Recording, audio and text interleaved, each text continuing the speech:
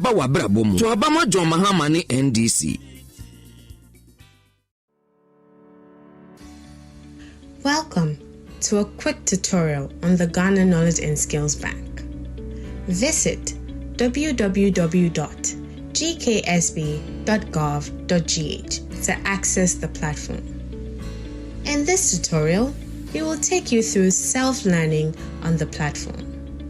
To do that, you must first log in. Find and click on Self-Learning in the menu bar. Click on your preferred subject, select a mode and choose the grade you want to access. Solve the questions, submit for grading, and view your results instantly. That's it for today. Keep learning and good luck.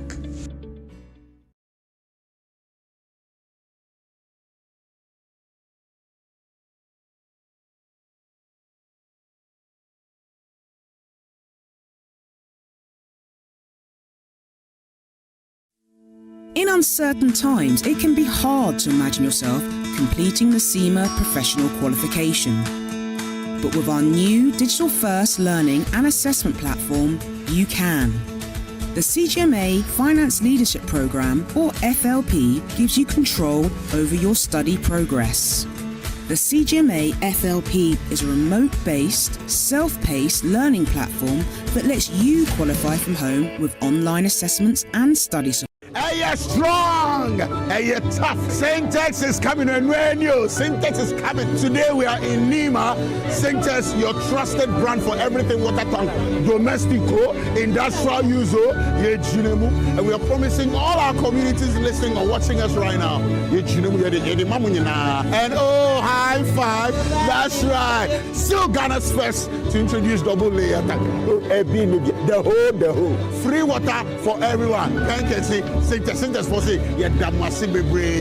you so much. So please make sure you nominate your community. We will be right there to serve you. Papa Sintas, what's the next week? Hey! Madarade! Yeah! Keep nominating your communities on our social media handles and trust us, we might be at your doorstep. Sintas Tank! Hey, you're strong! Hey, you're tough! Yeah!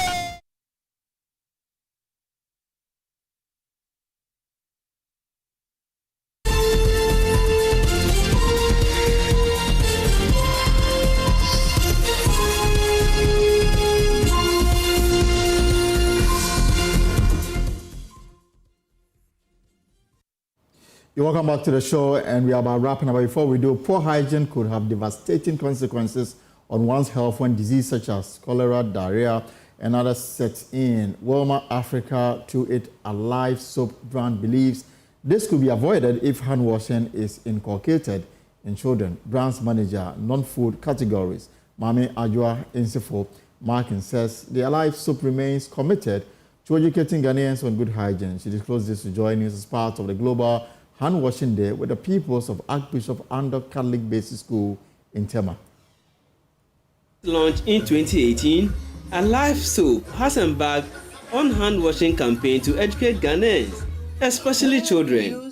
The hand washing drive became much important than ever with the outbreak of COVID-19 and life after the pandemic. It was all fun for the children and teachers at Archbishop Ando Roman Catholic Basic School at Tema as the Alive Soap team from Wilma Africa sensitized them. Brands manager, non-food categories, Mami Ajwa Insifo Markin, is reminding Ghanaians that clean hands and observing good hygiene can help prevent diseases such as cholera and diarrhea. So we are taking this Global Hand Washing Day celebration as an opportunity to remind ourselves that, look, COVID is gone, but we still have diseases around which are carried on by bacteria and other disease-causing germs. And so let's continue to wash our hands the right way so that we don't have these diseases in our system, in our communities. Yes, so at Wilma, where we produce Alive is a personal wash soap where we try to provide quality products for everybody to observe good personal hygiene. So for us to also pick just the hand and then emphasize on the importance of keeping clean hands all the time. That's the reason why we decided to embark on this in the school today. So we want to entreat all Ghanaians to continue to wash their hands properly, observe good personal hygiene and then patronize a life. Meanwhile, headmaster of Archbishop Andor Roman Catholic Basic School, Richard Kafui Paku, is happy a Life soap brand has extended its sensitization to the school. It's been a very great day because it's been a while since we observed this. We've been observing it every year, but not in this style.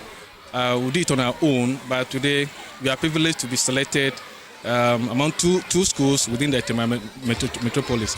And then I think we could even see how cheerful and happy the learners are. That shows that it has been a very great day. Next year, if you come, every year if you come, we are ever ready to receive you.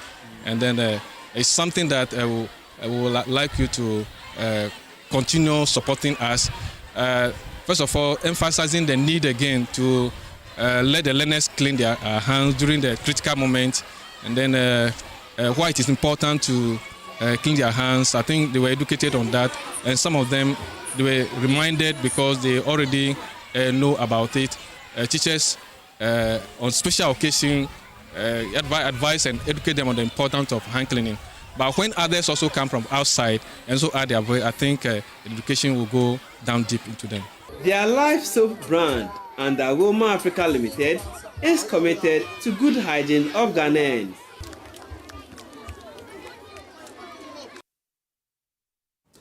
Right, so that's our show for today, Thursday. For more stories, log on to our website, myjoyonline.com. Stories on myjoyonline.com. I know my level. I want to elevate Bawumia by debating him. That's former President Mahama to President Akufo-Addo. Anyone can report an MP who crosses carpet or opt to run as independent candidate. That's Professor Kofi Abochi, VRA Senior Staff Storm Parliament, of a proposed measure with Bui Power. There's more stories on myjoyonline.com. And of course, you want to stay tuned on Joy 99.7 FM on Joy News, because we keep an eye on developments in Parliament, and we'll bring that to you when the Speaker is ready to deliver his ruling on the 4 sitting members of Parliament. But until then, whatever you are up to in the hours ahead, I hope is profitable. My name is Elton Gobe. See you same time tomorrow. Take care and good evening.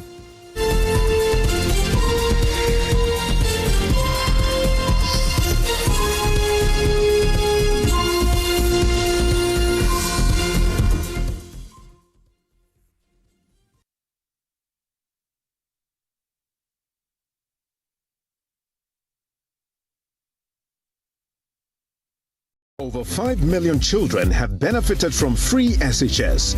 Protect free SHS. Vote Dr. Bawumia, #1 on the ballot. Introducing school. Visit Safari Valley Eco Resort in Ghana, bringing you closer to nature. The luckiest. Star 712 hash. Luck is everywhere. 8K. Hey, you get an 8K. Get a package on your Wallah. Hey, wait. You can put it on his tab. This is my man. Good luck. Star 712. It's much more phone. I'm on dialing the magic numbers. Star 712. Now welcome to the luckiest. And now with me at home ticket. You can buy for yourself or your loved ones. Mommy, tell mommy who's here. You're buying for me, right? Or who else? Oh. Let's choose buy tickets for adults. Love you, boo boo. No, maybe straight to option 4. Now, you need to buy tickets worth 50 Ghana to qualify. Yes, you can buy random or preferred tickets. I'm choosing random ticket. That's it. Listen, if you buy the random ticket, the system chooses a random number for you. But if you buy the preferred, you get to input your own preferred 5 digits. 5. Baby, give me your 5 numbers. And how much are we buying? Babe, look at the body and buy you. With your body, So good, miss. Hey, there we are. Tread cautiously. Now follow the prompts and prepare. Now the luckiest. The luckiest is regulated by the NLA on the Caritas platform, not for persons below 18 years. TNCs apply.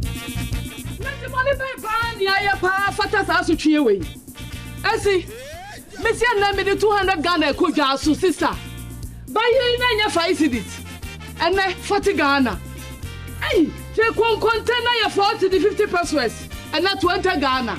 And a dancing or long can do 30 Ghana. Adai, on my bay money away. What was our casa? Me show din. Sha. Dokura me di 20 Ghana. Me pay kura me 15 Ghana cedi a day. Omo be na ewo mi. Ya ko ya na ate yesan bai. Hwe enye duane bo nko an ne kosoro. John Dramani Mahama time. Smith 1 bag. near 24 Ghana cedis. Minko Smith 1 bag. Yes, a 108 cedis. Iron Ross, you better saying. It is a say, who see Danya. Say, and I'll be say, John Dramani Mahama Gia. Yabewo, Yanya Bibia from Wakombe. I'll come in the end queen. A better fire 100 pa. Then people are buying. But dear more Ankasa. Media minimo how. Na media. Measure my sitting number 12. And yes, I need dear. A year Kufu de Nini Bawumia. Yamia Dom Nesse December 7. Plura. You be true, Master said you to buy. You be true, Ankasa. Shall I sit no more to Abapa? A this a cry a papa beba wa brabum. To Abama John Mahamani NDC.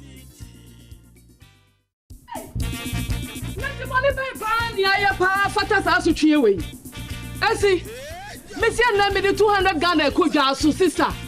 Buy you in your 5 cedis and 40 Ghana. Hey, take one container your 40 to 50 pesos and not 20 Ghana. And a dancing or long can do 30 Ghana. Adai, on my bay money away. What was our casa? Michel Dean. Sha, Doctor Midi 20 Ghana. Me pay from me 15 Ghana cedi a day. Omo be ne woman ya koya na ate yesabai. Hwe enye duane bonko an ekosoro. John Dramani Mahama time. Smith 1 bag near 24 Ghana cedis. Minko Smith 1 bag. Yes, a 108 cedis. Iron Ross you better saying. It is a say who see Danya. Say and I'll be say. John Dramani Mahama ba me Gia. Yabewo, Yanya Bibia from Wakombe. I'll come in the end queen. A better fire 100 pa. Then people are buying. But dear more Ankasa. Media minimo how. Na media. Measure my sitting number 12. And yes, I need dear. A year Kufu de Nini Bawumia. Yamia Dom Nesse December 7. Plura. You be true, Master said you to buy. You be true, Ankasa. Shall I sit no more to Abapa? A this a cry a papa beba wa brabum. To Abama John Mahamani NDC. While the boys get front row seats to an exciting Premier League game, the girls are next door, catching up on a scenic getaway to the Australian outback.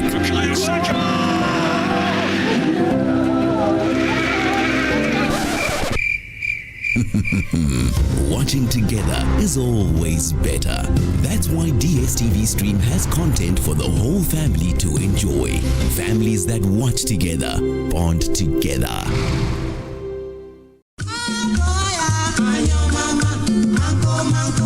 I go to my Ga folks living across the UK. We say I feel.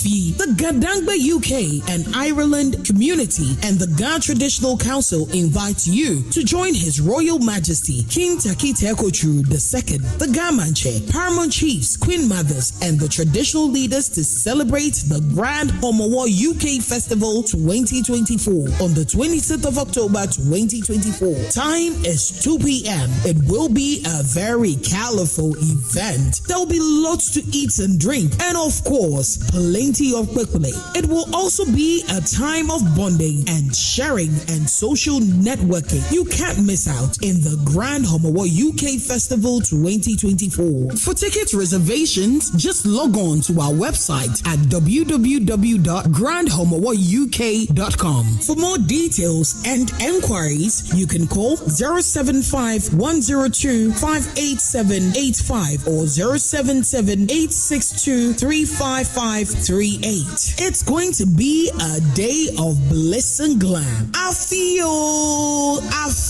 cha. Oh, mania blau. Yow. Fellow countrymen and women, the desperate NPP, realizing that they are losing the 2024 elections, has once again resorted to lies to smear the nation builder, His Excellency John Dramani Mahama. The NPP's claim that Mahama was against free SHS and will cancel it when elected is nothing but a barefaced lie calculated to deceive you. John Mahama started the implementation of the progressively free SHS program in 2015 with day students and had a clear plan to expand the program to cover borders, hence cannot be said to be against free SHS. What he has been against is the poor implementation of the program. Contrary to the lies of the NPP, the next NDC Mahama government will improve the implementation of the free SHS program to make it better. We will do this by scrapping the double track system, provide a dedicated source of funding for the program, include private SHS, improve the feeding of our children, and enhance the quality of learning outcomes. Listen to the truth from the horse's own mouth. Free senior high school education has come to stay. If anybody tells you that I, John Dramani Mahama, son of E.A. Mahama, will abolish free SHS when I come, tell the person he's a bloody liar. What I'm against is the poor implementation of the free SHS, which is creating great inconvenience for the parents, for the students, and for the teachers. And one of the things we'll do when we come back into office, and I know inshallah we're coming back into office, is to complete the 200 community day schools that we began, so that we can bring a quick end to the double track system. Beware of the NPP's lies. Vote for change. Vote for John Mahama and the NDC.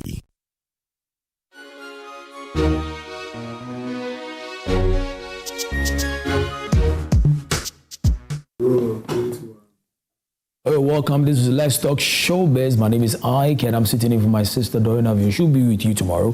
Today on Let's Talk Showbiz, we're going to have a very beautiful conversation with one gentleman.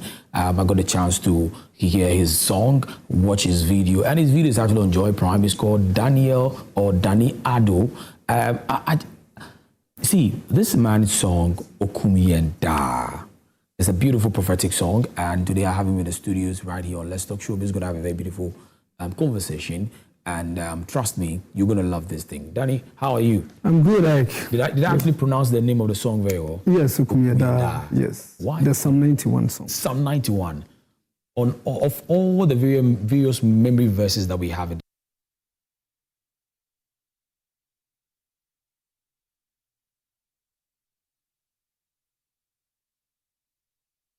It's a beautiful prophetic song, and today I have him in the studios right here on Let's Talk Showbiz. We're going to have a beautiful conversation, and trust me, you're going to love this thing. Danny, how are you? I'm good, Ike. Did I actually pronounce the name of the song very well? Yes, Okumiada. Yes. Why? The Psalm 91 song. Psalm 91.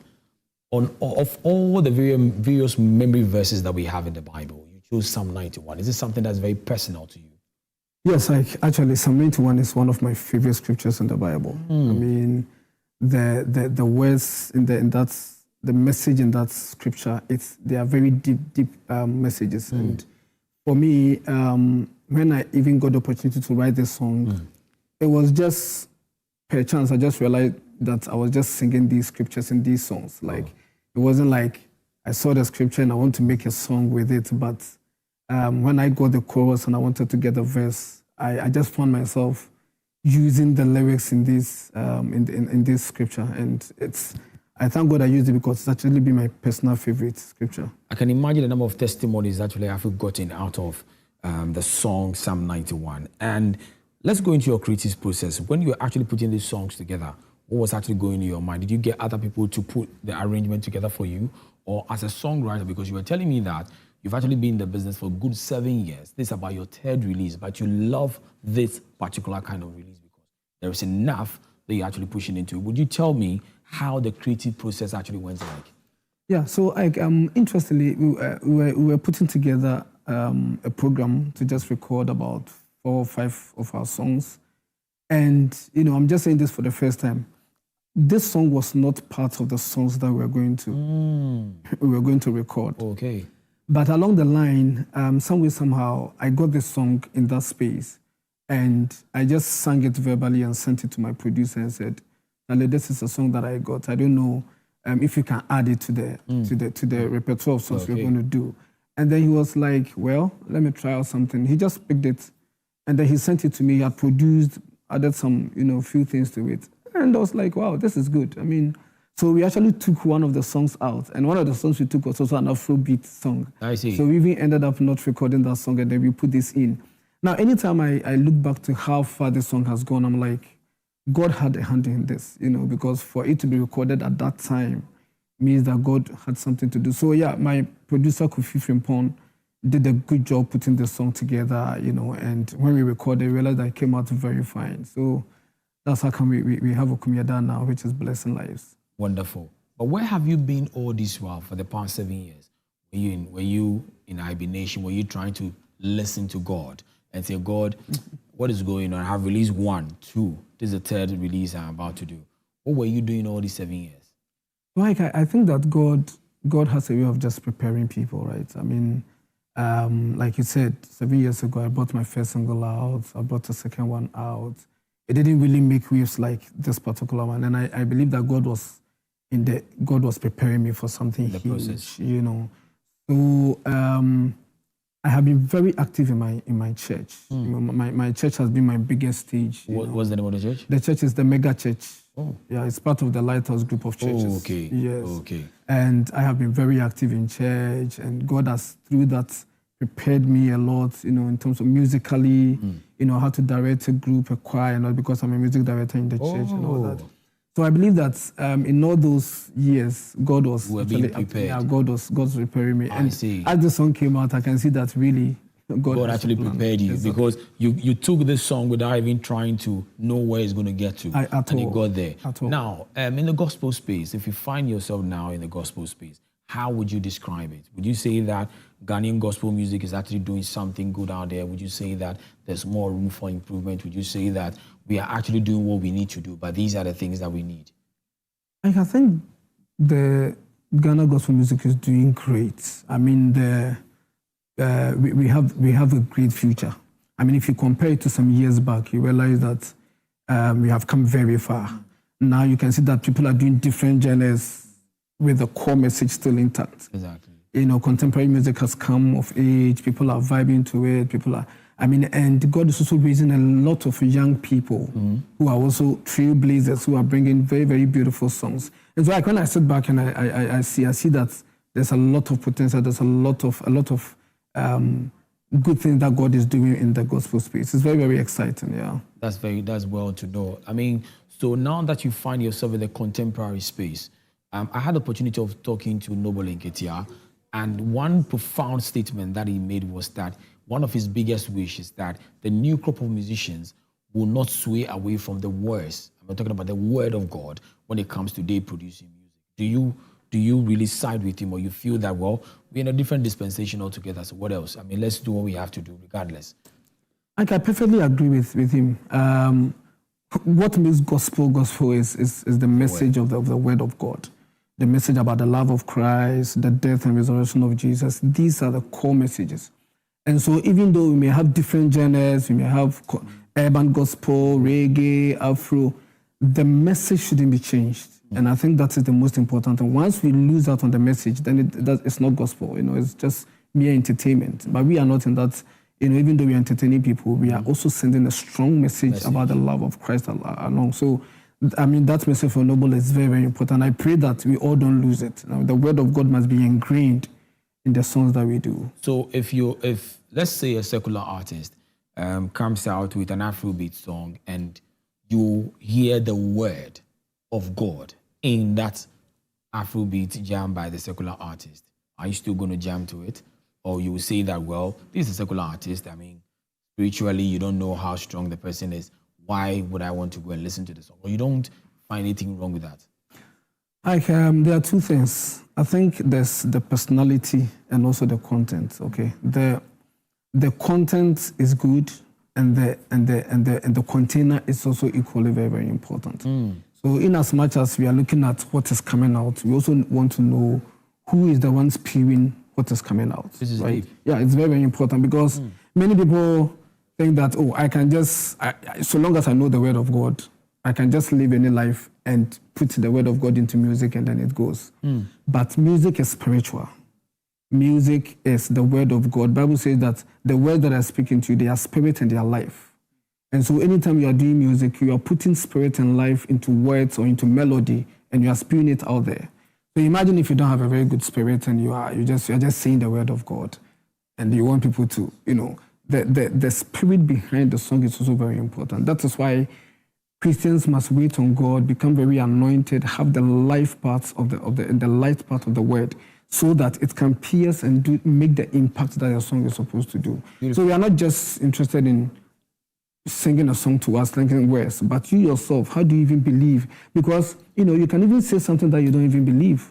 Yeah. You can say God is good, you can say, oh, don't do this, but you yourself, you may not do. That's what the Bible said in the day. He will say, I know you not. Even though you used to do this, you used to sing songs, you used to, even preach.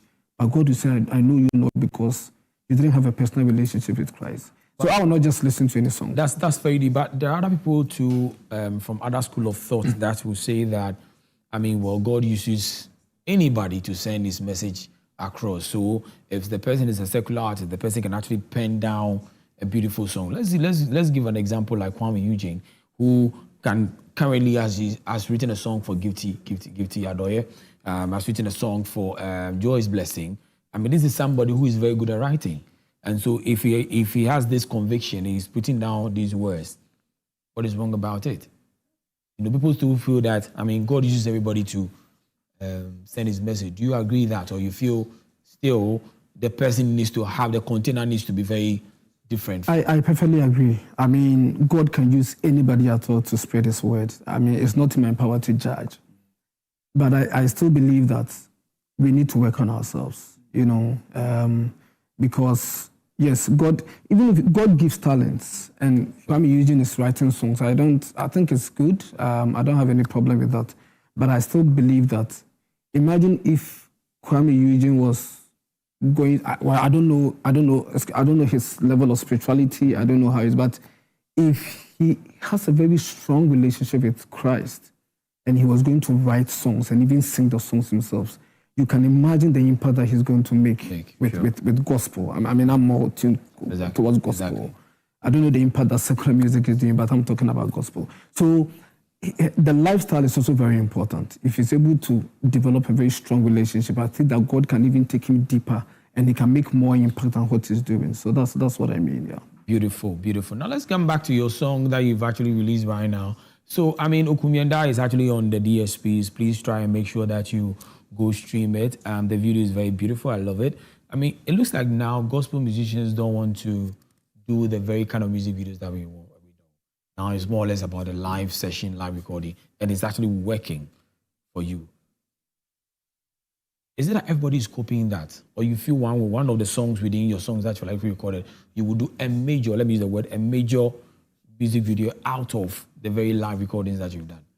Or you're going to use the same ones as your music video? Because definitely, yes, you did a live session where everybody was singing with different vibes. Yeah. So I think it depends on the song. It depends on the song. There are some songs that if you get a music video, that is done outside, it's nice. But for me, I think that the current crop of music video that we do, it gives the artist the opportunity to express himself in a live way. If I say live, when you have the audience and you are ministering to people, I think that it sort of draws a certain anointing, from you, because it's a live performance. You see people, you want to impact into the people, you are able to express yourself very, very well. Unlike go to the studio, just put microphones on your head, sing, and then you are singing, I think the spirits and the experience is different. Mm-hmm. And so when you have a certain kind of song, like a worship song, you would want people to actually get involved, just feel the atmosphere of the song, but it depends. There are some songs that you also, go and do, but we are not totally neglecting that. There are some songs that we also do that, but I think this new getting people together, it gives the artist the opportunity to, Beautiful. It's been nice talking to you. I have learned so much from you today about the songwriting, beat, and all of that. That's very deep. I think the new crop of musicians are doing so well. They're really learning. They're putting in a lot of effect, a lot of work, a lot of ideas are coming in.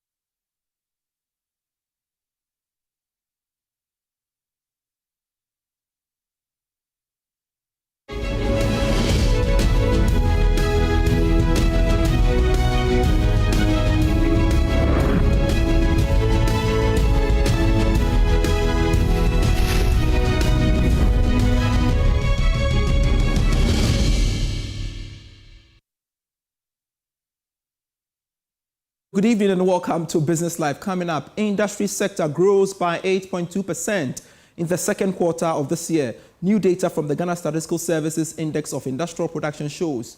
We are live with the Ghana Statistical Service for more analysis. Also in this bulletin, is the country heading towards another power crisis following the Electricity Company of Ghana's challenges in paying debt owed independent power producers? We will be engaging the Executive Director of Africa Center for Energy Policy, Ben Boache.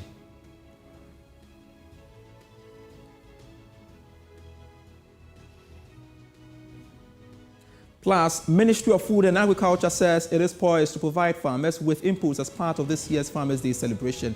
We've got details of this and more lined up for you. Please stay. The area is to support the productivity of the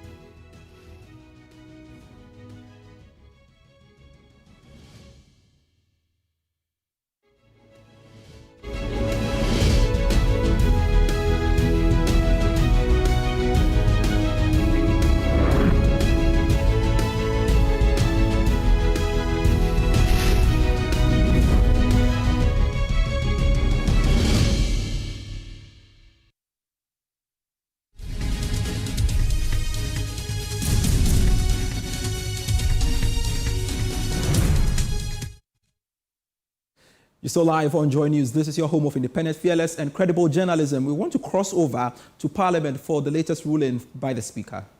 Contest the upcoming 2024 parliamentary elections as an independent candidate.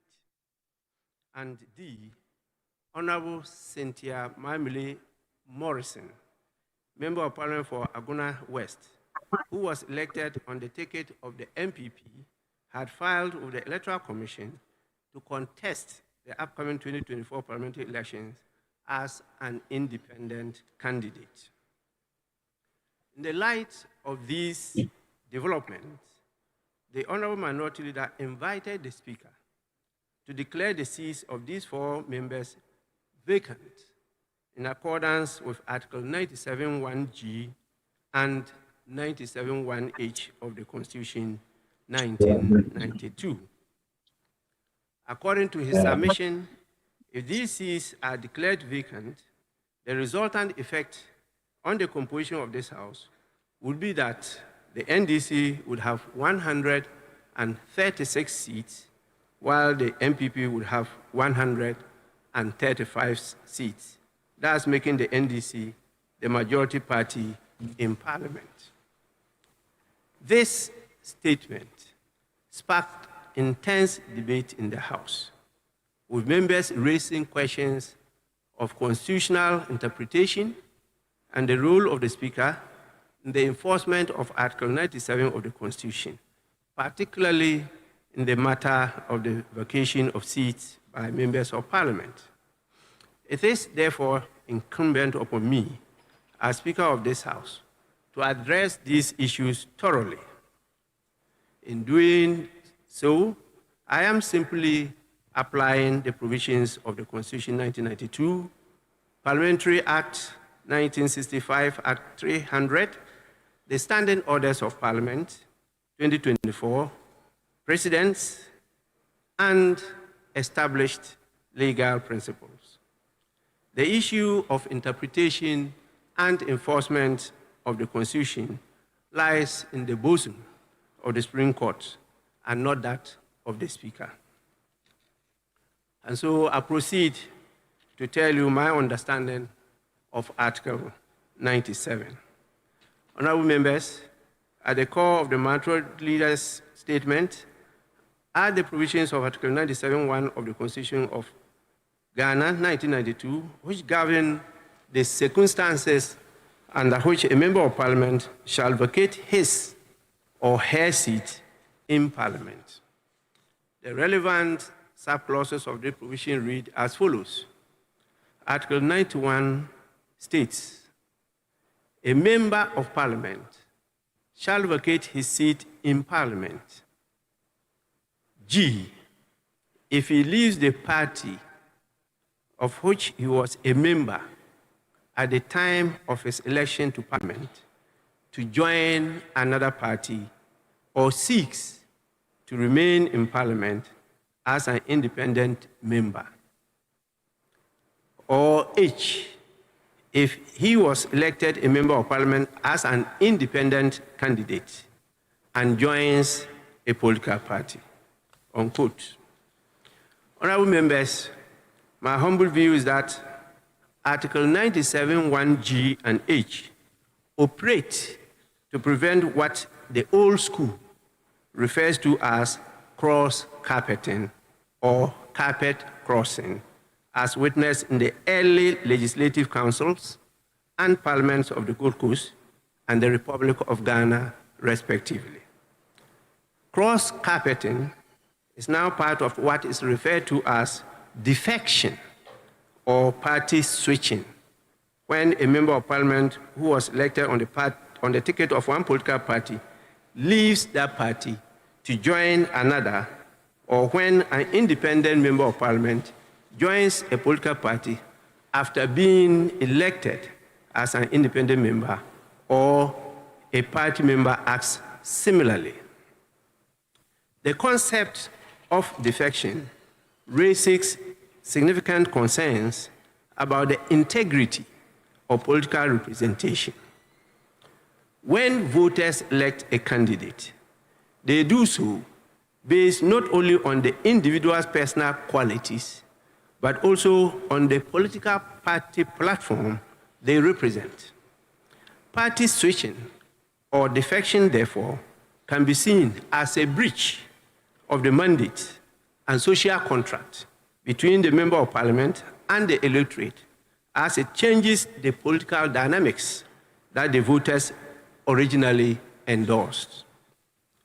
The prohibition of defection, as reflected in Article 97(1)(g) and H, serves several critical purposes in maintaining the integrity of Parliament, parliamentarians, and protecting the trust and will of the people.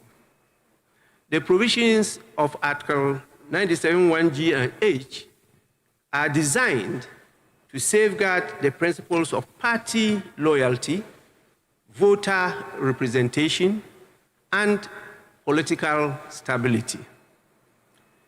Defection is prohibited because it undermines the trust placed in members of Parliament by their constituents and can lead to instability in Parliament. These constitutional safeguards ensure that members of Parliament remain accountable to both their parties and the electorate, and they prevent members of Parliament from engaging in behavior that could amount to fraud or disruptive of the functioning of Parliament. Honorable members, it has been suggested by some members that the provisions of Article 97(1)(g) and H, which address the vacating of a member of Parliament seat due to defection, should be understood prospectively. That is, they should apply only to future parliaments and not to the term of office of Parliament when the act occurs. While this argument may appear to offer a practical approach, it must be firmly dismissed as both untenable and inconsistent with the constitutional purpose of these provisions. One may ask, what is Article 97 purposed to do? The clear intent of Article 97(1)(g) and H, to my understanding, is to preserve party loyalty, engender trust, and protect the mandate of the voter and representation throughout the MP's term of office. These provisions are designed to prevent political instability, as I stated, opportunistic behavior, fraudulent representations, and disruption of parliamentary composition during the term of a parliament, by ensuring that members of Parliament remain faithful to the mandate given to them by the electorate at the time of their election. To understand these provisions as only applying prospectively, meaning that they will take effect only in future parliaments, will nullify the purpose of Article 97. The provisions of Article 97 under consideration are intended to address breaches of party loyalty and independent status as they occur during a term, ensuring that the House's composition remains consistent with the electoral outcomes. If Article 97(1)(g) and H were to apply only in future parliaments, it will render these provisions effectively superfluous. By the time the next parliament is constituted, any member of parliament who has defected or switched political allegiance during the current parliament will no longer be in violation of the provision. They will start the next term aligned with their new party or as an independent. There will exist no defection, and the violation will effectively be wiped clean at the start of the term of the succeeding parliament. If the understanding of the provisions was futuristic, members of parliament could freely switch parties or become independent during the term of a parliament and pretend to be representing the interests of the people who elected him or her or the party on whose platform he or she rode to parliament while paying loyalty to a different party or group of people with no immediate consequences. This is precisely what Article 97(1)(g) and H are meant to prevent. The provisions exist to curb, as I stated, defection, as it happens, not to offer a free pass to members of parliament to change allegiance during their term and only face no consequences, even in future electoral cycles. Under Article 97 of the Constitution of Ghana, there are indeed different modes through which a member of parliament shall vacate his or her seat, and these can be broadly categorized into two groups. The A is the one that we refer to as automatic or procedural, and the B is a matter of determination of fact. Certain modes of vacating a seat happen automatically or procedurally, either through the direct operation of law or institutional processes. These are relatively straightforward and do not require external determination of facts. For example, the dissolution of parliament, the election as speaker, the expulsion for contempt, and resignation of a member of parliament. The second category deals with others where you require determination of facts. And those are the other provisions identified in Articles 97(1), C, E, and D. These involve more complex factual situations that are less clear-cut and may be subject to dispute, making them matters that likely require determination to ascertain whether a vacancy has occurred. Honorable members, it is important to note that the determination of whether a member of parliament has resigned from their political party or has joined another party is a matter of fact.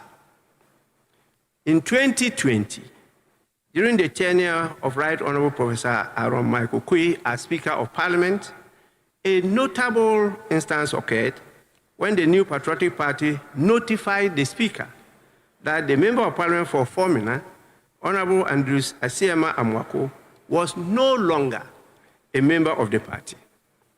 The MPP requested that the seat be declared vacant in accordance with Article 97(1) of the Constitution, citing that the Member of Parliament had filed to contest the upcoming elections as an independent candidate, which violated the party's constitution. In response to this request and notification, Right Honorable Professor Aaron Michael Quay proceeded to declare the seat vacant. However, I must emphasize that this ruling made by the previous Speaker does not bind other speakers, including myself. It is important to point out that in the present matter before the House, the notice of poll is available at the Electoral Commission on all the 275 constituencies. I have duly taken note of the notice of the poll, and furthermore, no member in making comments to the statement made to the House by the minority leader denies these glaring and notorious facts. And so, what is my role in all this? Honorable members, it is important to point out that the Speaker is called upon by the standing orders of Parliament, particularly Order 18, to inform the House of the occurrence of a vacancy of the seat of a member under Clause 1B to E, G, and H of Article 97 of the Constitution. Accordingly, I proceed to inform the House that by the notification of the polls, the following members of Parliament have by their actions vacated their seats in Parliament. The members are Honorable Peter Yao Kwache Aka, NDC MP for Amenfi Central in the Western Region, now referred to as an independent parliamentary candidate for the same constituency. 2, Honorable Andrew Amwako Asiama, independent member for Fomna constituency in Ashanti Region, now referred to as MPP parliamentary candidate for the constituency.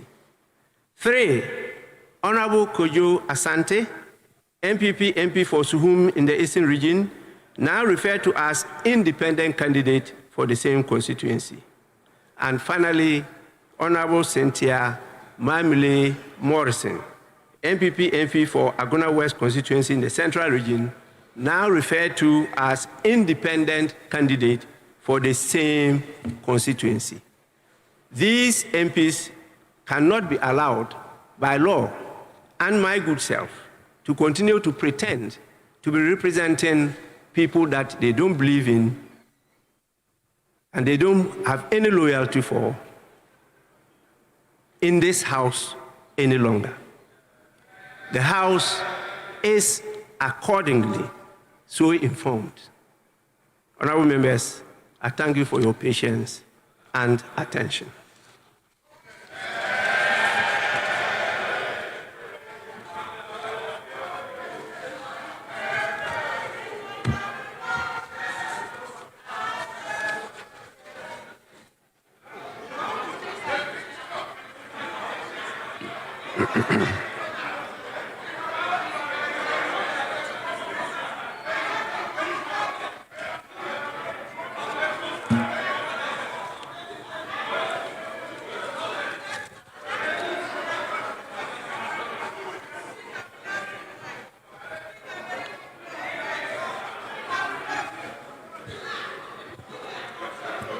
Honorable members, please.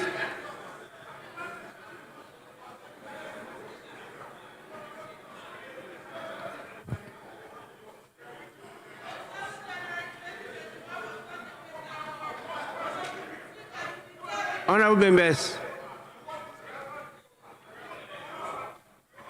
may we have some order in the House?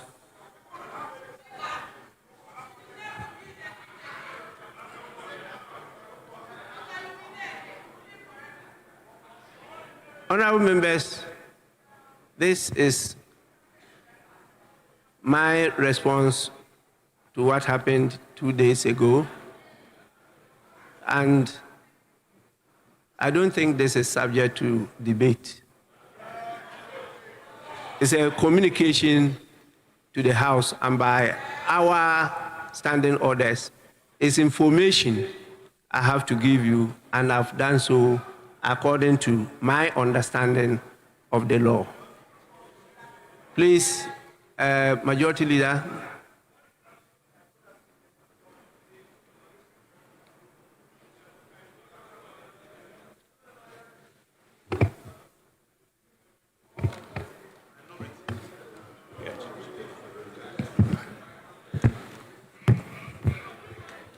Mr. Speaker, with respect, I thank you for the opportunity to make comments on the communication you have just delivered to the House. May you kindly refer to the standing orders that you are coming under. Mr. Speaker, I do not come under any standing orders. So you may resume your seat then. Mr.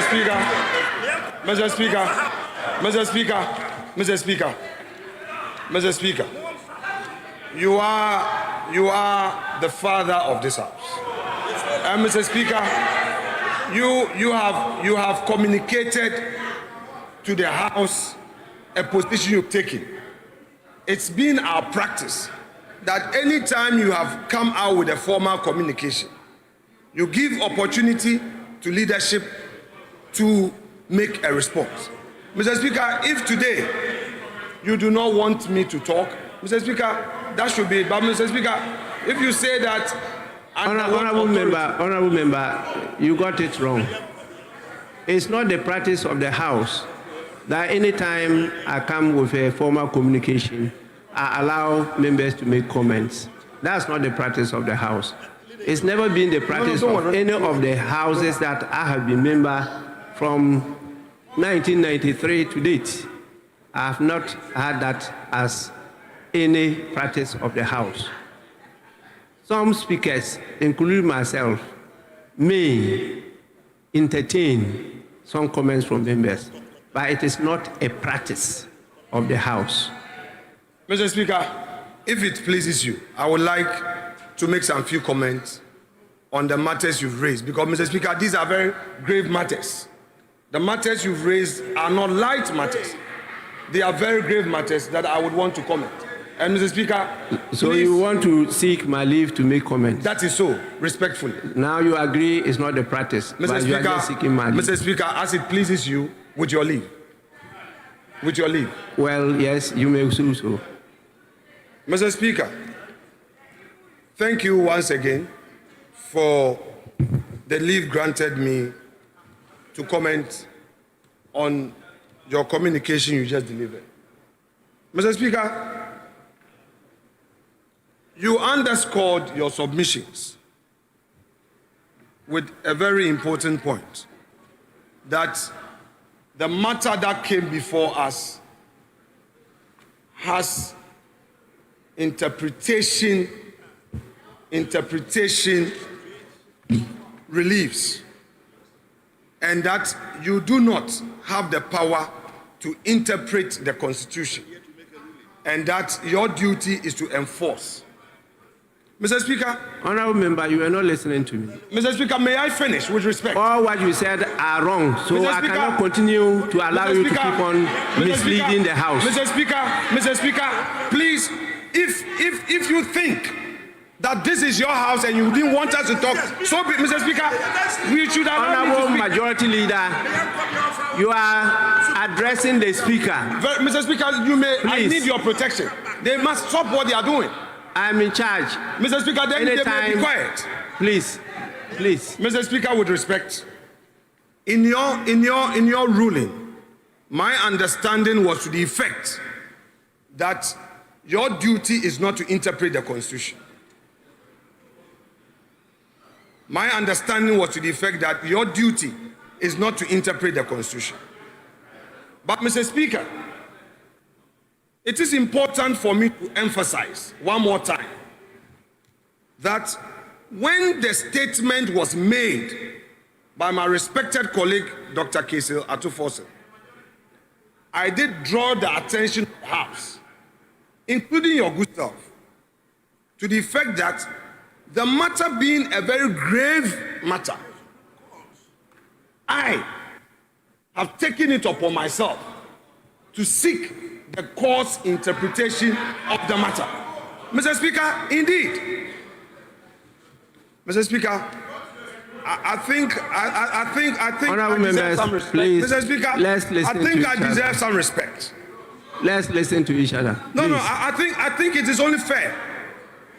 Honorable Majority Leader, please address me.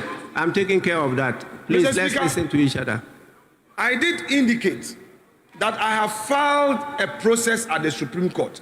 And indeed, Mr. Speaker, the bailiff of the court had attempted to serve the process on the Director of Legal Affairs, and the Director of Legal Affairs and the entire legal directorate refused service because, according to them, there was a circular stating that they can only be served on Mondays. I saw the circular myself.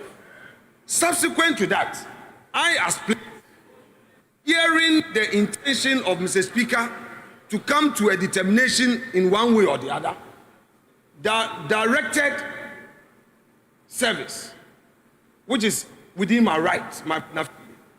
Mr. Speaker, yesterday, Parliament was duly served.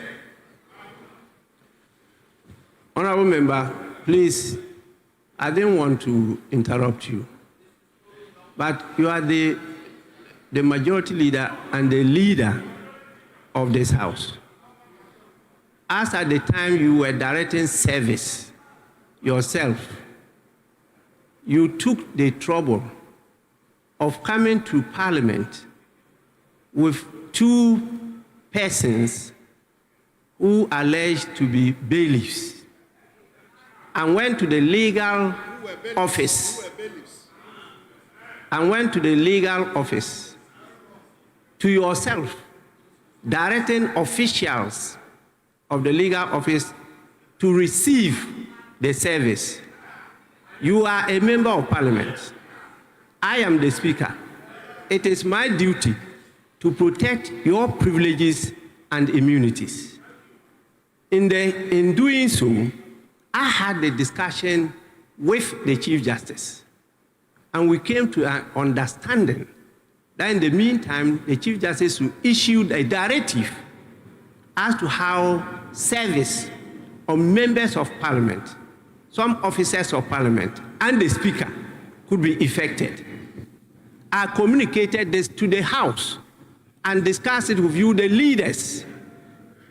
We said that as we go along, we will together, Parliament and the judiciary, particularly led by the Supreme Court, come out with a legislation on this issue of privileges and immunities of Parliament, members of Parliament, and specified officials of Parliament. We discussed this. Based on this discussion, the Chief Justice issued a directive to all registries of courts in the country. And it is stated clearly there that the Speaker can be served on Mondays during working hours. There were reasons why we came to those agreements. You are aware of it. Yet you kept on insisting that service be effected whilst the Speaker was presiding over the proceedings of the House.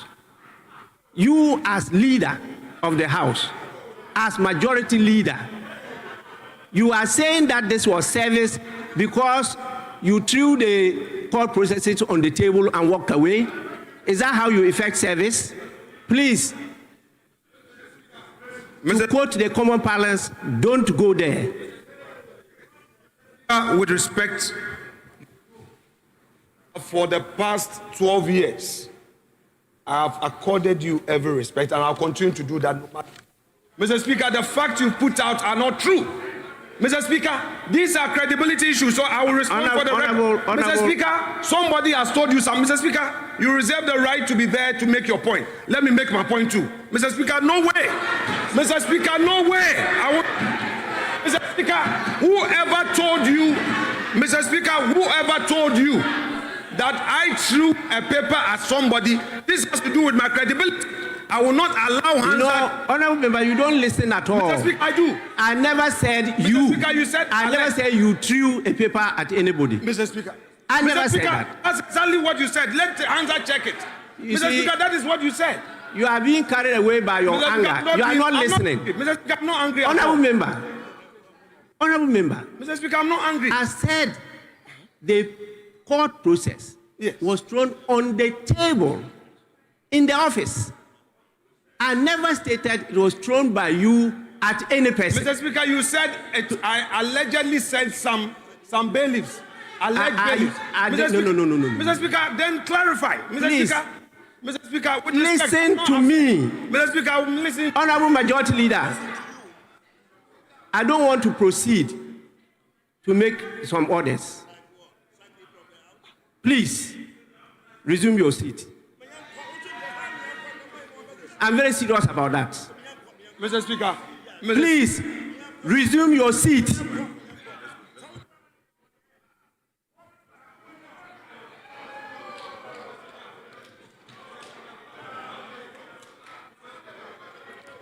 Honorable member,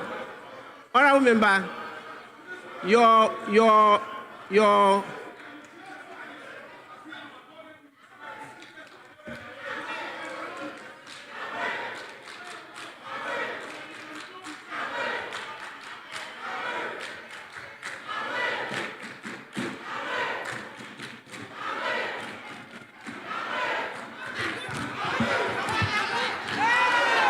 coming events cast their shadows. We have Parliament now, elect with the executive.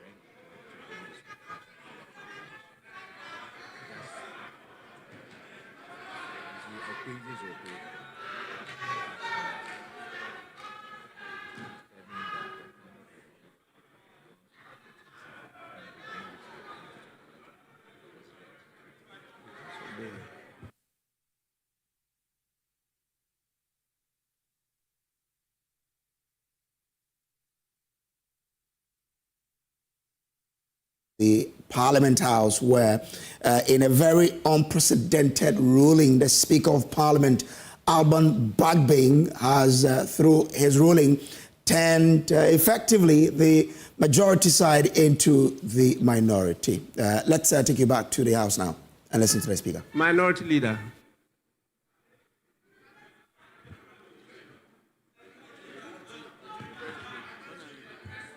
Right Honourable Speaker. The Speaker, first, let me start by expressing our profound gratitude for your erudite ruling on this very important matter of national interest. The Speaker, you have indeed done what is right for the people of Ghana by sticking to the tenet of Ghana's constitution, our standing order, and time-tested precedents being a case law for this House. The Speaker, permit me to congratulate the NDC Majority Caucus for standing firm from day one, Mr. Speaker. Honorable member, just a moment. I can see a cluster of some members at one corner of the chamber.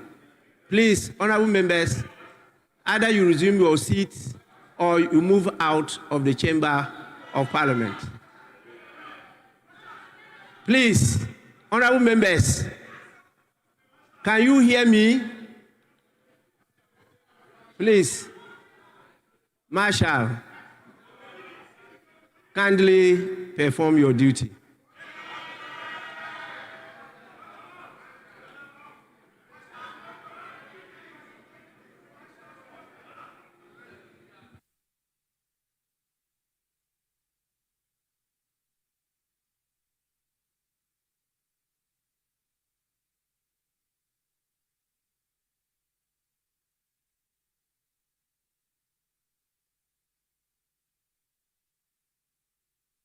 This is still JoyNews, and you're watching the live coverage from the Parliament House.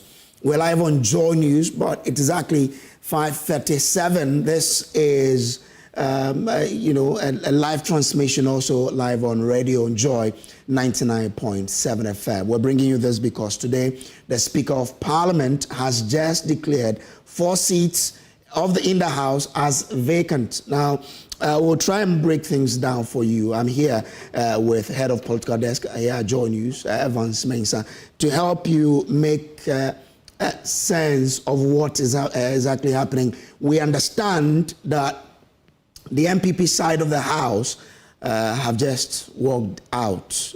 We'll bring you details from what's happening in Parliament. Now, do stay with us. But Evans, grateful for joining us. So, what does this ruling effectively mean? And this is seminal. This is unprecedented. This is historic. I mean, you can't find the words to describe them.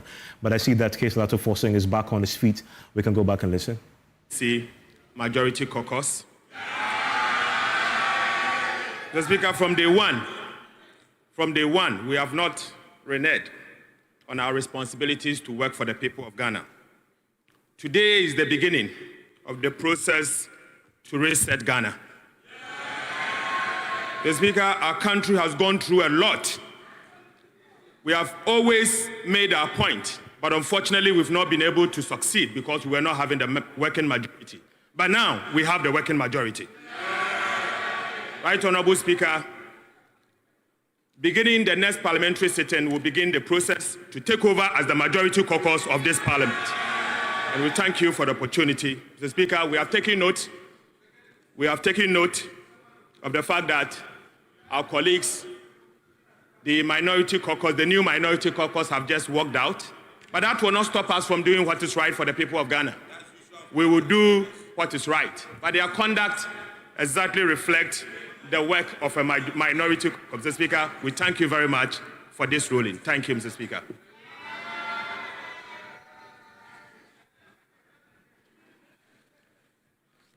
Honorable members, Chief Whip.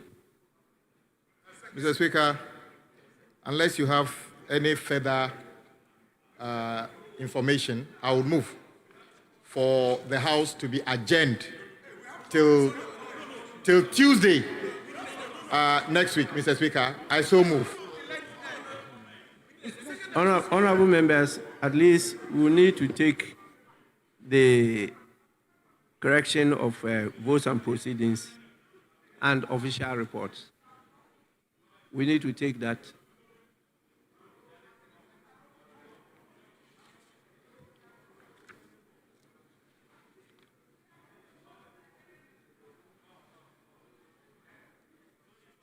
It's a historic moment in this country because the Speaker of Parliament has declared some 3 seats on the majority side as vacant and 1 on the minority as vacant. Correction of votes and proceedings and official reports. We'll start with the correction of votes and proceedings of Wednesday, 16th October 2024. Page 1.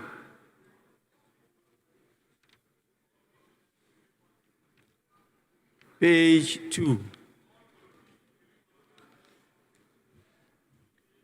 Page 3.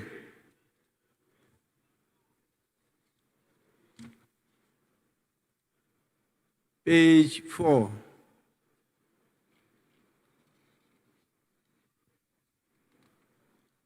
Page 5.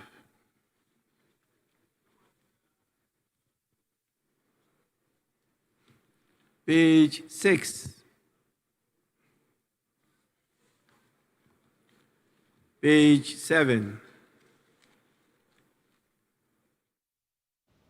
Quite a day in the House of Parliament because just gone by, the Speaker has declared 3 seats on the majority side as vacant and 1 on the minority side as vacant. So I mean, we have 4 seats in the House that have been declared as vacant. But that really has a meaning, and Evans Mensah will help us get all of those meanings out of what is happening. Evans, what does this mean?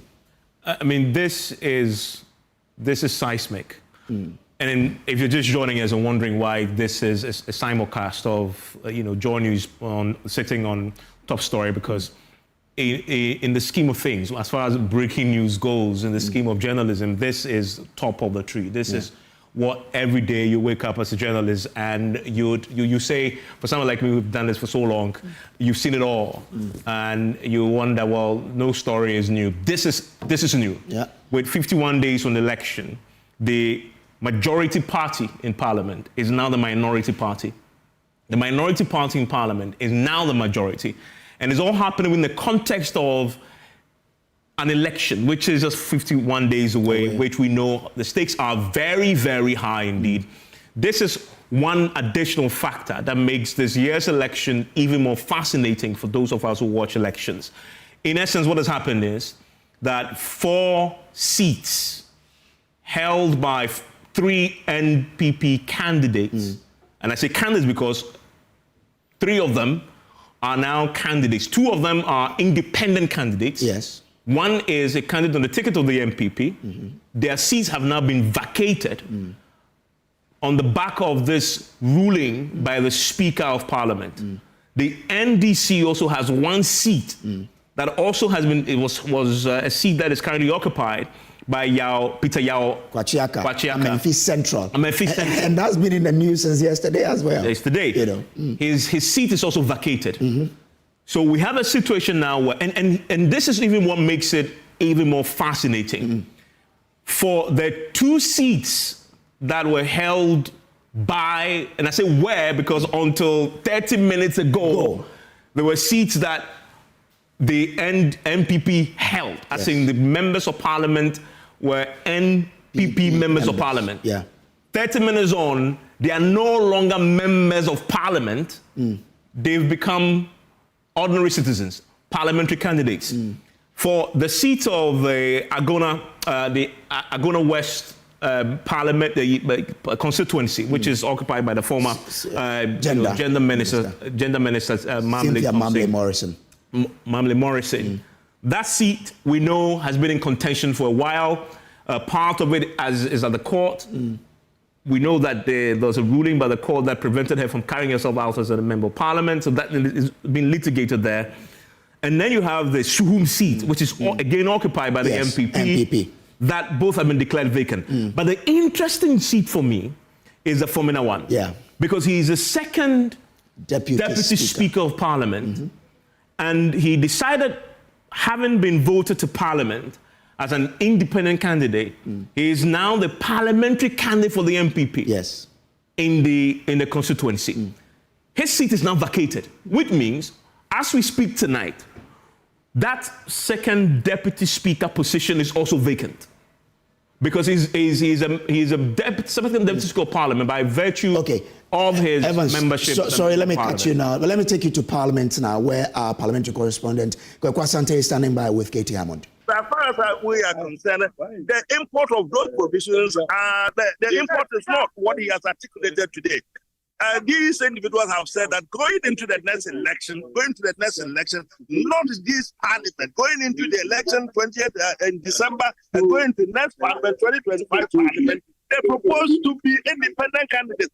We think that it's absolutely nothing to do with their standing now as members of the current parliament. We think it is wrong. We filed documents in the Supreme Court for interpretation. The Speaker himself has said that these are matters which call for interpretation. Somehow he's taking the matters of himself, and it's rude that those people have vacated their position, thereby declaring us in the minority, straight away in the minority. So I suspect he's going to ask them to move over, and then they take up government. This is horrendous. It's atrocious. I haven't seen anything like this in my life. But then talking about my life, this particular parliament has been something extraordinary. I mean, he based this on precedent. He said Okwe one. He says it's not binding on him, but he goes on to say that. Yeah, sure.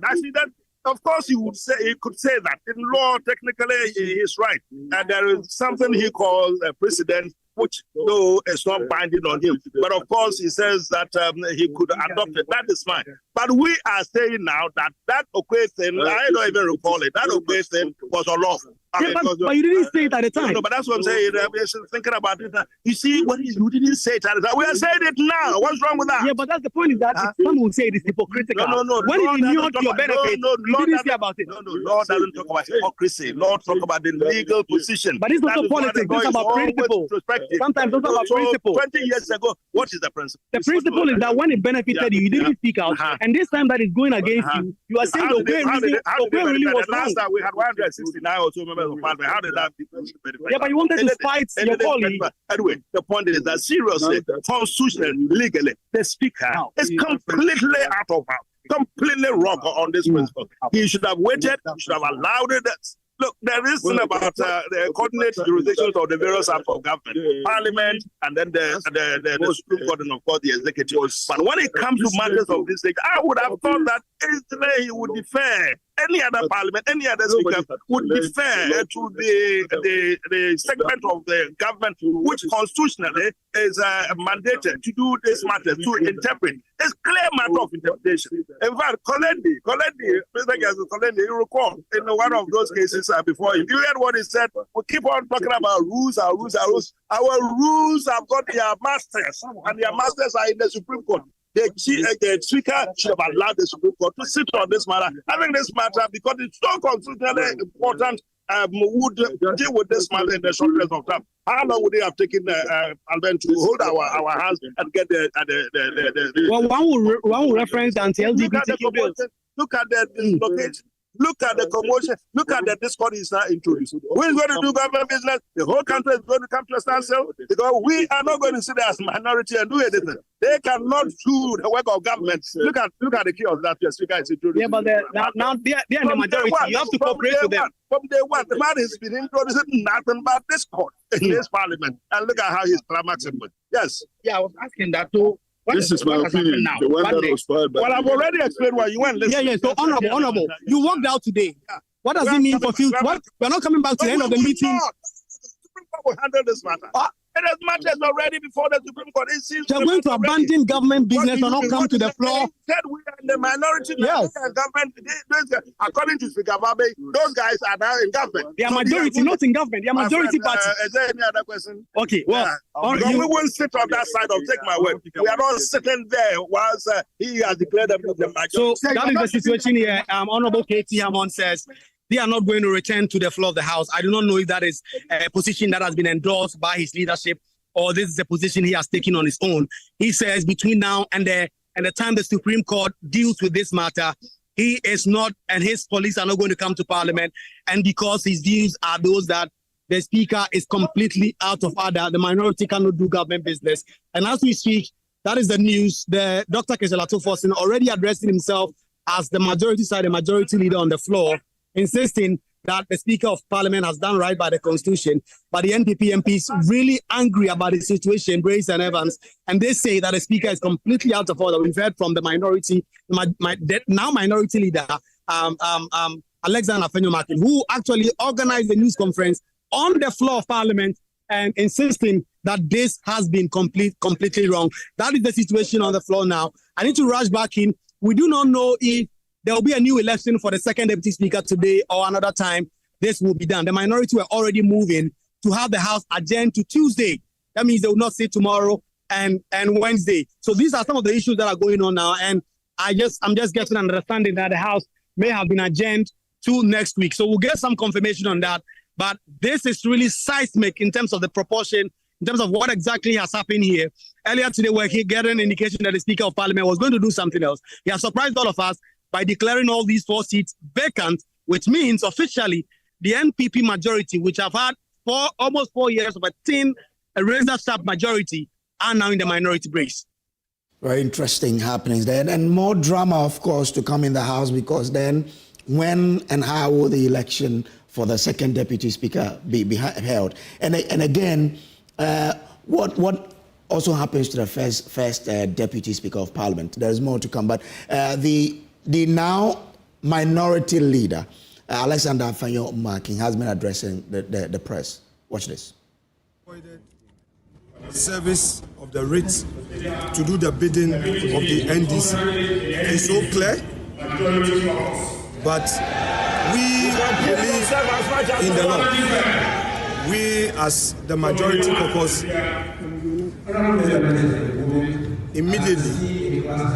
immediately are boycotting Parliament until this matter is determined by the Supreme Court. The Speaker has no right to interpret the Constitution, and it is so clear that what he did was to give advantage to the NDC and do the bidding of the NDC. We are not going to go further to litigate. We have a process at the court. We'll follow it up. If the court makes a pronouncement, we'll respect the orders of the court. But because we believe that the issues we have raised are issues for interpretation. Very interesting happenings in the House. If you just joined us, this is a special coverage of what's happening in Parliament, and we're having a simulcast because this is also live on Joy 99.7 FM. Just gone by, the Speaker of Parliament, Alban Bagbing, has declared 4 seats in the House as vacant. 3 on the side of the MPP, 1 on the side of the NDC. Yeah. And so in terms of the numbers in Parliament, as we speak tonight, the NDC has 136 seats in Parliament. The MPP has 135 seats in Parliament. So as we speak tonight, the NDC is a majority side in Parliament. The MPP is a minority side. In fact, at one point in the Speaker's ruling, he asked both sides to switch their seating arrangement because right after he'd finished delivering his speech, the NDC became the majority, and so they had to move in to sit where the MPP used to sit. That is how seismic this is. This is a monumental in terms of its ability to reshape our political landscape quite dramatically. Sorry, there's a lot happening today. Indeed. So let me cut in again and take you back to Parliament because the minority, which is now in the majority, their leader, Dr. Kesela Tuforsin, is addressing the press. Minority have just moved from minority to majority. In fact, the people of Ghana voted for the NDC majority, but if not certain machinations, this should have happened from day one of this parliament. But you see, finally we are here. We are here to do the business of the people of Ghana. We are here to begin the process to reset our country. Our country has gone through very difficult times. In fact, oftentimes, the people of Ghana have blamed Parliament for not standing up for the people of Ghana. But obviously, we can't blame the NDC minority because we were not having a working majority. Today, we have the working majority. We will begin the process to reset our country. We want to use this opportunity to assure the people of Ghana that the NDC majority will stand for the people of Ghana any day, any time. We will begin the process to move to the majority side and elect a new second deputy speaker on Tuesday. We assure the people of Ghana that we will also take over majority of the committees of Parliament. We will do the work in a way that will benefit the people of Ghana. We have gone through so much as a country, and this cannot continue. Thank the Speaker for standing with the people of Ghana, respecting the Constitution of the Republic of Ghana, respecting precedent and the standing order of the people of Ghana, of the Parliament of Ghana. You know, all of this, we thank the people of Ghana by standing for standing for Ghana. Thank you very much.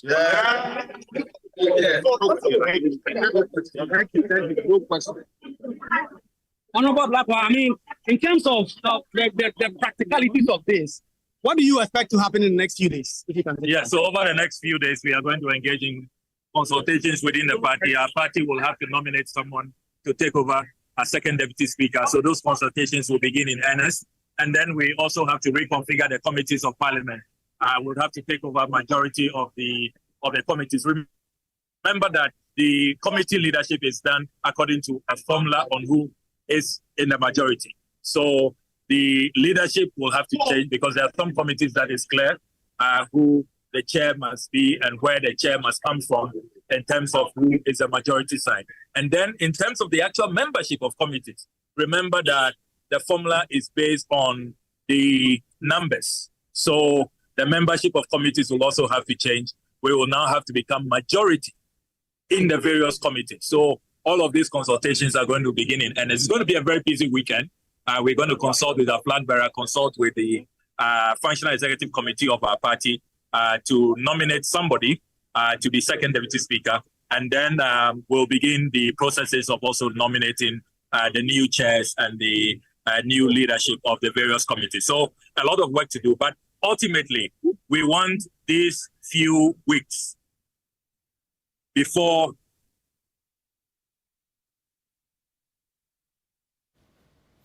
Well, also go back to Parliament for more reactions on this seminal ruling by the Speaker there, which has rendered 4 seats in Parliament as vacant, meaning that the minority, which about 30 or 35 minutes ago were in the minority, are now in the majority, which is the NDC, because they have 136 seats as we speak, with the then majority, the MPP, which had 138, having now 135 seats in Parliament. Quite interesting development there. Evans, we have Rashid Rahman on the line, but you were making a point. Complete that point and we'll join.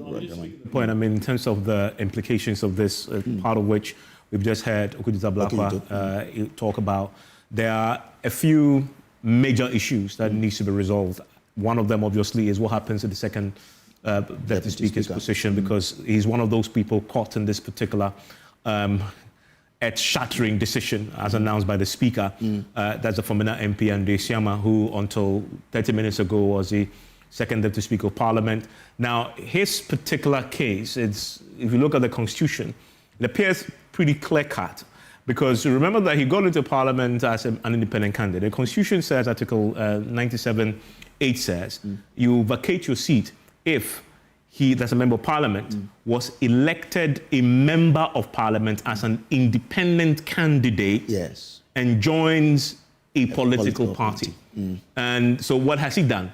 He's been in Parliament as an independent candidate. That's how he was elected there. The members of the constituents voted for him as an independent candidate. But Evans, remember, he was the same person whose ruling that Speaker Michael Quaid did that served as precedent for this ruling. Yes, in 2020, says that in 2020, he was in Parliament on the ticket of the MPP.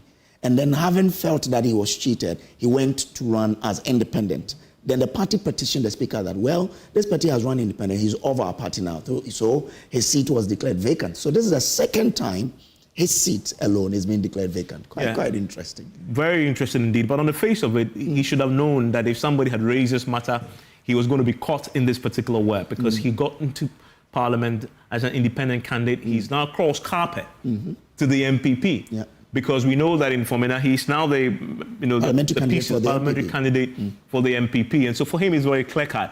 And the lawyers will need to chip in here. I've heard a lot of legal opinion on the subject, but on the subject of the other three, you have the 97G, which says that of course you vacate your seat if you leave the party of which he was a member at the time of his election to Parliament to join another party. That's the first part. Is that what has happened in this case? No.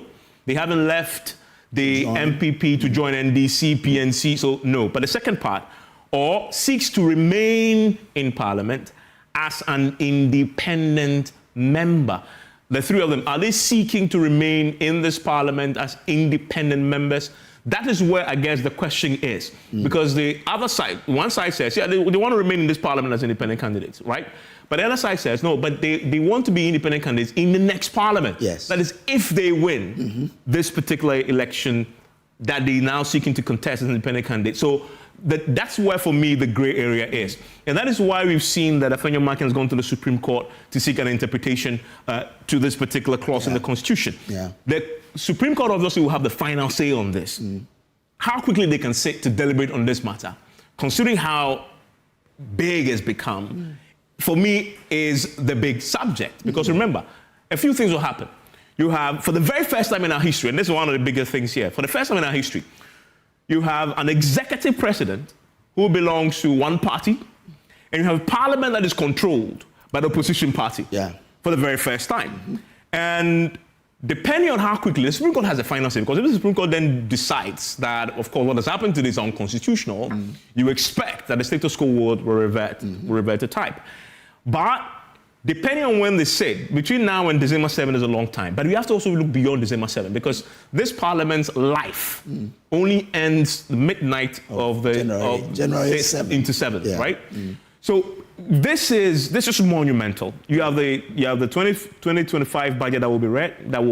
This will have implications for So what is government business now? Who's going to run the government? Well, they've indicated. You have the majority leader, who normally we say is the leader of government business in Parliament. Now he's from the opposition. So is he still going to be the leader of government business? Of course not. Is he going to be the leader of opposition business?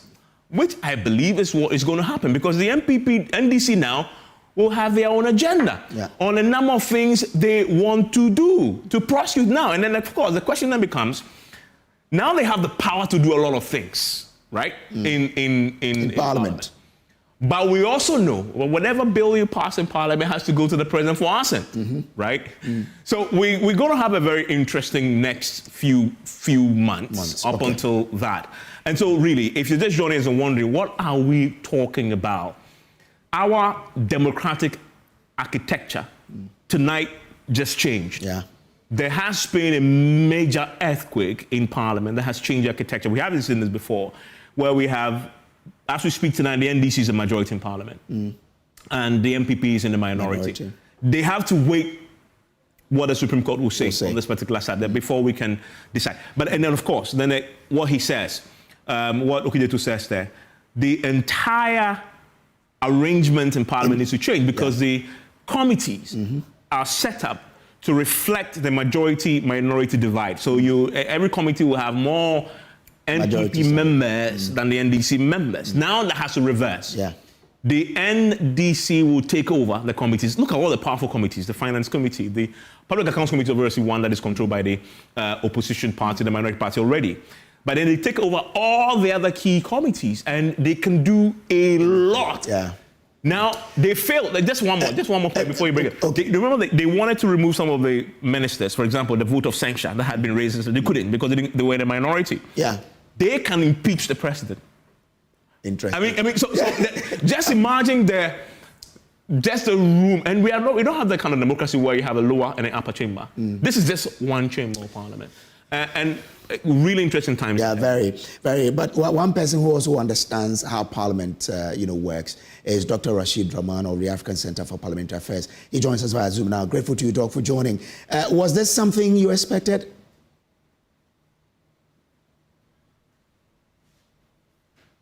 Yes. Oh. Can you hear me? I can hear you now, yes. Yes, I was saying yes, it was something I expected. I mean, different interpretations have been given to the constitutional provision, including the gray kind of area that Evans was just explaining. But I mean, in response to what Evans was saying, once people declare their intention to go independent or to contest on a ticket other than the party that they represent in Parliament, it presupposes that the relationship is already frosty. It presupposes that the relationship is broken. So, yes, I mean, it might be gray. It just simply says that they no longer belong to the party for which they are members in the House. But I believe maybe that might be one area that would need to be further maybe clarified by yes. And if we ever have a constitutional review, maybe this is one important candidate for review, because it's a very serious matter to declare people's seats vacant, and we need to make sure all shreds of ambiguity are taken away, so that when speakers rule, at least they are riding on provisions that are as clear as they can be. But let me say this, and this is a message that I keep telling the parties in parliament and our MPs that minorities change. We should be careful when we are setting precedents because it might be convenient for you today, but you might wake up tomorrow and you are asked to swallow that same pill, and it might be much bitter than maybe when others were swallowing it, because yes, the speaker was not riding on precedent very much. I mean, he was saying the ruling of Speaker Okwe doesn't tie his hands. Okay. But if you listen to the sentiments of Ghanaians, I think people were saying what happened 4 years ago, and if we are still operating with the same constitution, must happen today. Difference being, however, that in 4 years ago, the party wrote to Parliament. But, the 7th Parliament is not the 8th Parliament. If the party writes to the Speaker now, they will be committing suicide. And I believe that is not something that the MPP wants to do at this time. Okay. So it's unfortunate that things have turned out this way. But I believe that we must uphold the rule of law. We must go by the Constitution. And now let the courts come in and let them tell us whether maybe the Right Honourable Speaker erred or somebody erred. Okay. Yeah. So, Doc, stay with me. Let me bring in the, Alexander Afenyo-Markin, who is the honourable member for F2. And also, just about an hour ago, he was the majority leader. Honourable, I'm grateful to you for joining us. I mean, for the first time, I saw you visibly angry on the floor. What's your next plan of action now?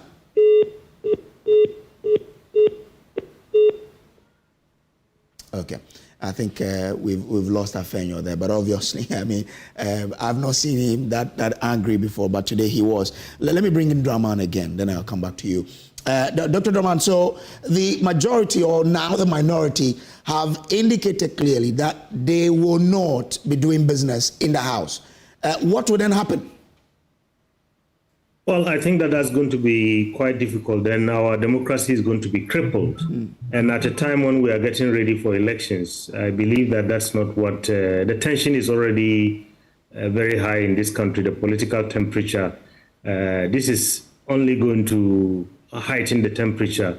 And I think maybe some cool heads should prevail. I mean, like you said, we haven't seen the leader as visibly angry as he was today. I would say that perhaps he has to try and compose himself and maybe see if, because I think in all these, at the end of the day. So, Doc, to help our discussion, let me bring in Alexander Afenyo-Markin now. Alexander Afenyo-Markin, I'm grateful to you for joining. What's your next line of action? Yeah.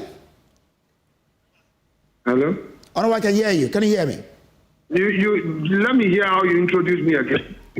Okay. So we have Alexander Afenyo-Markin, MP for F2 on the line. Yes. I'm not an MP. Well, you either doing the right thing or we just go up. Please. It's okay. Listen, this majority leader. So, you are so I have the majority leader on the line, Alexander Afenyo-Markin. Is that okay? Young man, why? Why do you do your journalism? You introduce somebody properly. And you don't make these things for me to remind you and all that. What do you gain from it? Is it okay for us to have a banter? No. I have only said I have the majority. You started with you have Alexander Afenyo-Markin. Then you say MP for F2. Then I have to remind you, please. Let's do the right thing. Is that okay? Yeah, that's okay. Forgive me. Okay, so do the right thing and let's proceed. Okay, so let me bring in Majority Leader Alexander Afenyo-Markin. Yes, sir. Good evening to you for having me.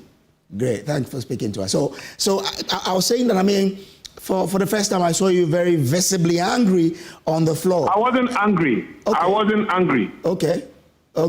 But what's your next plan of action in all of this? Well, Mr. Speaker has expressed his opinion, as he said. This is democracy. we don't need to be breaking shoulders over this matter. We've already filed at the Supreme Court. So we await the hearing, and then we go to the court and abide by the decision of the court. That is all. We are not going into any further debate on this matter. But I mean, if you don't go back to the House to do business, won't that affect government business in the House? Hello? Honorable, can you hear me? Yes, please. It's better now. Great. So I heard your side say you are not going to go to the House to do business. And I'm asking, if you don't do that, won't it affect government business that you want to champion? But what has happened already affects government business. Okay. We can't do anything until the matter is finally determined. So let's wait for the determination of the matter. Has a court Thank you very much. I don't intend to go further on this. Has a court decided when to sit on the case? I don't want to go further on this. We are with the hearing and final determination of this matter. So right. You mean you won't go to the House until this is declared? I will speak no more, sir. I've made the point. Thank you very much. Well, but okay. I'm grateful to you. That's the Alexander Fiamake Evans. I wanted him to stay on so we could ask him about what he makes of what the speaker says now, because his side, what has happened, are in the minority now. I wanted his reaction, but obviously, Honorable didn't get enough time for us to talk. But the former president, John Dramani Mahama, has been reacting on what has just happened in Parliament. Maxwell Agbaba is with him on his tour.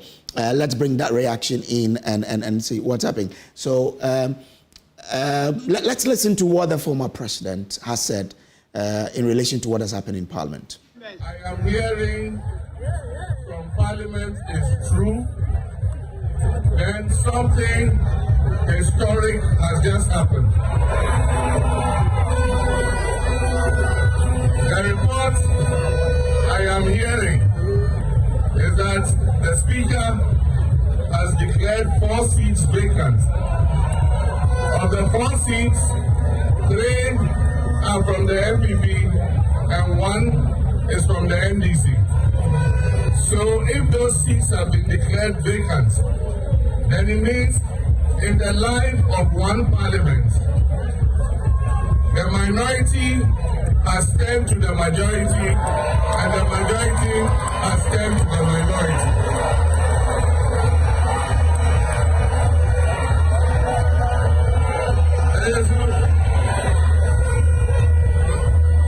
So for me, God is showing a sign of what is going to happen.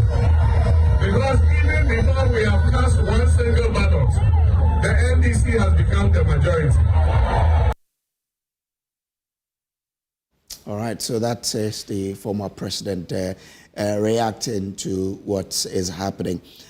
Well, anyway, let's see how it goes. But Evans, more people are reacting to, the conversation we just had with. We're right to call him the minority leader, aren't we? No, he is the minority leader. He is the minority leader. I mean, there's a reason why he stood on his feet in Parliament and attempted to challenge the Speaker's position. And he's gone to the Supreme Court. There's a reason why they've left the House. They've left the floor of the Parliament as and when this was happening. The Speaker's ruling was quite clear. Yeah. Now, where did the Speaker draw his power? It is in their own standing orders that the Speaker, when he's in the grey area, he is the alpha and the omega on the subject of rulings. You can challenge his position, but until you successfully challenge and overturn it, either through the parliamentary process or through the courts, what he declares and he rules is the law of the land in Parliament, as far as Parliament is concerned. And so as we speak tonight, his ruling is simple, that the 4 members of Parliament, their seats are vacated. And the implication of that is that the NPP has lost 3 seats. The NDC has lost 1 seat. That places them in the majority, as in the NDC's majority, and the minority side is now the majority side. And so he becomes the minority leader until he successfly gets the Supreme Court to overturn that. Next week when Parliament returns, and that, by the way, they've adjourned this until Tuesday, I expect that the NDC side will sit in the majority seat. If they don't return, the House will proceed. What they need to, of course, get the House to work is a quorum. And the numbers that the minority side, of course, now the majority side, the NDC side, they have quorum to do business. Yeah. But of course, as we know, it's the government that takes of course, unless it is a private member's motion, the government will send its business to the House, and normally you send it to the leader of government business, or a minister will have to go there. What they will have to then do, I think is what you're saying, is that until this is decided by the Supreme Court, they're not going to go to Parliament with any business, which is the point he's making to you, that this has affected government business anyway. But there are already bills and other business before the House that is being considered. Parliament, because it's now within the domain of Parliament will have to proceed with those, the business as it is, and see it through. So all these other legislations and bills that, and remember, and because we're talking about Galamsey over the last few years, that LI 2462, which everybody has been talking about, the government said they're going to start the processes to try and repeal it. What it means is that that's one of the that will be one of the victims of this. Yeah. Although it's part of the conditions that led to organized labor saying we're backing off and watching you proceed to have it repealed. What has happened tonight in effect is that the government will no longer proceed with that process because they have to go to the Parliament to say we want to repeal this. That is one of them, obviously, and there'll be a host of other government business that will not move, but it doesn't stop Parliament from still functioning. Now, one of the grey areas, and we still have on the line with us Dr. Rashid Rahman to tell us, to sort of clarify for us, is without the government of the day, the executive government, taking business to the House, can Parliament function? I mean, and what will the minority side be deliberating on when they go to the House? Of course, one way to look at this is if they have business already before them, they will take it. But if the government of the day doesn't bring the business, what will the House do? I mean, it's a question. I mean, listen, this is an uncharted territory. We are all learning, and we will learn a bit more in the next few hours, days, and weeks until the Supreme Court comes with final clarity on the matter. And so we have to grope a bit. They have to elect a second deputy speaker. That's first of all, with 51 days on election. They have to reconstitute all committees in Parliament. Again, we haven't seen that happen with 51 days on election. If you like, stretch it. With the life of Parliament just 2 months or just a little bit short of 3 months for it to expire, they have to reconstitute every single committee in Parliament. We haven't seen that before. How will that happen when you do not have the minority members, and by the way, when I say minority members, I'm talking about the MPP members of Parliament participating in the process, because they have to nominate their members to the various committees. But they say they don't want to participate in the House. In other words, there is an indefinite boycott of Parliament by the MPP side that is tonight in the minority, leaving the House to, of course, the NDC side. This, obviously, as we've been saying, if it is joining us, is a major breaking news story. We haven't seen this transpire before. It's completely uncharted territory, constitutional questions being raised. We will see how quickly the Supreme Court gets a sit and hear on this matter. Well, on that bit, let's bring in a legal practitioner, Kweku Painter, to help us understand what we should all be expecting. Lawyer Painter, I'm grateful to you for joining us. Now, Afeo Marking says he's taking this case to court. Well, we don't know when the court will sit on, but if the court comes to overturn the ruling of the Speaker, what happens?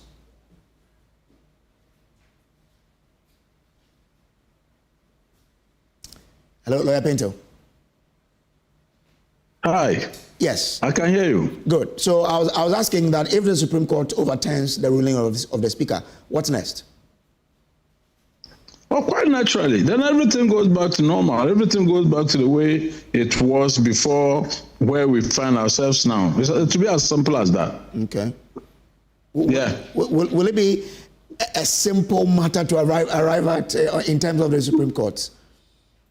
You know, the Supreme Court can make an arrangement for itself. I mean, we say that fundamental problems require fundamental solutions. Okay. And even though we've not been faced with this kind of situation, this is what makes us a dynamic, human institution. That is to say, we have to change to reflect the situations that we find ourselves in. And even though I have no reason to believe that anybody contemplated this, I believe that the Supreme Court can rise to the occasion by making certain rulings in very quick succession or quick times to reflect the mood, or rather the problem in which we find ourselves. So I have no doubt whatsoever that once the appropriate applications are brought before the Supreme Court will appreciate and know that we are not in normal circumstances, and I have every reason to believe that they will rise up to the occasion. So I've got no doubt whatsoever in my mind about what the Supreme Court can do to rise to the pressing challenges that we have to our Constitution. I have no doubt whatsoever. But if you look at Article 97H, if he was elected a member of Parliament as independent and joins a political party, isn't it straight? Is this ambiguous that the Supreme Court should make pronouncement on? You know, you consider it straightforward, but then we have a dispute, and the dispute is between learned people, between all kinds of, between Speaker of Parliament. But I can tell you this: I have no doubt whatsoever in my mind that the Speaker of Parliament is so wrong and so differently wrong that I will not even attempt an explanation, except to hope that the Supreme Court will have the earliest opportunity to make a pronouncement on the issue, because no interpretation can be placed upon those clauses to suggest that if somebody intends that he does not want to be with the same party with which he entered into Parliament at this current session, he then has declared himself out. There are clear positions for resignations. There are clear situations for even the party itself finding itself in a situation where it wants to dismiss that member from its own party. And if none of these have been invoked, no interpretation can be placed on those clauses. I'm talking about G and H to give it the interpretation they're given. And you see, I like to illustrate it by very simple, if you permit me, very simple illustration. You know what? Under law, for instance, I want to use the institution of marriage as an example. Once you go through an ordinance marriage, nothing can happen between the two people for the marriage to be said to be dissolved unless by a court of law. In other words, however the parties, the people decide to live, the husband and wife, and whatever it is, it only takes a court of law to dissolve that kind of marriage. Okay, but stay on with me. But let me bring in Harun Adrisu, who is joining us on phone. He's MP for Tamale South. I'm grateful to you for joining in here. Now, you were the genesis of all of this, because you indicated that you wanted to move for the seat to be declared vacant because they've gone against what the rules are. I'm sure you've had your objective, you've achieved your goal, right? 112. Okay. Mr. Adrisu, can you hear me? Do I have you with me? Yes. Great. So I was asking that once you were the originator of this, you indicated that you wanted to get a speaker to declare this seat as vacant. Your objective has been achieved. Thank you very much. It's not a matter of personal grandiose. It's about the Speaker upholding constitutional supremacy in Ghana, upholding the values of our Constitution, protecting our democracy, and enriching our democratic ethics and tenets. Subject to the Supreme Court, when I first mentioned this matter, I indicated that if the Speaker ruled otherwise, I would have gone to the Supreme Court to test the law on the matter. But precedent makes it conclusive that this is what should happen to the Parliament of Ghana. The four must vacate their seats. I've heard arguments elsewhere that they haven't defected yet. when will they defect again? If you run to parliament and shift posts, whether from a political party to independent or independent to a political party, is within the tenure. Fortunately, the Speaker hasn't declared the seats vacant. The Electoral Commission will naturally have conducted by-election. But Article 1126 saves the country that if the period to a general election is less than 3 months, there shall be no election. So the seat shall remain vacant until the presidential and parliamentary elections of December 7th and until a new parliament is sworn in on 7th January. Be the provisions of Article 112 subclause 6. So I think that parliamentary democracy is better enriched today. Our parliamentary and constitutional jurisprudence is better enriched today. And I'm happy for our democracy. Let's see what the majority will do. At least the bane of Ghanaians is, what do we do to end Galamsey? What does an NDC majority, what would be an NDC majority to that? Ending Galamsey. And then overborrowing, what would be an NDC majority response to that? At least President Akufo-Addo is now walking on 2 fractured legs, exiting as president, laying president, and now not having control of parliament, where many of his decisions are subject by oversight to parliament. So a day of joy for Ghana's democracy, not Haruna Idrisu. I swore to uphold the constitution at all times. Okay. Now the now minority have indicated that they are not willing to do business in the House. If you go to the House on Tuesday and they do not turn up, how will the House run? That means government has no business. The country will still run. Parliamentary business to run. Government business may not be able to run. Their best forum is to go to the Supreme Court, which has exclusive jurisdiction over the interpretation of the Constitution, and will all be bound by any decision of the Supreme Court. But I'll be surprised if the Supreme Court took any decision to the contrary. So you don't expect the Supreme Court to overturn this ruling?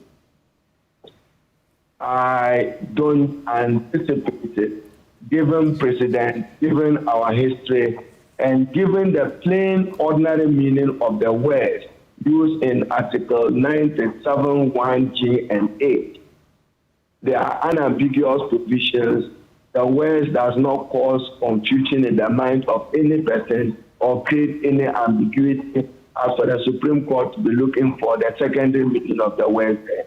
I don't see it, but I respect the authority of the Supreme Court, and particularly their exclusive jurisdiction for the matter. But there will be no violence. There is no there will be no we are still at Article 1. Thank you. Will you be disappointed if the Supreme Court overturns this ruling? It also enriches our constitutional jurisprudence. The decisions that are made today will guide us into the future. America's democracy is over 200 years. We are just 30 years. So what is it that the Supreme Court can do to strengthen our democracy? We look forward to that. What happens to the second deputy speaker position now? I'm not interested in discussing those because I'm interested in upholding the values and tenets of the Constitution. Okay. All right. Grateful to you, Haruna Idrisu, for joining us here. Let me bring in Dr. Rashid Rahman. Dr. Rashid Rahman, so how do you expect the House to run if the now minority group say they are not willing to do business with the now majority? Fortunately, we are in an era where private members' bills are allowed. Just today, we were at the Kempinski Hotel, as civil society leaders contributing to a bill, a private members' bill on international transactions and loans and the role that Parliament ought to play. This is a private members' bill, and from my understanding, Parliament intends to consider this bill before it rises. So things like that could be subjects that Parliament can deal with in the meantime. before any government business comes in. But I mean, the long-term consequence of it might be that if bills like this eventually pass into law, maybe the president might not want to have anything to do with it, as we saw in the case of the LGBTQ bill and other bills that the president has not assented to. So Parliament could continue to function and do its work. I think they have a lot of work that they can do. But when it comes to maybe the role of the executive in some of these, I mean, to give them finality, we might face some problems. But let me go back to the main issue and to say that, you know, I think in all these, tempers are very high, emotions are very high. One side is jubilating, the other side is not quite pleased. I mean, we saw the walkout and so on. But I would say, I think at the end of the day, is dialogue that is going to take us out of this difficulty, especially at a time when we are preparing for elections.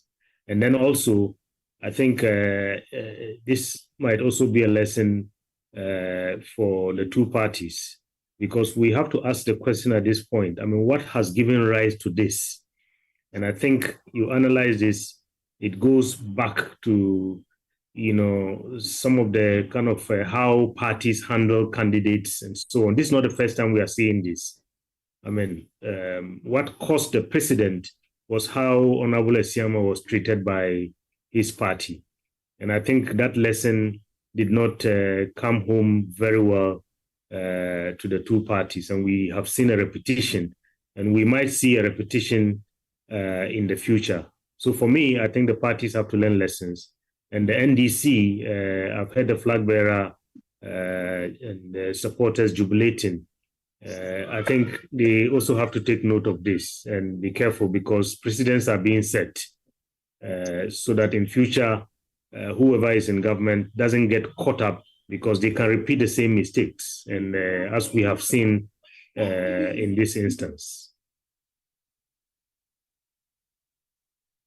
We've also been joined by constitutional law lecturer, Professor Kukwansa Asare, who's just joined us. Prof, I'm grateful to you for joining us. Now, this is quite an interesting development in our politics and in our you know, how we do practice our democracy.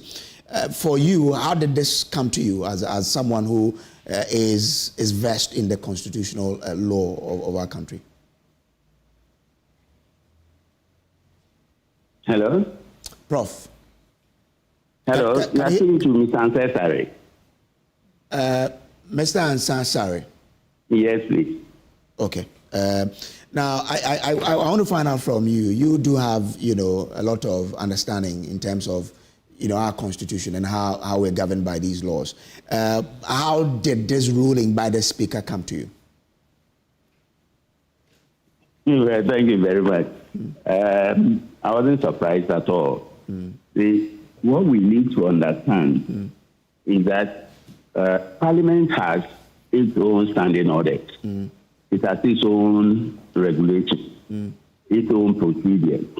And whatever Parliament does in conformity with their laid down procedures cannot be challenged in a court of law. Or that we should expect the Supreme Court to overturn the ruling of the Speaker on a matter that was regularly before the House, that was debated in accordance with the standing orders of the House, that, you know, received the Speaker's ruling, communicated in accordance with their standing order 74, rule 1 and 2, and their standing orders came into force this year. Just this year, they made the standing orders for themselves. And my understanding from what the Supreme Court ruled in the J.H. Mensah case was that whatever Parliament does in the exercise of its authority that is lawful cannot, be challenged before in a court of law. That's my understanding. And therefore, if the Speaker has spoken and the Speaker said, that he has communicated in accordance with the standing practice of the House, and he emphasized that since 1993, this has been their procedure. How does one challenge, such practice in the Supreme Court and hope, to win? Okay. It's not possible. I mean, we are practicing separation of powers. Each arm of government is a domain in its own right.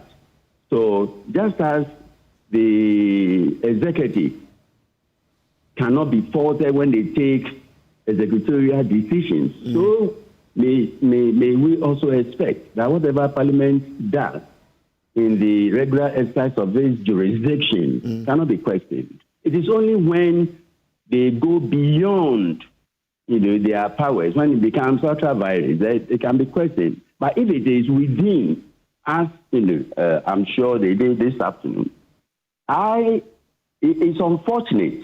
The majority, try to highlight the fact that they were not giving a hearing. One would therefore say that the rules, all the alteram partem rule was brief. But how was it brief? It was debated. Each side was given the opportunity to speak, and then the Speaker made his ruling. But the former Speaker, Professor Michael Quay, said those who were affected or who were going to be affected by this ruling should have been given a fair hearing. The 4 MPs whose seats have been declared vacant now, that's where the former Speaker was saying those people need to be given a fair hearing. Not necessarily the majority side of the House, but those who are affected. Fair hearing as to what?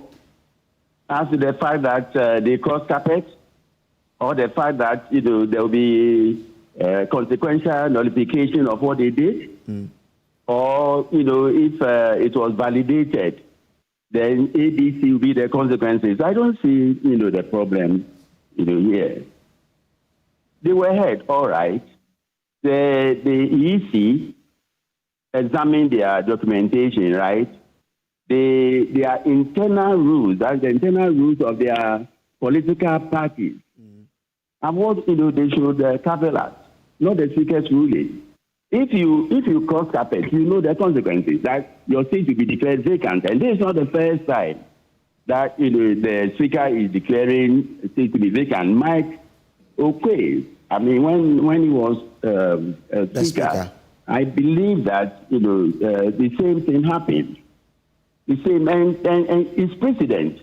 So what the House does today, they should be mindful that in 10 years' time, the same thing will play back. So if they expect a certain pattern, then both houses should agree on a certain format. That is, before we declare a seat vacant, we'll invite those directly affected. I cannot say here because I don't have the full details. Whether they were invited or they were not invited. I can't, because I don't have those facts. But speaking as a lawyer, I believe that the electoral rules have been met. I don't think that by not calling them for a one-on-one discussion, the rules were breached. Not at all. So you don't agree with those who argue that the political parties that these MPs belong to should have been the one calling for their seat to be declared vacant and not necessarily a member of parliament asking for? No, it is an activity that is carried out by the EC and parliament. So the EC and both houses of parliament. All right. So your expectation is that, the Supreme Court will not overturn this ruling by the Speaker? I don't think so. I can't see how the Supreme Court, can all of a sudden decide to lay down rules and regulations for Parliament. We are practicing separation of powers. The legislature has its own province, the executive has its own province, and then the judiciary. So the judiciary is to interpret the law. It is not to make, laws for parliament or regulate, how parliament goes about its daily parliamentary business. It's none of the function of the Supreme Court or for that matter, the judiciary. They don't have that power. If they make any pronouncement that will be inconsistent with the letter and spirit of the Constitution, it will be void ab initio. Simple. The House and the standing orders of the House were agreed upon by the Parliament of Ghana, and it came into force on 2nd January 2024. They made it for themselves. The Supreme Court had no hand in it, nor the executive. So they've laid their bed, let them lie in it, period. But we have a precedent in the famous case of J.H. Mensah, and that's the NPP. So we have had precedent. But I mean, if you look at Article 97G, the second part of it says, seeks to remain in Parliament as an independent member. I mean, was it referring to the current or the future? Because these people say they have not left their parties. They are only filing to run as independent for the next Parliament, not the current one. Yes, but when we make rules for the present and the future, isn't it? Yes. We don't make rules for the past. We make rules for the present and the future. So what they are saying is that if you cross carpet, and this thing, should have been obvious to the both parties, especially the MPP, when the young man, who sided with them and was elevated to the position of second deputy speaker, they ought to have known that in itself was faulty, it was questionable, but they remained silent on it. And now it's played back adversely for the MPP. Adversely for the MPP. Now, all politics aside, we are building a democracy. We are building a democratic culture. And in times of political transition, before and after, the role of the judiciary becomes very, very critical. And this is one of the moments. But the judiciary is not, to be seen to be interfering in order to make, a particular political party dance around in Parliament House and then later, subsequently on the street. No, theirs is to interpret the law. Can they regulate the internal procedures of Parliament? The answer is no, they cannot. Wow, interesting days. I mean, it's quite interesting because the now minority group also believe that the Supreme Court could help them. But let's listen to what the Speaker said exactly when he was making the pronouncement. Okay, thank you. Vacancy has occurred. Honourable members, it is important to note that the determination of whether a member of Parliament has resigned from their political party or has joined another party is a matter of fact. In 2020, during the tenure of Right Honourable Professor Aaron Michael Quay as Speaker of Parliament, a notable instance occurred when the New Patriotic Party notified the Speaker that the Member of Parliament for Formina, Honourable Andrews Asiema Amwako, was no longer a member of the party. The MPP requested that the seat be declared vacant in accordance with Article 97(1) of the Constitution, citing that the Member of Parliament had filed to contest the upcoming elections as an independent candidate, which violated the party's constitution. In response to this request and notification, Right Honourable Professor Aaron Michael Quay proceeded to declare the seat vacant. However, I must emphasize that this ruling made by the previous speaker does not bind other speakers, including myself. It is important to point out that in the present matter before the House, the notice of poll is available at the Electoral Commission on all the 275 constituencies. I have duly taken note of the notice of the poll, and furthermore, no member in making comments to the statement made to the House by the minority leader denies these glaring and notorious facts. And so, what is my role in all this? Honorable members, it is important to point out that the Speaker is called upon by the standing orders of Parliament, particularly Order 18, to inform the House of the occurrence of a vacancy of the seat of a member under Clause 1B to E, G, and H of Article 97 of the Constitution. Accordingly, I proceed to inform the House that by the notification of the polls, the following members of Parliament have by their actions vacated their seats in Parliament. The members are Honorable Peter Yao Kwache Aka, NDC MP for Amenfi Central in the Western Region, now referred to as an independent parliamentary candidate for the same constituency. 2, Honorable Andrew Amwako Asiama, independent member for Fomna constituency in Ashanti region, now referred to as MPP parliamentary candidate for the constituency. 3, Honorable Kojo Asante, MPP MP for Suhum in the Eastern region, now referred to as independent candidate for the same constituency. And finally, Honorable Cynthia Mamile Morrison, MPP MP for Agona West constituency in the Central region, now referred to as independent candidate for the same constituency.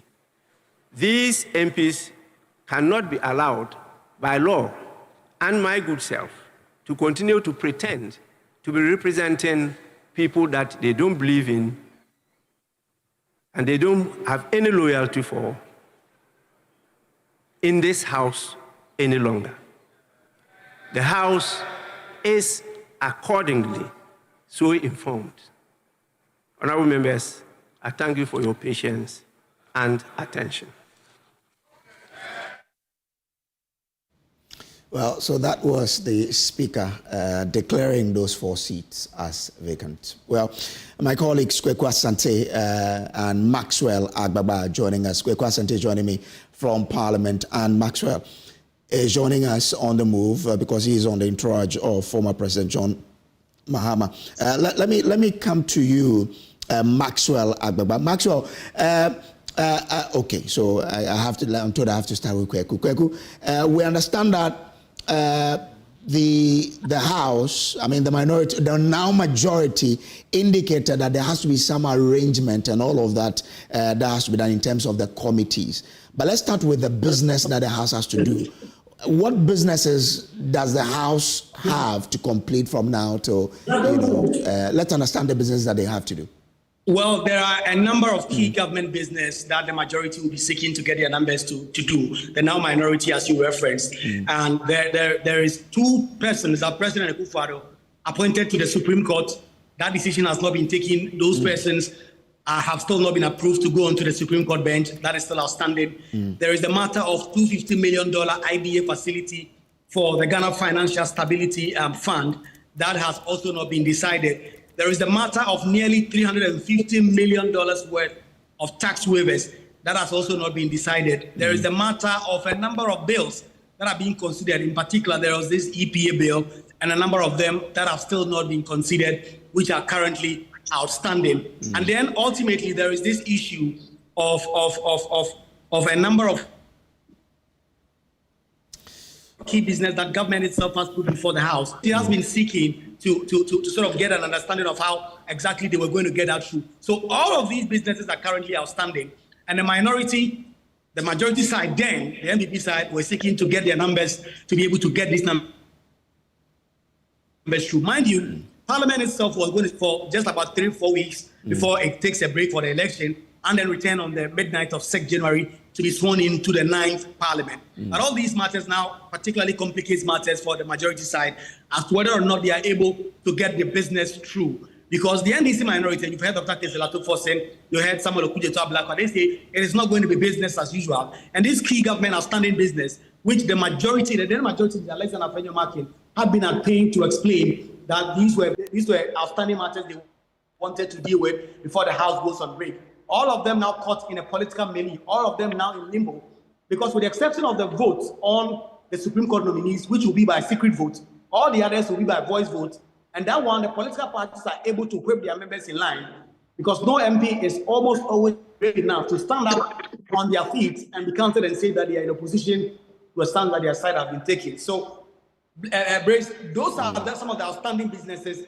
that the House will have to do before it goes on break for the election and Christmas. But it appears some certain, because with the minority now becoming the majority, and some of them on all these issues they disagree. The minority are in opposition to the $250 million loan. They are in opposition to the tax waivers. So all these are issues that the government is going to struggle the House with this new turn of things. And you were referring earlier to what exactly is going to happen. Ordinarily, we were expected to sit tomorrow, but that is not going to happen because the majority side, the now majority, the NDP side, you see that I'm struggling with the minority majority because it's and I'm struggling to pick the right word. The now majority moved the motion that the House will be adjourned to Tuesday. They want to use between tomorrow and Monday to firm up a name to be nominated for a second deputy speaker. Andrew Amankosi, having vacated the seat, the Parliament of Ghana now needs to elect a second deputy speaker, and there are already names going around, and the NDC say they're going to pick someone for that position on Tuesday when the House resumes. There's also expected to be the change of all the name tags in Parliament. The arrangement will now have to change.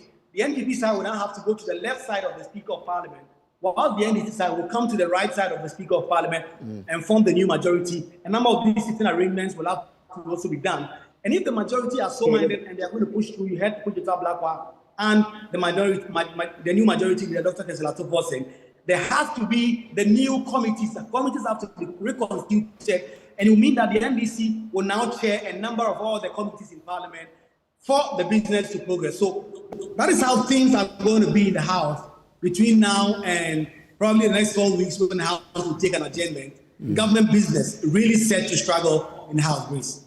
Interesting. You've been picking a lot of,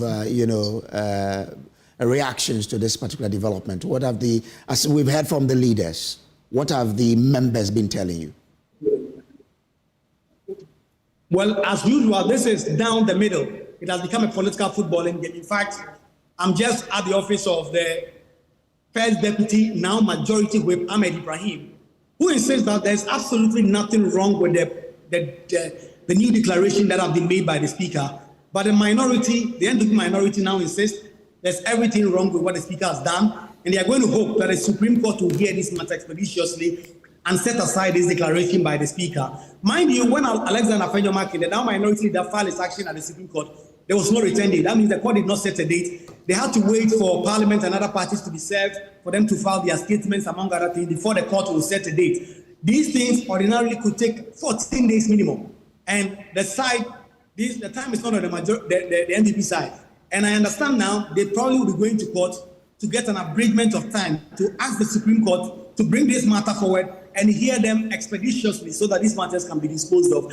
They are really clear in their mind, the NDP minority now, that the Supreme Court of Ghana needs to intervene, that the Speaker of Parliament, Alban Bagbin, is completely wrong. In fact, some of them, like A.T. Amon, when I was interviewing him earlier on, actually now admit that Michael Quay was wrong in 2020. I was asking him, why didn't they say it then? Is it not a sign of hypocrisy? You basked in that, you enjoyed that, and now you are seeing that the Speaker of Parliament then was strong. They said, well, this is a legal question. It's not really about hypocrisy. It's not about politics. So that is the state of play in Parliament, Grace.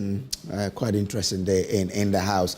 We'll be making a lot of reactions and to see how this goes. But do still stay with us here on this particular show. Well, so Evans, we've been listening to a lot of these reactions. But Mr. Ansah Asare makes it clear. He says it will be difficult for the Supreme Court to overturn what the Speaker has done. Well, we'll wait for the Supreme Court to decide that, and the Supreme Court will have to go through that. And I think, for me, the biggest issue for the Supreme Court is not the decision, it is when they do it. If they do it, if they prioritize this now, ahead of, say, the LGBTQ bill before it, that is going to put the Supreme Court in the crosshairs of the political opponents, really. I mean, anybody else who watches the Supreme Court, it will actually expose the Supreme Court to significant questions. And for me, that is where the issue is. This is important for the government, but there are equally very important matters before the Supreme Court that they haven't sat on and deliberated on. So for me, the biggest challenge for the Supreme Court is not how they rule, whether they attend the Speaker or not. It is whether they prioritize this over other issues that we know that the minority have been pushing for a while, right? So they have to deal with that. They have to find a way of dealing with this, and I'm waiting to see how they deal with this in terms of the priority. Of course, the government is going to ask for an abridgment of time. I expect that to happen. To ask the Supreme Court to consider this urgently. And we know that unless they've done it in other cases, for me, that's where the controversy, to see how they cross that issue. And then there's a subject of the precedent. The precedent that Michael Quay had obviously done in the 2020, we know that became very controversial. In the case of the Andre Siama, who is the second deputy speaker, whose position is now vacant, right? There's an element in that for me is interesting. That again will come up for conversation now that this has happened. Remember, we are beginning to unpack this. We're beginning to learn that this is uncharted territory. One of the key things is, in Michael Quay's ruling, I tried to pull up the Hansard of what he exactly said. He seemed to hang his decision around the fact that the party itself triggered the process to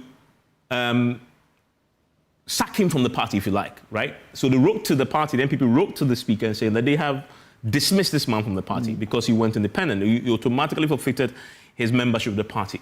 Once you forfeit your membership of the party, and the party has sacked you in essence, you are no longer there on the party's ticket. And so you, in essence, will have to vacate your seat. I want to read that part.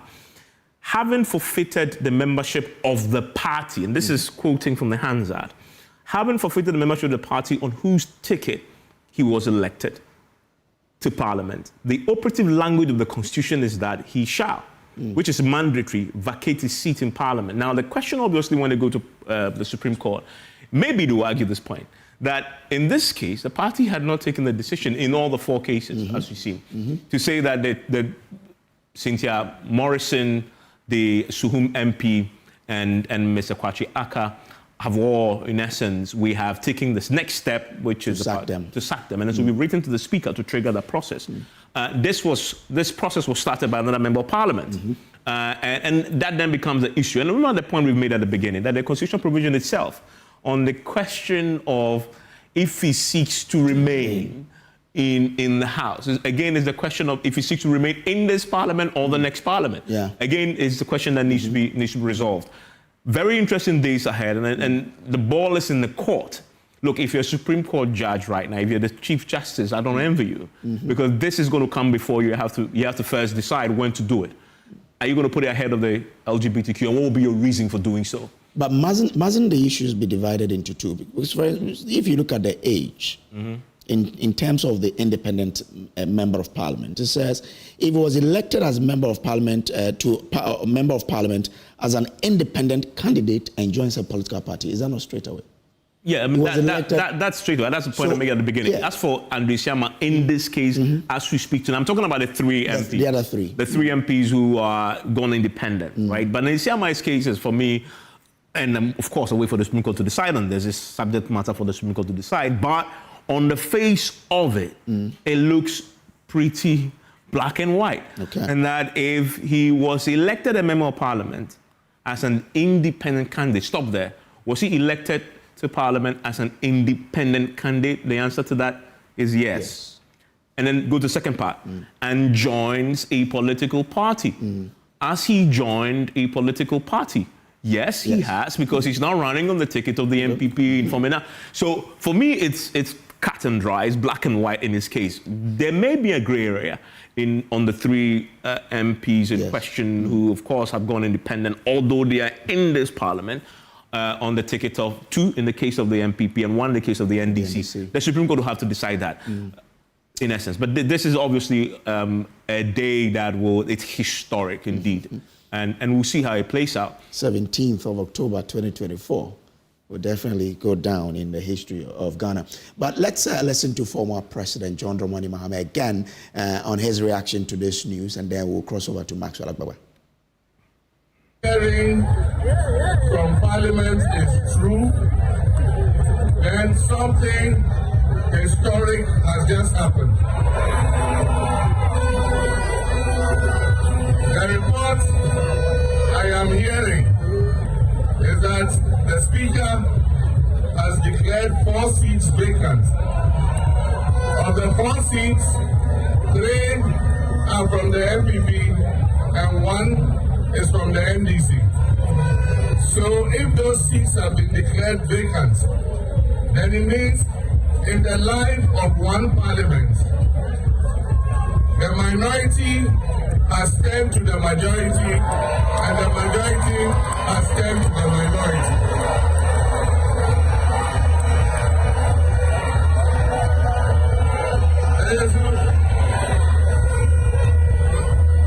So for me, God is showing a sign of what is going to happen. Because even before we have cast one single ballot, the NDC has become the majority. All right, let's bring in Maxwell Agbagba, who's traveling with the former president. Maxwell, so at what point in time was the former president told about this development, and what was his reaction? Well, the party supporters had gathered at the Phone Methodist School Park, waiting his arrival. That earlier he had engagements with other stakeholders elsewhere. So all of the party supporters were gathered at the Phone Methodist Park. He was not present there.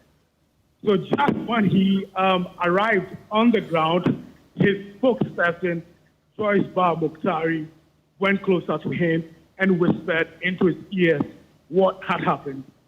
Standing very close to her was the Deputy Minority Chief with Comfort, Doyo Kujo, who was also, with Joyce Bar Mukhtari. So the two of them gave him that information, and you could clearly see the excitement, on his face. But even before they announced to him what had happened, the minority chief, the Deputy Minority Chief Whip, had told the party supporters the news and information that he had just received from Parliament. And at that point, the rally ground at the Phone Methodist School Park was raptured into a state of hilarity, into a state of uncontrollable excitement. All the party supporters spontaneously started singing the NDC anthem. Some of them who I interacted with said they believe that this is a victory before the December victory, and they told me that that is why they are celebrating. So when the NDC presidential candidate arrived and the information was given to him, you saw the excitement on his face. That was the first thing he talked about when he got the opportunity, to speak to the party supporters who had gathered at the Phone Methodist School Park. Also, Joyce Bar Mukhtari also had opportunity to speak to the supporters before the arrival of the NDC presidential candidate. And she said, "Coach, and just like that, God is working for the National Democratic Congress." He has left, the NDC presidential candidate has left the Kokantomanso constituency. The team is set to arrive shortly here in the Tema Central constituency. We arrived here, the press arrived here just some minutes ago, and the news is also here. I just had the MP telling the party supporters to get ready and that they are going to celebrate the news that had just reached them, from Parliament. So for the NDC people, for the party supporters who we've been speaking to, the refrain for them is that this is the victory before the December victory break. All right. Let's see how it goes. But what has the mood been ever since this happened? Has it changed? How did it look like in the morning? Has there been any difference? Well, since morning, the NDC presidential candidate has been responding to some comments made on the campaign trail by President Akufo-Addo, and that sort of injured his supporters, excited the base of the party, who say they are very happy with the responses that the NDC presidential candidate had given to President Akufo-Addo. So this came more or less like a booster. Often, when you reach the campaign grounds, when the party people are waiting for the presidential candidate, then the presidential candidate, the press team is part of that advance team that takes the lead. So the excitement is there. But when he arrives on the ground, the excitement usually reaches a different crescendo. I saw something quite different today. The excitement reached uncontrollable levels today when then the presidential candidate arrived on the ground. Obviously, because of the news that had been given to them by the deputy minority chief whip about what had just happened in Parliament. So the excitement was, I would say, a quadruple of what we've been used to on the campaign trail. Okay, all right. Grateful to you, Maxwell Agbagba there. We still have Lawyer Paintil on the line. Lawyer, so just in wrapping up with you, you heard Mr. Kweku Ansah there. He says it will be difficult for the Supreme Court to make a pronouncement on this. But what's your own expectation of what the Supreme Court can do in this matter? I fundamentally disagree with him. Because this is an issue bordering on interpretation of the Constitution. And it is only the Supreme Court that has been given the power to interpret the Constitution. Whatever the Speaker has done is, in essence, an attempt to interpret, Article 97, F and G of the Constitution, of that section, that is G and H rather. And what it did is an interpretation. It's sought to interpret by placing facts and evidence and this, and even the example, the very example that he gave, it does not fit. The example he gave of the MP for Mina was a person that had been removed by the party. And therefore, what he did at the time was proper.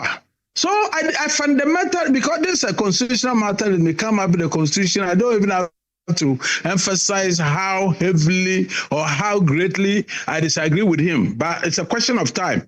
And I believe you keep a record of what he said and what will eventually transpire in the Supreme Court. It can never be the case that when it comes to an interpretation of the Constitution, the Parliament of Ghana is that independent. It is not. I know they have their own working rules and so forth and so on, but in the way that it is interpreted, the way that it is meant to work for them, in the sense that it affects, any portion of the Constitution that we have, the Supreme Court will always wade in. They are the only body they have got the constitutional right to interpret the Constitution, including subsidiary legislation. So I want to make it short on that one. You do agree with him you do agree with him when he talks about the maintaining the independence of the legislature? In theory and in practice, the three arms of government are independent of each other. But it is only the Supreme Court that has got the power to interpret any law in this country. No part of Ghana, no body of government, whether the legislature and the executive, can remain free from the Supreme Court's constitutional interpretation. They cannot. So that if a day comes and Parliament decides that, there's this popular thing that we all learned in secondary school, that the only thing that Parliament cannot do is to change a woman into a man and vice versa. That is a white lie. It's subject to the interpretation and the power and authority of the Supreme Court to do that interpretation.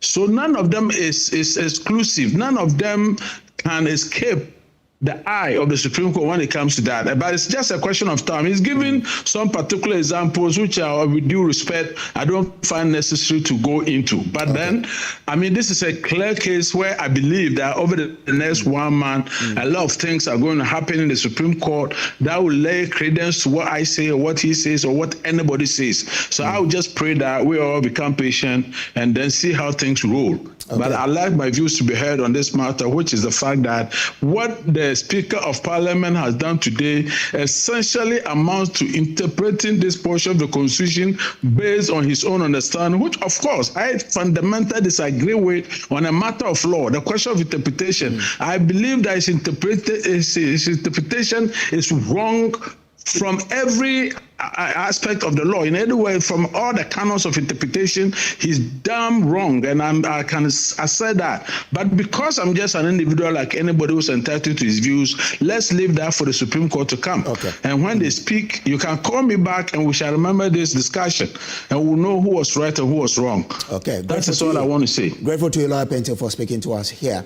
Now, you know that all of this is based on a precedent that people have been citing in 2020 when the then Speaker of Parliament, Professor Michael Quay, declared the seat of the former MP as vacant. He's been explaining his decision, or what influenced that particular decision, to my colleague Elton Broby. Watch this. The benefit is not his. The law does not stand to his annulment. That's why I talk about husband and a wife. Meaning he has no locus in this matter? He has no locus. Because he doesn't belong to the MPP? Because he doesn't belong to the party involved. Is it you who should say there's a problem in my house? You say there's a problem, I have a problem with my wife. And I'm saying I have no problem with my wife. What are you talking about? Because see, problems can arise in political parties. But they can talk and they can resolve them. It's not everything that comes within the political party that comes out. There may be trouble somewhere. We can talk about it. So it is the MPP that can trigger the removal of these individuals from their own Parliament. MP. Yes. So for to put it in proper context, if Haruna Iddrisu wants something done, he can only do so as it relates to the only NDC member who is also, express his desire to contest an independent. That is so. But he cannot force the Speaker to declare the seats belonging to the MPP MPs vacant. This can only be triggered by the MPP as a political party. By the MPP. And that's why I've given you the background of that legal provision. It is to correct a certain mischief that can be operated against political parties. It's not a matter of debate at all on the floor of the House. In fact, if you bring debate, you create a big problem. Because now you can always use a majority in Parliament to provoke a debate, and then they will start sacking the minority people. Is that not so? Yes. Because if you bring it as a debate and as a vote, then if you say aye, and the ayes are more than the nay, then the motion has been carried, and that person must be sacked from Parliament. What are you talking about? Well, so that was the former Speaker of Parliament, Professor Aaron Michael Quay there. Evans, let's wrap up. But in wrapping up, what should be the takeaways from what has happened in Parliament? Well, many of us woke up 2 hours ago, if you may now, knowing that Parliament is settled with the MPP being a majority, NDC being a minority. So if you're just joining us and wondering what has happened, what you see there on your screen, the Speaker has declared the seat of 4 MPs vacant, has significant implications. One is that the MPP is now in a minority. They are the minority party in Parliament, and the NDC is a majority party in Parliament. And the aye stance now is 136 for the NDC, 135 for the MPP. That also has implications for the second Deputy Speaker's position, because he's one of those caught in this particular web. And the Siama's position now as the second Deputy Speaker has also been vacated, because he's now no longer a member of Parliament. He's now the MPP parliamentary candidate for Formina. And so he's also gone. So next week we expect that the majority side now, the NDC majority side has said, and this is all according to the Speaker's own ruling, and the Speaker is clothed with the authority to deliver the verdict. And so you can disagree with that all you want today. His ruling is law. until the Supreme Court overturns it. So we speak based on the outcome, the verdict as delivered by the Speaker. And so his position now is that vacant seat, the vacant second Deputy Speaker position will now be subject to an election next week. The majority side say they'll do that among themselves next week. For the 3 MPs in question, their fate again rests with the Supreme Court. And we'll see what happens. They themselves also has calls to the Supreme Court to raise the subject up there. But then again, really you have 51 days to go. Yeah. So why would you go to the Supreme Court to contest it? Because you believe you will win, and that is why you went as an independent candidate. And so again, we'll see. The question then becomes, somebody asked, if they vacated their seat, what happened to the representation of their constituents? Yeah. Because the constituents will need representation. And in every democracy, in fact, our constitution did not anticipate a time when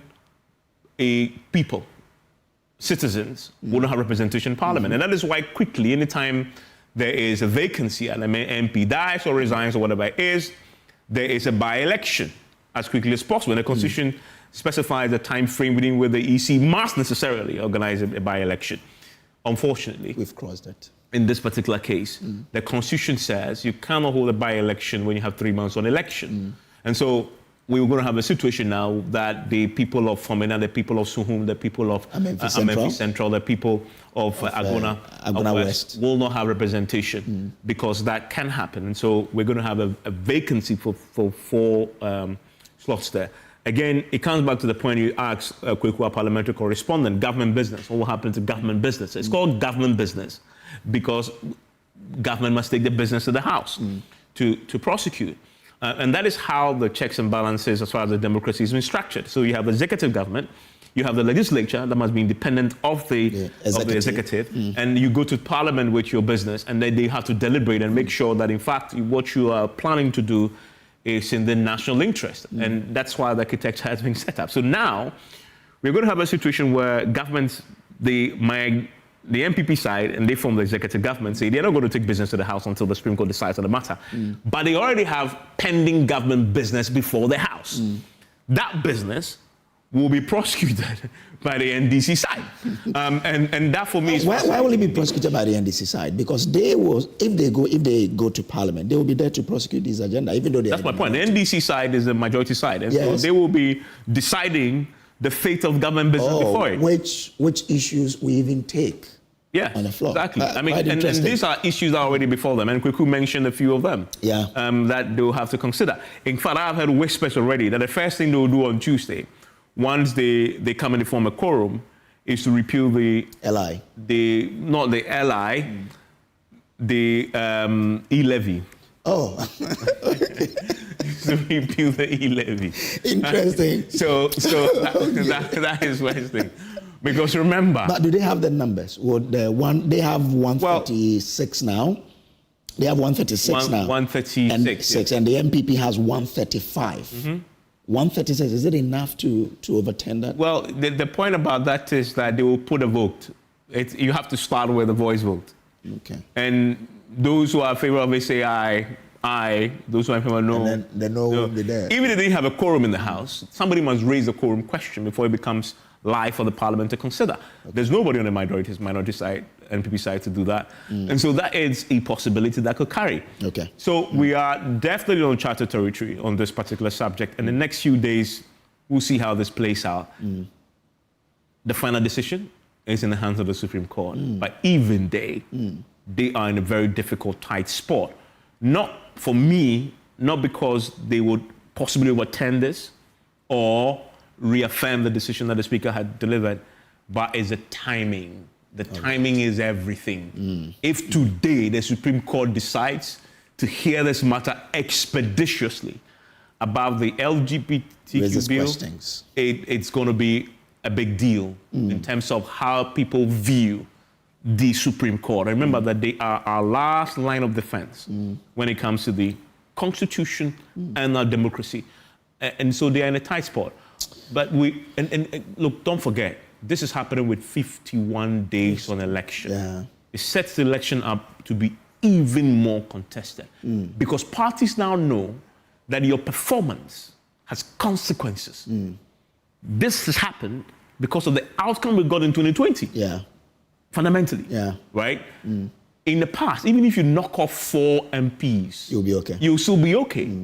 So again, the high stakes in this election, it's re-emphasized by this decision. And that is why I believe it goes way beyond as a decision. It also goes to tell us, sets us up for a very tense next few weeks into the elections. Okay. What a day it has been. A day on which the members of parliament from Memphis Central, Fomina, Suhum and Agona West went to parliament or woke up as members of parliament only for them to be declared as no longer belonging to the House because of their own decisions, which technically has rendered the then majority MPP side now in the minority because they have 135 seats, and the then minority NDC side now the majority because they have 136 seats. Interesting days ahead. Thank you for your company. We're grateful. This is still Joy News. There's more on myjoyonline.com. Have a pleasant evening.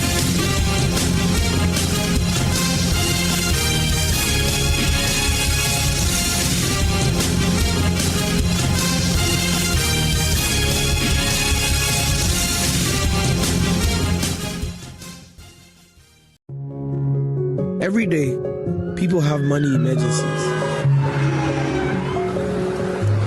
Ma, I need my school fees emergency. Mommy, chop money emergency. Emergency. Catch it. I'm in rent emergency. Now, there's a new emergency number in town. More money, challenge and enjoyment. At the top life regardless. Dial star 770 hash for all your money emergencies and chop life. Dial star 770 hash for money emergencies and get easy and quick access to your money, loans, and other banking needs. EcoBank, the Pan-African Bank.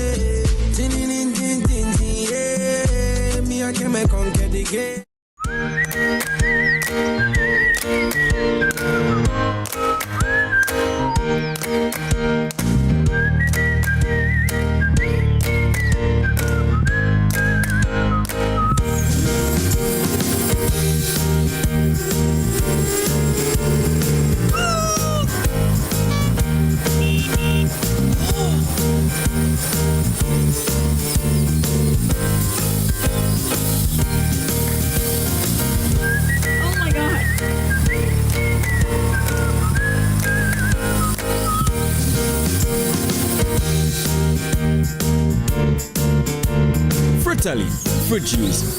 This advert is FDA approved. Every day, people have money emergencies. Ma, I need my school fees emergency. Mommy, chop money emergency. Emergency. Catch it. I'm in rent emergency. Now, there's a new emergency number in town. More money, challenge and enjoyment. At the top life regardless. Dial star 770 hash for all your money emergencies and chop life. Dial star 770 hash for money emergencies and get easy and quick access to your money, loans, and other banking needs. EcoBank, the Pan-African Bank.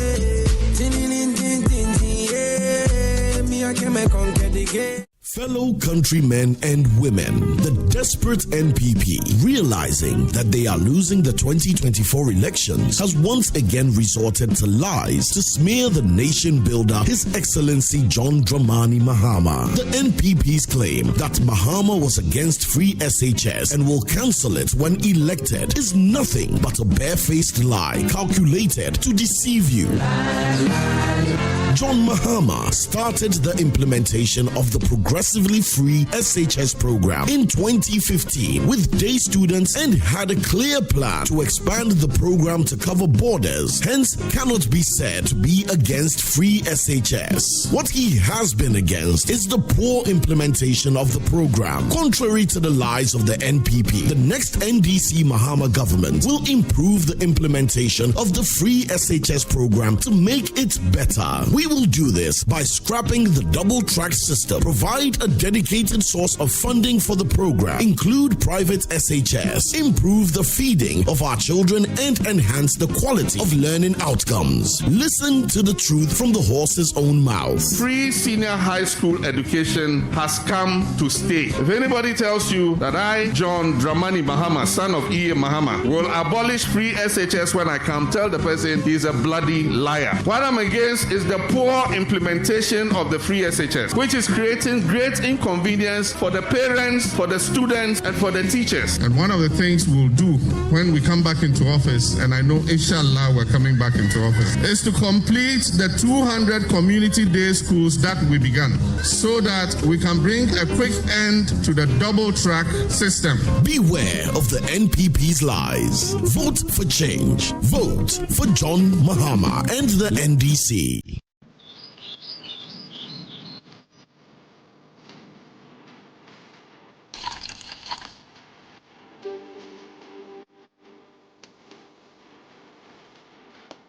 Hey, let's take a selfie. Yay! Selfie. Give me. Yeah.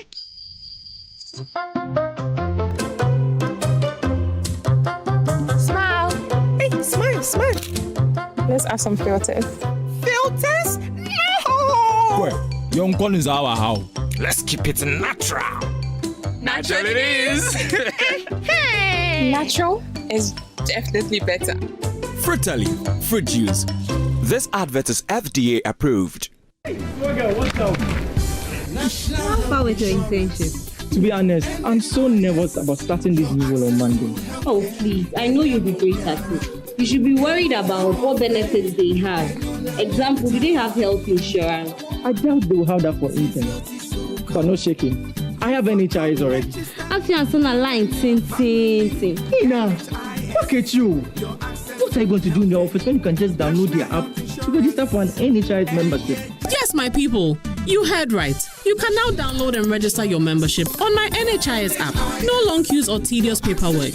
All you need is your Ghana card to register for yourself and for others. Once you register, you get a new digital NHIS card on your phone. My NHIS app gives you access to credentialed health facilities and services across the country. NHIS covers over 95% of disease conditions in Ghana. Access to healthcare just got easier. Now let me sign up quickly. Miss Seth, I'm starting work next month. To all our believers, to the Niger Gunners of Globe Road, all you Artetas of Africa, of Accra, of Maputo, of Oimbo, the legends of legends down Lusaka way. We hear you. Now hear us. Obrigado. Talo. Betway, the official global betting partner of Arsenal. Every day, people have money emergencies. Ma, I need my school fees emergency. Mommy, chop money emergency. Emergency. Catch it. I'm your rent emergency. Now, there's a new emergency number in town. More money, challenge and enjoyment. At the top life regardless. Dial star 770 hash for all your money emergencies and chop life. Dial star 770 hash for money emergencies and get easy and quick access to your money, loans, and other banking needs. EcoBank, the Pan-African Bank.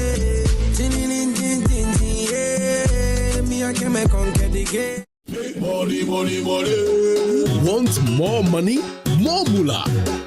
More sika? Then win more moolah with 30 Ghana Cedis free credits when you play Game Park's Pick 1 and Pick 4 games for the first time. Just dial star 946 hash, get your first bet, and win on us with a 30 Ghana Cedi welcome bonus. Win more moolah with Game Park today. Go to GameParkGames.com for more information. Game Park is licensed by the NLA. Play responsibly. Not suitable for persons under 18 years.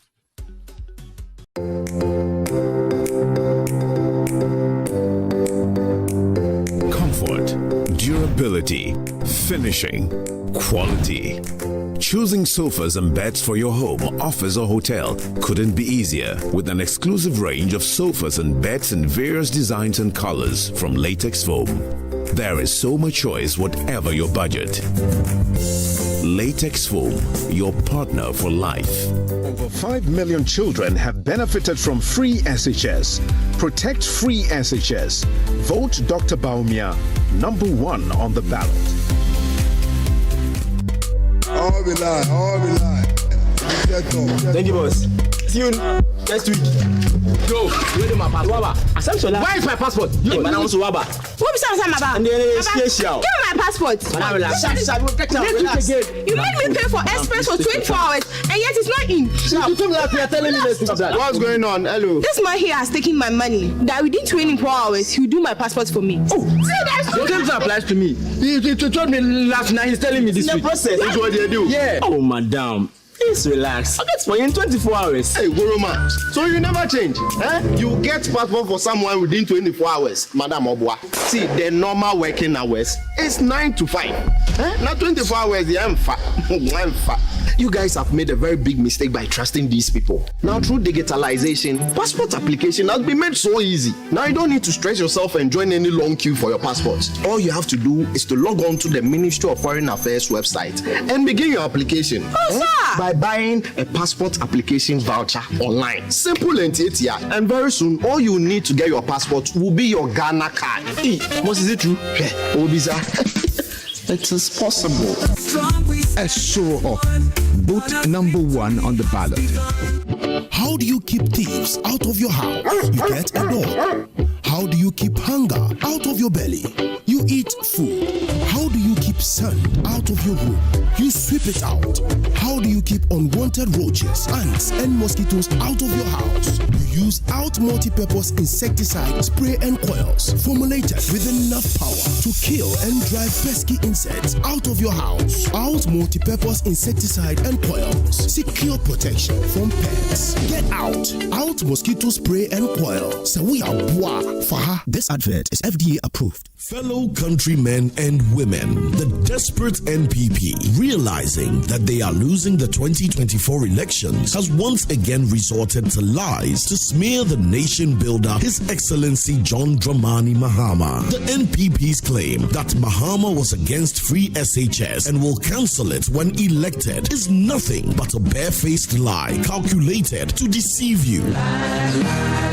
John Mahama started the implementation of the progressively free SHS program in 2015 with day students and had a clear plan to expand the program to cover borders, hence cannot be said to be against free SHS. What he has been against is the poor implementation of the program. Contrary to the lies of the NPP, the next NDC Mahama government will improve the implementation of the free SHS program to make it better. We will do this by scrapping the double-track system, provide a dedicated source of funding for the program, include private SHS, improve the feeding of our children, and enhance the quality of learning outcomes. Listen to the truth from the horse's own mouth. Free senior high school education has come to stay. If anybody tells you that I, John Dramani Mahama, son of E.A. Mahama, will abolish free SHS when I come, tell the person he's a bloody liar. What I'm against is the poor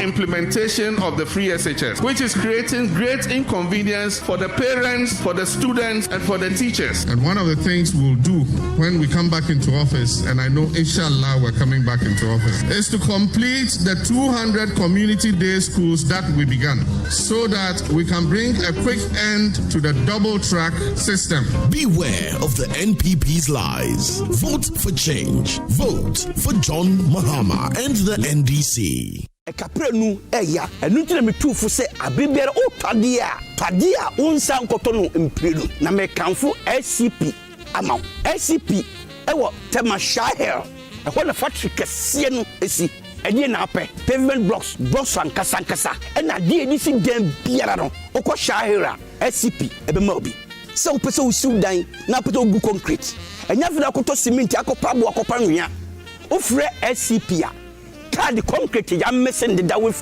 quality cement warm on babe good kama amount so whatever afienya dodowa aflawo bon any impatem wo nyinara your office was Sprinters Road. Yali Papaya Restaurant in the Dimshedimu. Fre SCP was 0501 672 608. Ana toll free number 0800 626 262.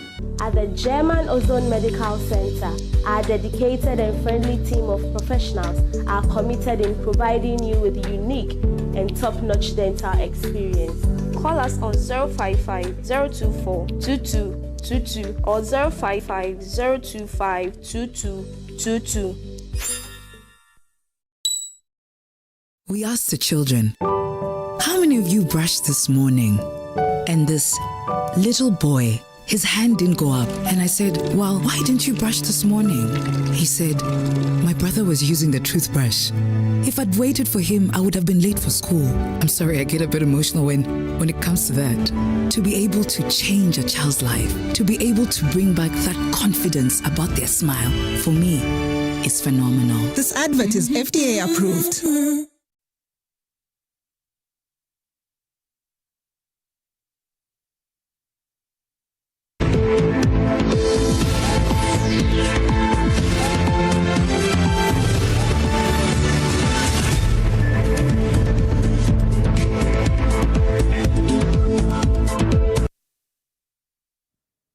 Let's do some stories on the JoyNews Prime now. Speaker of Parliament Alban Bagbing has officially declared 4 parliamentary seats vacant with barely 2 months until the election in December. This ruling means that Ghana's hanged parliament, which gave the governing New Patriotic Party a slight upper hand as the majority side with the support of an independent member of parliament, Andrew Amakwesiama, would now incident where the former Speaker of Parliament, Professor Michael Quay, expelled the former MP from the House after the MPP had informed him about his decision to go independent was not binding on him or any other speaker.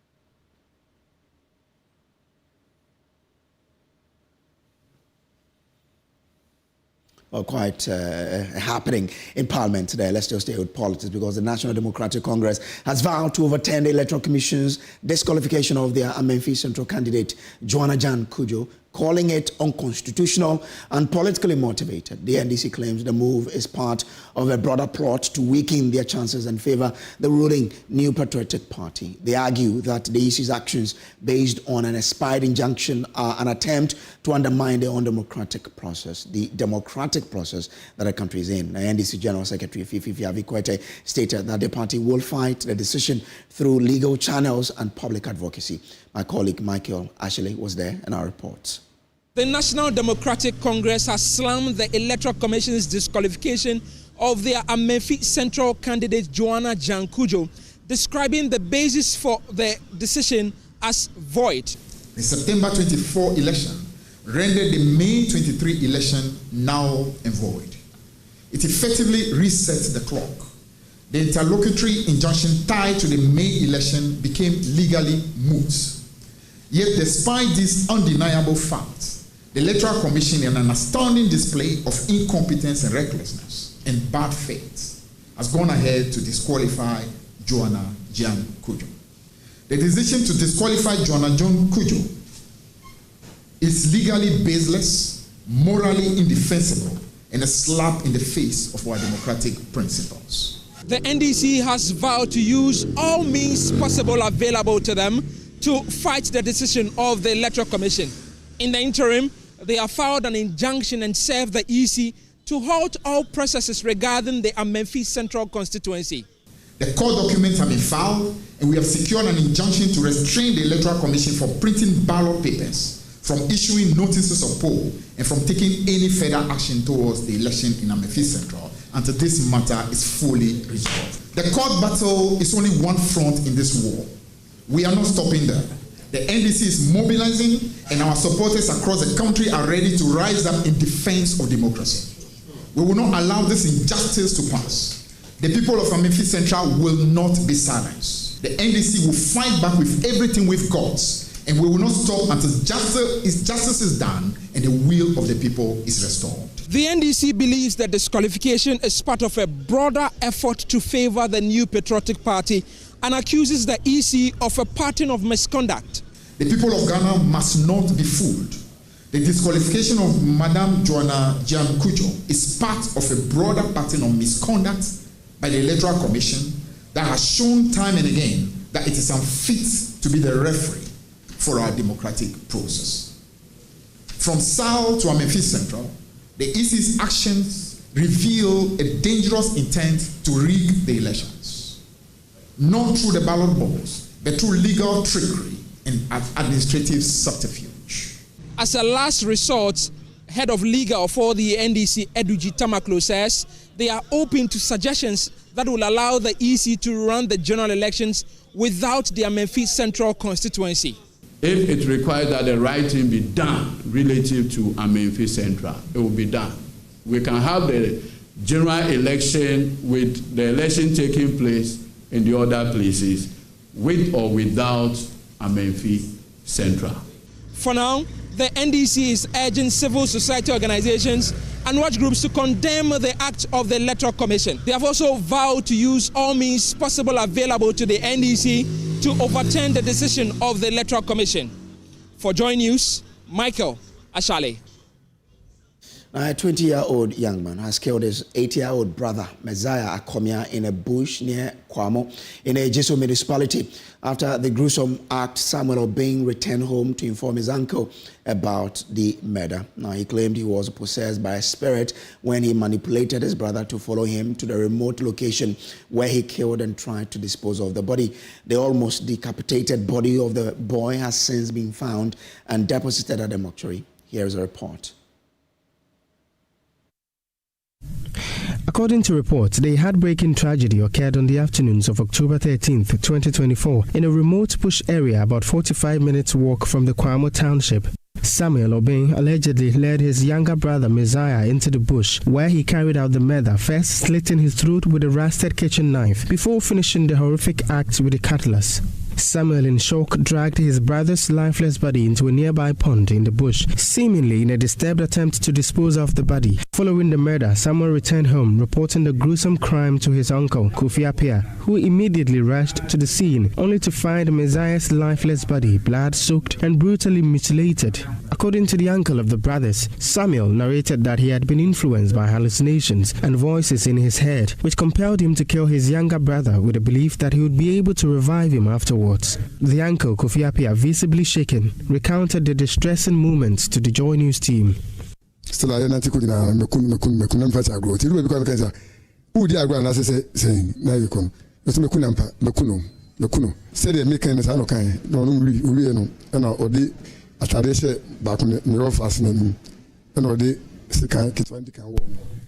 he kept saying, I have killed him, I have killed him.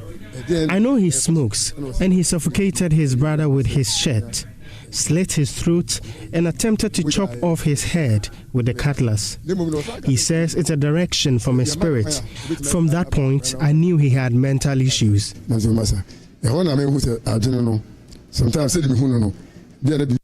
The two brothers are part of a family of 5 children, making the loss all the more painful for the surviving siblings and their devastated mother. Ata Akusia, the mother of the alleged murderer and victim, shares a tear as she clarifies that the brothers had a good relationship before the incident. She narrates that Samuel has a history of mental breakdowns.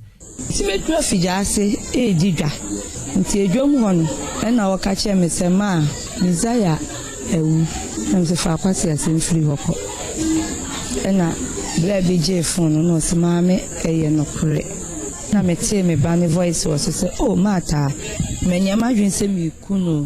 my daughter called to tell me. I did not believe her until it was confirmed by someone, and I could hear my son saying he didn't mean to do it. Kofi Appiah confirmed that Samuel is in police custody at the Fumeswaf police station, which is pending further investigations. A court hearing is expected soon. All right, it's not happening there. We'll take a break here. We'll be back with more. Please do stay.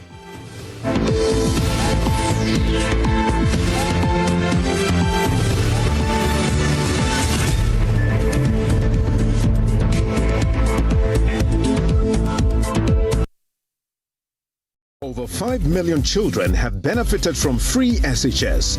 Protect free SHS. Vote Dr. Baumia, number 1 on the ballot. Hey, you're strong. Hey, you're tough. Syntex is coming and JoyNews. Syntex is coming. Today we are in Nima. Syntex, your trusted brand for everything water tank, domestico, industrial use, and we are promising all our communities listening or watching us right now. And oh, high five.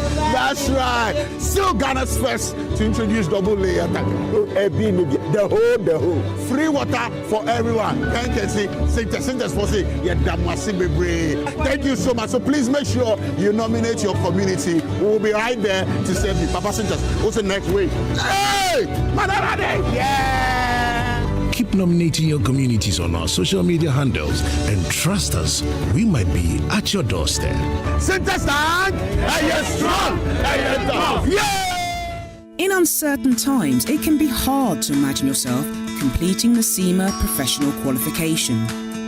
But with our new digital-first learning and assessment platform, you can.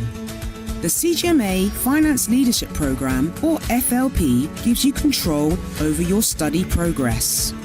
The CGMA FLP is a remote-based, self-paced learning platform that lets you qualify from home with online assessments and study support. Good morning, Peter. We believe in ideas that can change the world.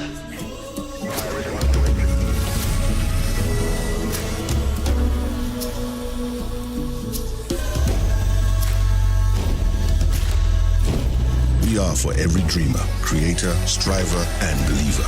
At ABSA CIB, we are invested in your story, and we invite you to write it with us because your story matters. ABSA. Auntie Esi. Nothing I want to attack. Moba me wa money my busasa. Auntie Ama. Pacho, me buy a school mukai. A university. Na scan year 2005. Anya dia menya. Ti ma yimi ntoma same de bro na pepi bi kakra. No de fama me. Oh enya su mensu fantoma ne koto fi. Enti wonte se John Dramani Mahama. Ene NDC for say. Se nyame ya adom na Ghana for to abama na. Wo ba. Aba University bia. Technical University, College of Education, Nursing Training, woman academic fees for first year. Free, no yes. Adama ujiti. Anadwen, another matter then there. Auntie Esi. Hey, she ebiem. Was say, enkanebo siana na obo wo ma omo to school so no. Se na obo ne ba ko a, se wo so obesi ho. E dia ma oma omo to so no.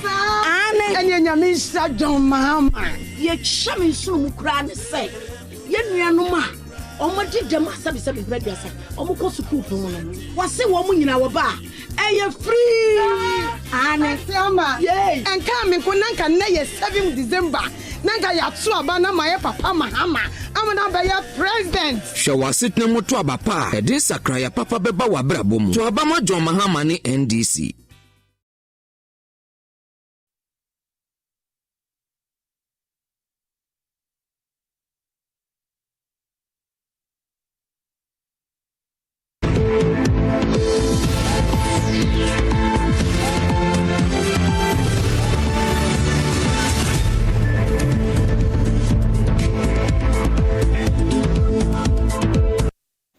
Welcome back from the break. Now, inadequate infrastructure coupled with lack of teachers at the Kopong Konta Kindergarten and Primary School is hampering teaching and learning at the school. Now, the number of pupils at the school has outnumbered the number of furniture, forcing them to sit in more than one on a furniture than the number required. Others who had no such opportunity had to sit on the bare floor and lie with their bellies when they were to write. Authorities at the school are appealing to the government to come to their aid. JoyNews' Upper West Regional correspondent Rafik Salam reports from Kupong. Dilapidated school infrastructure that could pass for a death trap, inadequate furniture for some pupils to lie on their belly to learn and write, and above all, inadequate teachers for the sea of pupils. The bane of Kopong Konta Methodist Kindergarten and Primary School. The school was established some 22 years ago with a pupil population of 31, but has now shot up to 321 with only 4 teachers to take care of the swathe of pupils from the kindergarten to basic 6. Head teacher of Kolkon Kindergarten and Primary School, Namani Matais, explained the difficulties they have been grappling with and appeal for support. We have no furniture. If you go to the classroom, most of the learners are flooring. That's one of our challenges. The second thing is burden. We are appealing to benevolent people and whoever that can come to our aid. Another issue which is of concern is the large number of pupils who come to school without the appropriate school uniforms and learning aids. In some cases, some do come in tattered clothes. Some of them, they don't even identify in the community. They're told they are not going to school. But if they wear uniform, it is easy identification. And that one alone will even entice the children to learn better in the class. Concerned about the plight of the pupils, the Church of Pentecost, through its district minister of Kolkon Namo, Joseph J. Asumanin, started tackling by providing learning materials to some candidates in the basic education certificate examination. Next was the issue of school uniforms, which the church has been able to acquire and donated to pupils at a colorful ceremony witnessed by community leaders. We had another vision so far as the vision 2028 of the Church of Pentecost is concerned, and that is, why don't we make school uniform for the children? Because when you go to the various schools, you can see that most students are not in school uniform. Most students.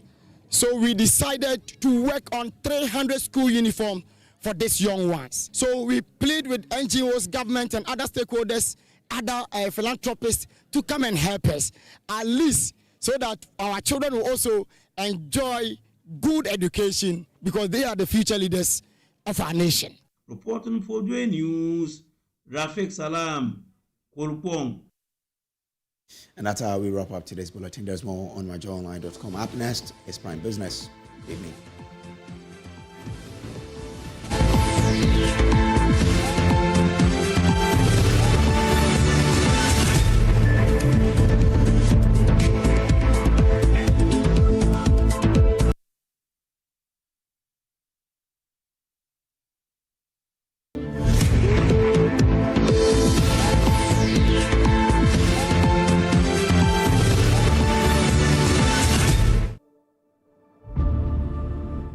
Enhancing diaspora engagement, improving tourism infrastructure, among others.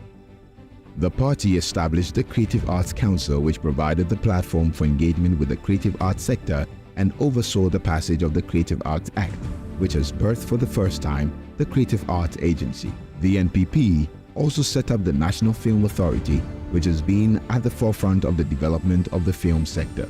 Creative Arts Fund was a major promise. It aimed to provide financial support to artists and creative enterprises, fostering growth and innovation in the sector. The promises for this is currently ongoing. Another significant promise was the construction of theaters in major capitals, intended to boost local arts and provide venues for performances and events.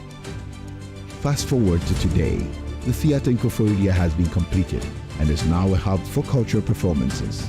Construction of amphitheaters in Kumasi, Takoradi, Tamale and Accra are well underway, showcasing the NPP's commitment to their promises. In 2020, the NPP promised to build a world-class convention and exhibition center at the Ghana Trade Fair Company site in La, and to implement tax incentives to attract private sector investments. The convention center construction is underway. This convention and exhibition center is a game changer. When completed, it will be one of the largest of its kind globally, attracting international events and boosting tourism and the arts. The NPP's efforts have also led to the promotion of cultural festivals and tourist attractions. Initiatives like the Year of Return in 2019 brought global attention to Ghana, significantly boosting tourism and the creative arts. December in GH, created by the Ghana Tourism Authority GTA in 2019, has become a platform for our creatives. Events like Afrofuture, Little Havana, Rhythm on the Runway, Wilderland, etc. have all been supported by government through the Ghana Tourism Authority and have benefited the sector operators, event organizers, musicians, sound engineers, MCs, bandsmen, among others. The improvement of the operations of the Ghana Tourism Authority has been pivotal. The authority's initiatives include the development of an extensive framework aimed at improving infrastructure at tourist hotspots, streamlining services, and enhancing marketing efforts to attract international visitors. This has resulted in an upsurge of tourist arrivals, helping local economies. Last year, the country welcomed 1.148 million visitors. Through the See Ghana, Eat Ghana, Wear Ghana initiative, domestic tourism has also grown significantly, reaching a record 1.4 million in 2023. Tourism sector contribution to GDP hovers around $3.8 billion, benefiting SMEs and several players in the value chain. Another MPP promise was the improvement of tourism infrastructure. Through this, sites that have been upgraded over the last 7 years include the Kwame Nkrumah Memorial Park, the Accra Tourism Information Center Phase 2, including where Gold Coast Restaurant operates, which has become a hub for the arts, Kintampo Waterfalls, Tafi Atome Monkey Sanctuary, Salada Slave Market, Bongre Kente Museum, Obianoma Paragliding Site, Bunso Eco Park, Pikro Slavery Camp. Works are ongoing in Tano Obuasi Sacred Grove, Nationalism Park, and the Dejra Chicharere Eco Park. Furthermore, the NPP's focus on international partnerships have paved the way for collaborations with global tourism and cultural organizations like NAACP, Grammys, Ebony and Essence have all been engaged in collaboration with the country. As we look back on the NPP's promises and achievements, it's clear that significant progress has been made. The journey continues with ongoing projects and new initiatives aimed at further transforming Ghana's tourism, creative arts, and culture sector. Thank you for joining us on this exploration of Ghana's cultural renaissance.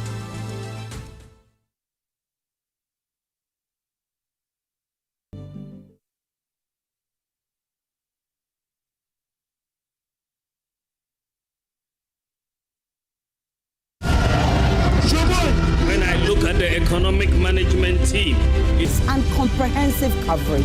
What does this mean? We therefore project it is almost statistically impossible for President John Dramani Mahama to achieve 50% plus one. Our projection is that Nana Addo Dankwa Akufo-Addo will win the 2016 presidential election. The champion, undefeated.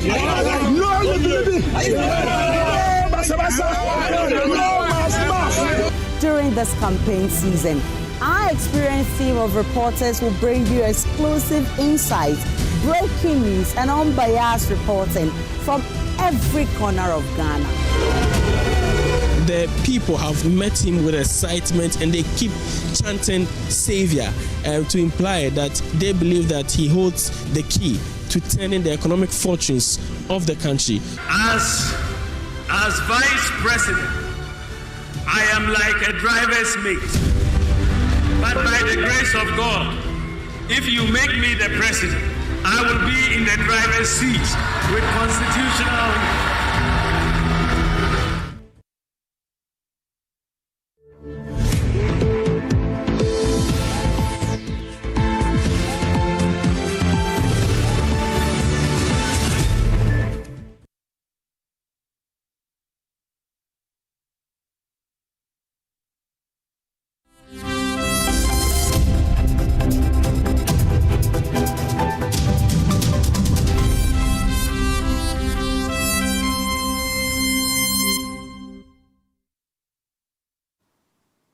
Hello, welcome to Prime Business with me, Pius Kojo Baka. And tonight we begin from the Ghana Statistical Service because the year-on-year change in the index of industrial production for the second quarter of 2024 grew by 8.2%.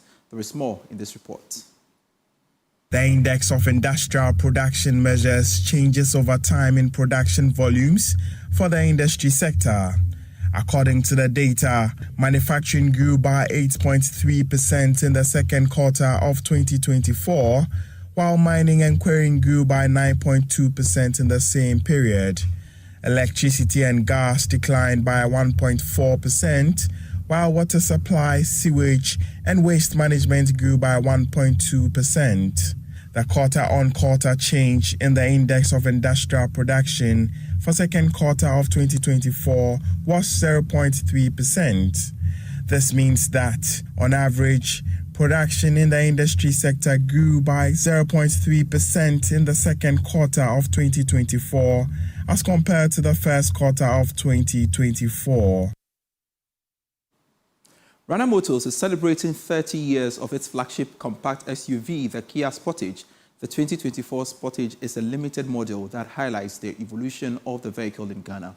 According to the Chief Operating Officer of Rana Motors, Kasim Odemat, the 30 units of Kia Sportage, which was assembled in Ghana, possesses enhanced specifications focusing on convenience and safety. More in this report. To celebrate 3 decades of success, Rana Motors and Kia have introduced a 30th anniversary limited edition of the Sportage on the Ghanaian market. The new 30 limited units possesses key upgrades, including a quieter interior and reinforced safety features. According to the Chief Operating Officer of Rana Motors, Kasem Odemat, the 30 limited units of Kia Sportage, which was assembled in Ghana, has been built to meet demands of customers. To mark 3 decades of outstanding success, Kia has equipped a new special edition of the 2024 Sportage with enhanced specification focusing on convenience and safety while further elevating the model's considerable luxury and design appeal. As Rana Motors, the sole importer and distributor, we proudly celebrate its 30th milestone with 30 unique Kia Sportages today. We honor not just the vehicle that has, but also the unwavering support from our customers, from Ghanaians, and the loyalty from patrons of this masterpiece called Sportage. The Kia Sportage has become a popular choice for many Ghanaians over the years. Sales manager at Rana Motors, Alex Kunta, said the vehicles encompass technological advances aimed at giving customers value for their money. The Sportage is unique compared to all the other SUVs on the market. Looking at the technology that has gone into this vehicle, I don't think a serious potential buyer would want to look elsewhere. Talk about Ghana, we are assembling them here. They are readily available, no wait, no go come. And of course, it's to benefit Ghana. That's why we assembled them here. Based on all the success, when we accumulate everything, 30 years, we had to celebrate it. And if people were buying the 30th, we need to have something that is extra special. So we gave it special color rims, which is diamond black alloy rims. We put some gold chrome accents on it. The interior now has leather and Alcantara perforated seats in a unique color. You only get that color on the 30th anniversary edition. Okay, so that we have only 30. Bako 30. So if you want to really feel special, you have to get one of the 30. And quite a lot of them are spoken for, but we still have a few left. So if you want one of those, please, you have to come now. The first 5 owners who bought the 30th anniversary limited edition of the Sportage were handed the vehicles and presented with premium anniversary gifts. Are you looking for a complete residential facility which offers you all the amenities you can think of, including an industrial and office complex to make commuting from work to your home convenient? Well, if you answered yes, then look no further than Apollonia City. Ahead of the Habitat Fair, my colleague Isaac Atase Nyako caught up with Yao Champon Ej, the marketing and communications manager. Here's more. Okay, so tell me about the Apollonia project. Okay, so Apollonia City is a 2,325-acre mixed-use, fully serviced, master planned, and controlled development by a company called Rendeavor, who happen to be Africa's largest urban developers with over 30,000 acres of prime development across 5 countries. Now, building 7 cities from the ground up in 5 African countries, in Ghana, Nigeria, Kenya, Zambia, and the Democratic Republic of Congo. Now, what we're doing is building what we call a live, work, play community, which means that within the same space, we made provision for residential, for commercial and light industrial, and recreational spaces. Starting with residential, we're currently here at the Oxford. Now, the Oxford is one of 3 gated communities fully built out gated communities here at Apollonia City. We have the Oxford, we have the Muse, and we have Bijou Homes. Bijou Homes is 120 units affordable housing that we built together with Ghana Home Loans. Here at the Oxford, we have 75 housing units made up of 2-bedroom, semi-detached, 2-bedroom detached, and 3-bedroom homes. Now, we spoke about live, work. Now, for work, we have Adumwa Place, our first commercial building over there, with offering 2,000 square meters of prime grade A office space for any companies out there that's looking for space to fit and set out. We have a 200-acre light industrial park for manufacturing companies that want to set out, who want to go into warehousing. Then when it comes to recreational play, here we have our playground right here at the Oxford, where the children, after a hard day's work at school, can just come and have fun. For us, live, work, play is our definition of a complete life. Tell me about your service plot. Great. So at Apollonia City, we do not just offer fully built out homes. We also offer lands for people who want to build to their own specifications. Now, we have two types. We have fully serviced lands and semi-serviced lands. Our fully serviced lands is in an enclave that we refer to as Nova Ridge. The ideal Nova Ridge plot comes with access to water and electricity delivered plug and play to your plot. We're talking about fiber optic cables. We're talking about 24-hour security, solar-powered street lights, the whole shebang, tarred roads delivered to your doorstep. That's the services that come with Nova Ridge plots, our definition of a fully serviced plot.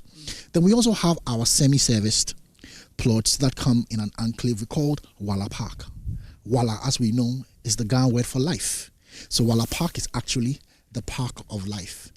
Walla Park is a beautiful, serene enclave where we offer services to the entrance of the community. So we're bringing water, electricity to the entrance of the community, and then the respective property owners can tap from there onto their respective plot. So really, regardless of whatever your needs are, Apollonia City has a product for you. Should patrons visit your stand at the Habitat Fair? Well, because we have a special package for them. I mean, like I said, this is like our 4th year in a row. We have a special discount for patrons that will visit us at the Habitat Fair and go ahead and make a purchase. Especially, in fact, I will not disclose the discount. It's a special package. If you want to find out, look out for us at the Habitat Fair. I assure you, my team is excited. They are pumped up. They are looking forward to meet you. Last year, we had an amazing time. I mean, I'm proud to announce that a number of the patrons actually came here to acquire properties with us, and that's why we're even more excited, looking forward to this time. So visit us at the Habitat Fair. Come, let's have a great time, and we will give you a special discount if you will purchase and make a payment in the month of November. So there you have it. Visit Apollonia City at this year's Habitat Fair. And yeah, definitely you're going to get some discounts, some juicy discounts for that matter. See you there. Up next is Entrepreneur You.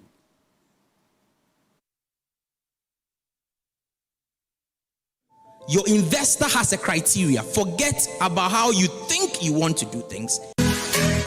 You don't need to do it yourself. You don't.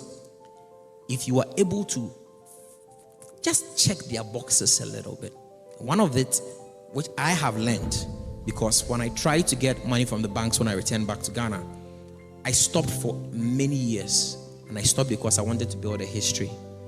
I wanted to build, you know how they'll ask you for 3 years audited accounts and stuff, right? Patience. Like I said, I came with all the ideas. My Rexview friend from with the red tie, social guy, all the ideas, right? It's a bit different on the ground. So when you get guys like this telling you the secrets, how to navigate to the end, if I were you, I'll take these notes. I'll take it to heart. I will remember it. I'll practice it. I'll attempt 1, 2, 3. It doesn't matter. What the fuck am I sorry? Vim. If I say Vim, say Vim. Blend of Where's Nathan? Is Nathan in the crowd?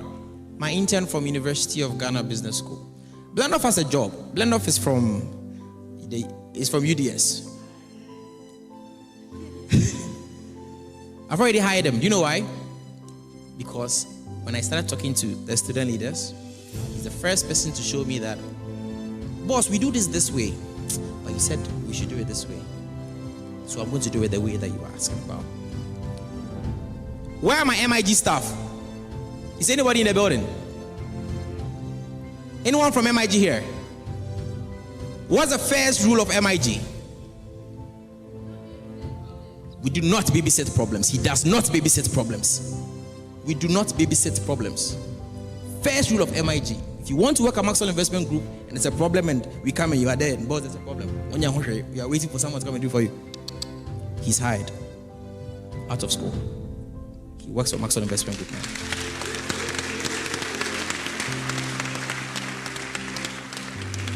Use that. The banks have criteria as well. MIG has criteria. Your investor has a criteria. Forget about how you think you want to do things. Fit into their criteria. Get what you want in order to get to where you need to be. Thank you, guys.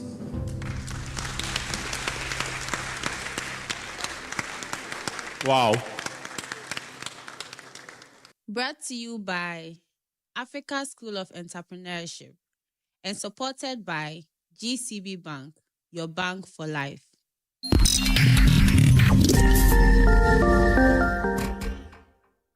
Thanks so much for watching Prime Business. Prime Sports is next.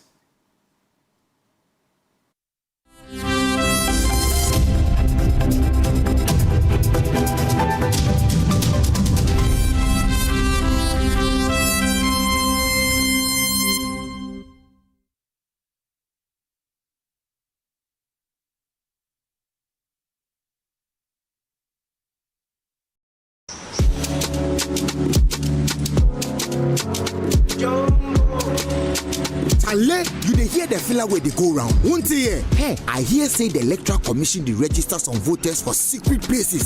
Them add thousands of names to the voters register. Me sef I hear say they do one for the EC headquarters. I only fair. Hey, them fee are thousands of voters for the ruling party in Stronghold and delete names of voters for the opposition in Stronghold. I beg for only. If these rumors are true, then the upcoming elections cannot be free and fair. Oh, the Electoral Commission needs to address these allegations immediately. And Tamara, my people, let me set the record straight. All these rumors, they are nothing but pure lies. And Tronkwa, really? First of all, 21 days before the registration exercise, the EC publishes all registration centers in the Gazette, and every single political party knows the location of all these centers all over the country. Okay. Secondly, all political parties have their agents at every registration center nationwide. Accredited observer groups, metrese, even international observers, they are also present at these centers. Yes. Thirdly, all political parties receive both start of day and end of day reports at each registration center. They use these reports to collect the figures of registered voters. Simple. Oh, okay. Yeah. Finally, at the end of each day, registration, the total number of voters published by the Electoral Commission always matches with the figures collated by the political parties from all the registration centers throughout the country. There is no doubt about it. I mean, no doubt about it. Sir. Okay. So my people, don't fall for all the lie that is flying around. The registration process is totally transparent. Period. Now we know the truth. We won't fall for these lies anymore. The EC ensures a transparent process at every step. Share this information and help stop the spread of misinformation. Make sure say Remember, the EC logo fee add one figure self to the registered voters. The 2024 election registration process, it be French, it be clean, no kululu.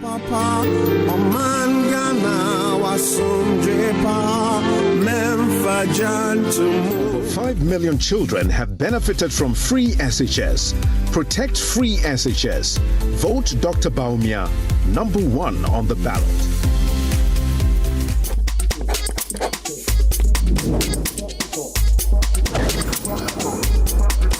One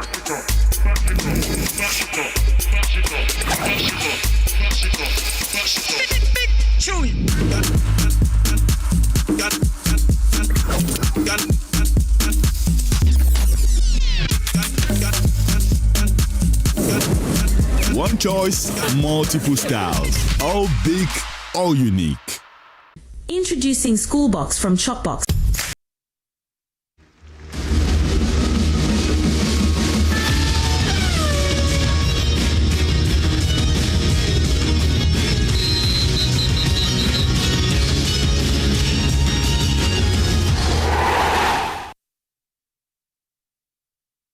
Welcome to Prime Sports with me, Razak Musbao. Now, Black Stars head coach Otoado is confident that Ghana can still secure a ticket to the 2025 African Cup of Nations despite their recent defeat to Sudan. The Black Stars picked up just 1 point from 4 during the October international break as they face Sudan in a double header, which leaves them on the brink of missing out on a place in Morocco. Now, the Black Stars currently have got 2 points and will need to win 2 remaining games in the qualifying series while hoping that Sudan will lose the rest of the games because Sudan at the moment will need just 1 point to join Angola as qualifying teams from Ghana's group. However, head coach Otoado is confident that Sudan can possibly go on and lose the 2 games ahead. First of all, I would like to congratulate Sudan for their victory. Also the coach, Kwesi Appiah, always been a gentleman before and after the game. They did well. They showed passion in their match. And I would like to congratulate them for this. Then surely I want to thank the team for at least trying, knowing that it was not good enough. I think we had a good talk afterwards. I had individual talks with players where we attacked certain issues and certain scenes, and I hope it was fruitful. Everybody was down, and was a really, really hard pill to take. Surely I want to use the opportunity also to thank the whole technical staff for supporting me, even now after the game in our worst days, because surely we as Ghana should qualify for the AFCON. It's not over yet. Mathematically, there's still a chance, and we will do everything which is in our hands to hold this chance alive. And reflections on the game, you know, it's like, and I think I need to go a little bit, not only on this game, but a little bit more behind. If I reflect, and this is, I mean, was also when I was a player, this was the case. You have to win your home games. You have to win them. And, you know, the passion and also the discipline defensively, but also offensively, position-wise, was really, really good. It's just like we didn't execute and the results were not there.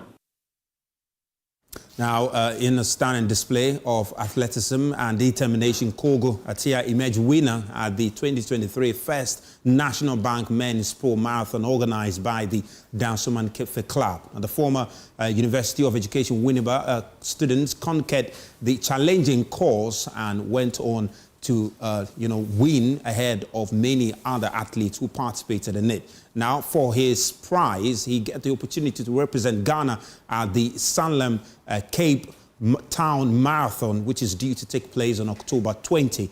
Now, ahead of his participation in the event, he spoke to Joy Sports on what the country should expect from him. I can say this is the best moment for me. It's a dream come true because I was aiming to go for international competition, and I can say the dream has come true successfully by the grace of Almighty Allah. And we're at a point where you are not just longer representing yourself, but the entire country. Yes, please. I'm representing my country. As I said earlier, that is a dream come true. I was aiming to represent my country for the international level, and as I'm going, the country will be expecting something bigger from me. By God's grace, I'm expecting to set a new record for Ghana. In athletics, we deal with time, not only the position, you might be first, but your time might not qualify for you to go for international race. So I'm looking to go to make a record for Ghana. Okay, as for my goal is my goal is to become a bigger person in the future in the athletics field. Yeah.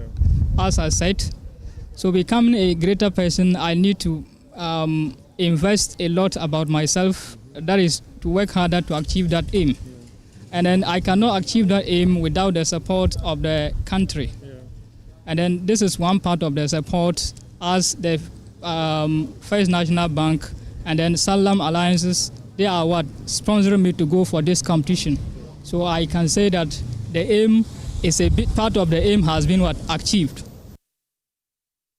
A big wishing call at the very best in that marathon event. Well, way for marathon to some football now, and it's an event that is due to take place later part of this year, in just about 2 months from now, in the central region, to scout talented footballers and give them an opportunity to realize their dreams. And is the possible football agency that are embarking on this very initiative. I have in the studio with me the founder and the co-founder, and these are the young gentlemen who are trying to give the many young Ghanaians with the dream of playing at the top level the opportunity to do so. Guys, Bernard, thank you so much for coming to the studio. And also welcome to the studio. Yeah. I mean, let's talk about the initiative coming up in December very briefly. Tell me in 30 seconds what the possible football agency is all about and what the event in December is all about. Well, the event in December is about unearthing talent. I mean, in our part of the world, we've rarely mentioned that we've got a lot of football talent here, very skillful, but they need the platform as well. So speaking to the Ghana Football Association, speaking to scouts across Europe, I mean, we had to come to a conclusion that it is also better for them to come into the country, you know, after the elections. I mean, we know we're going to have a peaceful elections, rightly. So after the elections, to come see the beautiful talents that we are having. So an 8-team tournament, you know, a great opportunity to for these scouts to see that brilliant talent. How does one get to be part of the event? We know it's happening at the Cape Coast Stadium, all right? So how does any of the young talents there get to be part of it? So we already have teams that we selected, right? And then we have a selected side teams where individuals who have the talent but not playing for any major clubs can come for a pre-selection before we put them together to form a club that will join the already existing teams that we have to play on that day. So the dates and venues is going to be out where individuals, like I said, across Ghana can show up. You know, we have coaches from National Under 17 and all that coming together to do the pre-selection for us. So these individuals can, you know, look out on our social media platform for the date and venue where they can just get on and show up and show what they have. How important or how close to your heart is this initiative for you? Because it looks like you're very passionate about it. Well, yeah, that's very true. This has been a project that we've been working on for the past 3 years. You know, it's always been agents coming down to Ghana. But this time around, it's direct team scouts from these various clubs, top clubs in Europe, coming down all the way to Ghana to do this. So it's a little bit different from the norm that we know, bringing agents down here. This is a little bit different. Yeah. So if you can see or feel how I'm talking, this is a very, like, this is something dear to our heart. And let me just come to you, because we know that in Ghana, so many talent. It's only about the opportunity for them. You know, for the many young ones out there, some of them say, we've been to many scouts and tournaments. Some have picked us and they've just left us along the road. Why should your agency be trusted? Well, we should be trusted because we've gone through all the ranks that we should go through to inform them about this whole initiative. As I indicated earlier, we spoke with the FA president. We had wanted to do that thing on a weekend, and he said that no. We are involving clubs from, you know, Division 2, Division 1, starting from the base and trying to, you know, build up. So we spoke to the FA president. He thought it, you know, was wise to bring it in the middle of the week where there's no major club engagement.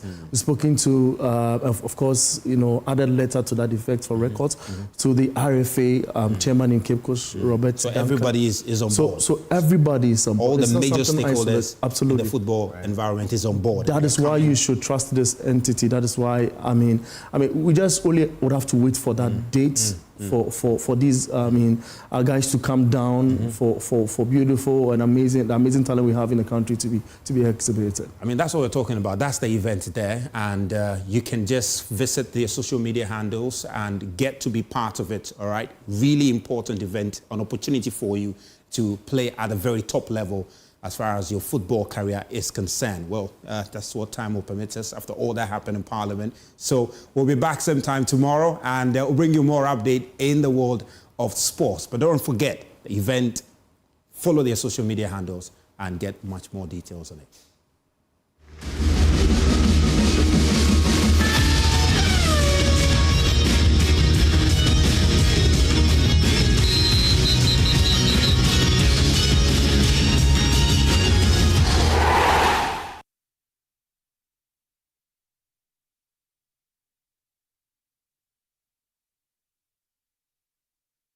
Fellow countrymen and women, the desperate NPP, realizing that they are losing the 2024 elections, has once again resorted to lies to smear the nation builder, His Excellency John Dramani Mahama. The NPP's claim that Mahama was against free SHS and will cancel it when elected is nothing but a barefaced lie calculated to deceive you.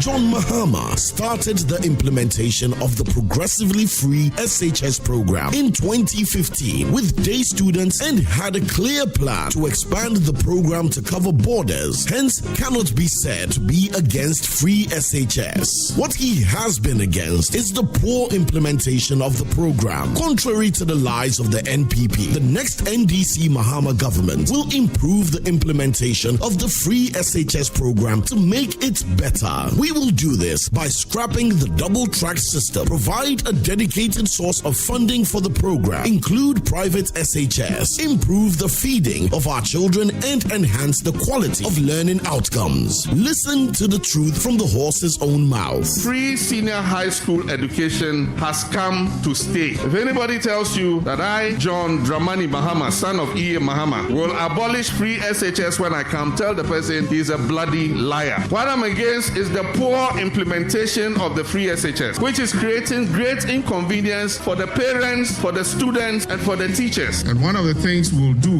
when we come back into office, and I know inshallah we're coming back into office, is to complete the 200 community day schools that we began, so that we can bring a quick end to the double track system. Beware of the NPP's lies. Vote for change. Vote for John Mahama and the NDC.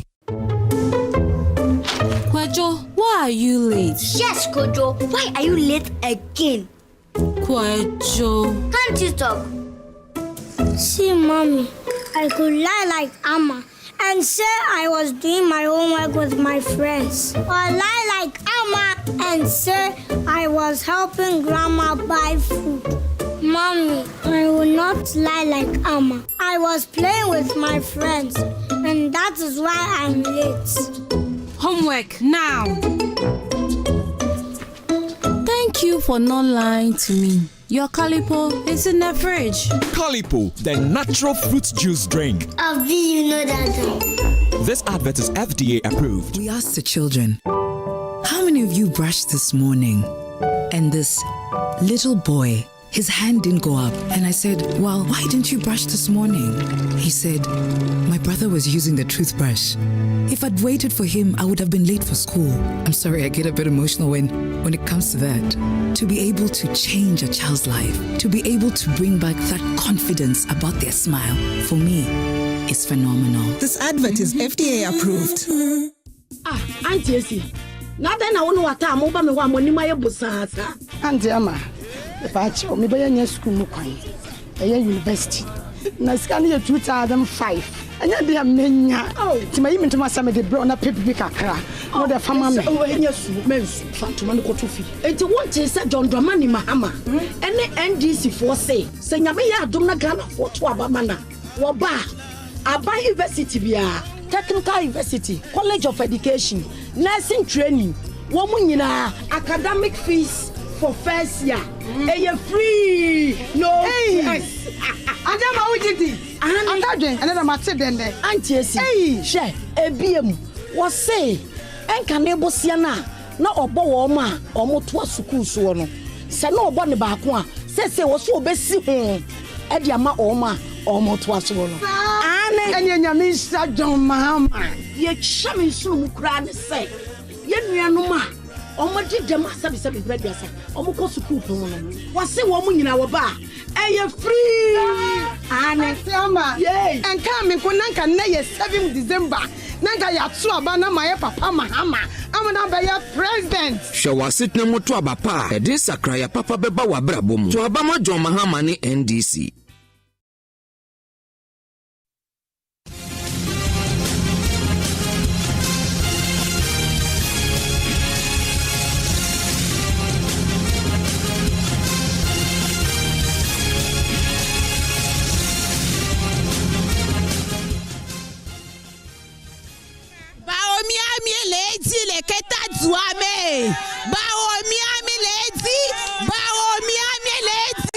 Hello, welcome to the Keta constituency. In today's edition of Your Constituency Watch, we are gauging the minds of constituents. What is on their heart? What are their demands? What are they looking for?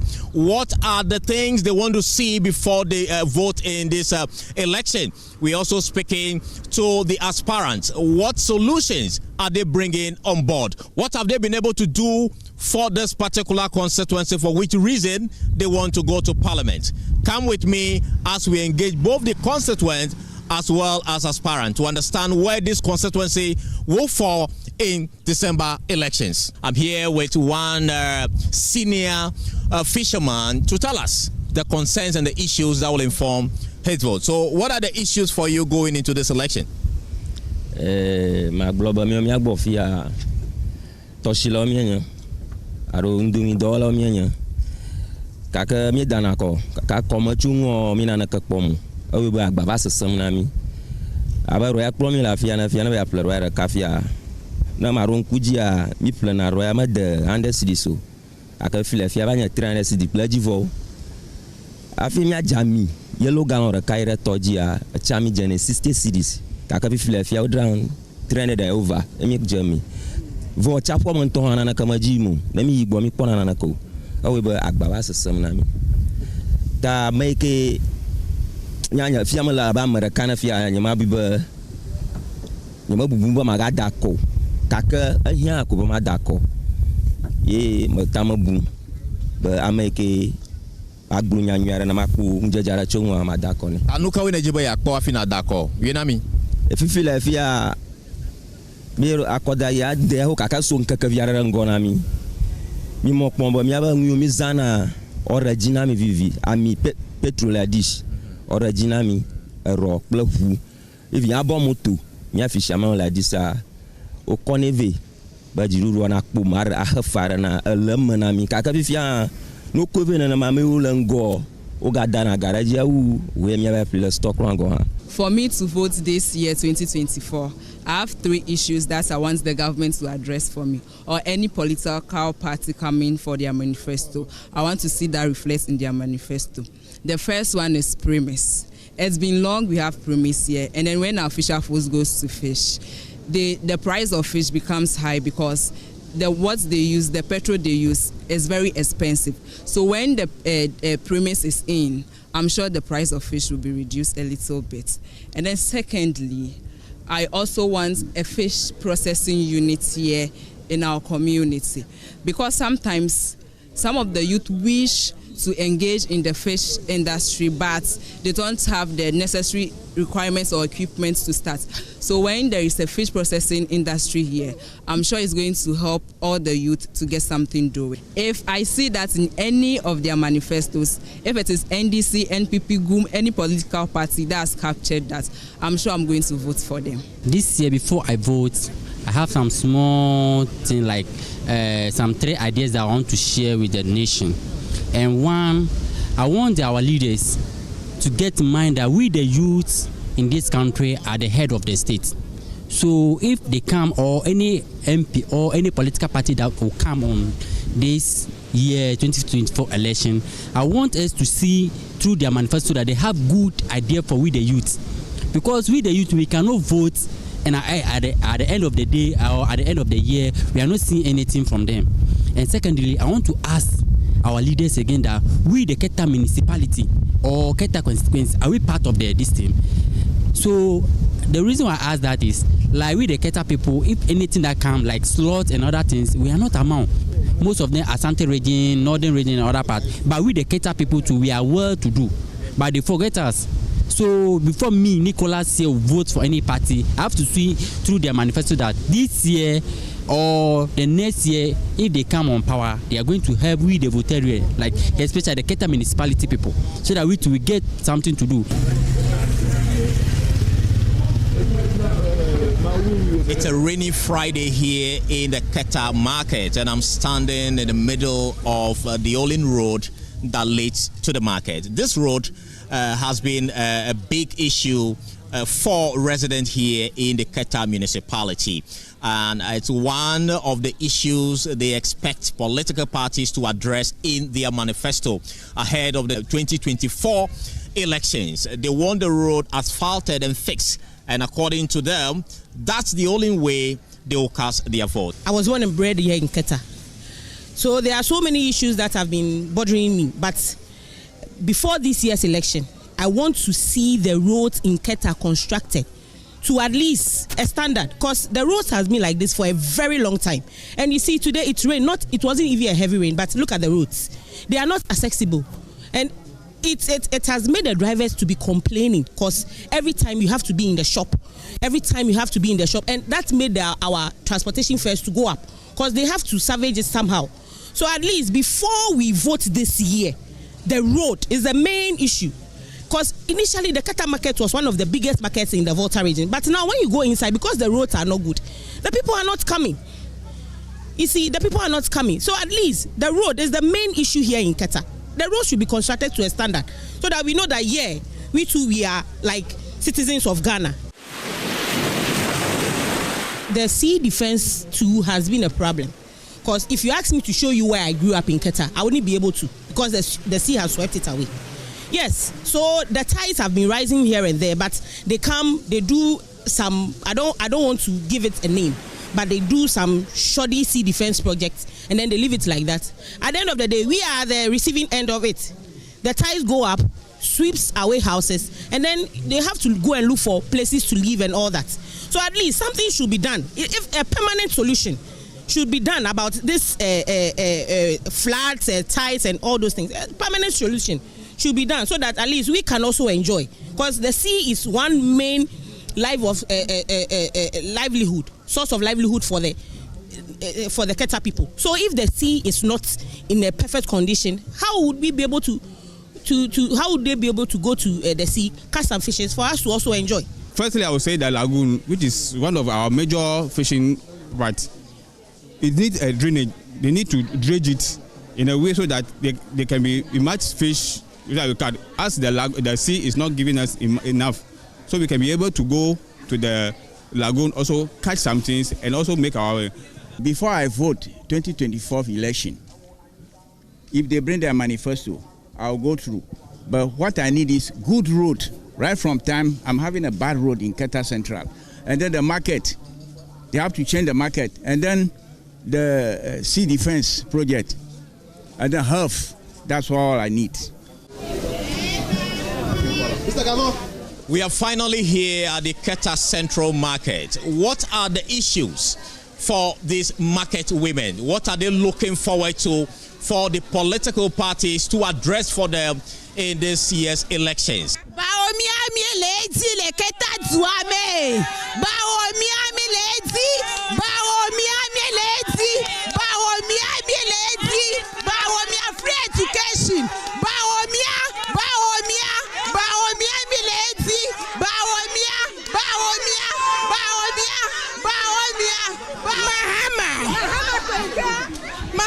Free education.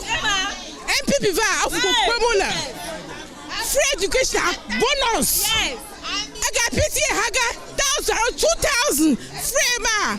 Since that Nana came to this season, we are not selling. This is the water that I take. This market there, I said I thought I market there I would sell. I didn't sell anything at all. So So this time around, I want Mahama to come. Ayazu, Ayaza. Baomia Kochimiela. Amo Sukoyim free. Amo Benyabrata, Amo Ira Suku free. Free education. Lakwade had the Biomo Fukpamo. It is possible. It is possible. It's not possible. It's not free education. Me go suko mi matemia isukoa. Free education mo dogo je chesa matema isukoa. Maha Malaysia jemi gbanaga 7 city 6 city. Banana ba shi ajere 20 city 25 city 50%. How? Okay ma, Mahama kwayi.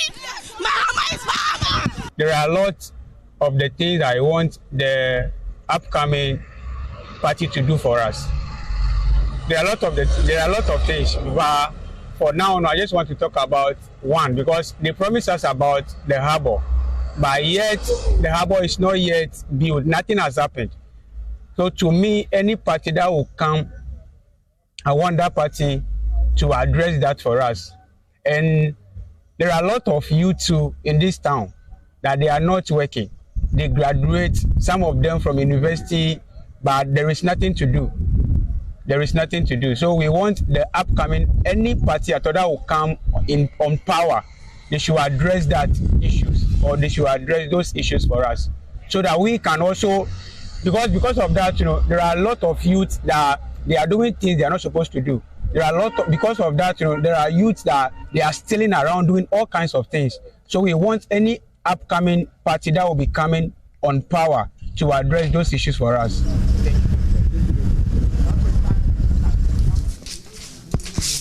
Well, here in the Keta constituency, one of the key concerns of constituents in this constituency has to do with health. Many of them have issues with eyesight, and they expect the aspirants to come and address this particular concern for them as they go into the 2024 general election. Hundreds of constituents have health issues when it comes to sight, and those you can see here are people who are undergoing surgeries here at the Keta Government Hospital. Come closer to me. What's your name? I'm Eunice Aram Henyu. Okay, so why are you here? I'm here for an eye surgery. What exactly is wrong with your eye? I've been told it's pterygium caused by dust, the sun rays, and then the smoke and the environment. So I'm glad to be here to do the eye surgery. So how serious? I see a number of people here, probably from your own communities. How serious a problem is this eye issue in the Keta constituency? Okay, so when we talk about the eye is one of the sense organ. And then the eye is part of the human body that helps us to see and work hand in hand in everything we ought to do. And then in the constituency here, we have issues with the environment, mostly there with smoke. Yeah, so this is all caused by the environmental problems we have here. Yes. Now, in 2024, the politicians are going to be coming your way, NDC, MPP, pushing for your vote, and they go away. What is the key issue you want them to address when it comes to health of the people in the Keta constituency?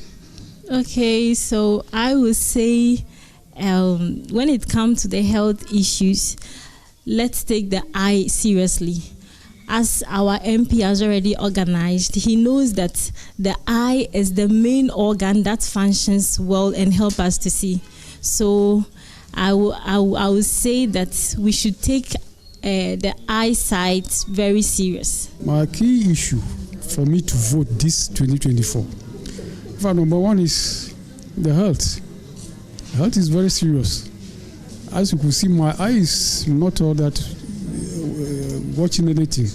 So as I came here, in fact, how they scream me, I know that it will be good. Although I haven't passed through yet, but I know it will be good. Secondly, education too counts. At least when the education is there, you can know how you are going to handle yourself in the house and everywhere before all this disease will attack you. Yes, I think you should continue and do the screening, and the education too will help, because sometimes there are certain food that we eat which in the condition, the way we handle our eyes, sometimes it's our own fault because we don't know anything to do about it. We don't have any education on it. So I'm feeling that we should be giving more education on the eye issue, because it's a general thing that is not only affecting this community, but it's a global, it's a national issue that need to be addressed. I have with me the aspirant for the NDC in the Keta constituency, who is also the incumbent MP of the area, to share with us what he's been able to do in this particular area. Tell us what you've been able to do for the past 1 year, or say 4 years that you've been the MP for this area. Yeah, so thank you very much for the opportunity. I'll start with health. As I speak to you, you can see that we have actually done needs assessment in the various community to identify the needs and plights of the people. And one of the key things in health we are battling with the eye issues. So based on that, I have organized screening for over 15,000 people for the 4 years. And then we have identified at least 1,500 people as I speak to you. And where surgeries were done, some are cataract surgeries, others are pterygium. And then those who have issues with glass, we are supplying them freely. And then those who have issues, minor issues, we are supplying medications for them. And then these surgeries are free. Nobody have paid a dime. In terms of conveying the people from the various area, the bill is on me. They are feeding, the accommodation, and then sending back to their various location. And then the review were all footed by me. And then so there are some NGOs who are helping me to do this work. Friends Eye Center, and then Times World Vision is also part, an American-based NGO who are helping me. We are doing this, and then so they are in today also to help almost about 300 of my constituents who are suffering from eye, where surgeries will be conducted for them. Apart from surgery, you see the health directorate. You need renovation. I have renovated that at the cost of 100,000 Ghana cedis. I have actually helped donated some air conditioning to the Keta Government Hospital. When you go to Anyako Maternity Block, I have refurbished that. KG, I have done that. When you go, as well as we have distributed a lot of medical supplies to the various facilities across my constituencies. And then we have done fibroid surgery, 65 people benefited. We have done hernia. We have done pediatric care, where children have some deformity with their organs. We are able to bring consultant, and an NGO called Hope for Little Ones have actually helped us to correct those effects. Okay, you appear to be heavy on health issues, and in fact, it's one of the key issues your people are raising. Why are you so focused on health? Health is wealth. Without health, and when you talk about health, it's not only about absence of diseases. It's about the disease, the health and well-being of the people.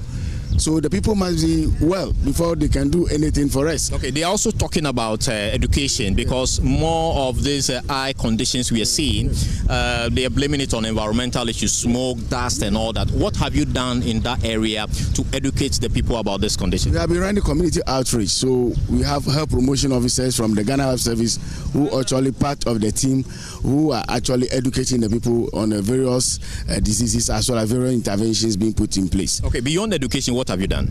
The education itself, when you look at the educational sector, with Pencils of Promise, an NGO who is into school building, we are able to construct 4-unit classroom block with auxiliary facilities at Anglo and by EP. We have done same in Anyako, where Anyako, the old building, have been refurbished. On my own accord, I have refurbished AME Zion School in Haveji. I have done refurbishment of Seva AME School. I have provided the health directorate with a photocopier and printer. I have been supporting them financially to monitor the teaching activities in the various schools, as well as monitoring of the examination also. We have provided furniture for some schools. We have donated books for some schools. And in addition to that, the educational director, Bungalow, was inexistent need to be refurbished. Nobody was living in it. They always commit from other constituency to my constituency, which have been there for 10 good years. But with my intervention, I are able to renovate successfully for the educational director and he's using. Okay. And that's so I think that we've touched on education, health, but there's one major issue here, which is the erosion of the coastline of Keta, and they are raising concerns that the coastline needs to be protected. You, as the MP, what have you done? Yes, as a lawmaker, we have channels to having channeled their grievances, and I filed questions in Parliament. I wrote statement and I read statement on the floor of Parliament to bring Parliamentary Select Committee on Works and Housing to tour the whole constituency, and then the honors lie on the central government because they are responsible. They are collecting our tax, they are collecting our levies, and the mandates reside with them. They're supposed to take care of our constituency, but they feel they don't get their vote from here. Nobody is minding it. During the tidal wave, during the spillage, we call upon them. We have advocates. As I speak to you, the government, feel aloof without even, coming here to even empathize with the people. Okay. It took some of us to advocate, including the former president, to bring relief items to the people. And NADMO supposed is their mandate to do this. NADMO is broke, and they are not there to help our people. Okay, so now let's look at your record that you have touted. Your opponent believed that you are a failed MP. In fact, your performance, he described it as abysmal. What is your response? Because there's a lack of knowledge, my people perish. As for them, they are, even as an MP in opposition, I don't take, I'm not the one in charge of collecting people resources, the levies and all that taxes. It is them who are supposed to do these social amenities. They are supposed to solve the constituent problem. But the government is not, they are not doing anything. They have been 8 years in power. As I speak to you, the tidal wave, the sea defense, nothing is happening. The ports, nothing is happening. The market, look at the roads. Our roads are very deplorable. It is the duty of the mandate of the central government vis-a-vis the district assembly, who have their rep, to be doing all these things in the constituency. They are not doing. But as an opposition MP, the little I can do, I'm doing it. So you disagree that you have failed? No, I have not failed. I have performed marvelously well. Look at my achievement. You saw it. Taking, saving life of people is a service to humanity. So on a scale of 1 to 10, where would you place yourself? I place myself at 9. Because I'm on top of the issues, because it's based on research. Community assessment is based on research to identify the needs, those that are, you prioritize them and then intervene. So my interventions are to the constituent, and they are happy. Your opponent believes that he is doing a community-based campaign, and he says he's going to beat you to it. How prepared are you to actually ensure that this does not happen? The people in December 7th, the people of Keta will reward me heavily, handsomely. So, as for them, you can blow cool air. You think they are blowing cool? Oh, they are blowing cool air. They can't do. What achievement? They don't have any achievement to even talk about. Free SHS is there. Free SHS, and then what else again? Everything free, she says. Then what is that? Look at our roads. Look at our market. Look at the tidal wave. So you think that your opponent is not a match? They have no record. They have. When it comes to employment, they are not able to even tackle it. But on my own, I have put 1,000 people, the youth, under Gakpe apprenticeship program. They are my tailoring, dressmaking, sugar crafts. Some are learning fitting, woodwork. Their vocational skill. And at the end of the day, next month I'm graduating them, and I'll give them tools to go and work. This is what we are doing. So you think that your opponent is not a match at all? Oh, they are no match. And then I can assure you, whether rainy or shiny, NDC will win handsomely in Keta. What margins are you looking at? For the parliamentary level and then the presidential? We are looking at nothing less than 95% of the vote. 95%? We are doing Operation 95. The last time was 85. We are going to increase it based on my good deeds, my good work. We are going to win massively. And then you can interview the people. You can go to the community. They will tell you they are voting for me. What is your message to Courage Hope? My message is that the election that is coming and our constituents are going to vote, they are going to vote for the dredging of Keta Lagoon and then making canal into Keta Lagoon, where a lot of shrimps, crabs will flourish, and then it will open up the economy of Keta. They are going to vote for Keta Sea Defense. Is in our manifesto explicitly. I mean, title under Keta. They are voting for roads. They are going to vote for establishment of School of Pharmacy from UHAS in Keta. That's the vote they are going to vote for. They are voting for the roads construction from Haveji to Denu is under that. They are voting for conversion of Ohabu Agri College to university. That's what they are going to vote. All these have been captured in your manifesto. Have been captured in NDC manifesto. And you believe that? And you believe that this is actually going to make? NDC is the only one who take care of voter region. As I speak to you, 95% of the development is coming from NDC. We provided the electricity, we provided the road, we provided the hospital, we provided the health facility. All the school buildings is NDC. Water is NDC. Okay. Finally, what do you make of your opponent's ability to actually pull a surprise here in Keta?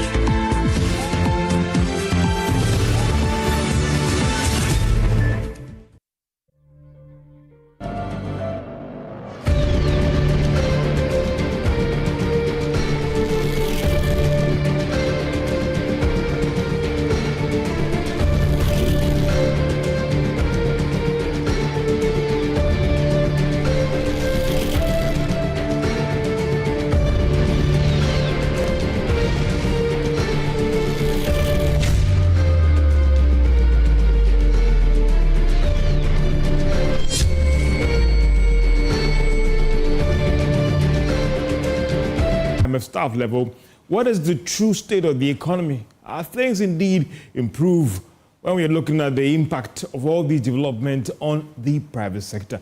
Indeed, we engage a very special person in this industry, Nana Osei-Bonsu.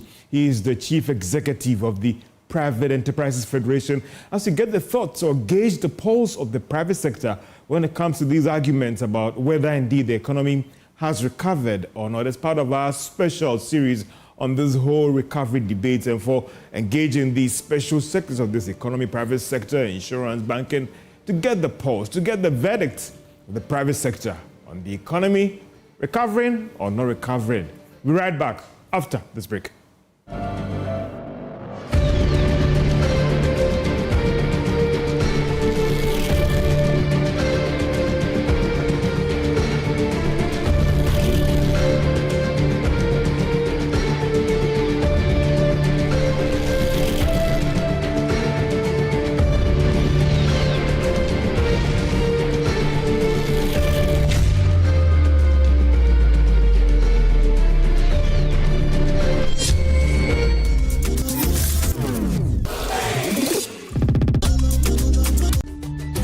Aqua Safari lately? Let me share my experience with you at the new Aqua Safari Resort. When you arrive, you're greeted by warm smiles and introduced to your 24-hour butler who already has your itinerary sorted. Enjoy water sports activities like jet ski rides, kayaking, water sliding, flyboarding, and castnet fishing. You can even have your lunch here on the boat cruise. Experience horseback riding, tennis, and some golfing amongst a host of other activities. Let the tour guides take you through the sceneries of the Volta River, the mangrove forest, the friendliness of the animals, local and exotic birds, while you pet and feed them. You can have this large space for your conferences, corporate retreats, and so many activities as part of the package. We chose to have our breakfast with a beautiful sunrise right in front of our cabin. We had an amazing experience and I can't wait to return for more. Visit Aqua Safari Eco Resort in Ghana, bringing you closer to nature. Over 5 million children have benefited from free SHS. Protect free SHS. Vote Dr. Baumia. #1 on the ballot. Hey, strong. Hey, tough. Syntex is coming on radio. Syntex is coming. Today we are in Nima. Syntex, your trusted brand for everything water tank, domestico, industrial use, and we are promising all our communities listening or watching us right now. And oh, high five. That's right. Still Ghana's first to introduce double layer tank. The whole. Free water for everyone. Thank you. Thank you so much. So please make sure you nominate your community. We will be right there to serve you. Papa Sintas, what's the next week? Hey! Yeah! Keep nominating your communities on our social media handles and trust us, we might be at your doorstep. Sintas, are you strong? Are you tough? Yeah! Luckiest. Star 712 hash. Luck is everywhere. 8K. Hey, you get an 8K. Get a package from your Wallahi. Hey, wait. You go put it on his tab. This is my man. Good luck. Bill Radio. We are star 712. I'm on dialing the magic numbers. Star 712. Now welcome to the luckiest. And now with me at home ticket. You can buy for yourself or your loved ones. Mommy, tell mommy who's here. You're buying for me, right? Or who else? Oh. Let me choose buy tickets for others. Love you, boo boo. No, maybe straight to option 4. Now, you need to buy tickets worth 50 Ghana to qualify. Yes, you can buy random or preferred tickets. I'm choosing random tickets. Listen, if you buy the random ticket, the system chooses a random number for you. But if you buy the preferred, you get to input your own preferred 5 digits. 5. Baby, give me your 5 numbers. And how much are we buying? Babe, look at the body and buy you. With your body, tread cautiously. Now follow the prompts and prepare. Now the luckiest. The luckiest is regulated by the NLA on the Caritas platform, not for persons below 18 years. TNCs apply.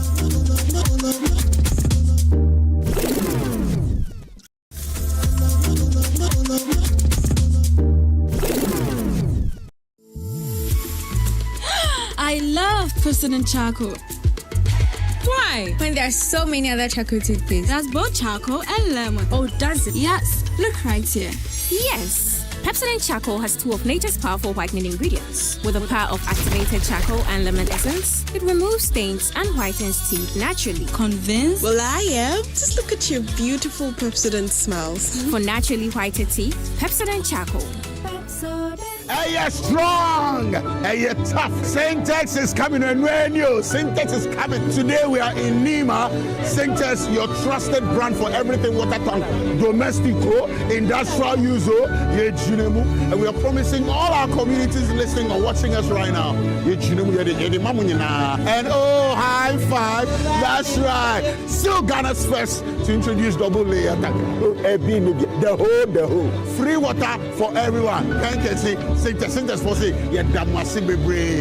you so much. So please make sure you nominate your community. We will be right there to serve you. Papa Sintas, what's the next week? Hey!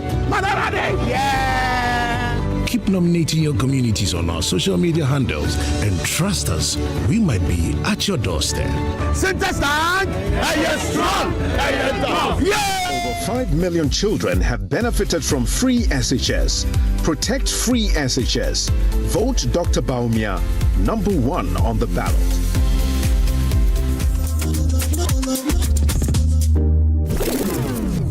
When your immune system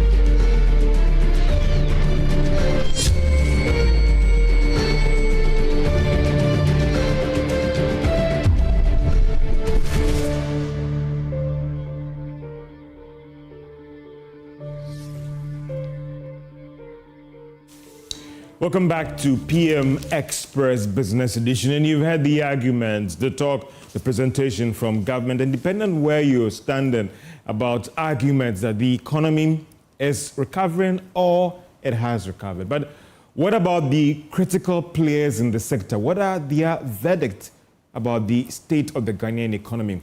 Have things really improved, or it is getting worse, or we are still in the woods and we have not got out of it? And as part of our special discussions on the economy and getting the response for those who are in the critical sectors of this economy, PMS will be engaging a lot more players in this industry as we look at the economy, recovery, and how it's impacting on other sectors of the economy. And we can't have this discussion without engaging the private sector. Nano Sebonsu, he is the chief executive of the Private Enterprises Federation. And I thank you so much for your time, for being managing to pull you in here in studio to have a discussion on the economy, private sector, and all the concerns you have. I mean, after the IMF third review agreement, engaging government, engaging the Bank of Ghana governor, the argument is that the economy has now recovered.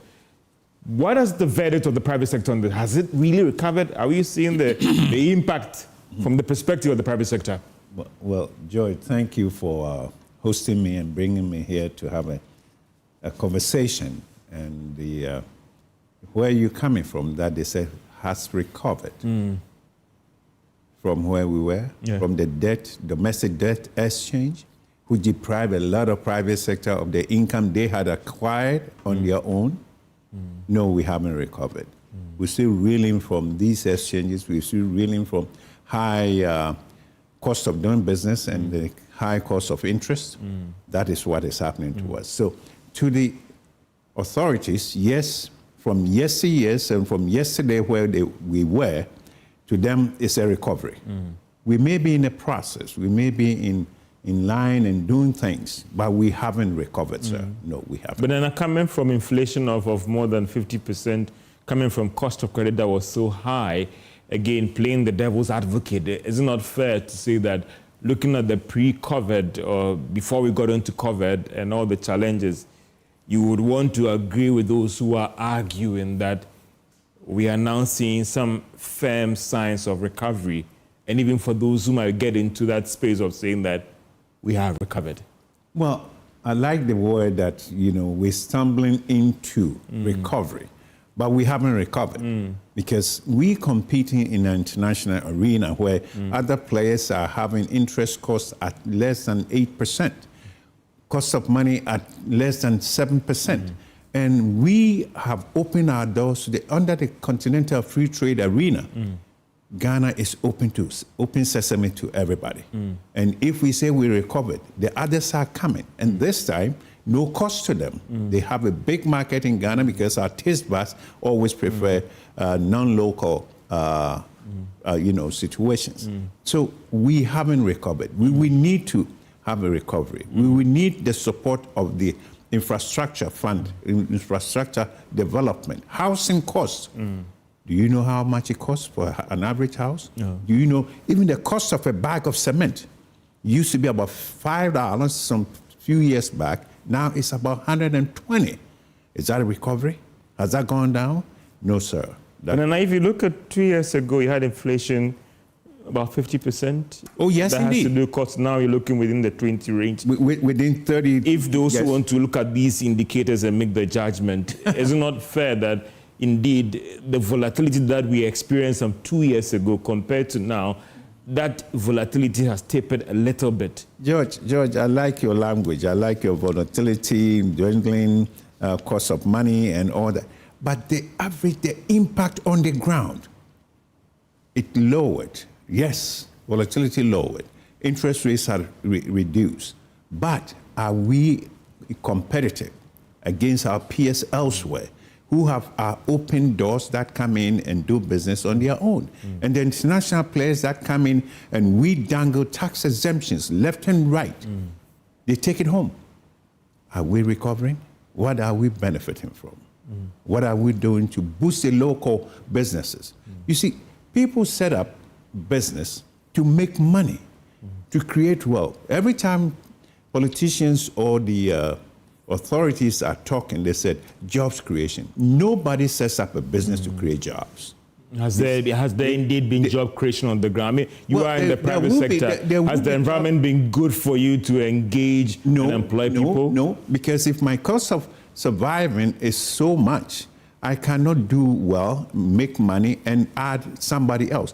When I make money, then I see the horizon is bright, and I have to bring somebody like you and others to come and join me and make more money. And that's what jobs creation comes about. It's not that I set up a business to create jobs. It's a point that I want to make money. And once I do, I bring others. Is the environment now more difficult for you to employ compared to some 3 years or 4 years ago? Well, some few years back was horrible. Let's not forget that. So that's when we had it. If I could get the word to describe better now. It's better now. But there's an English word for horribility, I should use that. It's better now, basically because, as you said, we are in a process of recovery. But we haven't recovered. We haven't recovered. We are in the process. And now, to me, this current authorities are gone already. So we're looking for tomorrow. The new players that will come in come January 1st, will come in January 7th. Look at the players. That's when we're going to have an argument as to what do you want to do? How do you do it? Who do you rely on? Domestic private sector. That's a vehicle to hang your coat on to make sure that Ghana's economy boosts. And then I asked the question about the employment thing because we knew that 2 years ago, COVID time, and when things got so bad, then we'll come to the domestic relations program. We had some firms in your space asking people to go home. And I'm just asking that, are they now calling them back or still? Well, they're not calling them back in entirety, but at least they're doing a little better than when our hard-earned interest, hard-earned income were taken away by the debt exchange, which we did not wholeheartedly approve because we didn't have a yes or no answer to them. So now and there are some who decided not to subscribe to it. Well, I mean, it's not a matter of subscribing. When your interest is that we're going to pay you X, that was governmental with fiat. We're going to pay you X. But so there was an option of, if you think that it's bad, don't subscribe to it. Did we have a choice? I get you. Did we have alternatives? If it's bad, what else do you do? I'll give you some of our partners definitely lost millions. Not because they prefer that, but there were no alternatives. And the guy said, either eat or don't eat what they give you. Even though what they give you is not palatable, you have no choice but to swallow it. So we look at it, looking at tomorrow, because as I said, this is done as of now. They're gone. 2 months, hallelujah. Come new players. What are we going to do? What are they bringing to the table? I said, hang your coat, your life on private sector. Assist private sector with their recovery to bring jobs, to bring wealth creation. The government's own income stream is dwindling. Why? Basically, we talk about it at a latter part of this program. Because our cocoa industry is not doing well. Good, we have good reason to talk about that. But when you come to private sector players, the people who make money, who make a difference, who create jobs, 86% is private sector. And our small potatoes, we're not big players, but we go around the world attracting, enticing big players to come in, and we give them tax breaks.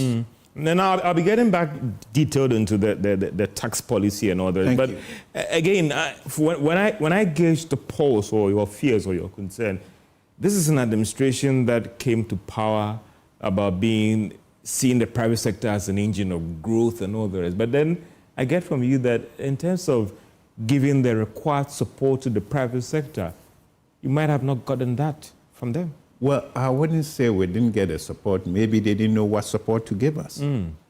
We gave our wholehearted support to inaugurate that government. And that government, we were expecting, maybe our expectations were too much, or maybe we didn't know their limitations. But it came to the point that they didn't deliver, period. And that is the verdict on this That is the verdict on private when it sector. comes to this administration and what they did for the sector. They failed to deliver. They have failed to deliver to us. That is quite serious, some would say. That is very serious. If you recall, December 2016, the Private Enterprise Federation hosted the incoming president and his entourage in a big fanfare. Tell the world how you're going to run Ghana. And they came in, we gave a 10-point scenario, and they gave a response. And we didn't do better after that day. And this is the result, as we see ourselves now, that the private sector is not doing well. I mean, some would say PEF it's a huge body. Couldn't you push enough with this F or failure tag that you're giving to this administration when it comes to the private sector? Some are saying that, what about you yourself? You had all the power to push to ensure that private sector is giving the required assistance, create the right environment for private sector to succeed. George, I don't know what you said. We have the power. We don't have a power. We have persuasion. The persuasion power to push, to press the powers to ensure that government does your will or put in place the right structures to aid the growth of the private sector. Let me give you a scenario. We used to have a quarterly meeting with the economic management team. Yeah. Where did that go? What happened? What happened? It failed. We never met again because why didn't you you like meet the music we were playing? What music were you playing now? What we were playing is the domestic private sector should be the spearhead of all the activities in Ghana. And what did the government say? Government says, wait a minute, that's not what we think. What we think is a collective action by all, which we agree. And that led to that engagement being cancelled. The language was not palatable in the sense that we weren't called to the table. There was one that... Because of your comment, government refused to engage some you of the again. things that we brought to the table, the indices that we analyzed, that maybe the cost of doing business is high, maybe the perception of corruption index is high and all that. People don't appreciate the forthrightness of the... You spoke truth to power then, and they didn't like it. We spoke the truth. And they didn't like it. And we wanted that to be toned down to the point where we can all feel comfortable. So today, like we welcome that 2016, today we can say, hallelujah, goodbye. We thank you very much for coming, and we appreciate your coming. But we can't say that now. We can't say now because things didn't work in our favor. Things didn't do right by us, by the domestic private sector. That is what, unfortunate that it should happen that way. But now some will say this is quite serious because this is an administration that we all thought that it has a better posture towards private sector. Yes, sir. But because you were assertive in your engagement, you were shown the marching orders. We weren't showing the marching orders, it's just that we're not coming to the table no more. But that is another way of saying that. Is a negative way you of would not tell us what to do, so bye-bye. Thank you. You're not telling us what to do, and we don't appreciate you saying all these things. Thank you very much. Maybe when we're ready, we call you back.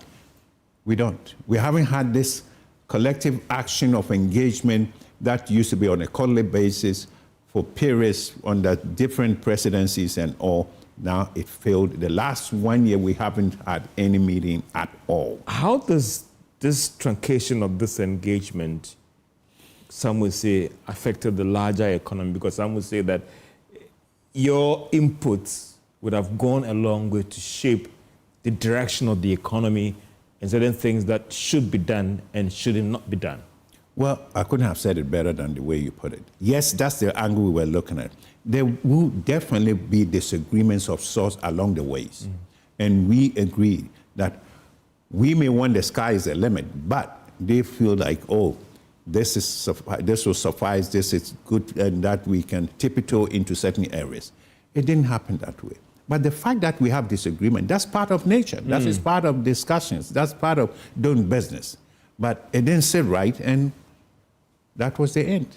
And the end doesn't mean the economy is also sitting and waiting. The economy is not performing. Now, do you regret that opportunity to engage government to ensure that the right things are done for the private sector was lost because of the posturing? Do you regret that today? Yeah, I regret it very, very much because when we talk, we can agree to disagree. But when we don't talk, you don't know what I'm thinking. I don't know what you're thinking. But they have the keys to the door, the keys to the house, and they make the decisions. We can only say and advise and take whatever is handed over to us as part of the general economy. We cannot dictate. But the point is, it affects our pocketbook. It affects our livelihood. And that is where it hurts. Now let's look at, so for you, what do you think is the way forward? I mean, it appears an opportunity has been lost and the impact on the sector, well, today the verdict is out there and the data is out there to share. But for you, what's the way forward? The way forward tomorrow is whoever comes tomorrow, we will welcome you with open arms. But we want you to hang your coat and hang your life on private sector, on domestic private sector, because we can deliver with your support.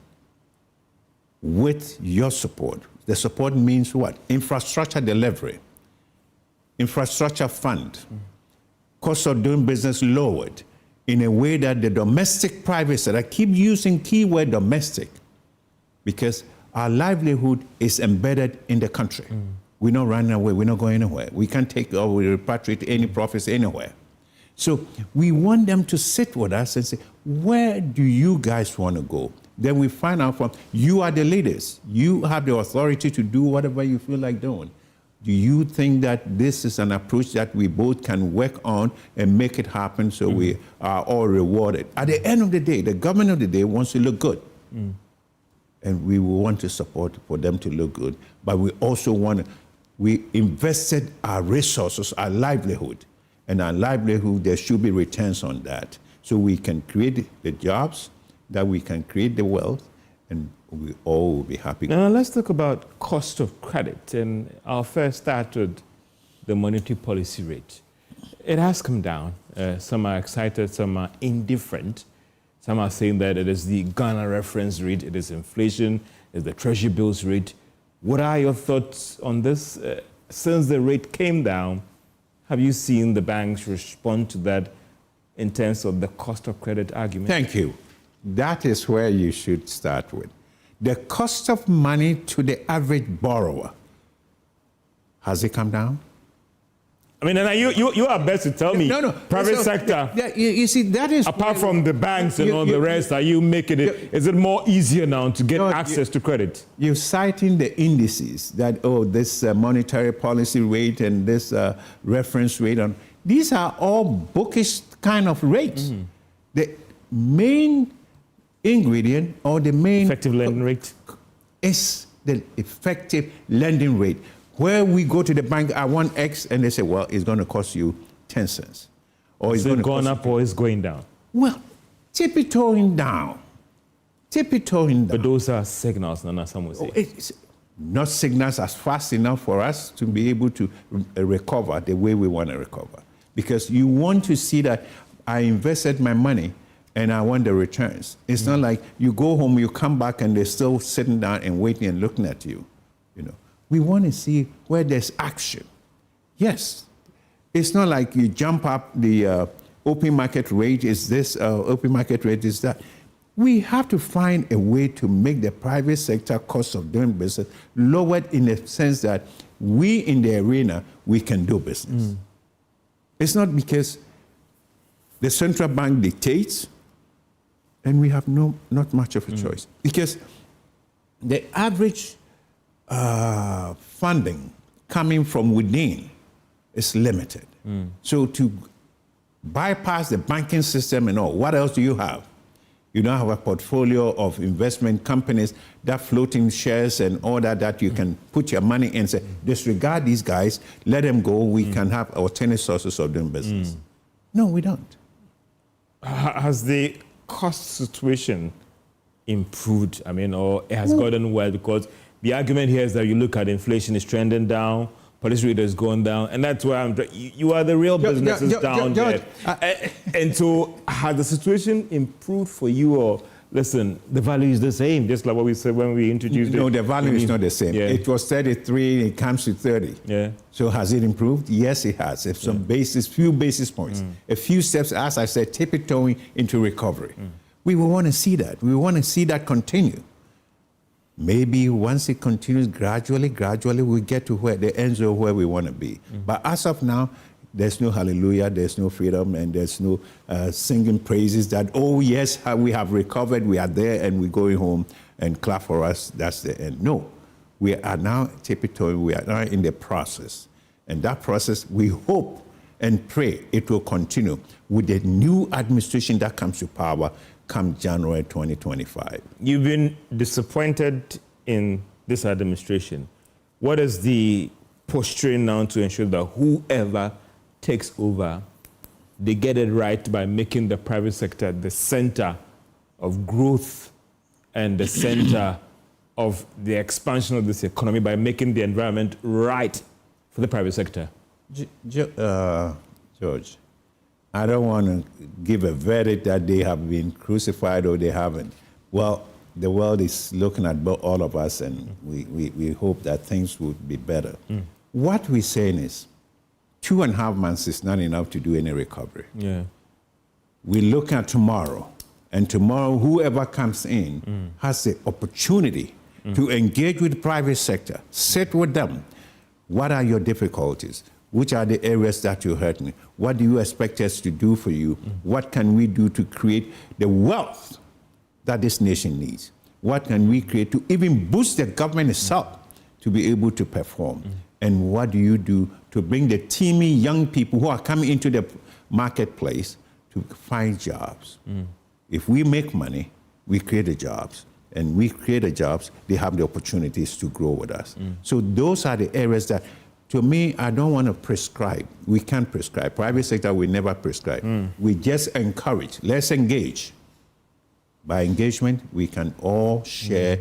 And is it too late to get the main dominant political parties to look at cutting them with a pact that will then let you appreciate their position on what they would do for the private sector, in terms of a pact or agreement that could, again, force their hand to ensure that you have to make the private sector your priority? No, I think the point is, as I said beginning, we are the tail end of the entire structure. So less things fall the way they're going to fall naturally. Then concentrate on the incoming administration. Let's look at what pillars do we want to see in place. Come with the appointments. Who are appointed what? Minister of Finance, Minister of Private Sector, Minister of Infrastructure. These are the key, Minister of Construction.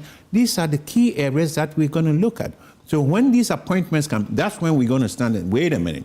This guy never had the opportunity to do A, B, C, D. So why are you bringing him to the table? This is not a training school, you know. So we are looking at welcoming those that came, like we did before we were burned. But we're not going to forget about that. We're not going to say that we can do again. It's always a point to recover and stand tall and engage. The engagement is critical because that is how you're going to learn what they have in mind. They're going to learn how, because they've never been in government before.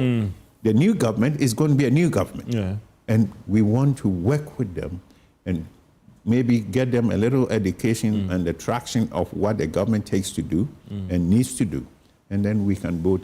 And whilst we complain about the cost of credit, yes, some of the banks would also argue that when they lend the money to the private sector, the NPLs is there to show. Some are not paying back. Oh, that's factored into the cost of credit. That hurts. Yes, indeed, it's true. And so you are partly to be blamed in terms of the cost argument here about the cost of credit in this country. George, it's the responsibility of a good banker, and I'm a professional banker, to make sure that you do your credit analysis critically and make sure that the people that are borrowing from you have the capacity and the ability and the capability to pay back. That's your. In certain jurisdictions, having an NPL, non-performing loan portfolio of more than 1.5. Numbers are quite high. Quite very. That's why some would not take the private sector out of the challenge that a lot of you guys are defaulting. You didn't go to the market and dish out the money. You did your critical analysis and say, I'm going to give it to George, I'm going to give it to Nana, I'm going to give it to Kwesi. So that means you did your various investigations to make sure that they qualify and they have the capacity to pay back. If you didn't do that homework, you're not a good banker. If you didn't do the bankers are not government. The bankers are private sector people who want to do business in the marketplace. They have to make their money. But it's very difficult for them to make money because the people they lend into are struggling. And you want to help them through their struggle to make sure they break the barriers, make the money, and pay back.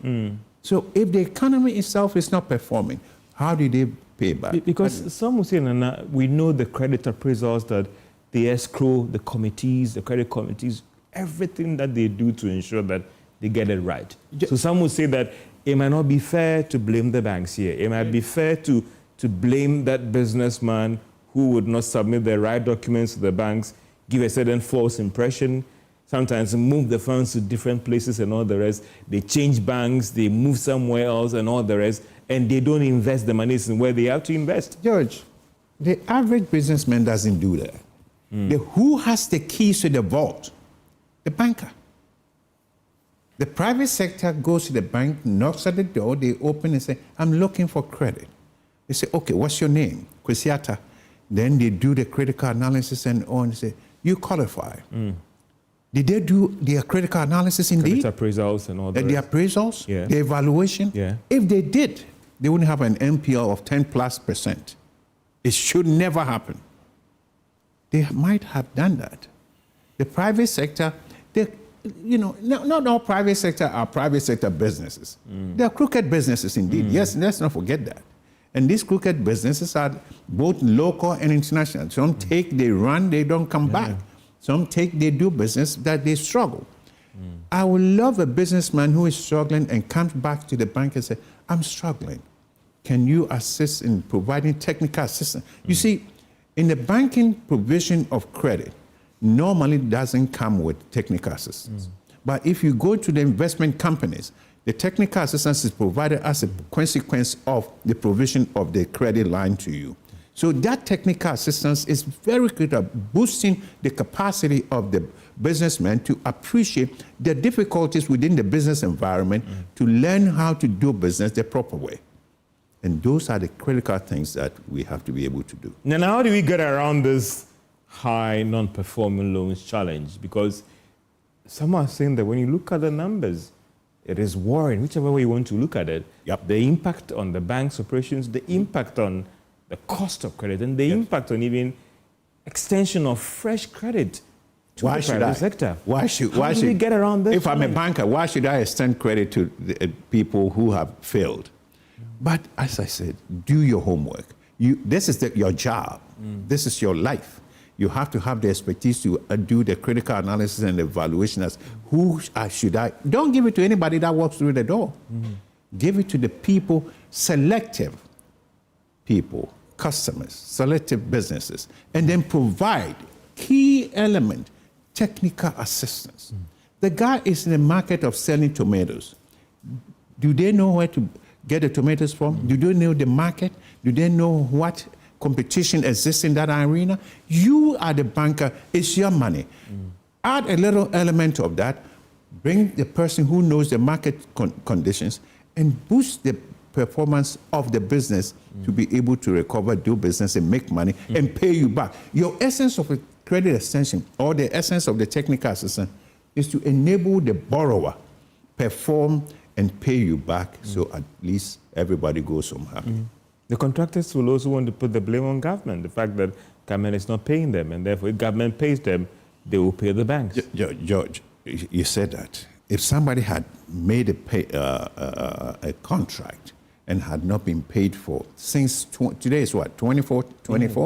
Since 2015, how do you expect that? That is a situation on the ground, and I mean, in Private Enterprise Federation, you have more data than I do. Contractors have done jobs since 2015. Yes, and we know contractors who have not been paid. Since 2015. They went through all the processes, the mobilization certificates and all the rest. What do? You go and claim, and they say, well, we're now doing truncation, we're now doing left and right. Since 2015.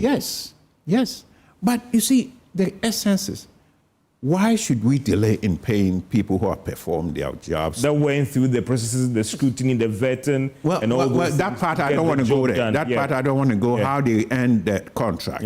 That because we don't know that. We don't look into that. But once a contract is extended, you expect every partner in the contract obligations to be able to perform their functions. And if you didn't, you give it to John Q, who is John Y, thinking that they can perform, and you don't know, do your analysis that the guy is not even a contractor, and you give him the job, how do you expect him to perform?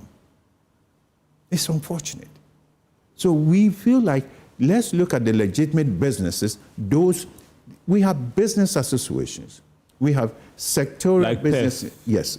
PEF is the umbrella body. The umbrella, for all the these aggregate business, of everybody. And if some contractors are not performing, you go into the association, you will find the good ones, you find the bad ones. Like human beings every which ways. The good ones, the bad ones.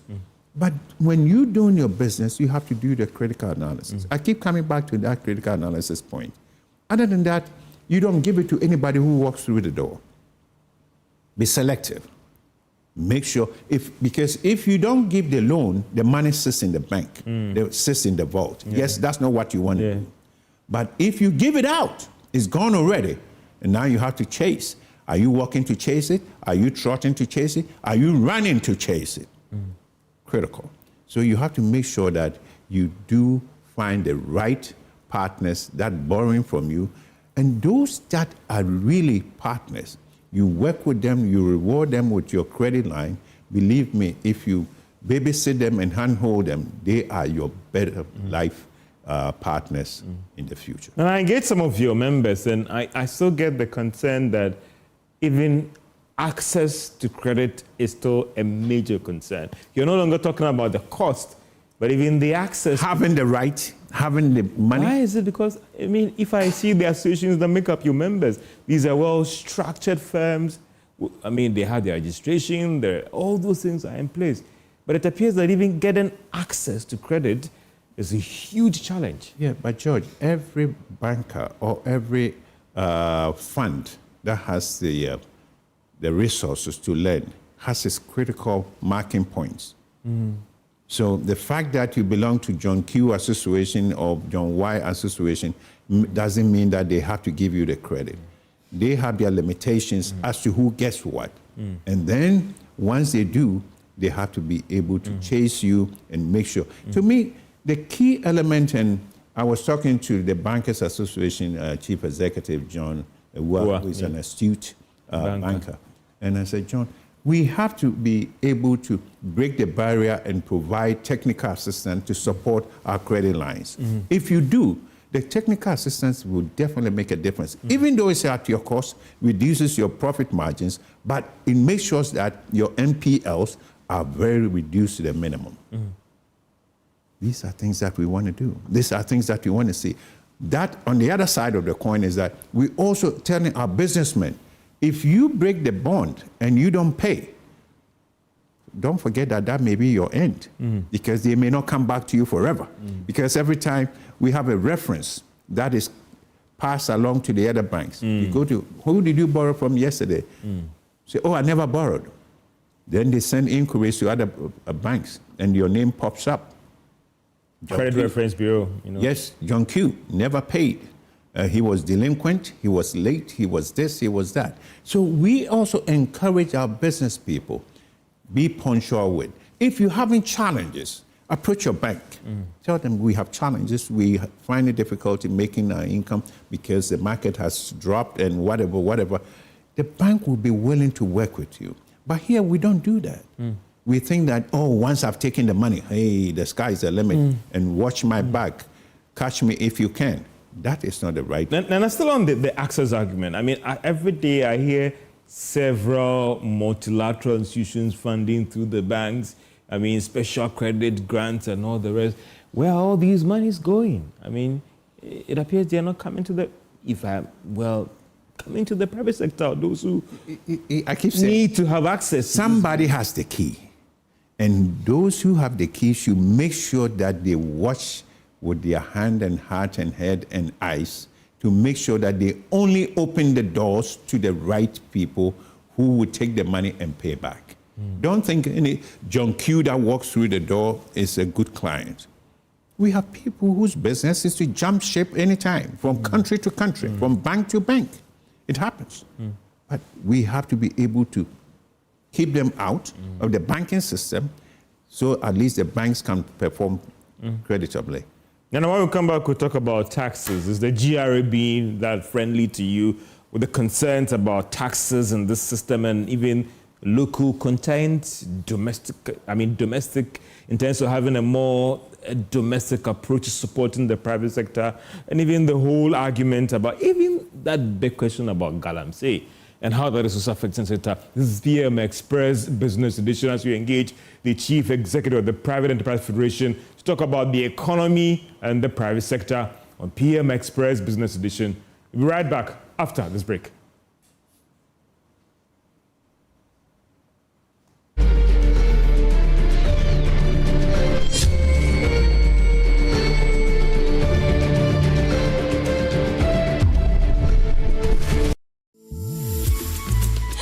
I love President Charcoal.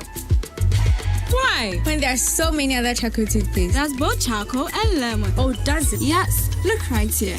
Yes, Pepsodent Charcoal has 2 of nature's powerful whitening ingredients. With the power of activated charcoal and lemon essence, it removes stains and whitens teeth naturally. Convinced? Well, I am. Just look at your beautiful Pepsodent smiles. For naturally whiter teeth, Pepsodent Charcoal.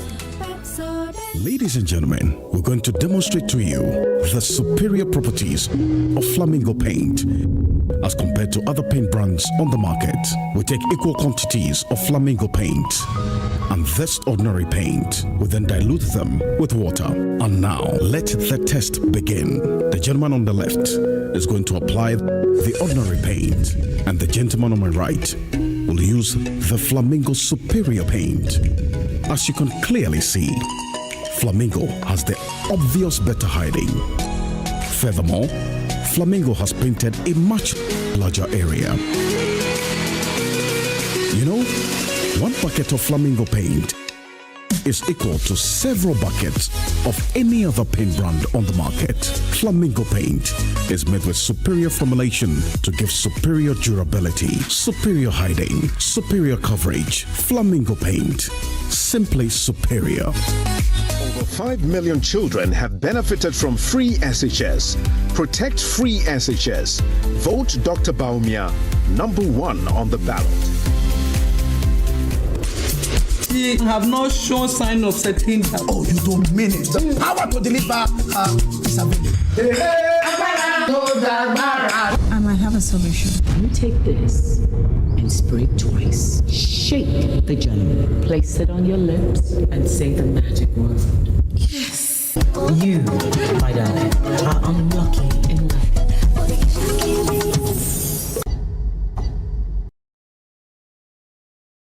Over 5 million children have benefited from free SHS. Protect free SHS. Vote Dr. Baumia, #1 on the ballot.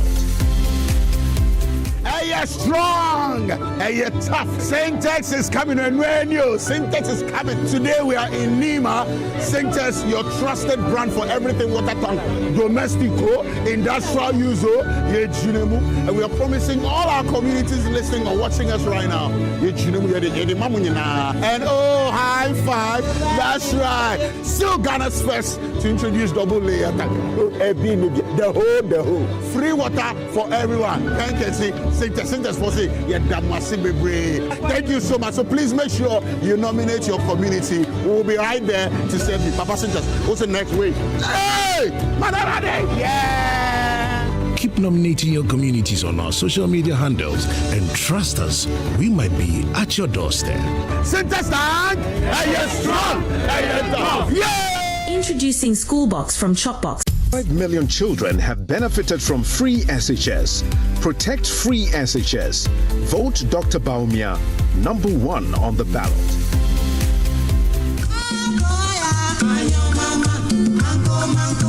I go to my Ga folks living across the UK. We say Afio, Afi. The Gadangba UK and Ireland community and the Ga Traditional Council invite you to join His Royal Majesty King Takite Ekochu II, the Gamanche, Paramount Chiefs, Queen Mothers, and the traditional leaders to celebrate the Grand Homowo UK Festival 2024 on the 26th of October 2024. Time is 2 p.m. It will be a very colorful event. There will be lots to eat and drink, and of course, plenty of quickly. It will also be a time of bonding and sharing and social networking. You can't miss out in the Grand Homowo UK Festival 2024. For ticket reservations, just log on to our website at www.grandhomowouk.com. For more details and enquiries, you can call 075-102-58785 or 077-862-35538. It's going to be a day of bliss and glam. Afi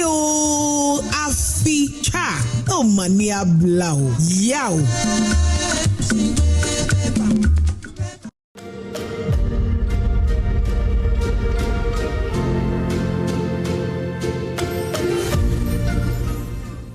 My name is Cecil Sunkramils. I'm the president of the Ghana Independent Broadcasters Association. The media creates the ability for us to translate our policies and a voice for the people to reach governments and all over the world. It's a key catalyst for development in any country, and therefore it's important that in Ghana we keep the media safe and we protect it. It's not just the journalists, we must also protect the media entities that carry the journalists and work with them. So we must keep our eyes focused on protection of the journalists, and we must also make sure that the media houses are commercially viable and can support the journalists. Hashtag Defend Media Freedom GH.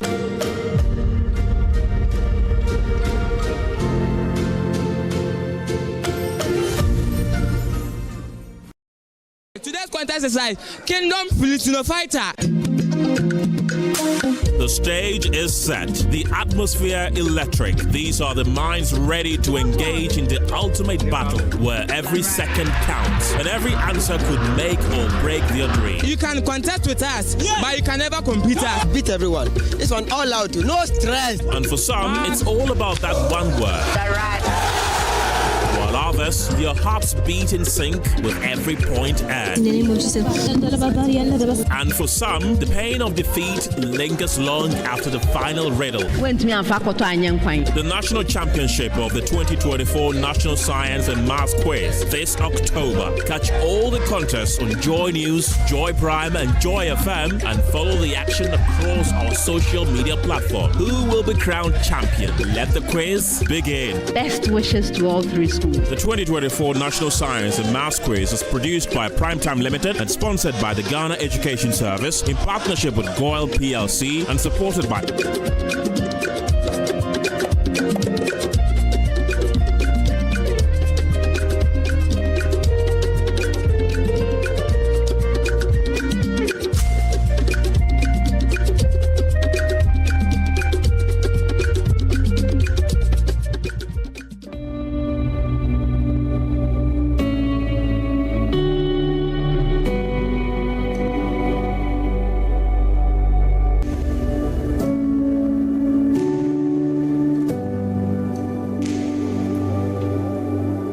My name is Mark Bedua Boaji. I'm the CEO of the Ghana National Chamber of Commerce and Industry. As we are all aware, we're going to have election in December 2024, that's December 7th. We need peace. As businesses, we can thrive under peaceful environment. So we want peace before, during, and after the election. We want one Ghana to do business. Hashtag Choose Peace Ghana.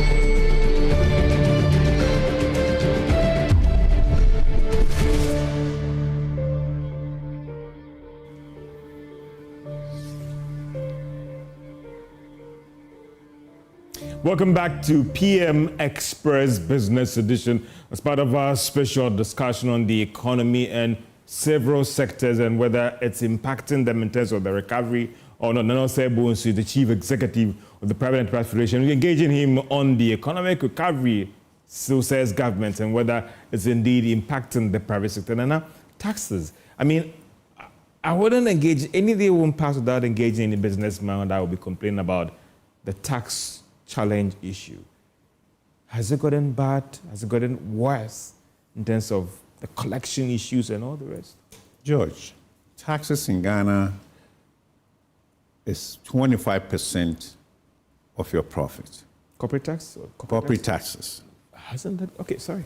Yep, 25%. 25, yeah. Small or medium or large or whoever you are. And it's affecting businesses' opportunity to use their own, what we call internally generated funding to prosecute their business. So what we had done, do a critical analysis from 2018, 2019, 2020, do a critical analysis what the businesses we want to see on the back of their IGFs, internally generated funding, which is being taxed at 25%.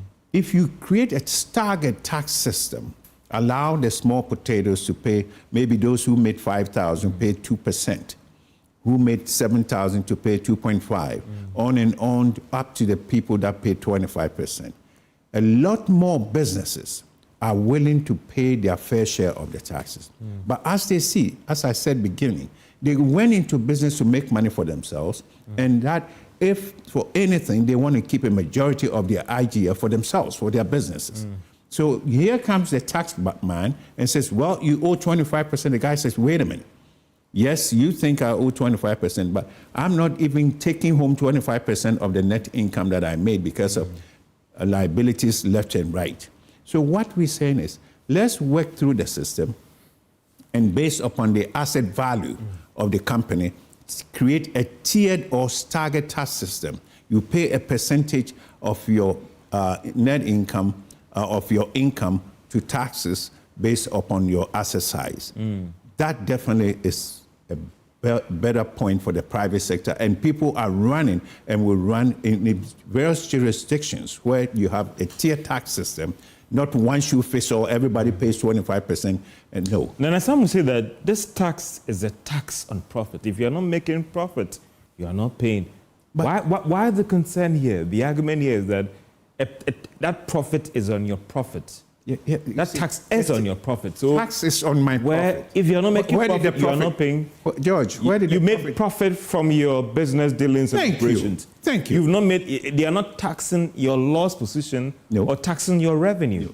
You're taxing my income, and I want to use the income to grow, to expand, to compete.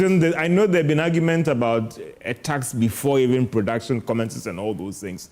That is there, but this corporate tax, and I stand to be educated, is on your profit. It's so on the profit. Where lies this argument by businesses that vary the tax levels? And because you made profit, share with the states so they can develop the economy. Okay, George, I made a profit for the benefit of my company. And I want to use a majority of that profit margins to expand my business. Plow a fraction back to the business, but pay the tax. A fraction may not be enough. Why should I pay 25% to others when you've almost given more than 25% tax exemption to the big players?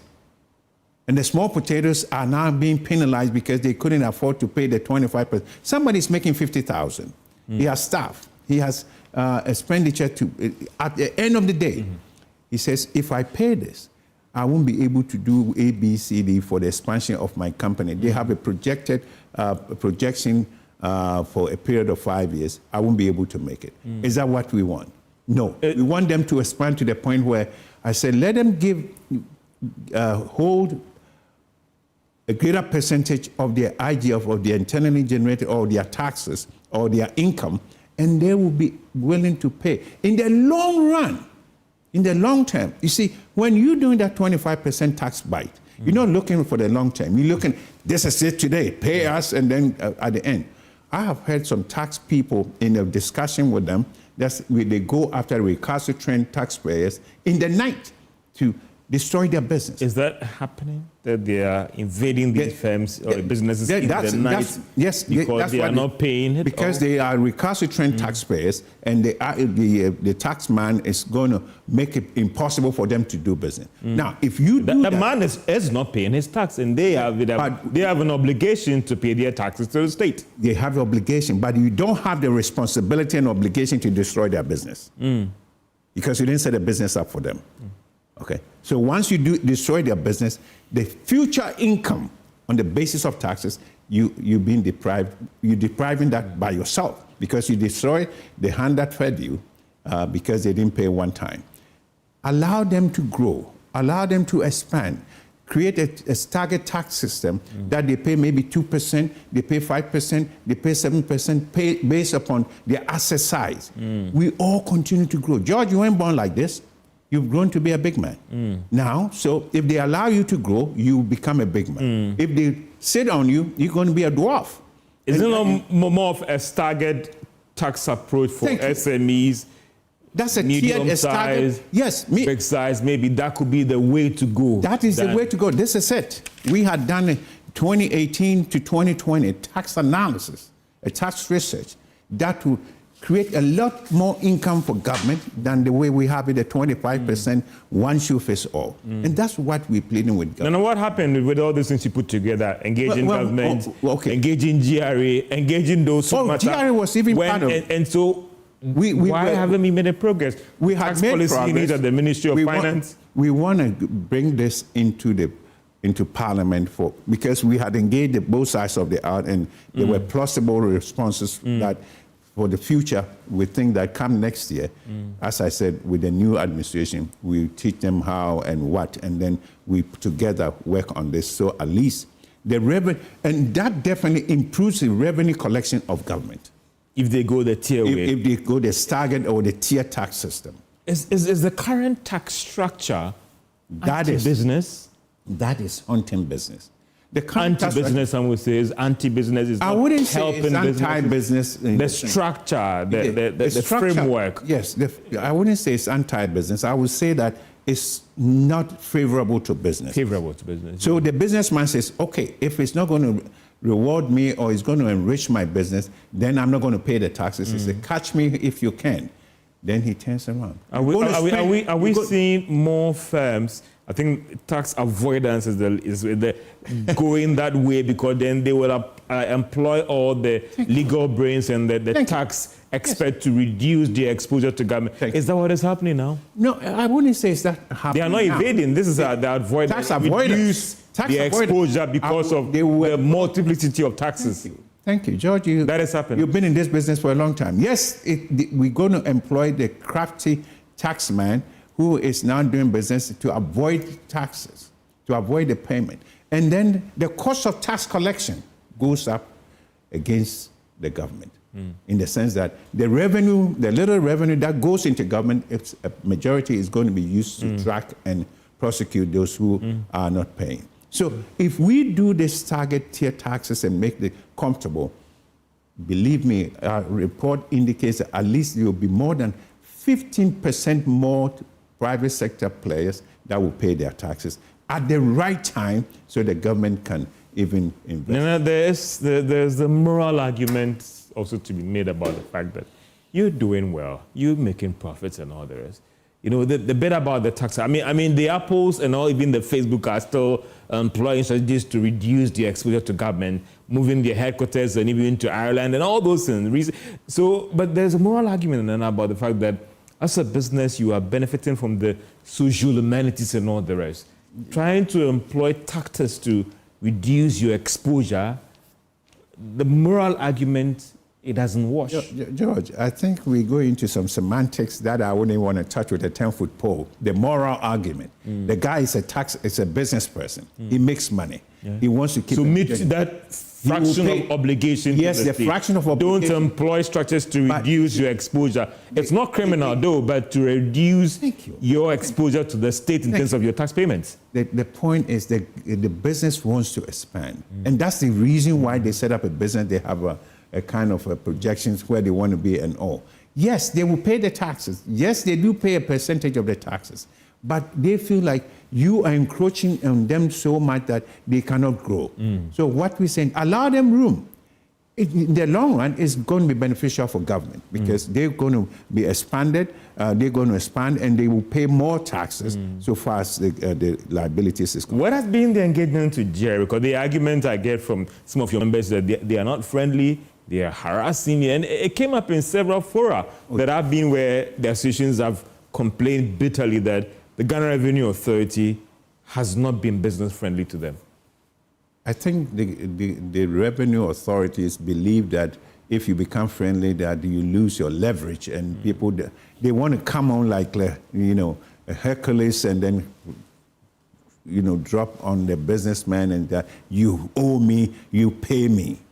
No, the point is they are just tax collectors. They don't make the laws, and they have to understand and appreciate the fact that they are just collecting in behalf of government. So if there's any problem, they can report back to their superiors that these are the issues we encountered. If we do otherwise, because they have good people within themselves that know the benefit of better tax collection, better tax system that will allow government revenue to go up. So these are things that I think we can do together, both sides of the aisle, to make sure that government revenues are not lost on tax administration alone and the tax, collection alone. In terms of engagement, have you done quite well, Private Enterprise Federation, in engaging the authority, the Ghana Revenue Authority, to deal with some of these concerns? Because there's a school of thought that the lower the rates, the more you can mobilize more for the state than having high tax rates and the implications of avoidance and all those things. This project was done with GRA as part of our partnership arrangement. And are they implementing the recommendations in this document? No, the recommendations have not become law yet. Okay. But their approach in collections... Oh, no, the status quo remains. Legal, or you need a law to back that action? Yes, we need a law, we need parliament. So we engage Parliamentary Finance Committee and both sides of the aisle, they bought into them, and then unfortunately time ran out on us. So we come next year, we're going to engage the parliamentary business groups and then get this act to be passed. Once it's passed, then it becomes the tool that GRA will use. As of now, it's not for GRA. It's for government to agree, and then once the law is enacted, then the taxes will be created, a tax system will be created that will allow the kind of... You think it will be a major turning point in dealing with the concerns about the mode and how tax collection administration is done in this country? Oh, yes, because in the countries where they have done that, things have changed drastically. And that, the tax administration almost become friends of the businesses that they were collecting from. So we expect that to happen once those kind of things are, And recently, there was an announcement by the two credit rating agencies, that is Moody's and Fitch, and we know that Standard & Poor's have also revised that they say they'll come out very soon. Did that give you any relief in terms of the impact on the business environment? Because there are institutions out there, as soon as your country gets into a certain category, they will not deal with you. And that's a fact. How has these marginal improvement meant to PEF or meant to the private sector in terms of their ability to kind of open the door for you for some correspondent banking engagement and all those things? George, you see, we are in this country together. And we believe that if the information is disseminated correctly to the right business groups overseas and the rating agencies, it benefits all sectors, both government and the private sector. So the private sector was more than willing to engage with Moody's and Standard & Poor's and everybody to make sure that even if the government is making a mistake or disregarding the warning signs on the wall, we want to engage with them to make sure, because we are in this together. And we feel that it's our responsibility partially to make sure that they also understand what is going on. But are you excited about this development, or, a pinch of salt, or maybe much ado about nothing? Of course. I mean, a slight improvement makes a big difference, George. in the rating agencies, because once there's a margin of profitability, there's a margin of allowance that accrues to you. So we think that any good thing that the agencies come up with is beneficial to both sides of the aisle. There's been a sudden push about sustainability, doing things the right way, the impact on the environment. Now, even certain countries in Europe and other countries are now getting hard on how you grow your stuff, in what environment and all the rest, how you mine your stuff and all the rest, and the craze about doing things the right way, and won't forget about galamsey. For private sector, is it a big challenge for you guys? Galamsey, George. And how that is impacting on your ability to even access to credits and even be able to export your stuff to some countries in Europe? George, galamsey is a death sentence on the nation, because it's eroding everything, every good thing that this country can do and this country has done. Look at our cocoa industry. The cocoa farmers are now selling their land, are now being invaded by galamsey players, and they're running from their land and all. And cocoa, which is the mainstay and the backbone of Ghana's industry and Ghana's economy, is now failing. The expectation that even this year, if we're lucky, we might not even realize about 400, 500, or 450,000 metric tons of cocoa from 1 million. And this is what is supporting government of Ghana. So, and what is the basis of that? Galamsey, because of what they're doing to their lands.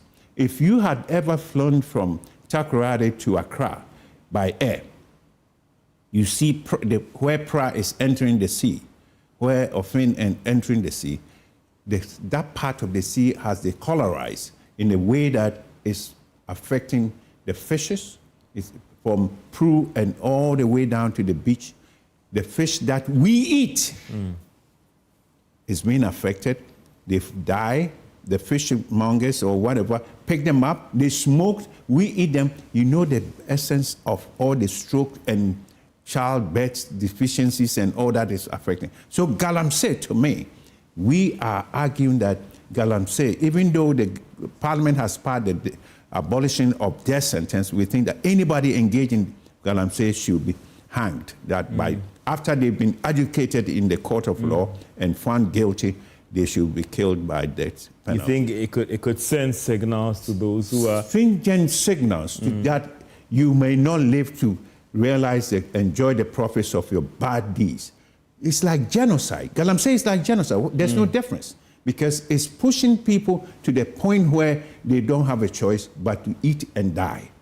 And the sickness that is imparting to us, to me, even though that's the only chance that we think that Parliament should bring back the death sentence for galamsey players to prevent them from doing. I know we would put government in a different quarters about the failure to deal with the situation, but private enterprise federation, it involves banks. If you look at the equipment that you see at the mining site, these are big financiers who don't fly the money in space to the mining site. They pass through commercial banks. They pass through other state agencies and institutions, the Shan funds and the Caterpillars and all the rest. In terms of the peer action, whilst we say that government has failed, what is the Federation itself doing together with the commercial banks and other financial institutions to blacklist and deal with individuals who are said to be financing these things? George, there are laws of the land, and this business has to be banned. This business has to be stopped. When the Federation, you know, we used to have Association of Small Scale Miners. They were part of PEF. They started complaining that there are people invading the forest and doing illegal, you know. We approached the government at the time. I'm not going to go into detail about that. We approached the government at the time, and that this is what is happening. Government says we're going to support you and protect these small association farmers who were legitimate businessmen and doing legitimate, mining. What happened? The support that the government provided only lasted 3 months, and they were withdrawn, and that was the end. And then galamsey took its bold steps, and this is where we find ourselves. It's not that we have record of that. We have what we did. We have the meetings we did with the highest levels of government. It didn't stop them because the people who were supposed to protect them became galamsey players. And now, because there's no law. That's what the police does, the military, because you talk about who was supposed to protect them. Yes. The police, the military, rather got into this practice? Yes, because they were withdrawn or they left when they became galamsey themselves. The Private Enterprise Federation met with the highest levels of government. I can say categorically, I'm not going to provide other details of that. But then, so the small-scale miners felt threatened, and they left their businesses and collapsed their businesses. So the point of galamsey is that if we don't set up stringent punishment for those indulging that, then it's going to continue. Even though Parliament has passed a death penalty forgiveness and not to kill anybody, for the galamsey, it's genocide. And what is genocide? Killing the same population and making sure that they cannot survive. That is galamsey. And on that, we are going to advocate for a death penalty to be imposed on people who are found by the court of law that guilty of galamsey should be killed. Now this is serious. The bit about those who were brought in to protect the small-scale miners ended up in the business of galamsey. Thank you, sir. That is a serious thing. Did that happen?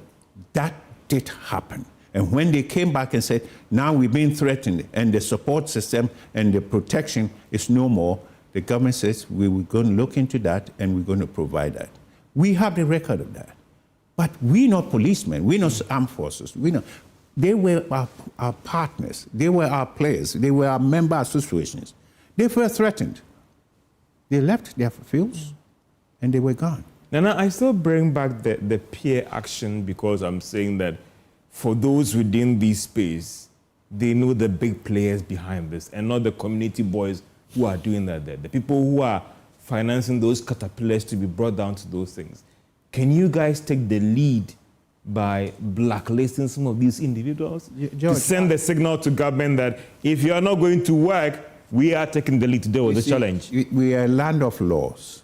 Yeah. And if there's no law that prevents a guy from doing, except lip service that he's a galamsey player, and Ghana, if you allow sensation and gossip, George Yafi is a galamsey player and he's financing. Everybody is financing. So you might end up accusing somebody who is obviously or may not be a galamsey player or supporting galamsey. But if there's a court of law, there are laws of this land and there are avenues to prosecute. Then we said, let's go to court. If they found guilty, they know that if I'm found guilty, it's considered part of genocide, I'll be killed. Believe me, a lot of people will run from the forest. And I know the question about the sustainability craze that is going on, and I know EU has this new requirement that will kick in by the end of this year that could impact on our cocoa exports to this country. Thank you. How bad has it been for your members who now in the European countries are saying that if these things are not done in a sustainable way and your activities are impacting on the environment badly, or your business is found in an environment where it's not being done in a sustainable way, we are going to ban your export to our countries? Thank you. Cocoa Board now announced the postponement of delivery of 350 metric tons of cocoa this year, postponed to next year. Now, the people who are beneficiaries, who are the contractors to benefit from this 350, what do you think they're going to do? They're going to watch and come next year. If this is not delivered on time or there's any, point of not delivery, then what do? Our cocoa, the entire cocoa industry is going to suffer because they won't trust that we can deliver. So this galamsey is not a child's play. It's affecting every which ways. And I don't think the government likes the idea that they can't even deliver 350,000 metric tons. What we're supposed to do, by 55% of the average seasonal output is already harvested, and we only have 429,000 metric tons of cocoa this year. When we started with 2021, we're pushing 1 million metric tons. Now we only get 429. That's income lost to government. And that's what we're pushing, that something has to be done. And that something is a stringent deterrent for anybody indulged in galamsey should be killed as soon as they've been adjudicated in court of law found guilty for doing that crime. You think is a sustainable way in dealing with this challenge? Believe me, George, I don't think you want to die. I don't think I want to die. So people, once they realize, yes, the government is serious and they're going to be found guilty and they'll be punished, either life imprisonment that they won't see the sun to enjoy the fruits of their illegal labor, or they're going to be killed, believe me, a lot of people will run out of the forest. Freezing some of these people's account, and is that freezing account is nothing. You know, because then they won't get extra money to finance this thing. How do you freeze the account when you don't know who it is? That's why I said, if they're caught, that's why we're pushing the envelope that let's open the courts of law, let's prosecute, go to have legal entitlement, and then once they're found guilty, this is the punishment. Don't let them live to enjoy the fruits of their life. Infrastructure, developing local businesses. How are we faring in that area when it comes to private sector as we speak right now? As there is talk about economic recovery and all the rest. How is that impacted? How are things faring right now in that space when it comes to infrastructure, when it comes to supporting indigenous firms and local businesses to expand and then grow? Infrastructure deficiency, limitation to housing, limitations to various infrastructure projects. Why? Because we don't have the money. Because it's not available to us. And what the government has set up an infrastructure fund. That infrastructure fund, what are we investing in? Let the domestic private sector do that. If they put that fund at the disposal of the businesses, the construction industry, the architects and the planners and all that, we're going to do fantastic. But we have to accumulate the funding. We have to aggregate the funding together and make sure that at a lower cost, make that provision available to private sector. And if the private sector is employing local bricks, Ghana, the whole country is flooded with bricks, clay, red clay. And if you pump that into bricks, why do we use cement? Go to United States, go to United Kingdom, go to France. These mature economies, what do they use for their building? Brick. Brick can be manufactured. And we have abundance. Brick is from clay. And we have abundance of that. Why do we use clinker, imported, and which is not even friendly, climate friendly anyways? And that to build our homes. Let's revert and use clay, that converted to brick.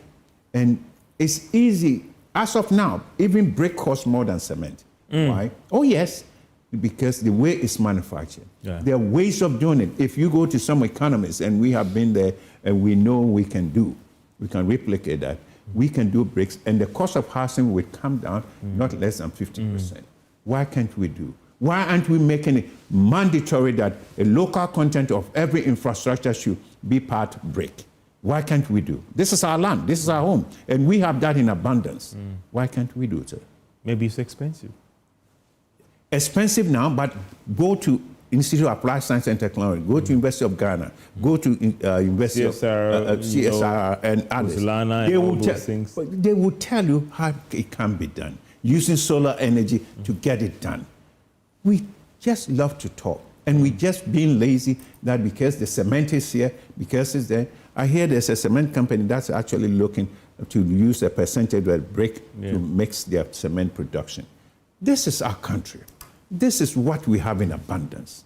Why do we forgo that and go into bring in foreign imports that cost us money? Nana, Ghana City, I know it's the biggest elephant in the room. I mean, some have attributed the pressure to elections, some have attributed the pressure to people important for the Christmas festivities and all the rest. For you, what should be the medium to short-term solution in our currencies experience some blips, but to significantly slow or deal with this perennial depreciation challenge? George, if you reduce the dependency on the foreign currency, if you reduce the dependency for foreign imports, that you use that currency to purchase, the depreciation will be reduced. The currency exchange will be reduced. Back in 2009, if you want to go back, check with any company that is doing for the foreign exchange transactions. the cedi was stronger than the dollar. The cedi was, one cedi was to 98 or 97 pesos. Ghana cedi. Now, someone saying that we are seeing the correction now. I mean, redenomination, Ghana cedi, forcing the values. We are now seeing the correction taking place. That's why the cedi is depreciating. No. We forced the values. No, we didn't force the value. You see, the reality on the ground is that the cedi is not that strong. Was that it was strong in the sense that there was no strong demand and dependency on foreign imports. Now everybody wants to go to London. Everybody wants to go to the United States. Everybody wants to go eat sushi and this kind of food that is foreign to us. Every country has citizens eat these things. Yes, but their currencies are strong. But their currencies are strong because they have the resources to be able to back it. We have tremendous amount of gold. The Private Enterprise Federation went to government and said, Mr. Government, would you now talk to the mining companies to give us about 100 billion of gold, worth of gold to support our currency. Nobody would ever want to exchange for Ghana cedi. Would the government do that? No, the government didn't do that. The government. Bank of Ghana doing the gold purchase program? Now, why is Bank of Ghana doing the gold purchase? Better late than never. Better late than ever. They want enough reserves to be able to support the currency. Back, yeah. But we have the mining companies here. We have the good mining companies here. They're mining, they're taking that away. Can we just tell them, this is our heritage. Don't do it now.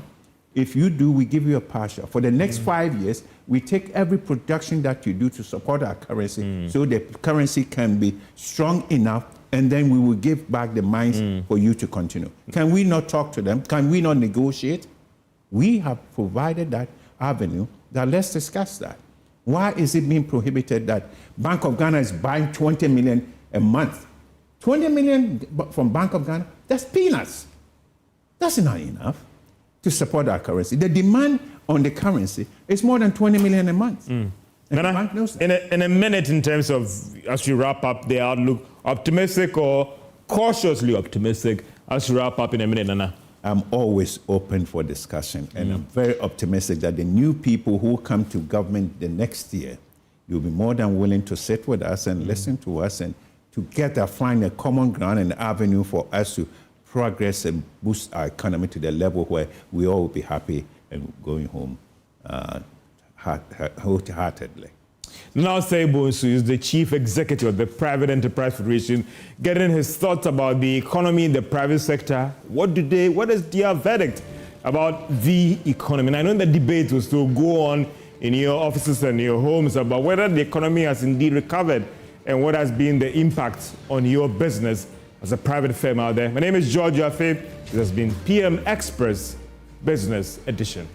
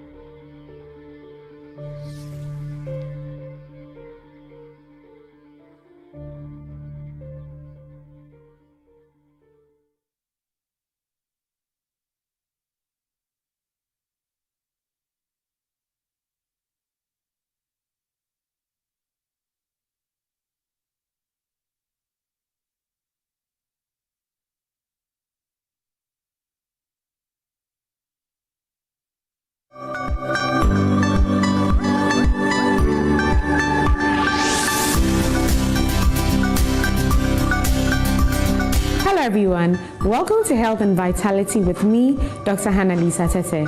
In this episode, we discuss allergies and their triggers. Do you have any allergy and how do you manage it? It's very hectic when you are dealing with allergies, especially with mine. When I take oily foods, I get acne, pimples, and treating it, I've bought a whole lot of medicine. People have recommended a lot to me. I thought I had allergy. That's I don't take pig, but I realized it was my own perception. I ate it and nothing happened to me, so I don't think I have any allergy.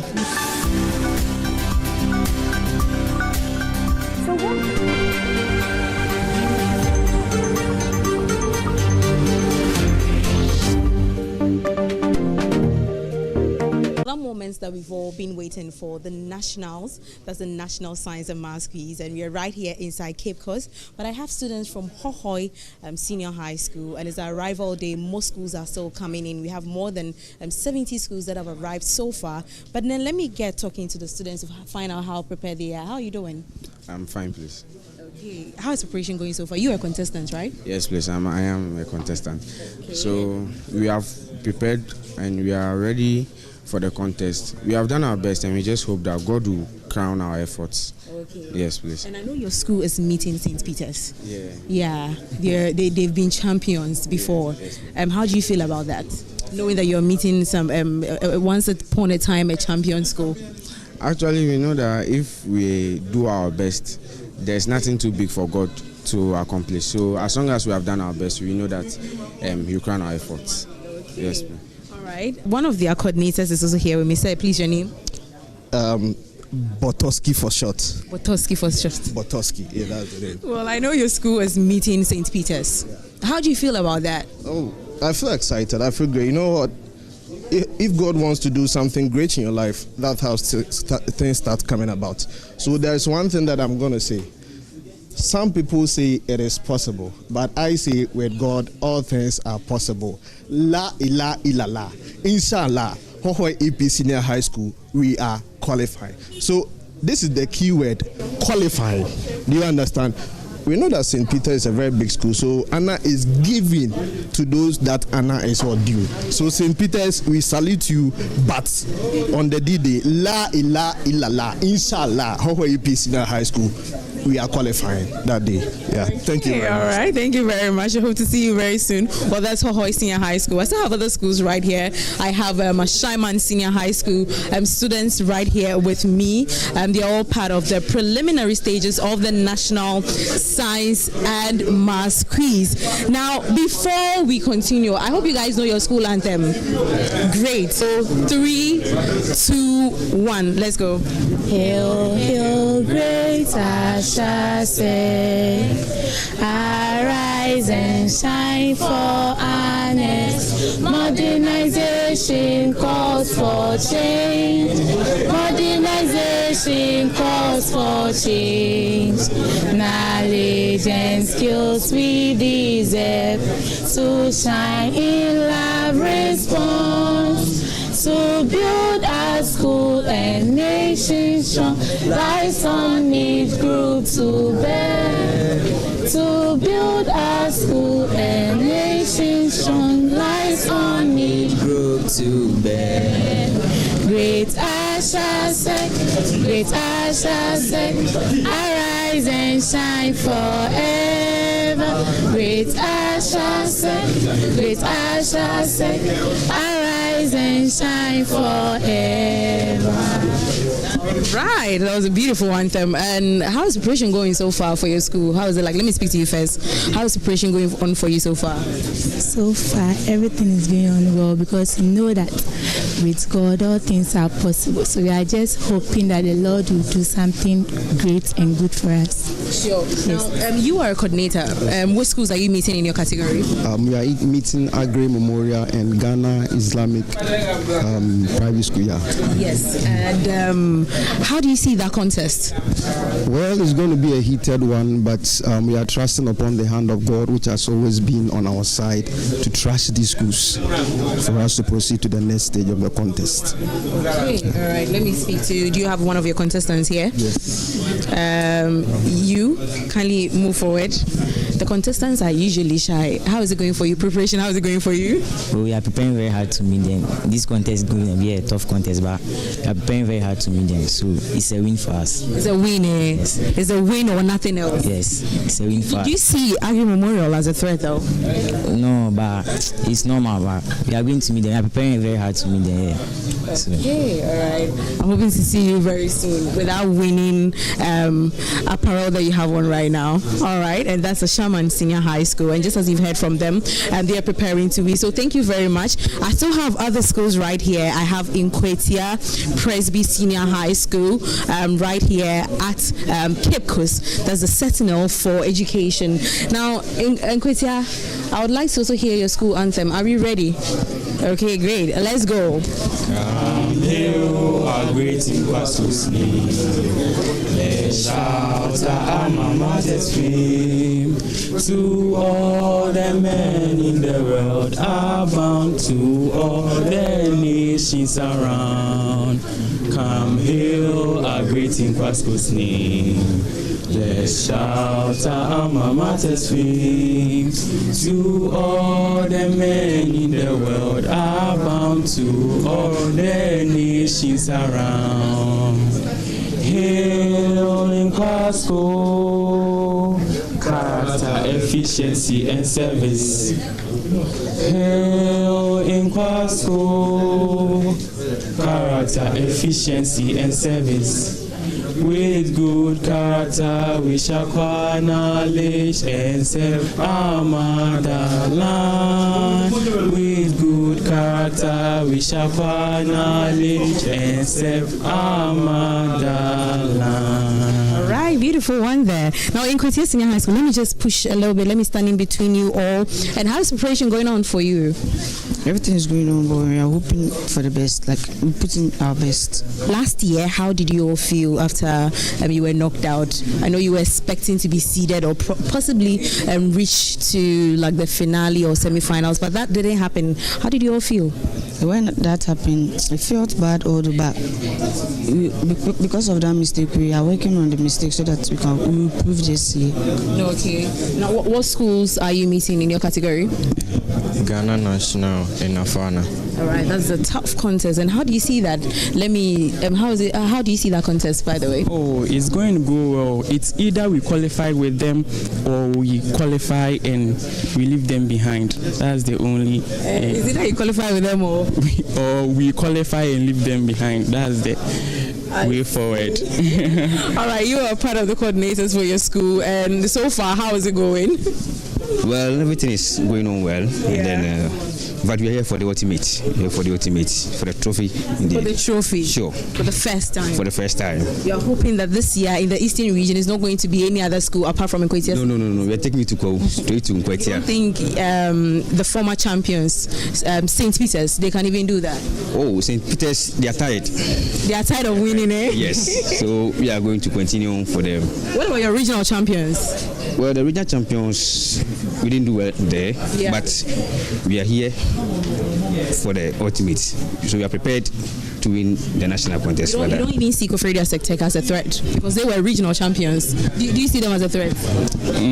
Not really, though, but they are the champions, though, but not that much. So you see, we can sail through. By God on our side, we can sail through. Okay, I like the confidence. I hope to see you soon. Okay. All right, thank you very much, Nkwetia Senior High School. JB Asatu Secondary School, the great Kasek, the giant school in a noble Ghana.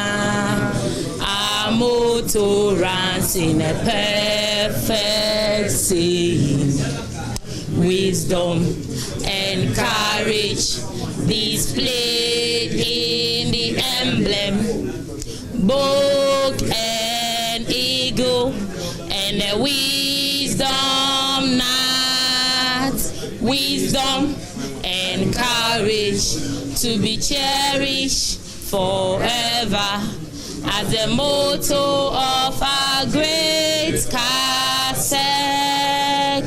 Wisdom and courage to be cherished forever as the motto of our great Kasek. All right, I'm here with Grace Kasek, and this is, I think they've been seated for one time. That was a very long time ago. They are back here at the 31st edition of the National Science and Maths Quiz. How are you doing? We are good. You are good, eh? Yeah. This year, what is the ultimate for your school? Hey, as for this year, we've come with a lot of morale. Like the vim is there. We'll be meeting Benkum, which is the airport A school, but we are most and much having the faith that we are going to win them hands down. We are going to clear them off like down cry. Who's are you meeting in your category? That's Benkum, which is category A. We are category B, and then another category C school. You know the other school? Asin Manso. Okay. All right. You're meeting Asin Manso. But you are a contestant. How are you preparing for this? Kindly move forward a bit. How are you preparing for this contest? Yeah, this contest we are preparing for this contest very hard. We are trying to learn very hard so that any school we meet, we can defeat them. And our previous contest was very tough, and we had a tough contest with St. Mary's, and we went back to do our homework, and we are looking forward to win our next contest. And so that requires a hard preparation. Well, so it means this year you've rectified all the mistakes, and this year we should expect no mistakes from Kasek. Exactly. Right, now let me quickly speak to the coordinator. Sir, your school, what's the ultimate for your school this year? This year we are winning. We are winning our first contest, the prelims, then proceed to the 1/8, and then the rest. So this year the energy is high. The training was superb. So any school I thought that comes our way, we'll do our best to eliminate them. Okay, all right. We wish you all the best. Okay, we hope to see you in the next stages, just as you said. We'll definitely see you. All right, thank you very much. So here now I have Asin Man, so they'll be meeting Great Kasek too. Let's see what they also have to say when it comes to their contest with Kasek. Asin Man, so kindly join me here. Guys, I'm sure you heard what Great Kasek said. Let me be in between you. Move here a bit. You heard what Kasek said. What do you think about that? There is a competition, and you all have a lot to say. But all that we are saying that the ends will justify the means. Looking at our preparations, we are going to show them. They have to say that because they also are looking. They are looking for something, and we are going to show them at the end of the competition. So all that we are saying is that the ends will justify the means. We have been seeded before, but quite unfortunately we lost our seeded status, and we are here to restore our previous glory. Okay, what about you? What are we expecting from your school this year? We are expecting to qualify to our first competition. We are expecting to win. Well, I have other schools joining. I have Ameniampong Senior High School. We met them last year with so much energy. They lost wait, has your school ever been seeded? No. Amas, has your school ever been seeded? Not yet. Not yet. But last year you came in with so much energy. For the past 2 years, we've been coming with constant energy. We get so close, we get to the 1/8, and then something happens something doesn't give. Yeah. All right, so what happens now? This year, what is happening now? This year we are hoping for the seed. That's the prize our eyes are set on. We are hoping to get the seed and move to the next level. Okay, all right, now, Ameniampong, how are you guys feeling about your next which schools are you meeting in your category? We are meeting New Jabin and St. Mary's. Okay, and how do you feel about this contest? I feel so great because we are done with it. You're done with the contest? Yeah. Fast, crash. Simple. Humble. So we are seeing you in the next stage, right? Yes, we are expecting us. Okay, you just heard them. I want you to tell the camera. we're expecting us in our need, probably quarterfinals, even the finals. So chill us and watch us. Okay, that's the many for senior high school. They all said chill us and watch them. Well, I'm here with West Africa Senior High School, the school that made waves in 2018, the National Science and Maths Quiz. They made it to the finals. They are back here last year. They lost their seed, and they're here to reclaim their spot. I have their old students. He actually contested, but before that, we want to hear their school's anthem. Boys, are we ready? We are all ready to hear from you. Are we ready? Okay. No, it looks like the yes is no. Are you ready? Yes. All right. So 1, 2, 3. Let's go. To those who bore their thoughts, by which was born, and all students of hope, we pay you homage. To you who now was master, students, workers, well-wishers and friends, all your efforts to build peaceful future for us, ensure brotherhood, we respectfully, in spirit of joy, bow to you, we love your deed. May the Lord richly bless you. All right, that was amazing. You all clap for yourself. You've done well. Well, I have one of the contestants from last year's contest. Just move closer to me here. Well, how did you feel last year knowing that Fiji knocked you out? Were you actually expecting that?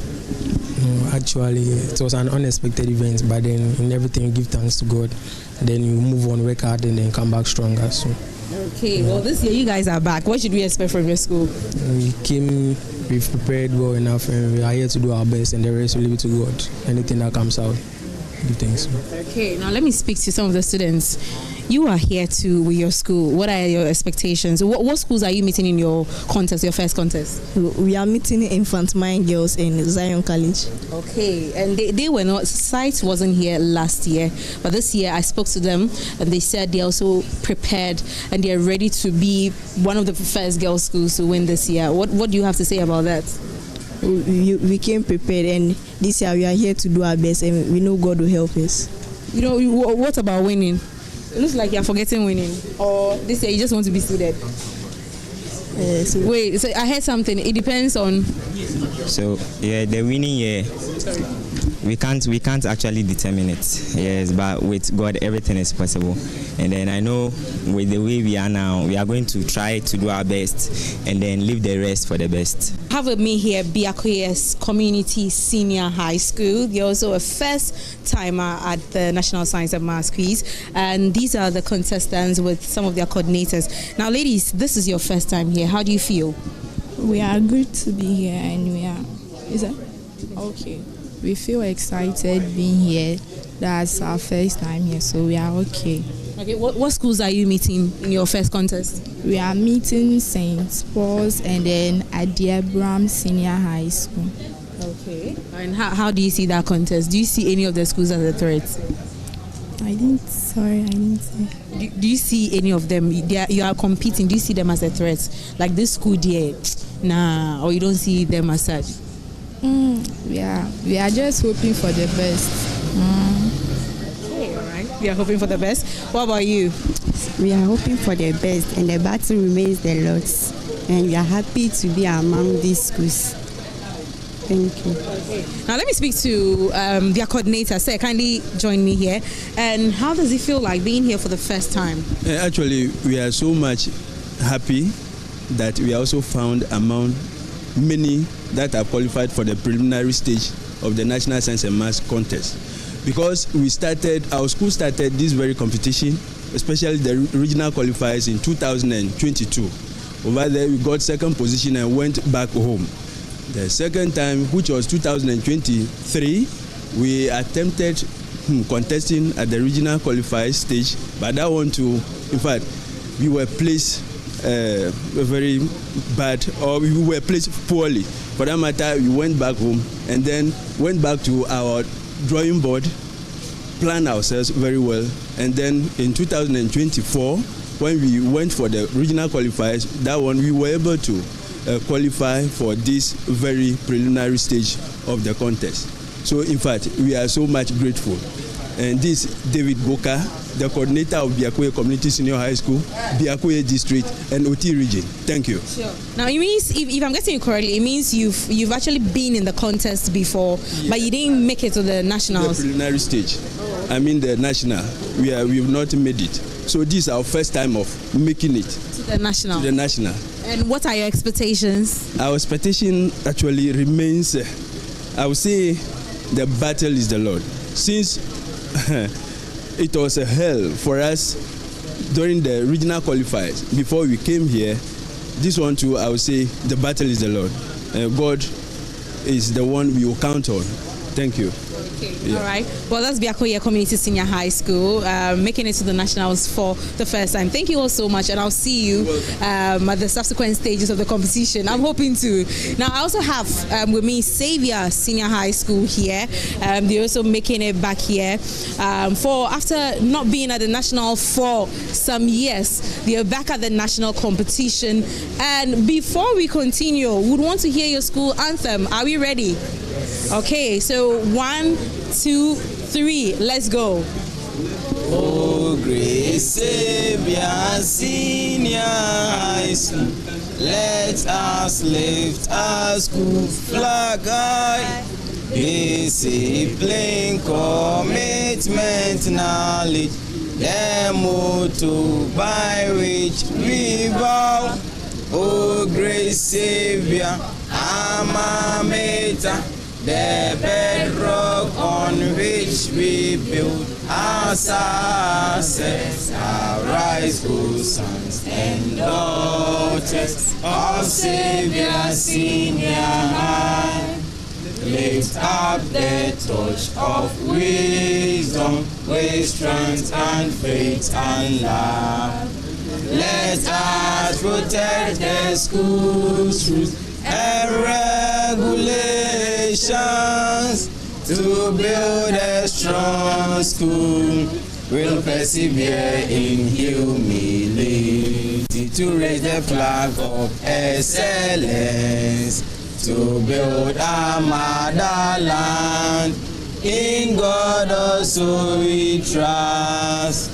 Oh, great Savior, Alma Mater, lift up the name of Savior. Right, thank you all very much. This is Xavier Senior High School. And in the preliminary contest, you're meeting Bato and Kumase Academy. How are you guys preparing for that contest? Let me speak to the lady here. How do you see that contest for your school? It's very nice, and then we feel proud. For the past 2 years, we were able to make it to the contest, but unfortunately, we couldn't go to the semi-finals. But for this time, we hope our God will see us through. Okay. God our Father, bless our school, bless our works, and bless our play. Draw us evermore to thee. Make us love and serve always. Yasantewa, patron dear, symbol of selfless sacrifice. We have still our crown to win. Make us love and serve always. All right, now that is Yasantoa Girls Senior High School. The last time that they were seeded was more than 10 years ago, and they are back once again. Last year, they were disqualified. They couldn't become a seeded school. Now, how did you girls feel when you lost, when you couldn't be seeded last year? We really felt bad, but we still believe in God, and we still have hope in Him that this year is going to be different. And this year, we are going to do our best, and God is going to do the rest. So, I see. Now, which schools are you meeting? We are meeting Toulon Senior High School and Adontin Senior High School. And how do you see that contest? Let me speak to you. How do you see that contest? But I think it's going to be okay. We'll try our best, and I think we are going to be victorious at the end. Okay, what about you? What do you think about that contest? Yeah, I think it's going to be a fair contest, and we are going to do our best, and we are definitely going to show them that we are here and we are ready to do what How sure are you girls that you're going to be seeded this year? I am around 60% sure. Why not 100%? And why not 100%? I don't know. He ran it. Anyway, why not 100%? Do you agree with her? She said you are all like 60% sure that you're going to be seated. Why not 100%? I don't know. You don't know. But what about you? Do you think you're likely to be seated this year? Yes. Yes, very. 100% sure. 90%. 90. You too? Same 90. Same 90. So what should Ghana, what should everybody watching the Asantana, what should they expect from you? They should expect nothing but the best from us this year. Well, I'm here with Brigel Senior High School. The last time they were seeded was 2018, and that was a long time ago. They are back again this year. Bepo Sohan. Bepo Sohan. All right, now this year, what are we expecting from you all? You should expect nothing but the best from us. And we've come with the Spirit of God to help us that we may be able to succeed in this competition. And we promise you that we are going to make it and going to be a seeded school by the end of this competition. Okay, well, they are going to be a seeded school. That was according to her. Now, what schools are you meeting for your first contest? I'm meeting Accra girls and then Notre Dame girls. Yes. That's an all-girls competition. How do you see that? It's going to be interesting, that one I'm very sure. Considering the fact that over the past, this is the 31st edition, 31 years, well, I would say, let me say 30 years, no girls' school has won. Do you think this year you're going to make that mark? We don't think we know. You know? Yes, we are making that mark. Okay. Do you ladies, do you all agree with your sister? Yes. You are changing the status quo this year? Yes. Okay. But let me speak to one of their coordinators. Sir, kindly join me here. Let me speak to you real quick. You haven't been seeded in a long time. Yes. And this year, what should we all expect from Brigel Senior High School? We are expecting nothing but the best. Nothing but the best. To the final. To the final. Your girls are saying that they are going to be the first girls to win this year. Yeah, exactly. Exactly. Yeah. All right. Before we all take leave of each other, we would all want to hear your school's anthem. Are you ready? Yes. All right. So I'm counting you down. 3, 2, 1. Let's go. Our school is built on a hilltop. Bepo Sohan is our motto. We make our lives to be a light, to shine through all from age to age. We make our lives to be a light, to shine through all from age to age. Every girl rise and shine. Every girl rise and shine. Every girl rise and shine. Every girl rise and shine. To make the world a better place for the future generation. With excellence, we'll sing and shout, Bepo Sohan. Every girl rise and shine. Every girl rise and shine. Every girl rise and shine. Every girl rise and shine. To make the world a better place for the future generations. With excellence, we'll sing and shout, Bepo Sohan. Nyame. All right, now that is Bepo Sohan, and they respond Nyame Nehine, and they are anticipating to be the first girls' school to win this year's National Science and Maths Quiz. Reporting for JoyNews, I am Jacqueline Ansama Yaboa.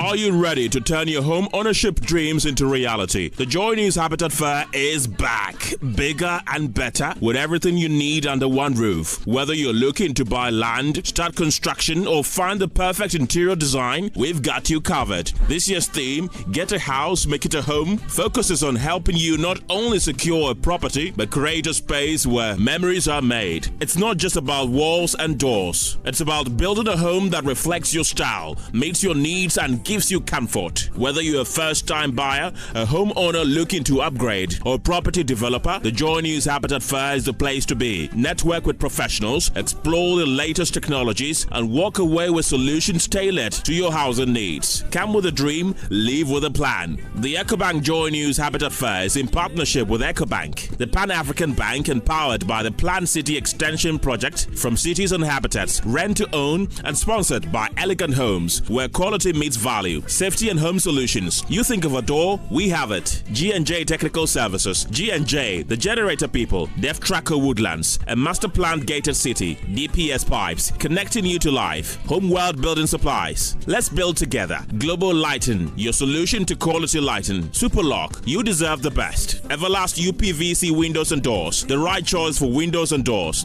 Syntex Tank, a strong, a tough. Lesh Fortune Limited, curtains Papa be luxuriously perfect. Build Freeze Solar Hybrid Air Conditioners, superior cooling with energy. DBS Roofing Industry, your roof experts. Virtual Security, complete security solution. Your Bent Security Doors, protecting lives and properties. Clifton Homes, beautiful homes, wise investments. Tino Solutions, the renewable energy experts. The main Habitat Fair is on the 30th of October to the 2nd of November 2024. EcoBank JoyNews Habitat Fair. Get a house, make it a home.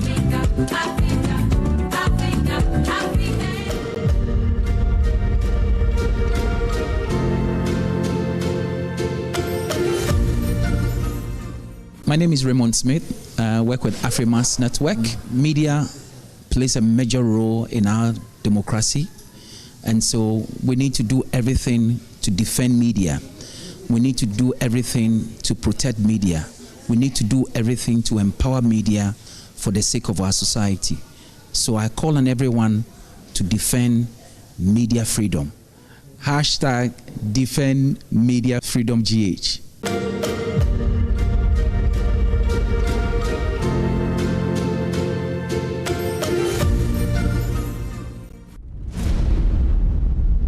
This week on the 77% Street Debate. After I completed school, I started looking for jobs, and sometimes I could see a job description. I can do everything on there, and then they're like fließend Deutsch or fluent German. There is a demand for skilled workers in every field. You either hear of people or know people who moved abroad and they seem to, life seems to be okay for them. And then you move and that's not the reality. If I'm to be paid the same salary I'm getting in Germany, in Nigeria, I would gladly move to Nigeria.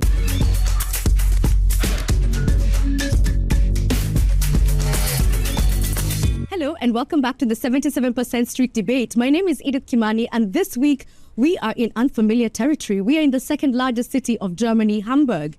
Now, in recent years, it's come to be a home for expats looking for better opportunities abroad. Among those, of course, are Africans. The reasons why they're here, they will be telling us shortly, but also the implications that their absence at home has on their economies there. And we're going to begin with Abu Bakar.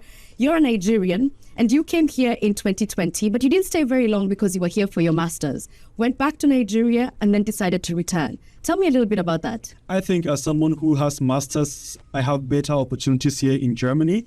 If I'm to be paid the same salary I'm getting in Germany, in Nigeria, I would gladly move to Nigeria. But because I don't have such opportunities, then I am left with no other option than to move back to Germany and look for a job. Yeah, but you're not speaking theoretically, because when you moved back to Nigeria, you actually attempted to find a job. How did that work out for you?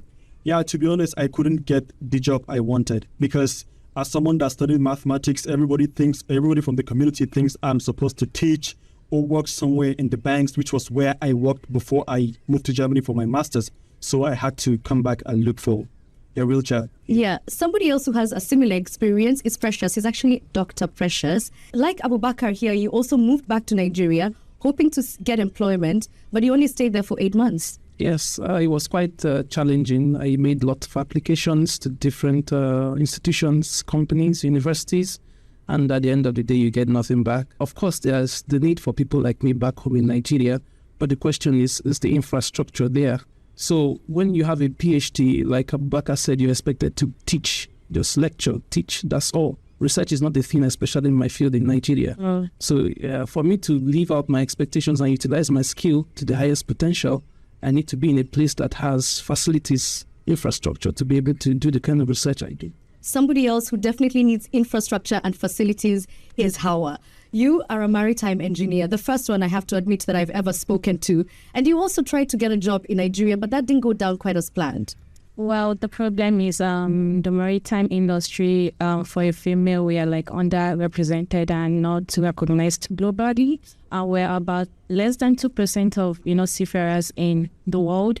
And then and I went back to Nigeria and I started looking for a job, but it was pretty difficult for me. So many people told me that, okay, you're female. Some said, okay, you're Muslim too, and all of that. And when I eventually got a job, thank God for that, it was pretty hard for me because I had to do, double the effort. I have to put in double the effort to be seen as someone who is capable of carrying out the job. So we're going to come back to some of the issues that plague your different industries in a short while, but I want us to get grounded in some statistics first. And Roger here actually works with a company that brings workers to Germany, and you tell me it's because somebody was desperately looking for workers. Yeah, actually somebody in Hamburg, and it was a bus driving company, one of the two largest bus driving companies in Germany, and he's a friend of mine for a long time, and he sort of a jest said, we urgently need 200 people. You have all those contacts. You are such a contact maker. Can't you help us? So this is how it started, like maybe 2 years ago. And I started to go into it beginning of last year. And we started a company. That was in May, went to Kenya together in September. And now the first 5 bus drivers, one group for integration reasons, not to be so lonely, to help each other out, this kind of thing.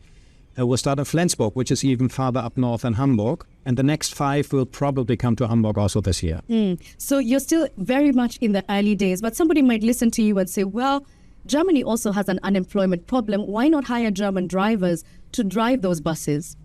Who said that Germany has an unemployment problem? Well, statistically, there is a figure there when you look at Germany unemployment. Yeah, okay. Statistically, there is a figure, but it is very, very low. Now, in Germany, we have the situation that we have 15 million youth between the age of 15 and 24. We never had so few.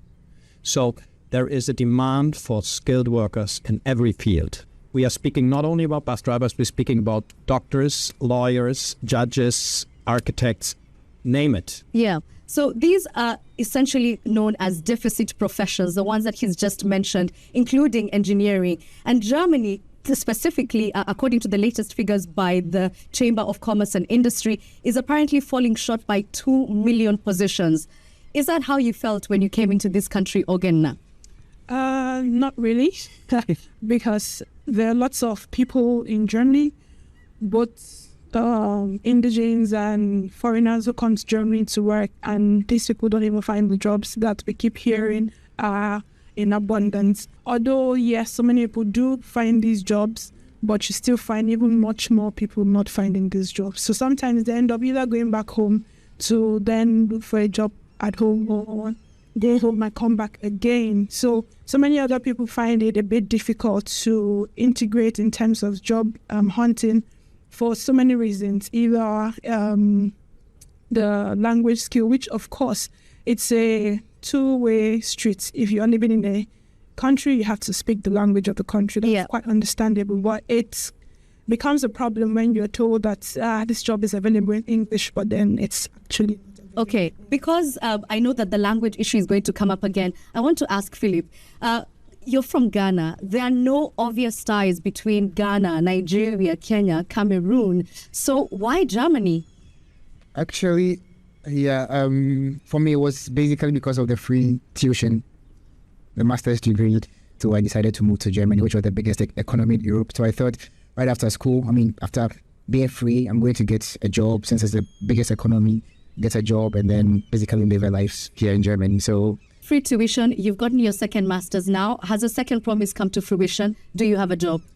I actually do, but it's on a limited contract. I'm still looking for a permanent job. And again, the language issue comes to play because, this is largely because of me. It's my fault because I was quite complacent because when I came to Germany, almost everything, my studies, I got a student's job, everything was in English. So I was like, okay, how difficult can life get?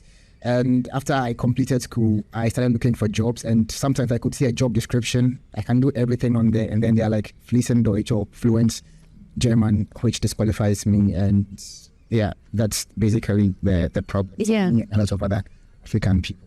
Emanuela, I know that your story is similar. You're from Cameroon, the English-speaking side, and jobs there, not very many, so you can understand why you ended up here. But after 11 years, sprichst du Deutsch? Ein bisschen. Okay. So tell me about your job search, because you just completed your PhD. How is that job hunt going? Are you finding that, these companies which desperately need skilled workers, are they looking for you? Okay, so this is a bit tricky because I'm not looking for what they might call in German skilled work. My choice of job, I want to work with people. I don't want to sit behind a computer and maybe do statistics. So I have to talk to people more. And the English options we have, maybe everyone is rushing to get this option too. And okay, maybe location, I don't know where I'm staying in Bonn. So the limitations are also there. All right. But is it unfair, Abu Bakr, for you as a worker to come into Germany and be expected to learn the language, surely?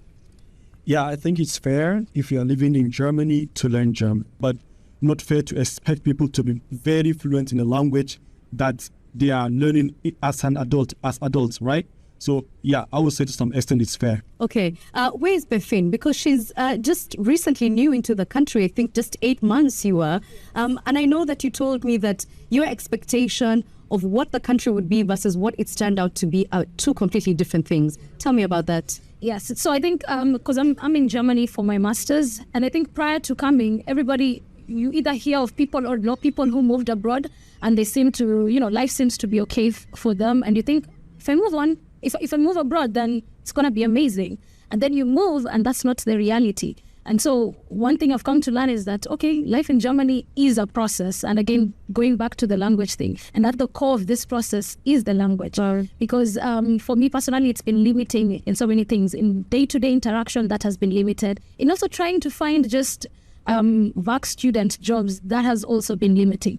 Okay, let me come back to Roger, because while we were speaking earlier, you did mention to me that one of the biggest challenges, which I thought was interesting, is that people don't stay. Do you think one of the reasons is just, they don't trust the process? Well, actually, I cannot speak for the reasons. I just can tell you that our clients or possible clients say this is the greatest challenge. People come and they leave after a year. So the key word here is integration, I think, and language is one thing. But I also believe, like, when I see everybody here around, they come for university or something alone, and they have to find their way. And if they come in winter, that is even worse. And they don't know, because nobody really expects, coming from an African country, that we'll have 4, 5 or 6 months of shitty weather, and I mean shitty weather. And you can't explain that to people from Kenya, wherever. I can, as long as I want to. You have to experience it, otherwise you won't believe it.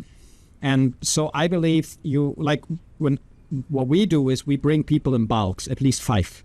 And they have to learn to know each other. We try to do the so-called WG in German, like 2 or 3 or 4 people live together so that they can help each other. We also say, okay, there is a community.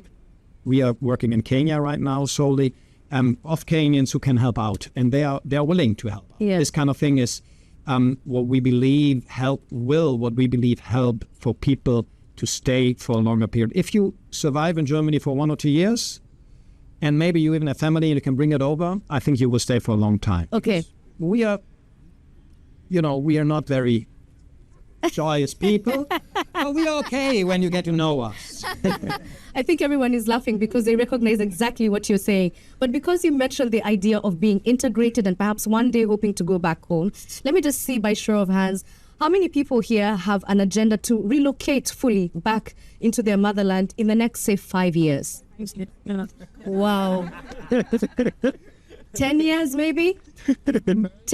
Maybe for 10 years. Okay, now if we listen to President Tinubu's agenda on the youth, he will say that you are front and center and that the country is now ready for you. Well, that's what they say, but we haven't seen it yet. Although, to be fair, there are people who are finding these jobs. For example, myself, I had a job in Nigeria before I came here. So the truth is, there are people who have these jobs, who are able to find these jobs. It's just that the jobs that are available are not enough for the people that need these jobs. Okay, but from an ethical point of view, Philip, let me ask you something. Do you feel beholden? Are you responsible for building Ghana? I mean, I was born a Ghanaian for a reason. I believe So I have to contribute whatever quota I have to contribute to Ghana to help build it. But currently, I don't see myself having the capacity, the money, nor the experience to do that. So I would want to get all of these here or somewhere in Europe, developed country, to... But how does Africa develop if all the skilled people are coming to the developed world? Yeah, so exactly like me, I come to get the knowledge and then go back and then create a business or establish a business and then help the economy grow. Okay, so you don't feel like you have or you owe your country anything at this point? At this point, sometimes I try to convince myself I don't owe them anything, but within me, I feel I owe them something. Okay, so Philip is convincing himself he doesn't owe Ghana anything. Emanuela, do you need to convince yourself that Cameroon doesn't need you? Actually, I don't need to convince myself, and that takes me because you asked a very interesting question before. If all the skilled workers are here, we're going to develop Africa. Mm-hmm. And I think we are not the ones to answer that question, unfortunately. So now that we are doing this, I hope the government is watching and they should answer this because we really want to go. I think you've spoken to about 3 people who went back to Nigeria to get jobs and they couldn't. And something could be done about this. Yeah. And when people try this, there are a lot of loopholes or there are actually boundaries and limitations that you can't even do this and you have to run back maybe to Germany or where you think it's easier. And this is not just about jobs. We've had people, for example, in Cameroon, who think, okay, if I can't get a job, I can do a business back home. And then they go and the taxes are crazy. And sometimes maybe you have to bribe your way to do a business that is going to benefit your country. And so this is why I say, unfortunately, we might want to think about ourselves because if we all carry ourselves back home, because we think we owe our country something, and then we have to stay hungry, that's really being, foolish. Okay. Abubakar, I know that you have some very strong opinions about this. Do you think your country has let you down? Are they creating the infrastructure, the frameworks for you to be able to thrive back in Nigeria? So to be honest, I would say sometimes it's not even that there is no job.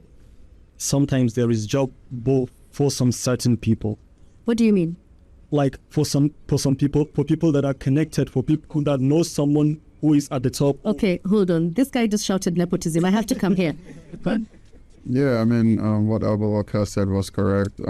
There might be jobs, but chances are they will just give it to someone who is related to them rather than give it to some set of people who are qualified to do that. And that eventually has like a domino effect because if you put the wrong person with the wrong skills for a job, then they don't know what to do. They're just taking the salary and not adding value to the society that they ought to. So has anybody been a victim of this corruption of your own nation, making it impossible for you to work? I mean, I am a victim, to be honest. So I would say me and my friends are victims of this because back then, for example, in my class, there are people with first class like grades and everything, but they couldn't get job.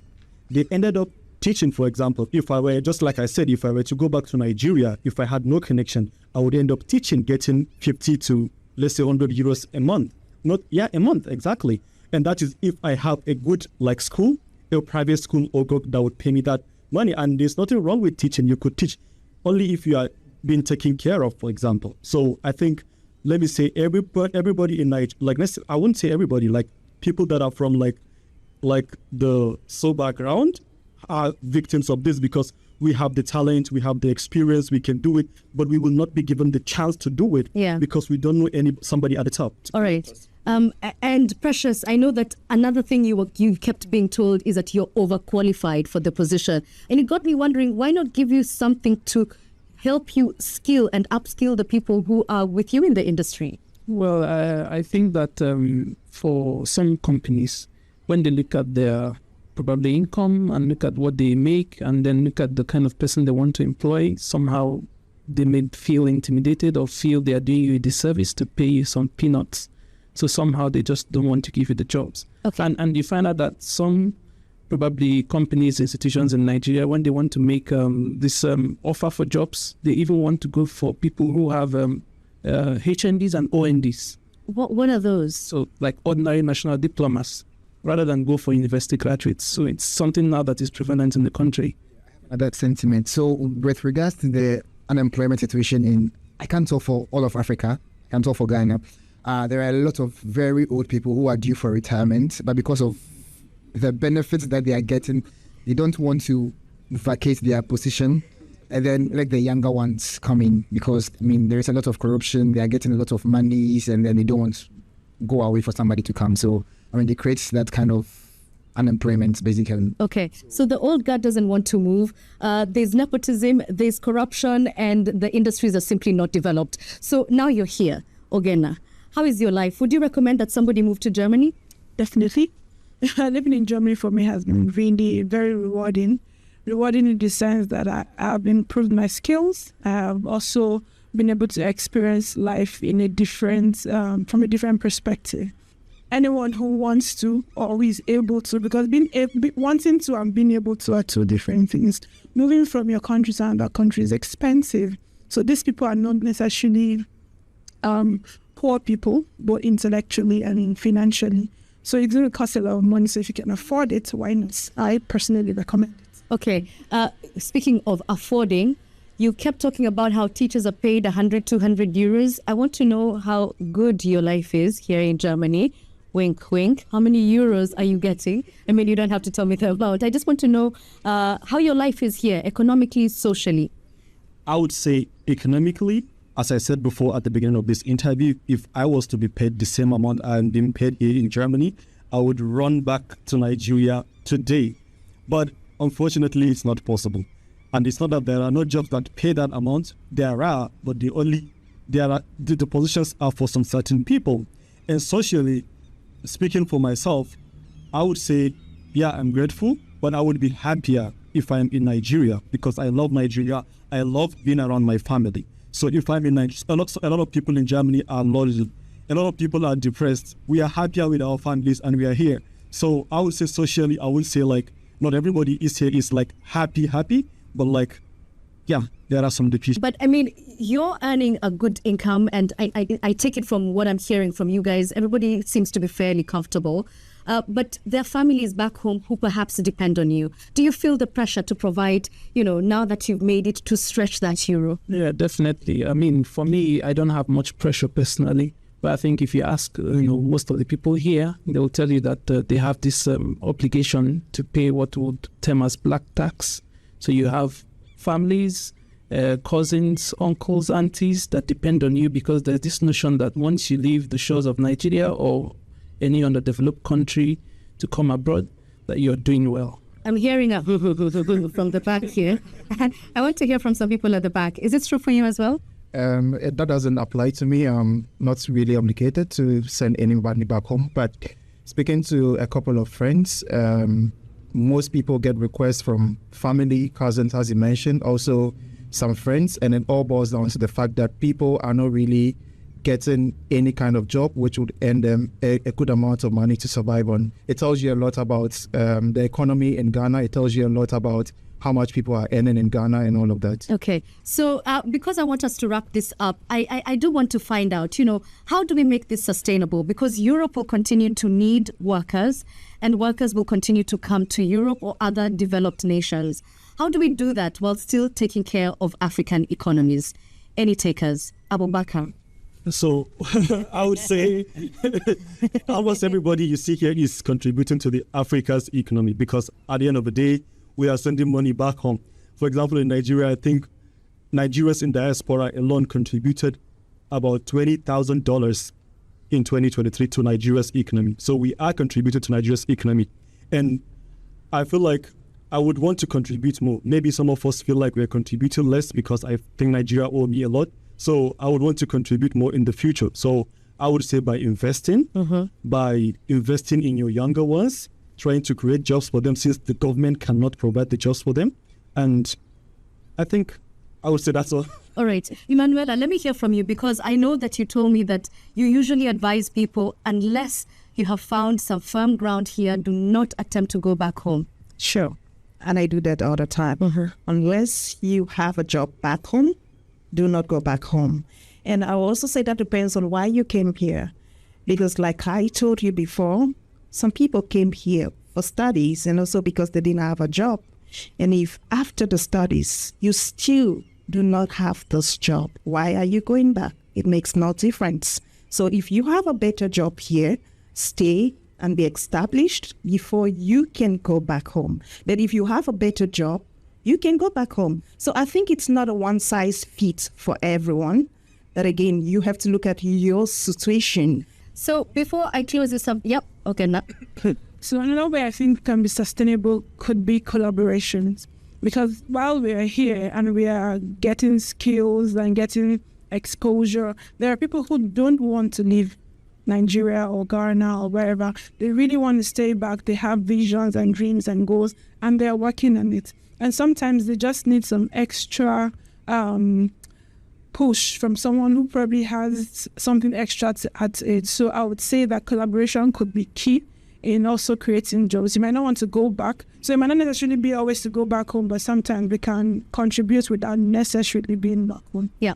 So I want to wrap this conversation with Roger, because at the beginning of this conversation, you said that you have some people who you recently brought in. How are they faring along? Do you think this is a model of collaboration that perhaps will sustain this model of skilled workers migration?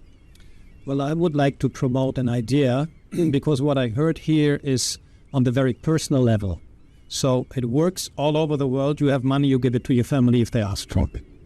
And you try to help people, like you said, who need a little push. But what is it that Africa lacks most economically? Liquidity. Money is shy. And the people who want to give money, invest money into Africa, honest money for honest work, for honest ideas, they fear corruption. People who live here, who have their own income and say, you know what, let's form something, I will contribute to it, but I want you guys also there. Like Nairobi is the startup hub in Kenya, in Africa, in East Africa at least. I don't know about Nigeria. I always heard culture is Nigeria, it's always Nigeria. But these days it seems that Kenya has taken some. Yes, we have. Anyways, what you guys can do, I mean, what everybody can do, and that is, I mean, that's what I'm doing is, why don't you create ideas, create funds with friends from Germany, international partnerships, invested there, because they will trust you, because they know you and they know you are not corrupt. And corruption is the issue that, and Africa's so rich and it needs everything and it doesn't have liquidity. So liquidity is the issue, and liquidity must come from private sources, but into business, and then you will give people work, honest work for honest money, and things will start. I'm convinced of that. And I didn't hear that so far, so that's the idea I would promote. Well, thank you very much. I think that's a fantastic place to wrap it because it's a practical step. You know, we asked at the beginning why so many skilled workers are leaving their mother countries to come and work in Europe. The answers are many. One, Germany needs them, and two, they definitely need the money. How to be sustainable? You've heard all the answers there. Thank you all for watching. Bye-bye.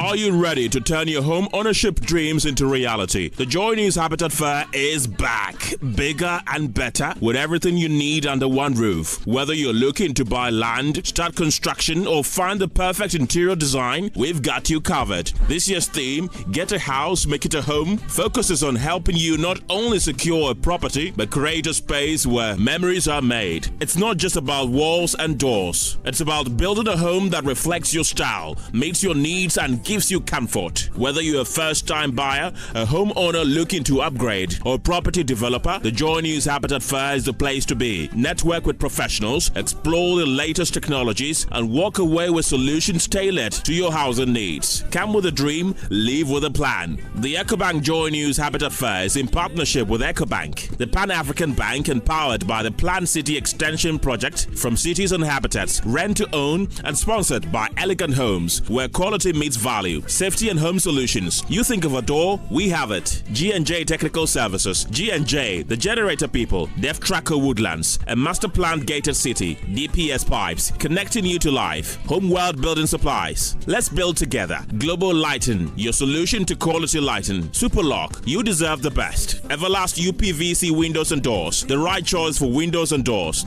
Syntex Tank. Air Strong. Air Tough. Lesh Fortune Limited. Kettins Papa Be Luxurious Simply perfect. Build, freeze, solar, hybrid air conditioners. Superior cooling with energy. DBS Roofing Industry. Your roof experts. Virtual security. Complete security solution. Your bent security doors. Protected lives and properties. Clifton Homes. Beautiful homes. Wise investments. Tino Solutions. The renewable energy experts. The main Habitat Fair is on the 30th of October to the 2nd of November 2024. EcoBank JoyNews Habitat Fair. Get a house, make it a home.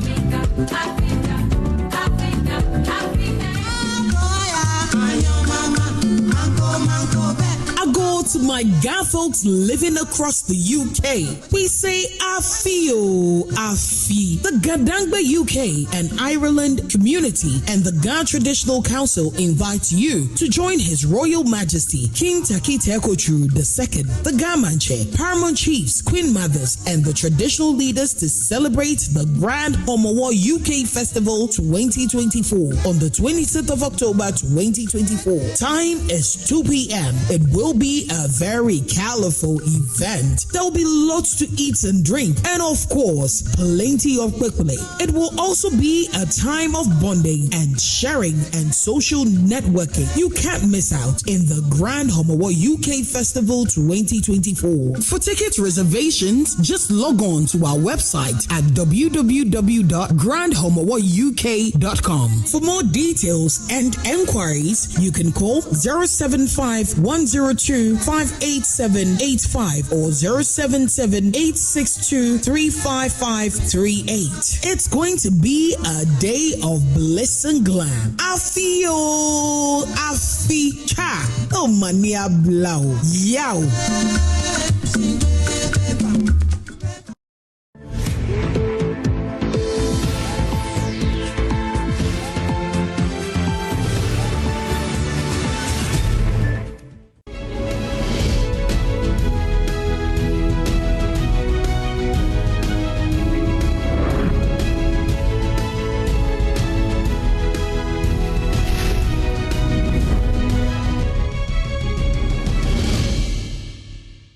Hello, good evening and welcome to Business Live. Coming up, Bank of Africa and ABSA offered the lowest interest rate on loans to households according to a new report from the Bank of Ghana. We shall be finding out how this stimulates competition when it comes to the pricing of loans. Also in this bulletin, IMF and World Bank project more than 20% end-year inflation rate for Ghana, far higher than what government had projected. Plus, GCB Capital resumes outstanding claim payments to customers of defunct management companies. Details of this and more lined up for you. Please stay.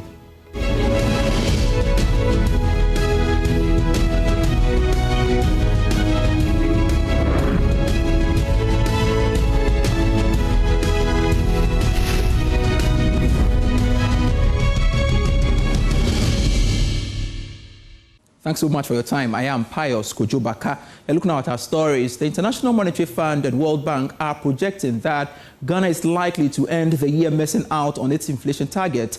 The two institutions forecast the country recording more than 20% inflation rate by the end of 2024. Details in the following report.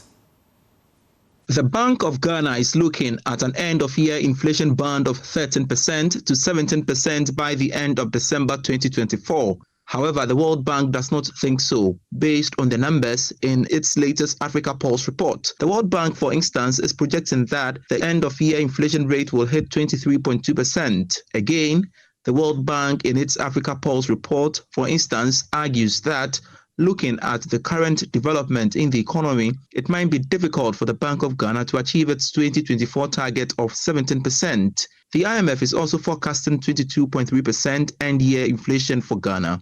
One is not sure for now how these projections from these two institutions will influence government's numbers and whether the Bank of Ghana will indeed move to adjust the inflation rate. Again, what could be the impact on Ghana's economy and investor confidence if government goes ahead to revise its numbers, especially at the time that all the rating agencies have moved to upgrade Ghana's credit ratings? Inflation for the month of September reached 21.8%, and in 4 months consistent decline since April this year. On to our lead story for today. The Bank of Africa and ABSA offered the lowest interest rates for households seeking credit from commercial banks ending September this year. That's according to the latest annualized percentage rates put together by the Bank of Ghana. More from George Yafe. Individuals and households that were looking for loans and hoping to pay back in a year, Bank of Africa was the best place to turn. The bank offered an average rate of 24.18%. This was after it has added all the charges like commitment, processing, insurance and facility fee. The Bank of Africa had advertised 29.31%. However, Bank of Ghana's data showed that it actually went as low as 16%. The rate also covered loans that will be paid back in 3 years. However, for long-term facilities that should be paid back in 5 years, ABSA was the best place to go, as it offered an average interest rate of 24.81%. This did factor charges like commitment, processing, insurance and facility fee. At the published interest rate of 29.31%, ABSA Bank was also charging 29.72%. The annualized percentage rate is the actual charges borrowers pay on loans. It often has the actual cost that is often not publicized by the commercial banks. Bank of Ghana has maintained that the regular publication of these rates should go a long way in reducing the cost of credit in the country. And I'd like to invite a senior finance lecturer at the University of Ghana Business School, Dr. Benjamin Amwa, to the discussion table. He joins us via Zoom for some conversation on this. Thanks so much, Dr. Amwa, for joining the conversation. Now, what do you make of these findings from the report coming, especially from the Bank of Ghana, and whether it comes to you as a surprise from this very finding, especially when some banks are actually pricing below what they had advertised when it comes to interest rates? Thank you very much. For market information and for regulatory reasons and for transparency, it is very important that periodically banks, and in this case the Bank of Ghana, will release such information to the market to inform the market about cost of credit facilities on the average level, so that clients and customers of banks will know where to go for if they have some credit needs. And so it is not so much of a surprise. It is about bringing information to the market and to also bring some transparency into the pricing of loans. But we need to understand that these are more or less indicative rates. So it doesn't mean that if you go to any of these banks, the rate that has been quoted is what you will get if you go for a facility. The bank will do its own assessment and then will likely adjust the rates that we have seen to reflect the borrower's riskiness in terms of the facility that he or she is requesting for the bank. So it is good for general market scanning, and it is good for comparing prices, and also to bring some transparency into the loan pricing regime. And when you take a careful look at the report, you see that the Bank of Ghana wanted to use this to stimulate some competition when it comes to the pricing of loans. Do you think that it has been able to do that? We will need more of such information going forward. In fact, one thing we need to understand is that the APR, the annual percentage return, is the annualized rate of the facility. But what you will actually end up paying is what is called the effective annual rate, where the effective annual rate will now consider the frequency of compounding of payment that the individual will do during the course of the year. So when you are going for the facility, you need to know, am I going to pay every month, every quarter, or every 6 months? The more you pay in terms of the frequency, the more expensive the loan facility will be. So what we are seeing here is not the actual cost of the loan for the borrower. Okay. If you want to know the actual cost, you have to estimate what we call the effective annual rate. And that is what will give you the true cost of how much you are going to pay. And in all instances, if the loan is not paid lump sum per annum, but it is paid monthly or every 2 months or every 6 months or every quarter, then the effective annual rate is always higher than the annual percentage rate that we are seeing. So yes, it is good for the market. All right. That is the starting point. But if you are going for the facility, your effective annual rate is most likely and is going to be higher than what is being quoted, because that is what you're actually going to pay. That's fine. So what about using this report to also empower the borrowers? Have we been able to do that? Yeah, it is good, because now if I'm going for a facility, I can scan through the market and know where to start from. If I'm going for a 1-year household facility, I know that this bank, from the trend, happens to be giving the lowest. So I can start from that bank. But you need to understand that these banks also use relationship. You cannot just walk into a bank that you have no account with and say you are looking for a facility. It doesn't work like that. So you may want to look at the practicality of being able or successful at getting a facility from a bank that you do not necessarily bank with. That is going to be extremely difficult, because in many instances, the banks want to have some information on you. They want to have some track record of you in terms of how you have kept your account and how your outgoings and goings are. And so it is not just easy for you to just move from one bank, jump to the next bank, and you have a loan facility. What you rather need to do is, what is my bank charging? And how comparable is my bank to the competing banks? So that will inform your next decision, whether you want to keep to your bank or you may want to, change your bank if you think that it will help you do it. In a minute, Dr. Moa, what more can the Bank of Ghana do to help reduce the cost of borrowing, apart from this publication and, of course, the MPC rate, which definitely isn't the only determinant for reducing cost of borrowing? Okay, so this is what the central bank must do. See, these rates that the banks are charging, the banks are not charging because they feel like charging it. It is a representation of the overall cost of doing business in the industry, especially when it comes to credit and deposit mobilization. So if BOG can work on reducing the cost of credit in terms of inflation, in terms of interest rate, then it will definitely trigger, because no bank will go and mobilize money at a particular rate and come and give it out at a low rate. The bank will not do that. So if we want to really see the rate declining sharply, we need to look at the macro again. Bank of Ghana works with Ministry of Finance. And so they have to make sure that the rates are low enough to drop down and to pull down the rate at which the banks are giving the facility. Because there's no way a bank will give out a credit facility when the MPC rate is around 27. It is going to be extremely difficult. That's fine. So they first have to work at it at their end, and then to trigger down into the banking sector. And then we, the retail clients, can benefit from it. We appreciate your thoughts, Dr. Benjamin Amoy, Senior Finance Lecturer at the University of Ghana Business School. Indeed, thank you so much, sir. A while longer within the financial space, because GCB Capital has finally started paying outstanding claims to customers of defunct fund management firm after government released remaining bailout funds to aid this payment. The following Business Desk report has more. Joy Business understands that some payments were made yesterday covering significant claim settlements to customers of these defunct firms.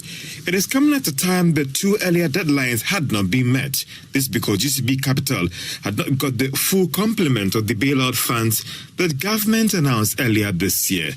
The bank didn't want to start the payment and then freeze the process because it hadn't got enough funds. That is why it delayed the process a little bit. The payments are being structured in a way that will see customers receive up to 15% of their outstanding payments, or let's say up to 50,000 Ghana cedis. However, if your amount left is just 20,000 Ghana cedis, then the expectation is that you are going to get everything being paid to you.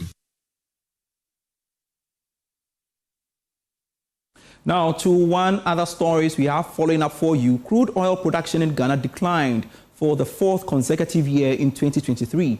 This is according to the Public Interest and Accountability Committee, PIAC. PIAC in its report indicated that crude oil production reduced from a high of 71.44 million barrels in 2019 to 48.25 million barrels in 2023. This represents an annual average decline of 9.2%. The committee is convening a technical consultative workshop with all relevant stakeholders to discuss the decline in crude oil production in Ghana and to explore options aimed at identifying solutions to stem the decline. Mark Ajiman is technical manager at PIAC and joins me via Zoom for some conversation on the back of this. Thanks so much, Mr. Ajiman, for joining us on Business Live. First off, I want you to provide me with an overview of the current state of crude oil production in Ghana. Yeah, thank you, and good evening to your viewers. So we've been producing crude since December 2010, and we started with the Jubilee field. Then in 2016, we add on the 10 field, and in 2017, we added on the Sankofa-Ginyame field.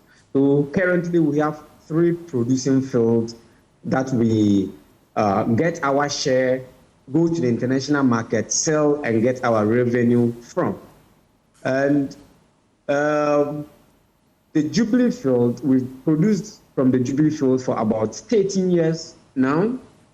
Yeah, 13 years now.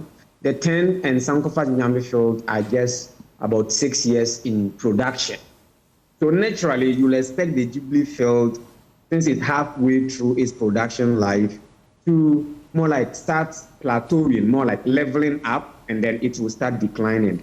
But we've realized that the 10 and even the Sankofa-Ginyame field, which is a predominantly gas field, we've been witnessing for the past 4 years decline in production from all 3 producing fields. And this, with regards to PIAC, is a worrying trend. So when we released our 2023 annual report, in fact, the Department of KNUST actually reached out to PIAC that they have also witnessed that trend, and they would like to partner with us as an institution to provide a platform to have a national consultative dialogue in how to arrest this decline trend.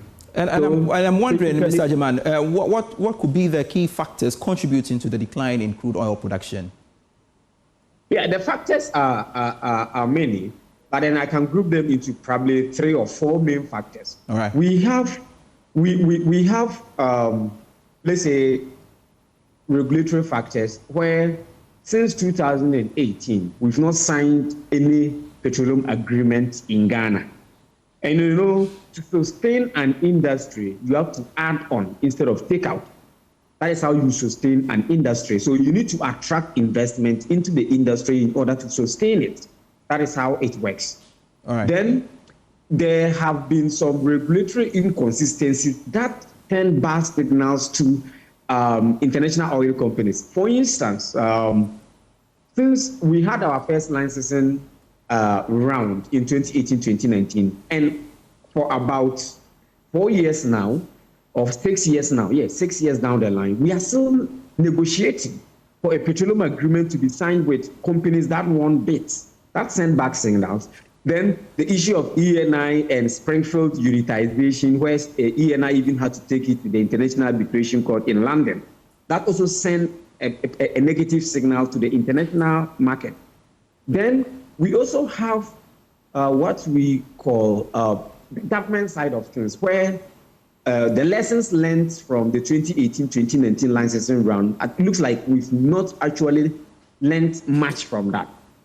The reason why most companies actually pulled out of that licensing round was that we presented low quality data, the sizes of blocks were very small, okay, and government, instead of sticking to the default position, opened a back door by engaging in direct negotiation with some companies.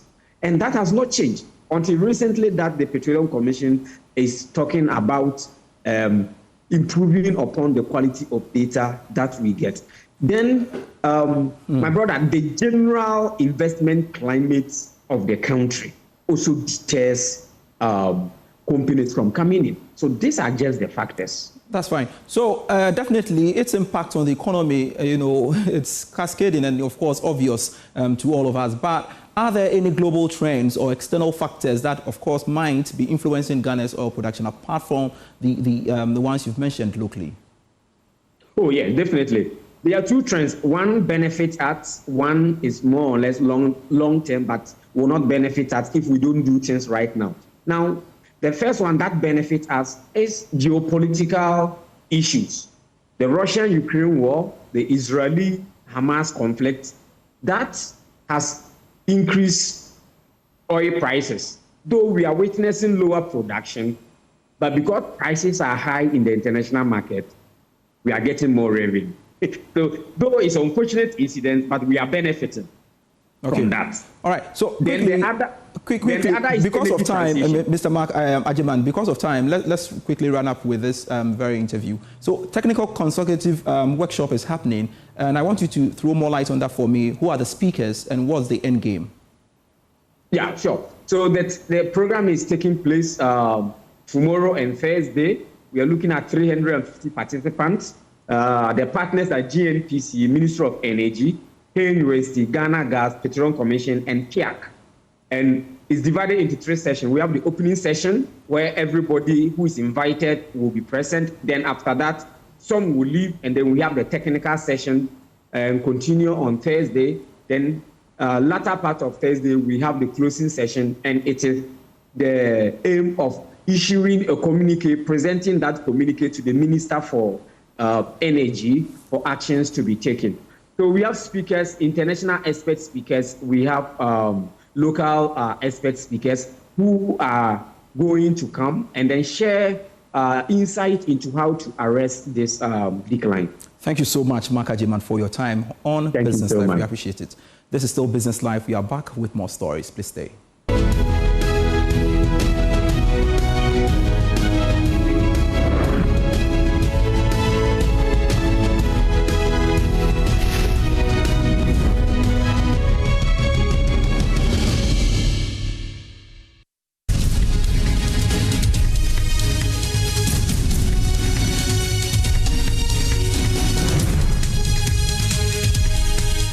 This is still Joy News, your home of independent, fearless and credible journalism. We've got to make way for the latest happening in Parliament now. The party in its desperation brought a petition before the Right Honorable Mike Okoye. Does not necessarily mean that it is that procedure that will necessarily trigger any action under Article 97G. Mr. Speaker, the majority leader has also indicated, and I was really ached by what he said, that he has filed an action in the Supreme Court. And in respect of that action, he has also asked for an injunction enjoining Parliament from taking any action in respect of this matter. Mr. Speaker, Parliament hasn't yet taken a decision. In fact, in the context of Article 2 of the Constitution, it is an act or omission of a person which violates the Constitution, which triggers an action before the Supreme Court for either an interpretation or an enforcement of the Constitution. Mr. Speaker, the majority leader knows that to take an action in anticipation does not comply with the letter and spirit of the Constitution. In fact, the Supreme Court made it very clear in Tufo and Attorney General that it does not give advisory opinions. What the majority leader has done is basically asking the Supreme Court to give an advisory opinion on a matter that, in respect of which Parliament hasn't yet taken any action. And as a leader of the House, I think that what he's doing, or what he has done by taking that action, is basically weakening the power of Parliament. It was in the same Tufo and Attorney General that the court said that whatever happens in Parliament is a closed book. And the majority leader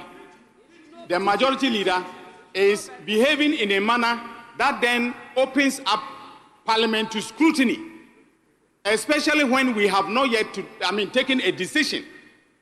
What he's simply doing is that he's asking the court to basically gag Parliament. Mr. Speaker, do not allow yourself to be gagged. Mr. Speaker, the members of this House will not be gagged by what the action that he has filed. We are going to speak out on this matter, and this House will perform its constitutional duty to take a decision with respect to the actions of the members involved. Thank you very much, Mr. Speaker. Yes, Honorable Joe Gatti.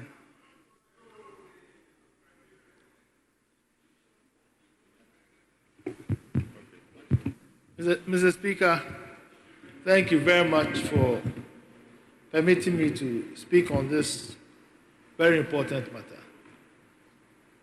Mr. Speaker, I will start with a procedural point and go on to speak about the substantive issue.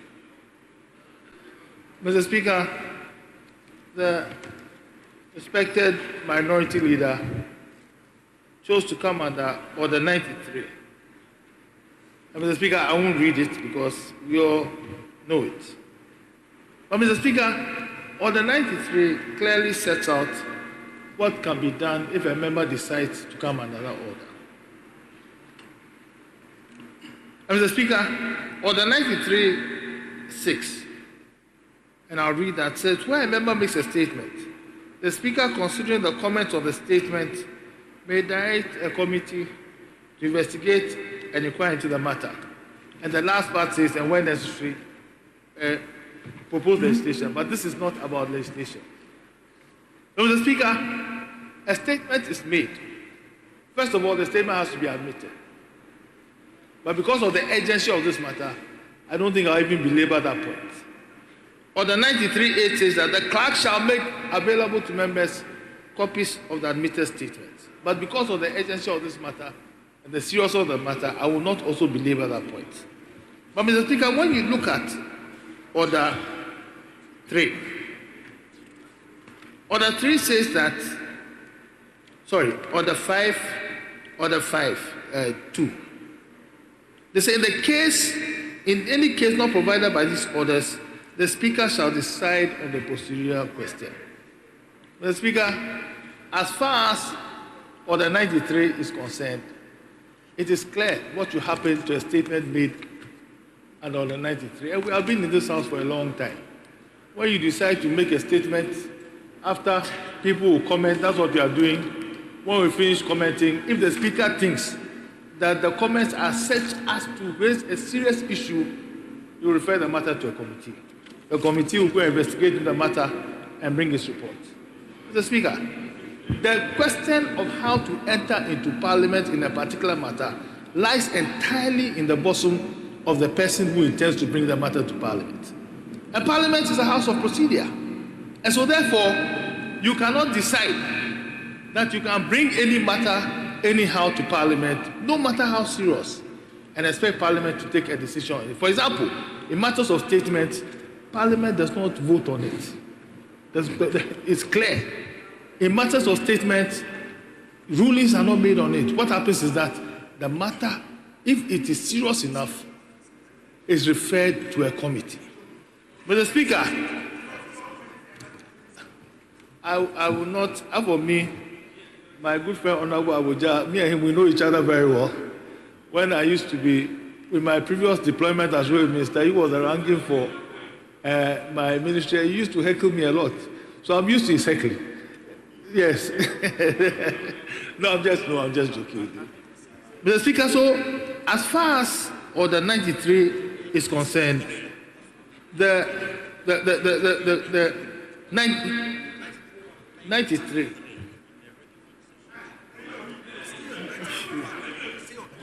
Mr. Speaker, as far as Order 93 is concerned, Order 93(1) is concerned, it says what can be done. Mr. Speaker, but Mr. Speaker, to come to the substance of the matter, the procedure is even as important as the substance, if not more important. Because like a court of law, Mr. Speaker, we have to come properly. If you don't come properly, you're out. And Mr. Speaker, I need not remind you respectfully that when I started practicing, you were some of the brightest stars as far as our practice was concerned. And I know that you are a man of procedure. And procedure was one of your strong points. And I know you are still a man of procedure. People have urged you to...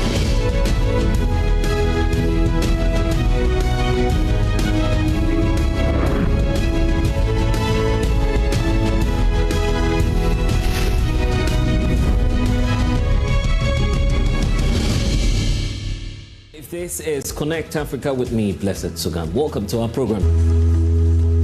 We have updates on the elections taking place in Sierra Leone. There had been some attack around the opposition's office, and this was because they prematurely announced results, which both parties technically did. And what is the cost of political unrest in the West Africa sub-region? The preponderance of illicit activities resulting from easy access to small arms is causing a lot of havoc across the region. 5 countries. How are you going to work with them?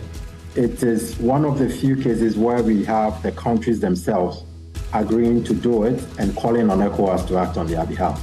There is a DNA testing, the process of DNA of 17 students who were banned beyond recognition. So at the moment, there is some uncertainty. Some of the parents think, hey, is my kid part of those that were banned beyond recognition, the 17? Every human being has the right to a livable world.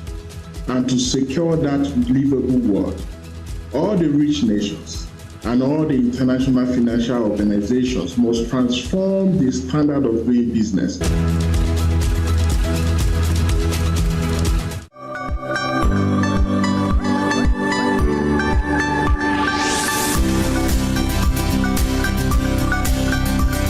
Hello everyone, welcome to Health and Vitality with me, Dr. Hannah-Lisa Tete. In this episode, we discuss allergies and their triggers. Do you have any allergy and how do you manage it?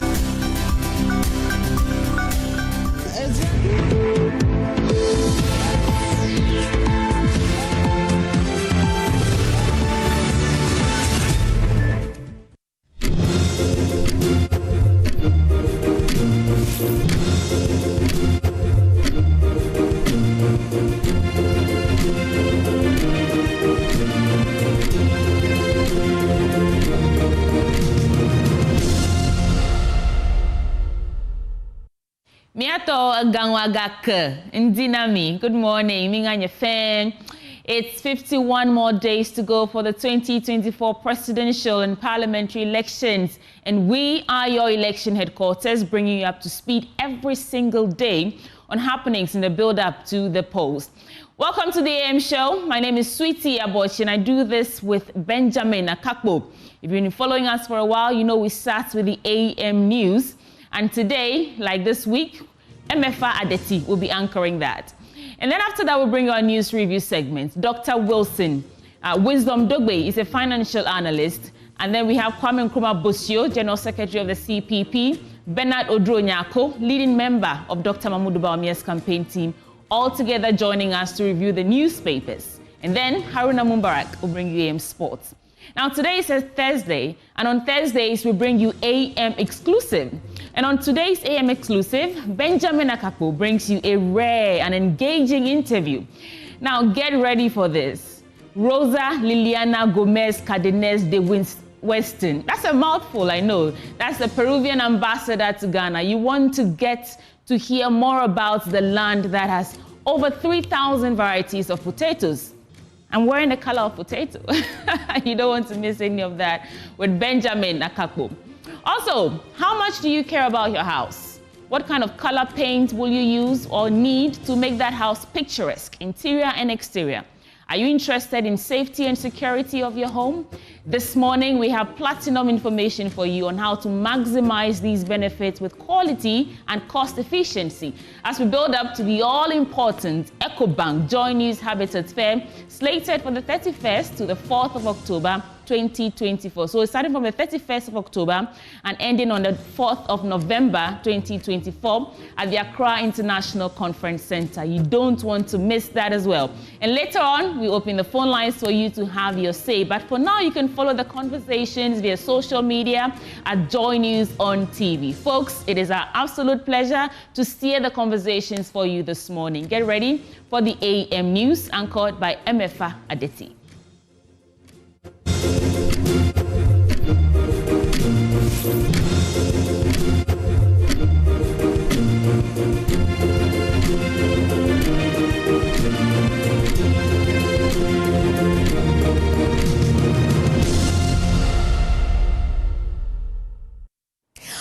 good morning, and let's bring you some news this morning. First in our story, no fears of cyber attack on election days as 95% of our process remain manual.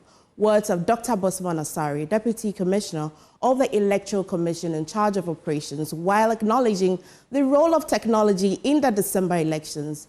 Dr. Asare downplayed concerns about cyber threats that might compromise election outcomes, emphasizing that majority of key procedures, including voting and collation of results, are manually done. Speaking at JoyNews National Dialogue on Cybersecurity Threats and their potential impact on the 2024 elections, he assured the public that even though 95% of the process is manual, the Electoral Commission is putting systems in place to safeguard against any potential cyber attacks. In elections, now technology plays a very central role in the elections. But elections are a process. We have the registration. In Ghana, we have the registration, the three main areas, the registration, the exhibition, and the elections proper. And now we've done the registration, we've done the exhibition, we've done it, and we are having a second part of the exhibition. But when it comes to technology, technology plays a more significant role in terms of the registration. Right. And to some extent, the exhibition. But on the elections, they're beyond the registration and the exhibition.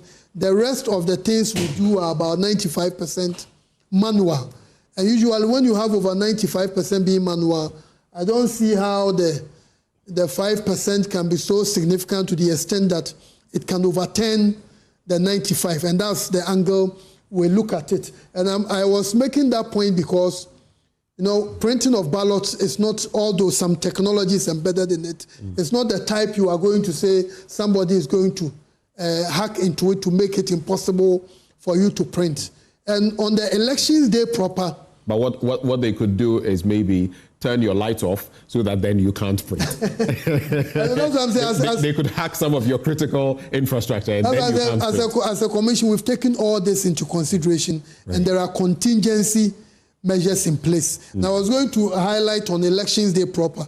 Our voting is purely manual. Okay. Our voting is largely a manual process. The counting is purely manual. The collation at the constituency level, at the regional level, at the national level, all of them are manual. And we know the media, usually when we are doing these manual processes, the media will also be available. So as we are addressing some of the impact technology this hacking can have on our processes, we are also mindful that a chunk of our processes are manual. And as I indicated, the registration, because we have a database where we keep the data, critically, technology is very, very important. And we recognizing that it's an area that can be affected, we've put the necessary measures in place. Now, despite these assurances, Seshidodu Ato of the Cybersecurity Authority revealed that the CSA is working closely with the Electoral Commission, continuously monitoring its system to ensure they remain robust before, during, and after the elections. As an authority, one of the mandates we have involves the compliance monitoring of key, shall we say, key sectors, right? So in this exercise where we are concerned about elections, we are collaborating with them to do the checks in their environment.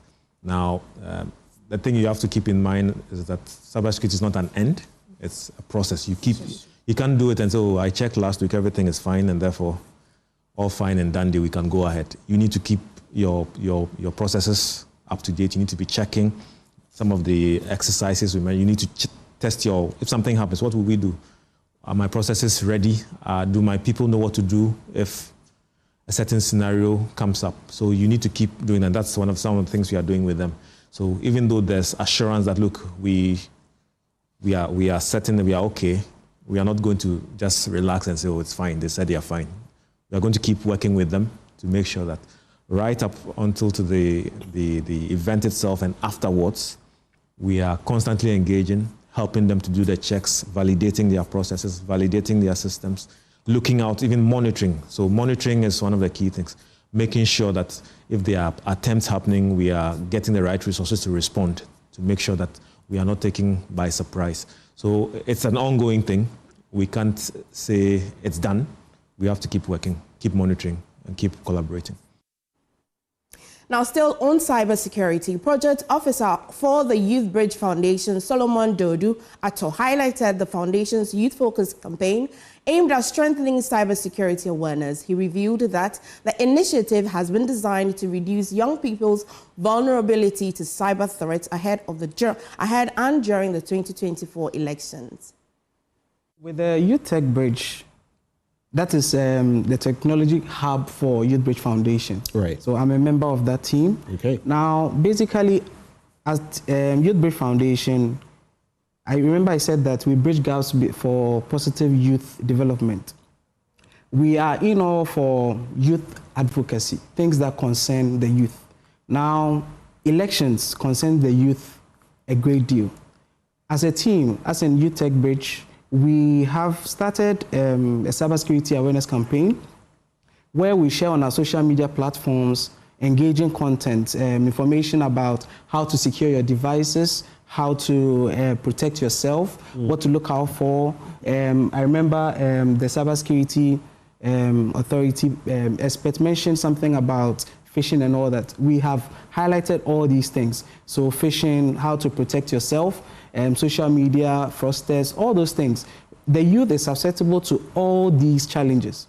And we believe that to bring the conversation to the fore, where the youth are made aware of these things, is very paramount. So at Youth Tech Bridge and Youth Bridge Foundation, we drive and we move this conversation to them such that they are not susceptible to these attacks. Okay. We ensure that they are right on their toes, they know in their networks, their connections, the Wi-Fi things, you know.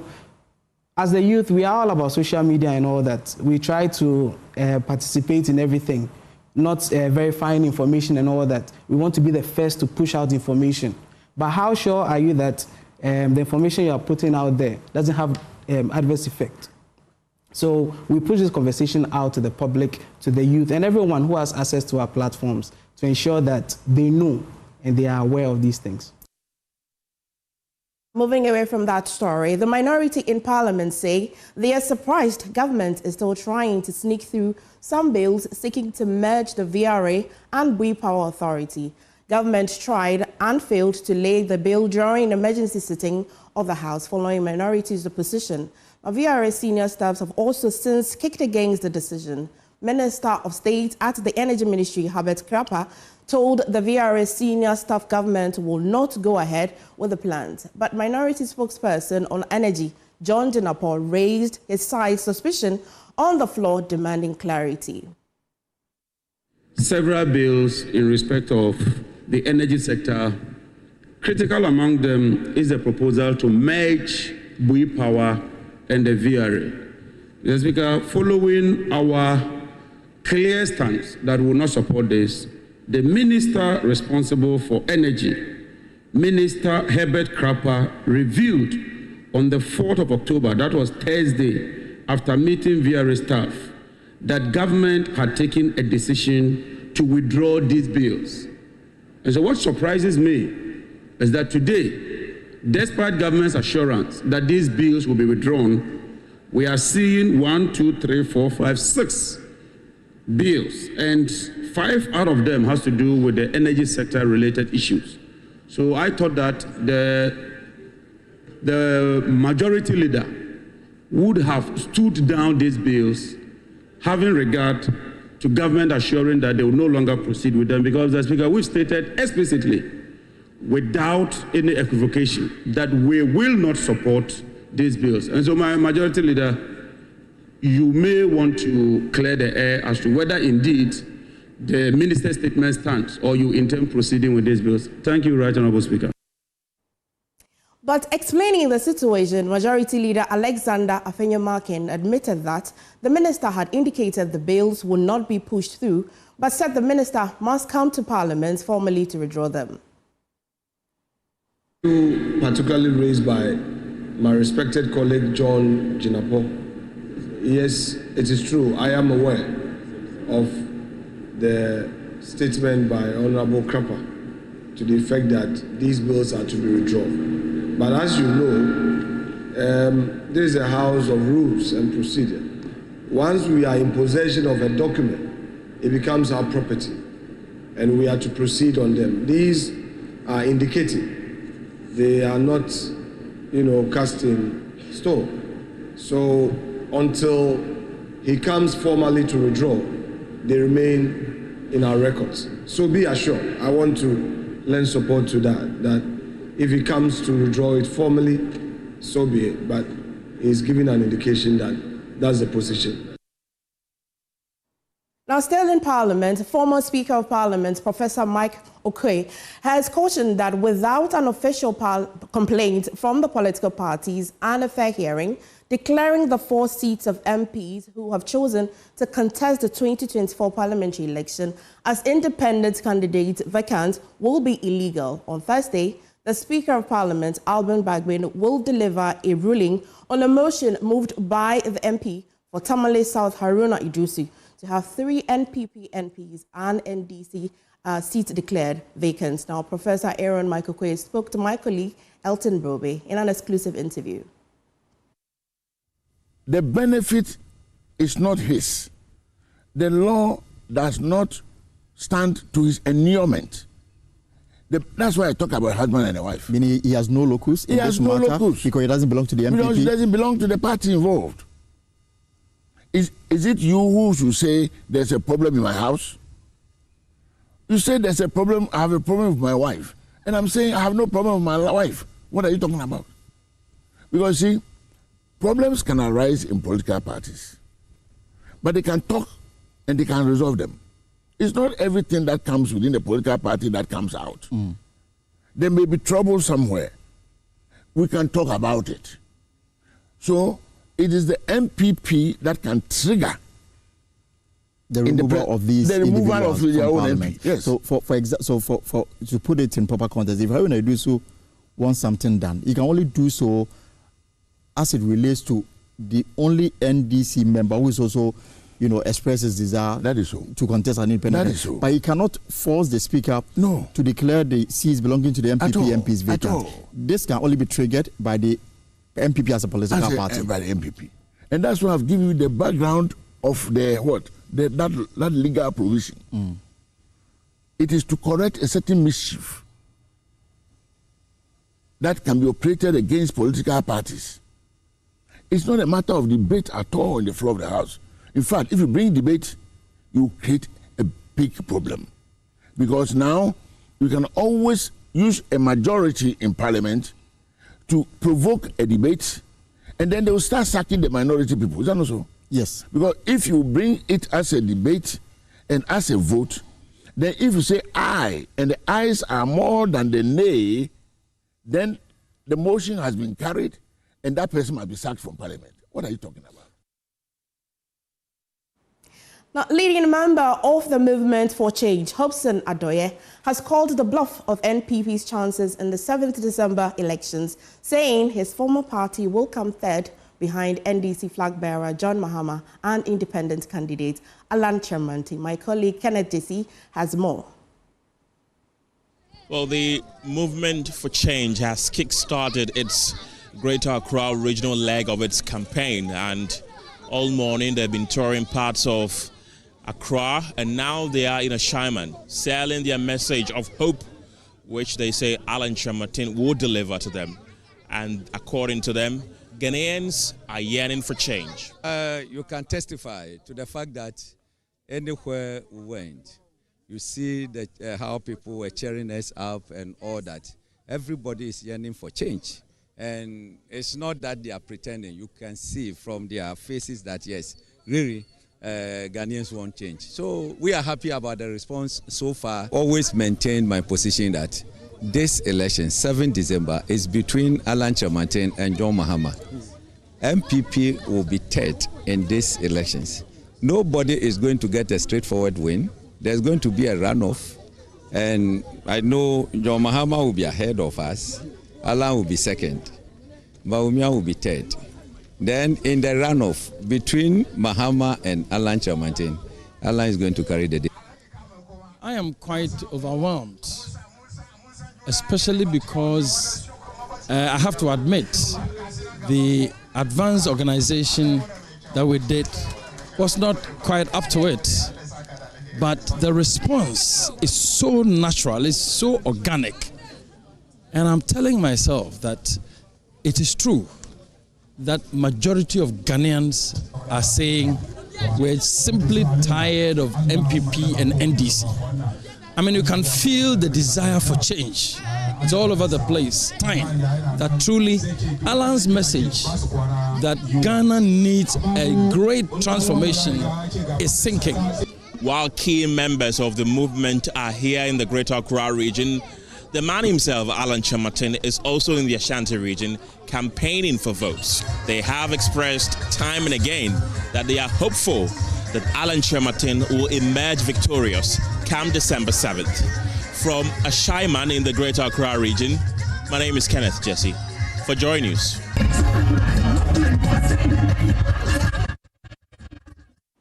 Now, with only 51 days remaining until this year's presidential and parliamentary elections, the demand for good road, improved healthcare, and functional harbour and job creation remains a top priority for the constituents of Keta constituency.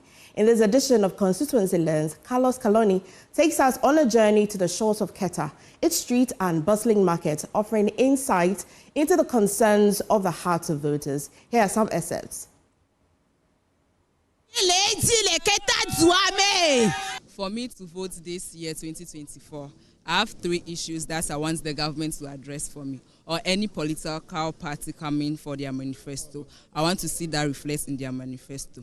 The first one is premise. It's been long we have premise here, and then when our fisher force goes to fish, the price of fish becomes high because what they use, the petrol they use, is very expensive. I want us to see through their manifesto that they have good idea for we the youth.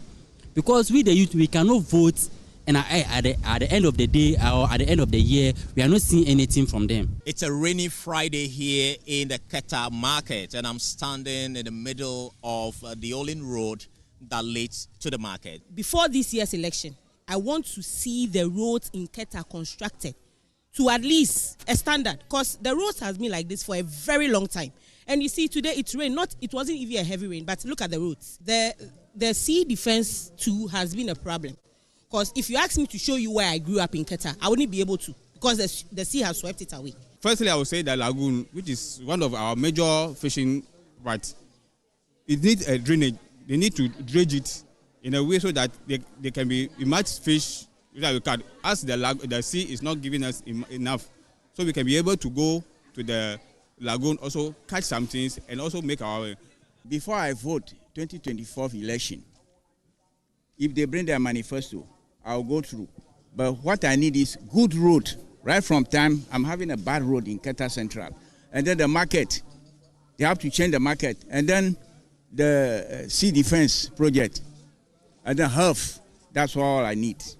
Well, here in the Keta constituency, one of the key concerns of constituents in this constituency has to do with health. Many of them have issues with eyesight, and they expect the aspirants to come and address this particular concern for them as they go into the 2024 general election. Right here in the Keta constituency, hundreds of constituents have health issues when it comes to sight, and those you can see here are people who are undergoing surgeries here at the Keta Government Hospital. Come closer to me. What's your name? I'm Eunice Aram Henyu. Okay, so why are you here?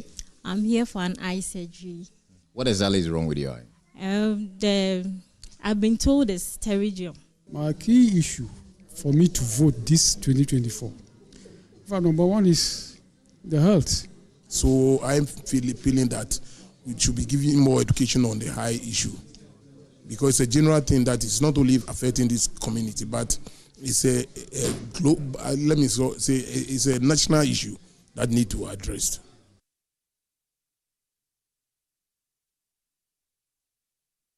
Now, it was all an Ashanti school clash in the preliminary stage of the 2024 NSMQ and KNUST SHS brought the heat.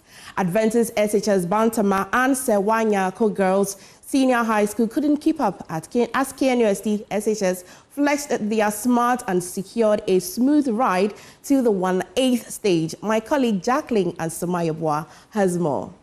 Just finished with the last contest for the day with KUST surprisingly winning. In fact, it was STA, that is Adventist Senior High School, leading. But in the last round of the contest, KUST Senior High School took over because the scores at a point were a bit close. But then I'm here with students from STA Senior High School. I spoke to them earlier. Now, how are you feeling? We are not so much. I'm not so much disappointed. They have done so well. Yes, they have really done so well. It was a tough contest though, but next year we are hoping to come back stronger. Yes. So I'm good. I'm good. Are you sure you're okay? Oh yes, I'm okay. Okay. Now, before I come to you, how are you also feeling now?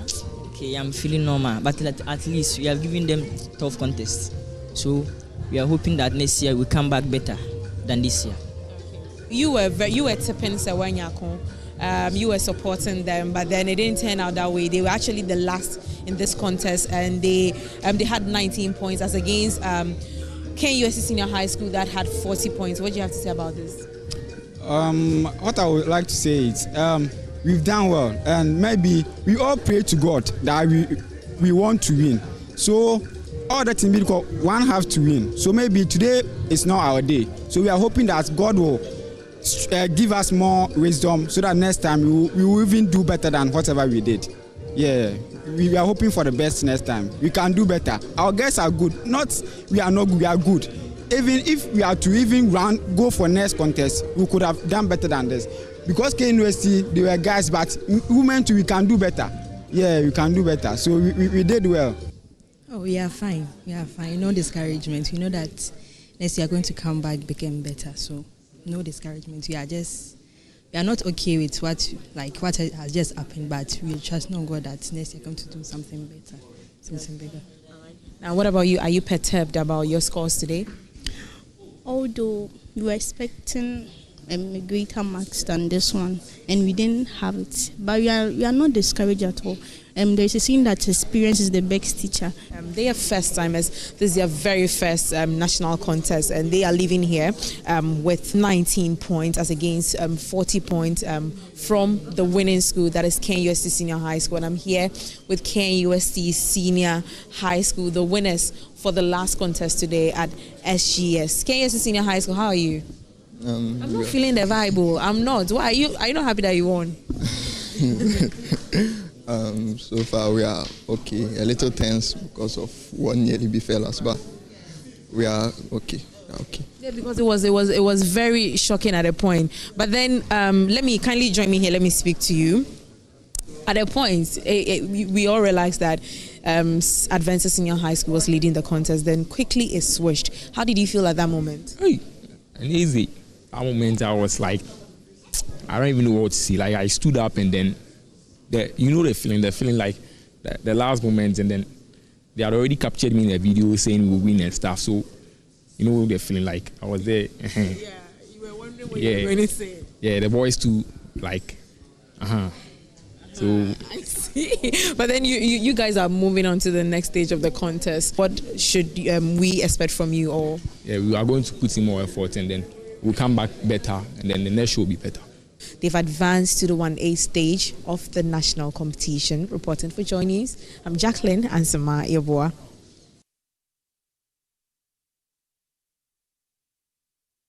Now, the 2024 National Science and Maths Quiz is produced by Primetime Limited and sponsored by the Ghana Education Service in partnership with GOIL PLC and supported by Pepsodent, DuPay and Prudential Life Insurance Ghana. The broadcast of the 2024 National Science and Maths Quiz is on JoyNews and is supported by NASCO, Vitamilk, Virtual Security Africa, ACE Medical Insurance, Build Financial Technologies, DBS Roofing, Syntest Tanks, Family Health Medical School, Chopbox Technologies, and Action Secondary Technical, Multimedia Institute of Ghana, DPS Pipes, and Wakanao. Kindly stay with us for business update.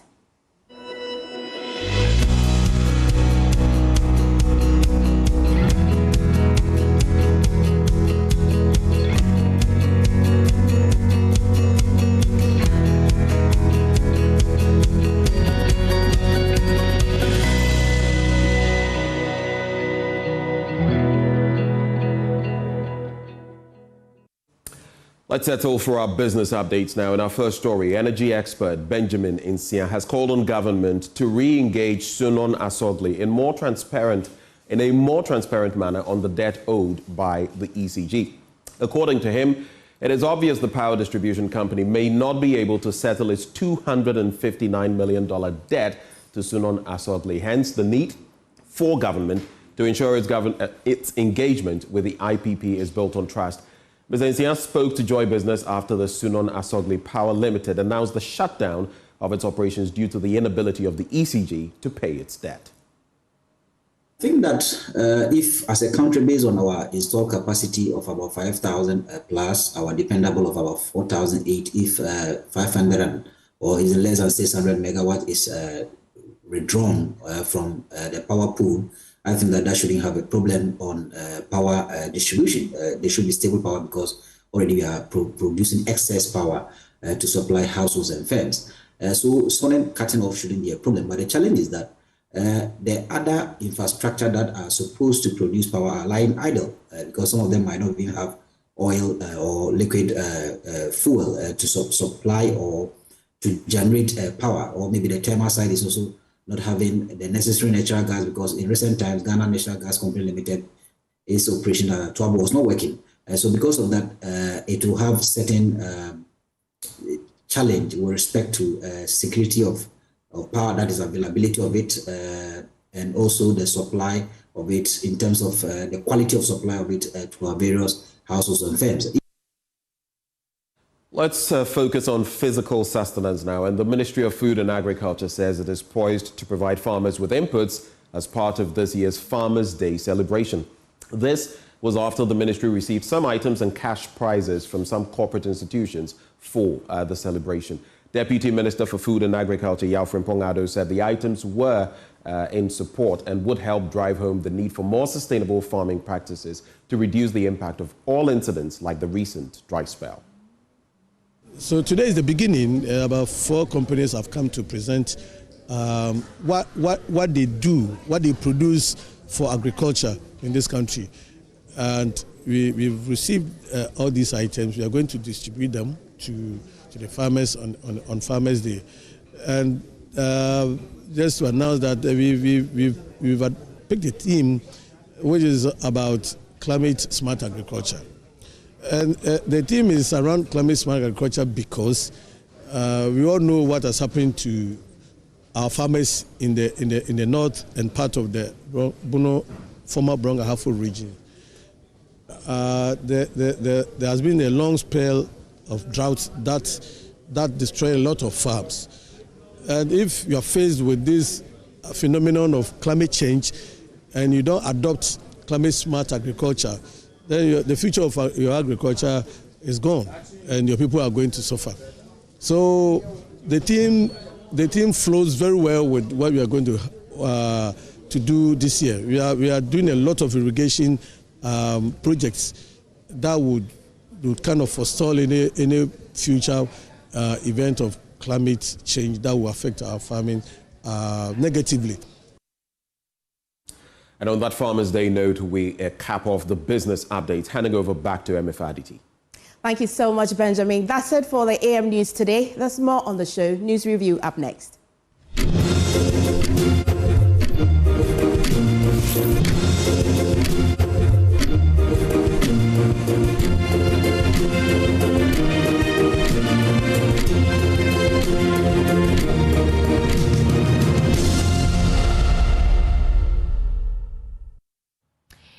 Well, we are live for the news review segment on the AM show. Folks, welcome aboard. Now, let me quickly introduce our guests to you this morning, and then we'll get right down to business. Joining us via Zoom is Dr. Wisdom Dogbe. He's a financial analyst. Wisdom Dogbe, good morning to you. He's joining us via Zoom. Sweetie, how are you? I'm fantastic. It's good to hear your voice. And in the studio with me this morning is Kwame Nkrumah Bosio. He's the General Secretary of the CPP. Welcome aboard. And Bernard Odonyako, I haven't met you before. He's the leading member of the, Dr. Mahmoud Bawumia's campaign team. Welcome to the AM show.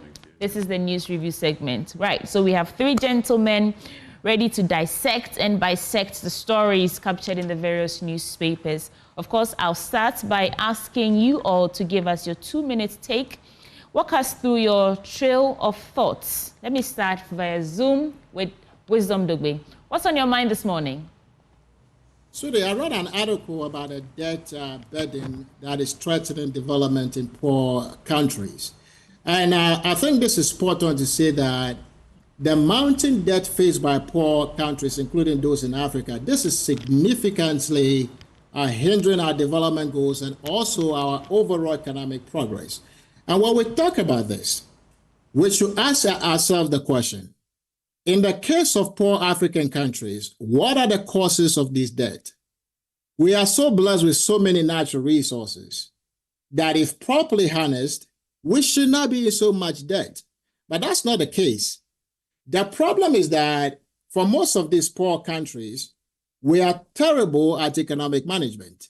We sometimes have ineffective fiscal policies, a mismanagement of resources, and lack of transparency and accountability. This is how we end up with unsustainable borrowing practices. Of course, there are, and there would always be external shocks, but we can do something about our preparedness for these shocks. Unfortunately, we don't. We over-rely on foreign aid, and our policies are not always the best. Said that we don't do well with exchange rate markets. Right. Often dealing with depreciation of the local currency. Interest rates are always too high, and there is persistent trade deficit, which forces us to borrow to finance imports, which, in my opinion, I think it creates a cycle of debt that is difficult to escape. But there is a solution there, Sudi. I want to find out from you, in your expert opinion, what do you think it would take for us to break out of this cycle then? What do you think? Improve, we can start with fiscal management. We need to strengthen fiscal policies and budgetary practices to enhance transparency and accountability and efficient use of resources, which I think we need that to minimize the need for excessive borrowing. Right. And then we need to also diversify the economy and reduce dependency on single or few commodities or sectors. We also need to strengthen our institutions, Sudi, to reduce corruption and improve management of public finances. And lastly, let's find a way to build an economy that will be resilient to external shocks, such as establishing contingency funds or insurance mechanisms that can provide some kind of a financial support during crisis. Wow. Thank you so much, Wisdom Dugbe. Kwame Nkrumah, what's on your mind this morning? I have a number of things on my mind, but top of my list is the direction of today's youth. Because this is a week where we had the driving accident incident at East Legon. Yeah. We have the gang rape by 8 boys at Impraiso Senior High School. And fortunately, I also saw a video where the youth of Keta were telling the various parties what they expect from the government. I think that the direction of this election should be about the youth. There's a lot of problems in society regarding the youth. There's a lot of loss of hope. It even ties in with what Doc is saying. Because where is the hope? Where is this country going? With $259 million debt at Sunon Asogli, which resulted in us having Dumso last night. You know, the youth have lost hope. No wonder they are acting in such terrible What's your ways. strategy from the CPP? What do you intend to do differently to change the status? The CPP has always been youth-oriented. Has it? If you look at our history, we had the youth brigade. There were so many activities to engage the youth. It wasn't just a party. At a point, people were saying it's a party for old men. But if you look at the CPP of old and the CPP now, it has come back to its roots.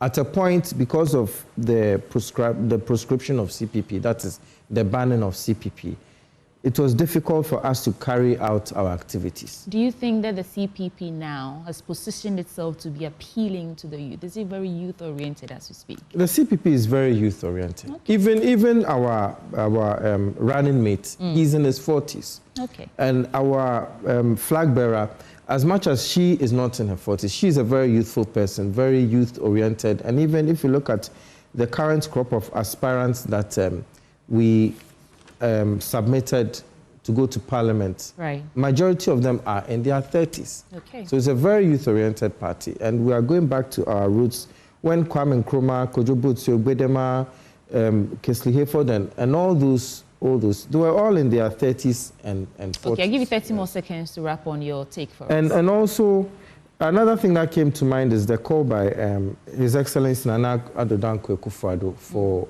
Bawumia and Mahama to have a debate. Yeah. We feel that we should go beyond that. Our flag bearer, Nana Akosua Frimpong Sapon Kumankuma, she's very competent, very capable, and she's ready to debate whether Mahama or Bawumia any day for now. Any day.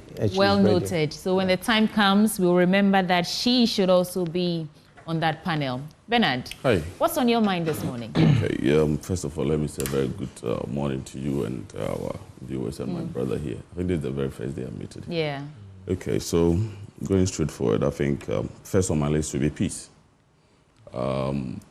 We should know and then appreciate the peace that we are enjoying in this country. And then some and most of us have traveled across the globe, and we are seeing what is happening out there.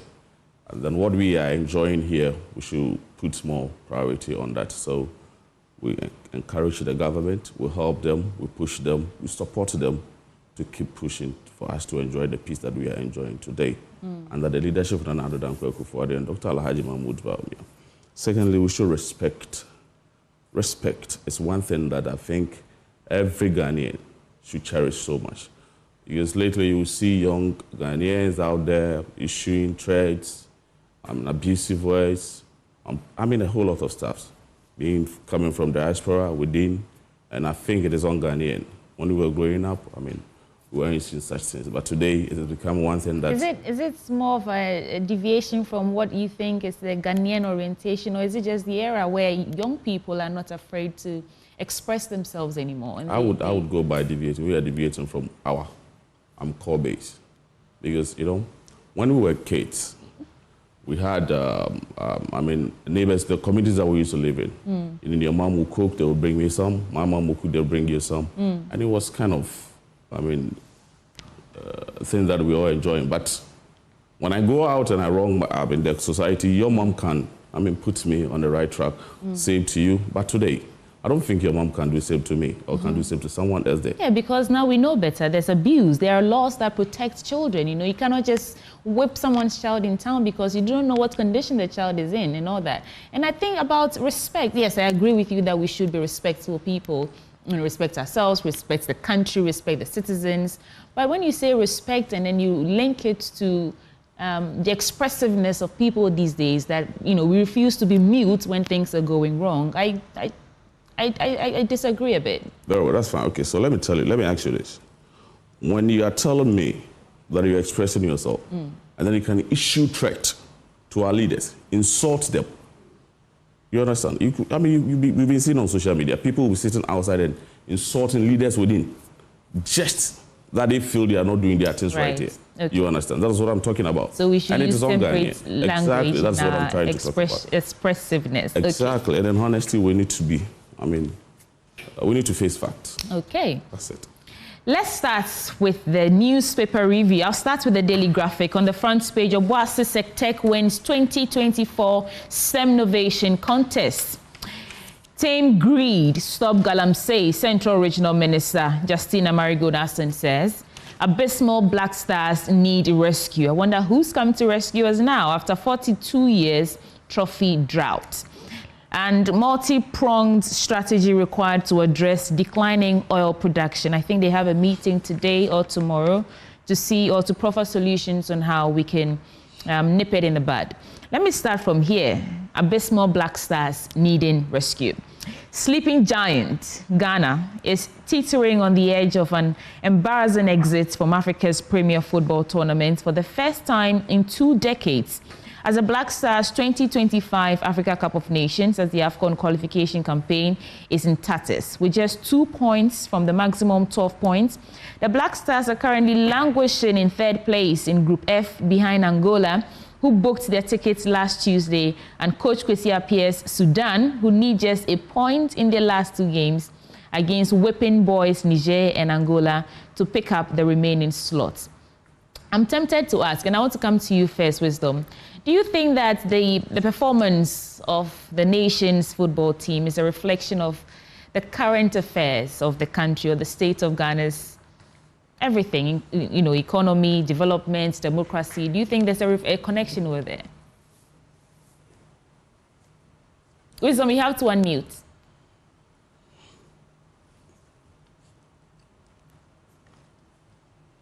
I'm not on mute. Can you hear me? Yes, I can hear you now. Okay. So I can't say that for a fact, but here's what I can say. I don't think the challenges we have with the Black Stars have anything to do with only the player qualities per se. I think we have some really talented players, but they don't always play as a team. And I also think that a chunk of the problem is with the management of the team. I think we need some serious leadership when it comes to the national team.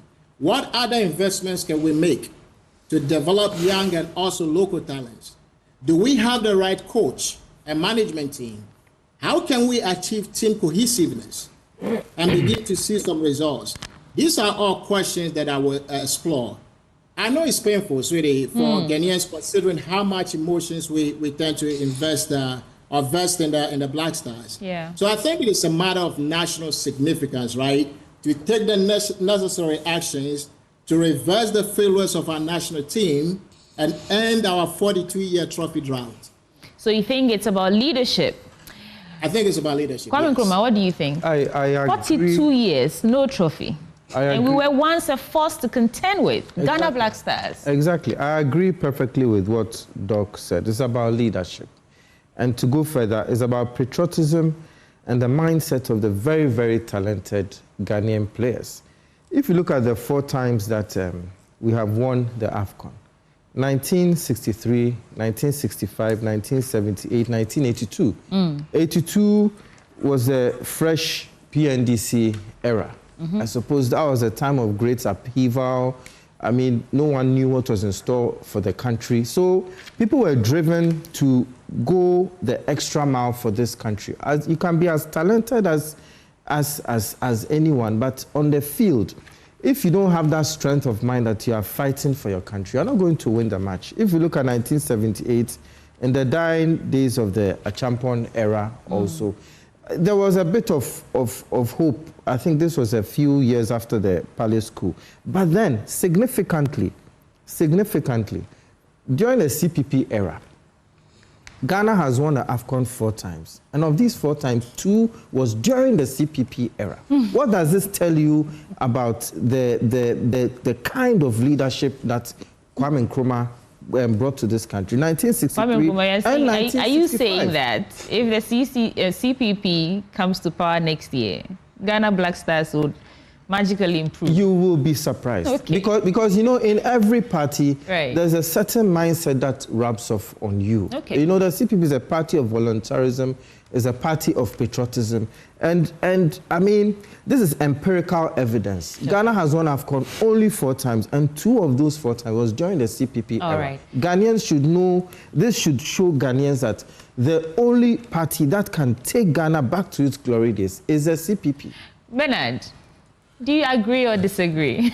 You see, when my brother was think? talking, he mentioned about management. I thought he was going to talk about the management of the football team. Exactly, yeah. but you know, quickly I realized he jumped to political management. I mean, that is what he was talking about. But you see, we've allowed politics to take center stage of our football, and that is what is killing the Ghanaian. Yeah. And that shouldn't be the case. Two key things, because you see, when Party A comes, there are people who believe they are part of the political party that is in government, and they feel they can manage the Black Star very well. Now the question is, do they have those skills to manage it, or because they feel their political party is in power, they should be given that mandate to go and mine the Black Star. You see, I think we should take politics out of such things. We should do that and then look at it as a property of Ghana. You understand? Ghana, not a political party. This is for Ghana, not for PPP, CPP, NPP, or NDC. We should handle it from that point of view. Your government is in power. I'm curious to know what your diagnosis is. I mean, what do you think is the problem? What's happening there? Let me just be frank here.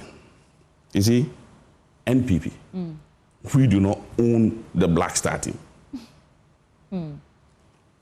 Before NPP or the government that you are telling us that we are in government because, I mean, I don't know how you're going to put it, but before we will get somebody to manage the Black Star, I think there will be a lot of consultations. You talked about, the reason I asked is because you said we are over-politicizing football. Absolutely. Or, you know, the leadership over there. And I'm saying that your government, your party is in power. Does that feed into the over-politicization? No, are you doing it? Are you guilty of the same charge that you say is the reason we are experiencing this drought? In a way, I would say yes.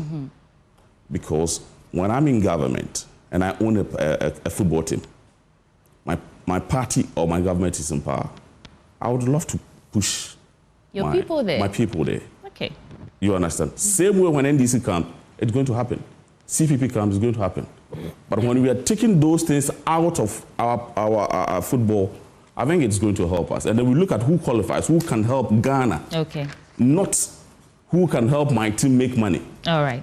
Let's do some other stories now. Let me quickly run through the Daily Graphic. Kenya Senate opens impeachment hearings against Deputy President. That is on the international front. There's an editorial for Teenager Dilemma, Notre Dame Cathedral grounds. To get 55 million euros green revamp, US warns Israel it will withhold military funding. Multi-pronged strategy required to address declining oil production. Let me get into this story. So the country must adopt a multi-pronged strategy to efficiently deal with the declining crude oil production. A member of the Public Interest and Accountability Committee, that is PIAC, Konstantin Kujeji, made a call and explained that the multiple strategy should be focused heavily, editor take note, on economic diversification, sustainable exploitation of petroleum resources, promotion of renewable energy, and the development of local industries. And this was on day 2 of the technical consultative workshop in Accra yesterday. And Mr. Kudeji said he was a keynote speaker. He stated that while the country was adopting multiple strategies, it must also ensure sustainability of its upstream oil and gas industry, embrace the global energy transition, and build a resilient economy. This is Ghana, and we're experiencing declining crude oil production. Let me add one more story to this, and then I'll come to you, gentlemen. Tame greed, stop galamsey. That is Central Regional Minister is saying. The Central Regional Minister, Justina Marigodason, says the public must tame greed and selfishness across societal spectrum in order to stem the wanton destruction of the environment for good. She said, while the government and the president had made efforts to provide alternative livelihoods for people engaged in illegal mining, such as interventions, in some cases been refused by the targeted populations because the efforts were not quote, get-rich-quick interventions. Although this is not the story, I do want to ask you, gentlemen, what do you make of the president's, should I say, call or dare to the former president, John Dramani Mahama, to be direct? All of a sudden, we're hearing the president speak or wax lyrical on galamsey, and it's not that he's acknowledging the many demonstrations and strike, industrial actions and fights and many, CSOs, Ghana Medical Association, Ghana Water Company, and the call for immediate action on illegal mining, but asking somebody who's not in power. And I want to start with you, Bernard, that Mahama should be direct. What is President Akufo-Addo trying to say to us? I listened twice now, and he's all, what is Mahama saying? He's talking on one side of his mouth, the other side of his mouth, but you are the president of the republic. What are you telling us? In terms of what? In terms of the fight against illegal mining in galamsey. But you see, on the back of all the activities that we've seen so far. In fact, I just saw a story about Bakavoma being granted bail. It's also stemming from that. It was a call on the people, the 52 people who were arrested, who were detained to be released. He's not touched on any of these things. Rather, calling on a former president, I find it interesting. Was he How arrested? do you find Hold on. Oliver, was he arrested because of protesting or speaking against Galamsey? He was arrested because he, should I say, did something that was wrong while protesting. Okay, then that's fine. If you admit he did something that was wrong, and he was arrested. He demobilized a lot. So the fact that you've agreed that he did something that was wrong and he was arrested, that's fine. So we can leave that one. So everything else doesn't matter anymore. No, the fight against Galamsey. 6 days of protest. There's no comments from the president on that. And then he goes to France 24 to say he's not responsible for that. Then you are not telling me that the president sat on France 24 and he comments. I mean, I'm saying directly to the people of this country. But he was speaking to all of us. And he said that the former president should speak directly on Galamsey. But has he spoken directly on Galamsey? He has. What is he saying? He told the good people of Ghana that he's going to fight Galamsey. Even if it will cost Akufo-Addo, his government, he will do that. And you can attest to the fact that what is happening today. I mean, look, the military men and the people that he has dispatched to go and fight those people over there. Do you know how much we are spending? You have no idea. You could have used those monies to build roads, hospitals, and those stuff. He could have used what money? The money that he's using to push those, is it the military guys and the security agents to go and fight those Galamseys out there. Wow. You understand? He could have used that to build roads. Exactly. But assuming that this thing is not happening, I mean, you can attest to that, right? And he's the president. You can't tell me that he's not fighting against Galamsey. He's doing it. That is why he's calling on John Dramani Mahama, who also wants to come back. That, okay, look, it's a national call. Speak. You have supporters as well. When you speak, they would also listen. You get the point. Okay, I'll circle back to you. Very well, that's fine. Kwame Nkrumah, what do you make of this? There was also the story about declining crude oil production, but we can come back to the next. Yeah. I would say that I like the way Bernard cleverly paused and sidestepped the issue and tried to turn the heat back on you. I think it is unnecessary. I admire His Excellency Nana Addo Dankwa Akufo-Addo a lot, especially as a legal practitioner. I always say that I draw inspiration from the cases that he has done. A very, very competent lawyer, and he's done his bit as a president. But regarding the Galamsey issue, I think the NPP government has failed abysmally. I mean, we all know, even just this morning, I was reading a story where the anti-Galamsey task force, made up of small-scale miners themselves, they had no military men. They had to go out and burn, is it 40-something, is it called shangfangs, and you know, they had to go out and they were actually mining on the riverbed. As we speak, this is just yesterday or 2 days ago. So where is the fight? Where are the military men? Ghana may be big, but if it was something else that was in the interest of the NPP government, the military men would have been there in a twinkle of an eye and stopped it. Look at our water bodies. When you are flying over this country, I mean, especially long trips, you are flying to Tamale, you look down at the country and it's like somebody has sprinkled chalk on our forest. And it doesn't go only for Galamsey. Just a few years ago, I was driving to the Seshri areas. Unfortunately, my Google map failed me, and I ended up in the middle of a forest somewhere. And illegal logging. And when they saw me, they left their truck and fled. So the wanton destruction of our forest is not just Galamsey. There's illegal logging. There are so many things happening, and this country has been destroyed completely. I don't think the call for President Mahama to speak directly on Galamsey is not necessary. It's not necessary. It's just a diversionary tactic. Wow. And to say that he's prepared to, even if it will cost his government, I mean, I don't think so. Okay. I don't think so. The fear is that there's a fear that it will cost his government if he fights it. That is why he's not fighting it.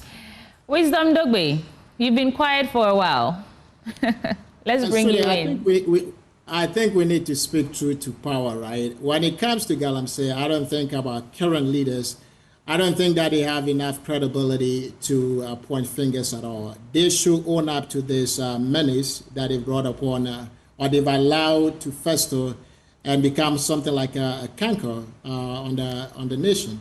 I think that greed plays a big part in the lack of desire and also urgency we see from our leaders in their approach, to solving this menace of illegal mining. And that's why I commend the clergy and the labor unions and those activists who continue to mount pressure on our leaders to develop some courage and address this menace. We need to continue mounting pressure until our leaders take meaningful action to address this. And I appreciate some of the actions the president has finally agreed to take, including deploying the military and revoking LI I think it's 2462 to stop mining under forest reserves. These are all very necessary, but I hope he declares a state of emergency as well, Sweetie. I believe it is time for the president to declare that state of emergency. That will enable the government to enforce much firmer measures to address the issues with the urgency it deserves. This is a matter of national security at this stage.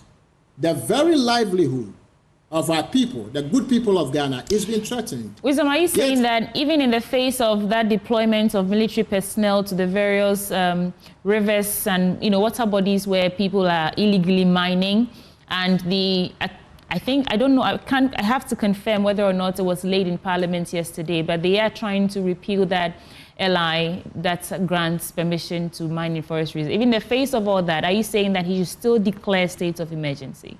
He has to declare state of emergency, considering the impact of this, right? Our cocoa exports is declining from 2011 up until now. It continues to decline. And this year, we expect that will continue to decline. And do you know what that means?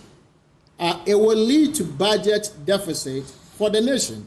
And why is that? Because the farms are being destroyed. The forests are being destroyed. The cocoa plantations are being destroyed. And they worry that declaring a state of emergency will cause them to lose sponsors or donors, and probably the election. Isn't that saddening, sweetie? South Africa had the same problem a while ago. Same issue we call Galamsey. In South Africa, it is called Zamas. And in 2019, I believe, President Ramaphosa, he declared a state of emergency around Zamas. And then he deployed the military in what they call the Operation Prosper. In their own case, there was the political will, which is what you need to effectively fight a menace like this. Our leaders don't have the political will. They are looking at and they are favoring electoral fortune over the destiny of our people, including the health of the nation in the long term. What is more saddening than that, sweetie? So it's more talk, like I'll put my presidency on the line. It is time for him to live up to his words. And I think the president and his cabinet, they woefully failed Ghanaians when it comes to Galamsey. I heard him explain what he meant by that. He said that NPP lost many seats in the areas where there was Galamsey in the 2016 or 2020 election. And what he meant by saying he would put his presidency on the line is that even if it meant that losing his political ambition, he would do that to, curb this menace that now has escalated. So I don't know what we make out of that. That's what the issue is, right? We are now thinking of Galamsey in terms of how many parliamentary seats that we get to lose. As we speak, we have babies that are being born deformed. Okay, like I said, cocoa export is declining. Galamsey has a part to play. We have tourists that come into the nation, and we can't even. Every year I come to Ghana, I will come with people that have never been to Ghana before, and I'll take them around. There are places in Ghana, I can't take them now because the water is so bad, the whole place looks like a horrible junkyard. Well, these are the things that are affecting the nation, and we are calculating this in terms of politics. We should put politics aside and solve this once and for all for the people. Thank you. On the back page, we have nation makes progress in malaria elimination. And let me get a bit into this. The country has made significant progress in the fight against malaria, the Ghana Health Service has said. It said deaths due to malaria reduced from 2,799 in 2012 to 146 in 2023, while malaria prevalence had also declined from 27.5% in 2011 to 8.6% in 2022, reflecting the effectiveness of prevention measures. I think this is good news if indeed the figures are accurate. But let's get into your papers now. I see you have two papers. Kindly pass me one. But Kwame Nkrumah, let's start with you. Okay. What paper do you have? I have the Daily Guide here. And at the front page, we have the DVLA opens new Accra Regional Office. And regarding that story, I think it is good news. As somebody who's driven for some years, I can say that year on year, there's been a lot of improvements at the DVLA. There were times that even to renew your license, you have to go early in the morning and go in queue.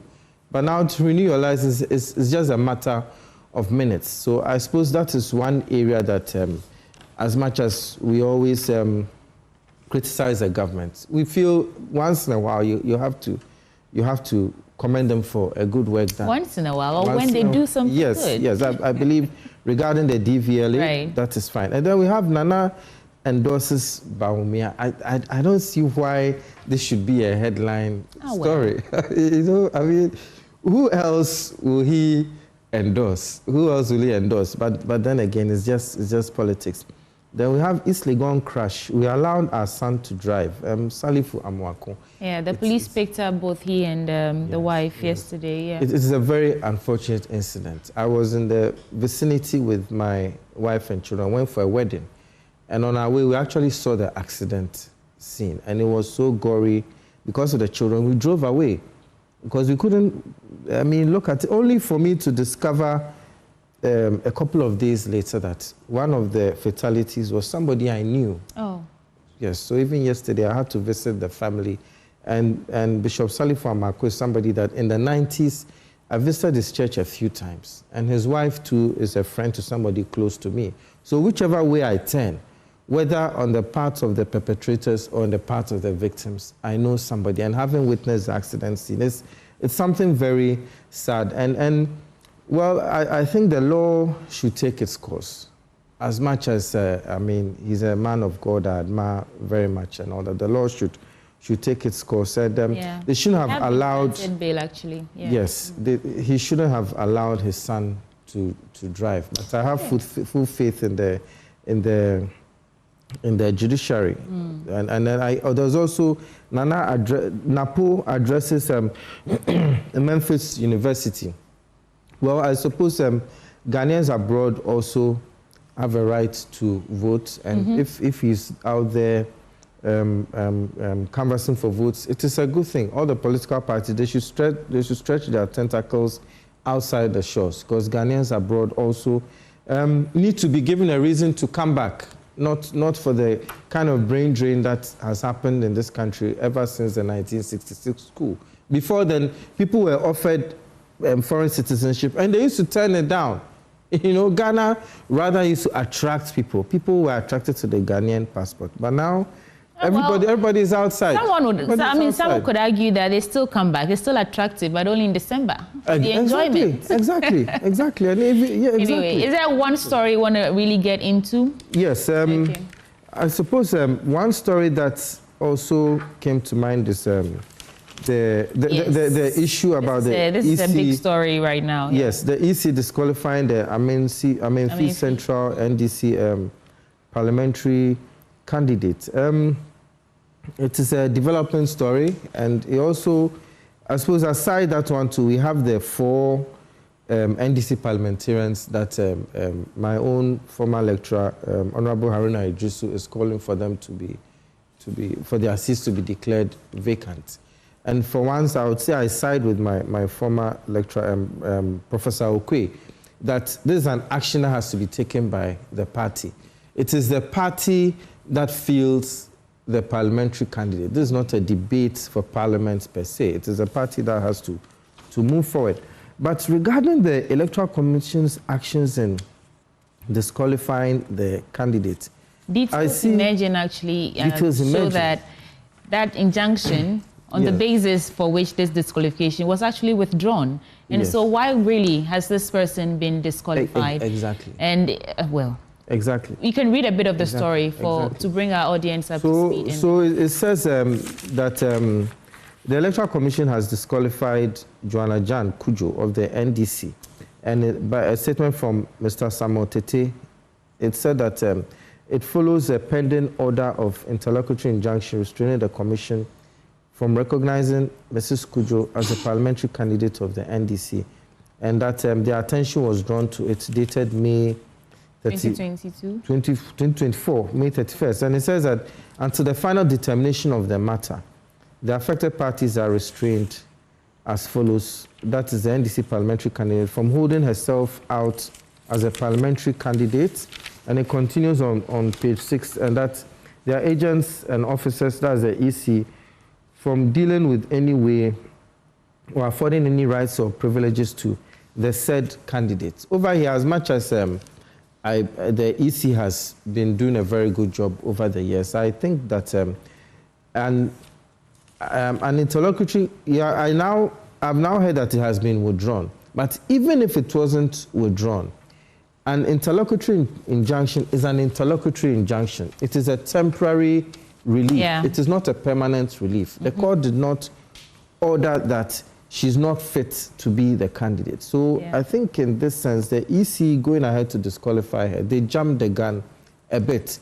They should have rather held on with processes regarding her candidacy. Mm-hmm. They could have kept it in abeyance, because between now and 7th December, we have about, I suppose, 40-something days. So I think that the EC jumped the gun a bit. But fortunately, 7th December is not upon us yet, and they can reverse their decision and make sure that justice serves its purpose, especially in this era of affirmative action. Yeah, it should be taken a closer look. I want to find out what Wisdom thinks about this disqualification from the EC, and the conversation about have they jumped the gun, and was this all really necessary at this time? Wisdom, have you been following the story? What do you make of it? Yeah, I think it's quite unfortunate that she has been disqualified by the EC. Or let me say it this way: why are some of these litigations now resolved much quicker, right? To clear the path for the candidates to effectively run a meaningful campaign. I think it's so late in the process to have these unresolved issues like this, right? Which I think may end up favoring the other candidates if this is not resolved pretty quickly. I even have a concern with the incumbent MP, Peter Kwache. Yeah. I don't think he's good sport at all. He lost his seat and decided to run as an independent and remained a thorn in the flesh of the party that gave him the platform. I think it's a grave political dishonesty, which to me questions his integrity and, of course, loyalty to the party that he says he's now willing to collaborate with to win power. I don't think. Meanwhile, Monday was saying yesterday on PM Express with Kojo Brace that the party don't even want them anymore. Wants Kwachiaka anymore. I think that should be the posture the party should take on him. Now, back to this disqualification, I think it will set a legal precedence, regarding candidate eligibility, influencing how similar cases are handled in the future, and potentially leading to changes in maybe in the electoral laws and also regulations. And I also think this move can affect voter perception of the candidate and the party. You'll be surprised to see that some voters may see Ms. Kujo's legal challenges as a sign of her being unfit for office, which I believe is not true. And as I mentioned, this almost certainly guarantees an advantage for the opposition. You're going to see her opponents seizing the opportunity to criticize her and highlight the disqualification in their campaigns. And I don't think that is fair to her one bit at all. Thank you for that submission. Let me come to Bernard. I like how you started. It happened to me. I am critical. Yes, it happened to me. I think 2020, I was disqualified when I made an attempt to contest at Takrady. It happened to me, and mine was some kind of act. Let me put it that way. Was an act. So I shared their pain. An act? Yeah. From who? By who? To who? What's the act? That is an internal arrangement. So let me just put it an act. But so I shared their pain, and yesterday I listened to Honorable Kwachiaka. You know, he's one fine gentleman that he has helped the NDC so much. You know, when it comes on air, you know, he speaks, and then once I was with him on Dome FM, and then he made a very good remark, and even we from the other side, MPP, were so happy. And someone who is an incumbent seeking to be re-elected, and you come again, you come and you say we've disqualified. It tells you there's something in there. Yeah. It's either they don't like him, or that is the leadership do not want him to come back, or I mean, he did not pay his dues well, and they just don't want him there. Well, so it wasn't anything. Let's do some other stories. I remember hearing Samson Ladiaineni saying that it is bad. It is very bad. Yeah. This move from the EC, it is bad. How are they going to navigate and get out of this, you know, bad situation they've plunged themselves into? Let's do your papers now. You know, I started laughing. This is my paper. If you tell me to rename this paper, I'll have my own. I'll call it agenda paper. But anyway, that's... You can do the stories on the front page. Okay, anyway. Okay, so that is High Court's... holds, is that the new... that is the New Republic. Okay. Yes. So the High Court holds ballot printing amidst Mona's legal battle. I think he was also disqualified. Yes. And... Mahama has jumped to his defense. People are upset. Since when did Mahama become a lawyer? Oh, he was just speaking about it. He's someone seeking to be president. I see condemn Kweku Buahi, telling the good people of Ghana that they are. We have 4 minutes to go. I agree. I just want to clear this. Mahama jumped in defending Bernard Mona and PNC. When did Mahama become the president? Become a legal advisor to these people? Do you have to be a legal advisor before you speak out on an issue that you think or you have an opinion on? When we have an issue, national issue, pressing issue, being a Galamsey, Kweku Buahi, coming from his political party, who in fact was a former national officer, and he is, sat on national TV, said they are going to encourage the people doing the illegal mining to do it more, to win them more votes. Have you heard Mahama talk about it? Let's do your paper now. Anyway, you see Mahama gallops ahead in polls, leaving Baumia behind in NPP's race. I mean, well, that is what... Who ran the polls? Does it say? No, he didn't tell me. Okay. Yes. So, I mean, that is the kind of, political links that they wear, political gloves that they wear. That's how they will see it. It's even more of a fake coup plot. Former ACP Benjamin Agozu exposes despotic regime. Anyway, that is how he also put it. And I think this was a legal battle. And, you know, the law is the law. It is what it is. So if they put it this way, you know, I am not going to go much into this because it is very critical here with this. Me, when I'm talking about something and I see the coup d'etat, I try to be very careful. Talk about it. You understand? I want some context. Also for the sake of our viewers. Just read the story. Just read excerpts for us. Okay. To give us. So. Okay, so. It says generated from trumped-up accusation of treason and abetment. Former Assistant Commissioner of Police ACP Benjamin Agozo is poised to unveil his memo detailing the tribulation he endured during the alleged coup conspiracy involving unconventional weaponry like a kitchen knife and homemade Okay, I think you should just get a copy of the paper for yourself and get into it. Let me just end with this, the political digest. I'll just do the headlines. Napo leads girl child education crusade. Baumia best to succeed me, says Nana Akufo-Addo. Baumia remarkable example of decency, according to Professor Sikanku. And voting against NPP would be huge mistake, free SHS beneficiaries are saying. On the back page, oh, we don't have any stories here. So, folks, I'll give you each a minute of 40 seconds each to give me a wrap of your thoughts. I'll start with you, Wisdom Dogbe. So I think the free SHS policy is one of the, if not the main policy achievement that came out of this administration. But there are issues with it, right? It has to be reviewed. It has to be improved. So on that front, I think I will give it to the president, His Excellency President Akufo-Addo, for what he's done for the country. As far as free SHS is concerned, no government would want to repeal it. So I want Ghanaians to understand that it will be improved upon so it can serve a better purpose. But quickly, you did mention on an international news that really I found very interesting about the Kenya deputy president impeachment. I think it is a significant move for impeachment proceedings, to be brought against vice president or deputy president Rigathi, I think his name is Gachagua, to remove him from office only 2 years after he was elected on a ticket with President Ruto. I think it is a significant political and also constitutional event with a lot of implications, really. The courts look at the evidence and declared the impeachment proceedings can go on. He's facing 11 charges, including corruption, inciting ethnic divisions, and undermining the government. He denies all of them, by the way.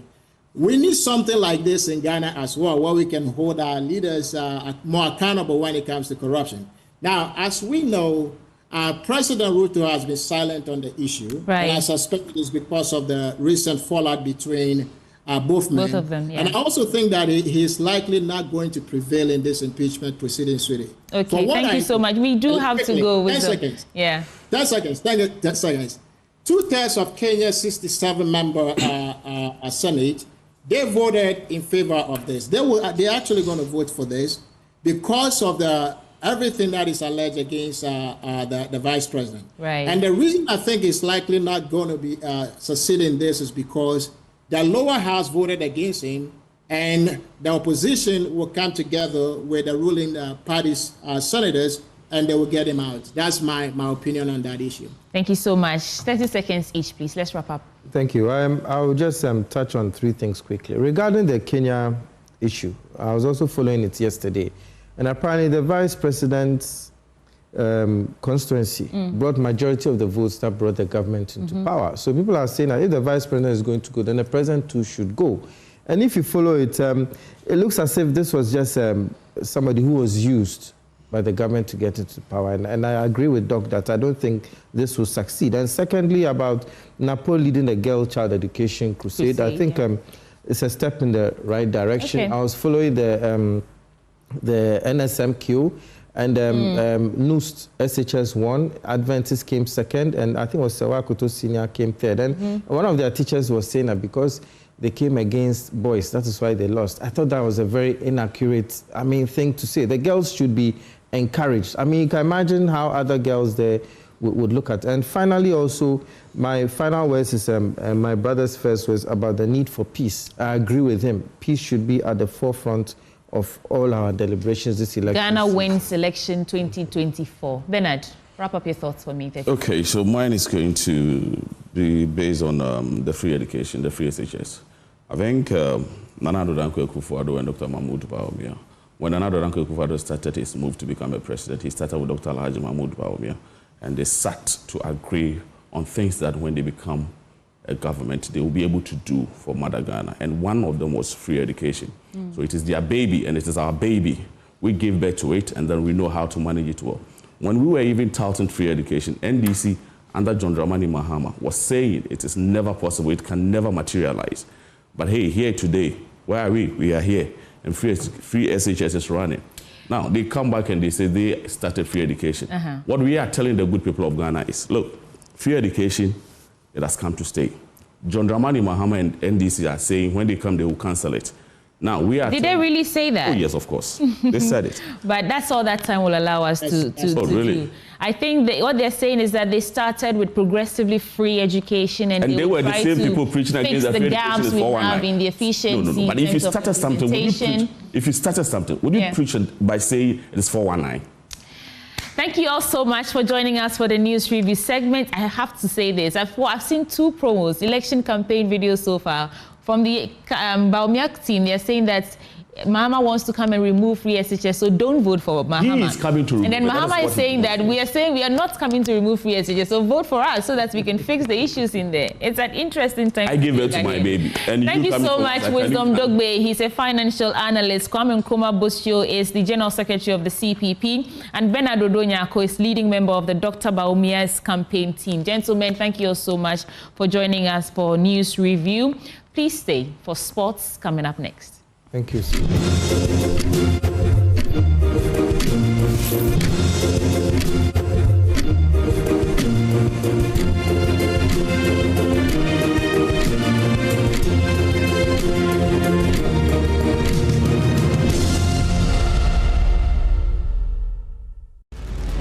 I am Anas Sabit on the principal streets of Techiman, and this is Joy News. Independent, fearless, and credible.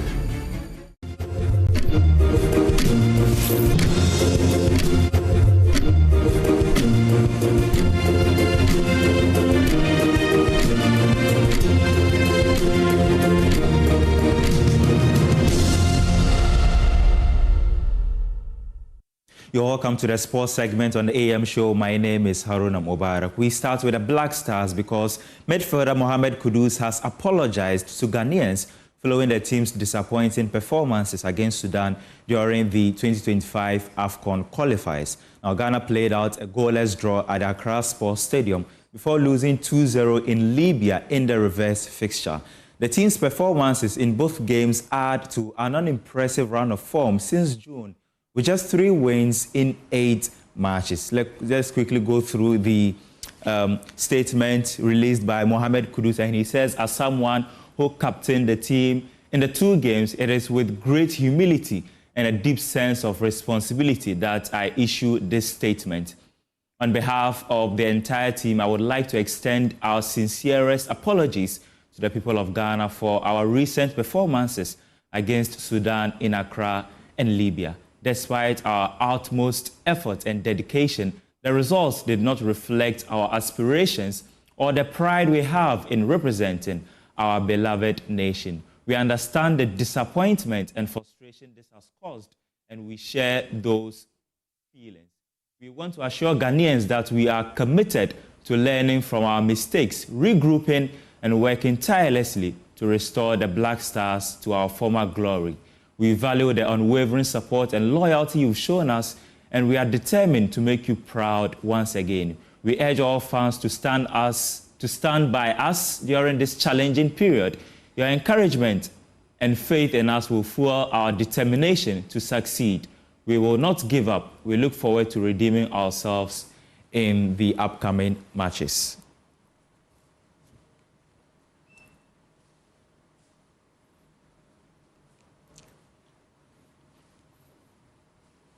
Now, Ghana Under-20 head coach Desmond Ofer has expressed his determination to ensure the Black Satellites play in the next edition of the Africa Cup of Nations. Now, since winning the trophy at that level in 2021, Ghana has not appeared on the continental stage, having missed the last tournament. The team will face Niger and Togo in the qualifiers at the Wafubi tournament. Prepare the team as we will. Now, the Joy Sports Invitational is set to feature the Ghanaian conglomerate Magdan Group, who will participate in this year's event slated for October 26 at the University of Ghana Stadium. Magdan remains confident of defeating the likes of Safoda Ventures, National Insurance Commission, and Nationwide Technologies for the ultimate prize.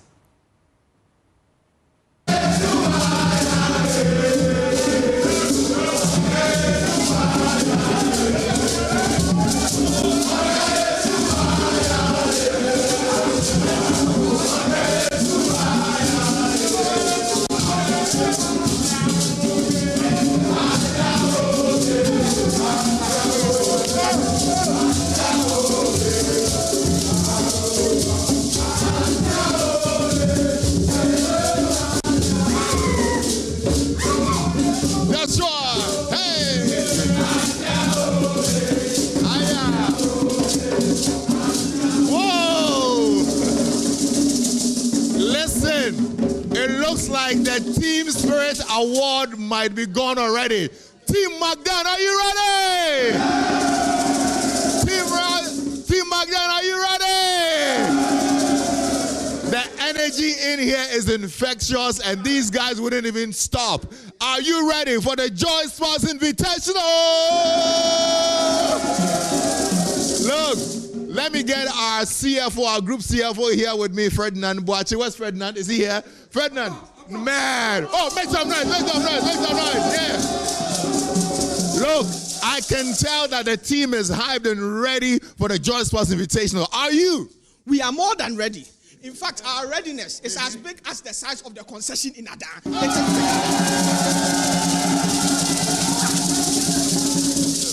And I know you're coming with the whole group from Electrochem to Q3 to Magdan Shipping. Tell me more. We are bringing Ocean Now Terminal. We have the likes of Justice. We have the likes of Ishmael. We are bringing Magdan Aviation. You see, the size of Magdan Aviation, if you care to know, in terms of revenue, in terms of everything else, you have no idea. So we are bringing the whole team from Magdan Aviation. This is the first time you will be seeing pilots. Shinjama. Wow. You see, our pilots. You people, you have no idea what you have bargained for. We are more than ready for you people. There you go. October 26th, it's happening live at the University of Ghana Stadium. I know the Magdan AstroTurf is just across from here, and that's where you've been training. Is that where you've been training? We have even been doing more than training. You see the place they are clearing here. It is going to be finished in time so that we can even do all the other sporting activities over here. Oh, wow. Yes, our team captain is here, Niklote. Seriously taking this tournament serious. And we are not joking. We are coming for this. Mind you, we are coming. Magdan, we are coming. That's right. And I know that the ladies are not left out. I saw Linda in the back. Make some noise for Linda and Sandra. Linda, why are you holding a spoon? We are ready for the lime and spoon. Hey, so you're already rehearsing with a spoon already. See, Magdan Group is committed to excellence. Forget the work part. We know how to play too. We have the men.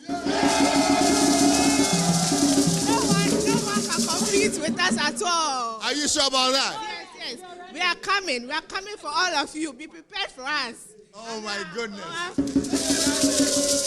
No, this is going to be great, Nee. Look, we're ready as well for you on October 26th. You say you're playing football, you're playing tennis. There's the 100 meters. 4x1. We have the 4x1. We have the line and spoon. We also have the staff playing tennis. That's and then the CEO's penalties. The CEO's penalties. For me, we are not losing. Oh, wow. We are not taking this tournament. We are coming for the trophy. And mind you, Magdan is Magdan. We don't joke. That's right. We know the jokes. And the last one, Electrochem. Do it big. Electrochem. Electrochem. That is Electrochem. So it's the whole group affair. It's the Magdan Shipping, Electrochem Ghana. You say Q3 is coming along as well. We have the Magdan Aviation. We have the Magdan Shipping. Okay. We have Eagle EL Salt. Right. And then we have our Q3 company, Oceanal. The Magdan Aviation. So mind you. So for the uninitiated, maybe you can just tell us a bit about each of the companies under the group as well. Okay, so we have the Verdimpex that is into government projects. We have the Q3 that does the sea defense. We have the Magdan Aviation that is into pilots, and then there's a jet, the Magdan Aviation private jet. Yes. And then we also have the Electrochem that's into the 41,000 concession salt mining company. And then we have the Magdan Shipping into logistics and shipping clearing. There you go. So the whole group is representing on the 26th of October at the University of Ghana Stadium, Legon. You have to be there. To all the other companies coming, look, some of them are training outside Ghana. Some of them have also hired private, tutors and coaches. What would you like to tell them? This is a warning to all of you. No matter your trainers, no matter where you are traveling to, we deal with the local market, and we are not joking. Magdan, mind you, Dr. Daniel Macaulay is coming for this. And his team members behind me, we are coming. Watch out. That's right. So all the other companies, watch out, because but the energy in here is infectious. You're ready. October 26th. One more time. Electrocam. Do it big. Let's go.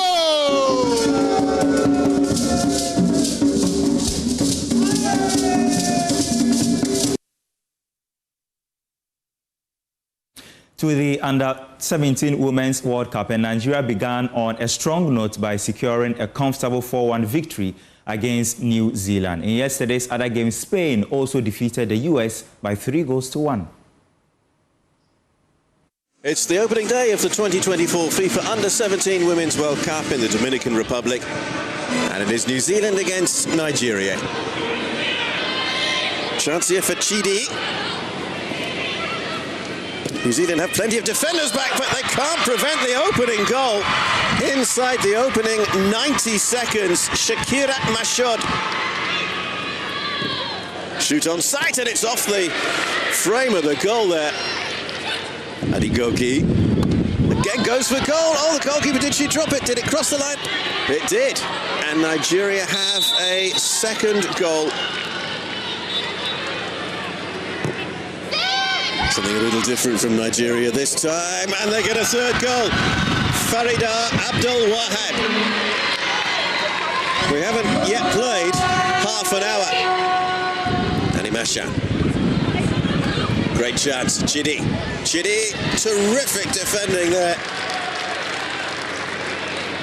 Effiong.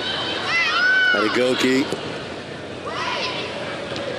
Headed towards goal, loops over the goalkeeper, and it is a fourth goal for Nigeria.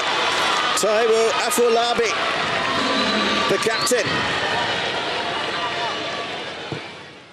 This time it's low. Saxon. Saxon scores. New Zealand have their first goal of the 2024 FIFA Under-17 Women's World Cup. Blocked by Humphrey. Chidi will again have a shot, and that's a terrific save from Neary. Tipping that one over to deny Harmony Chidi. It has finished. New Zealand 1, Nigeria 4. A very warm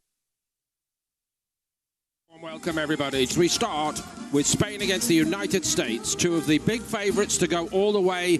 They meet on the opening day in Group B.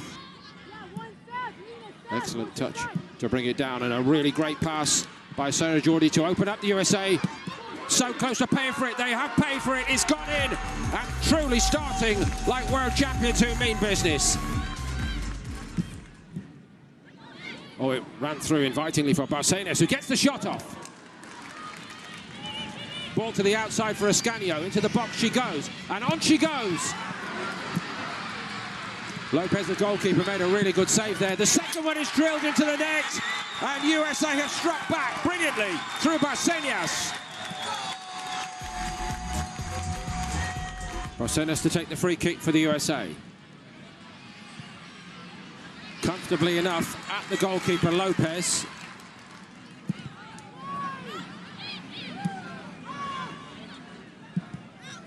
Chipped over the top of the crossbar. Not a lot of belief in that, really. And it's time for a refresh, almost a reboot from Spain. Has the ball at her feet this time. Tries one herself off the top of the crossbar. It's still there. And it's turned in brilliantly as it dropped by Ortega. The substitute has come on and scored. Very, very quickly indeed.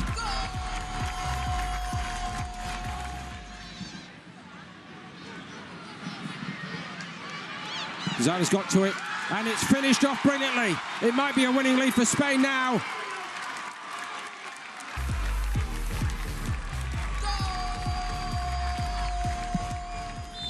And the 3 points go to the defending champions, Spain 3, United States 1. Now, Juventus midfielder Paul Pogba says he's not a cheater, but accepted responsibility for the failed doping test that led to his ban. Pogba's 4-year ban was reduced to 18 months earlier this month after the Court of Arbitration for Sport determined that his actions were not intentional. Pogba remains under contract with Juventus, with his deal set to expire in the summer of 2026. And he looks forward to getting back to training with the rest of the squad. I take responsibility of, yes, I've took the supplement and I didn't triple check, let's say it like that. I didn't triple check, even if it came from a professional. But if I have to be punished, let's say it like that, I'm fine with it.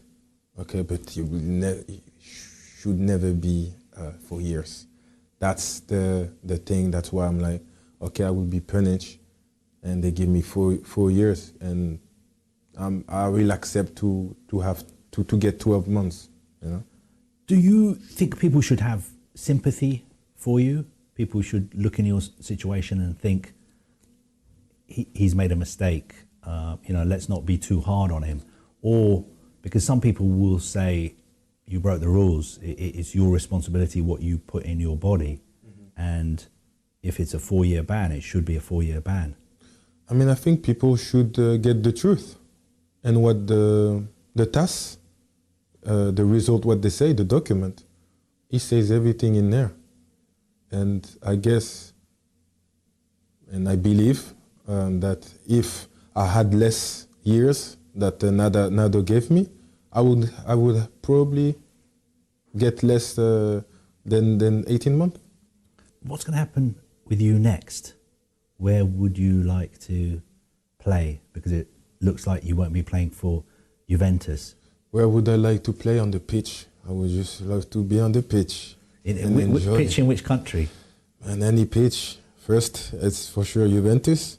I don't want to start training with teammates. It's tough to be alone. Doing pass for yourself on the wall. So, but try to adapt. But my main focus right now is to get back training, to get fit, and to be and be on the pitch and do what I love. Do you think we could see you back in the Premier League? First of all, like I said, I'm at Juventus. I'm still on contract. This is where I am. I will see with them what they're thinking, what's their vision. My vision is to come back, train, and show that I'm a football player and I'm a new Paul Pogba, but Paul Pogba with the same qualities, and I'm still there. I'm still ready. That's all I'm thinking of. And that's how we end the sports segment on the AM show. My name is Haruna Mubarak. Have a good morning.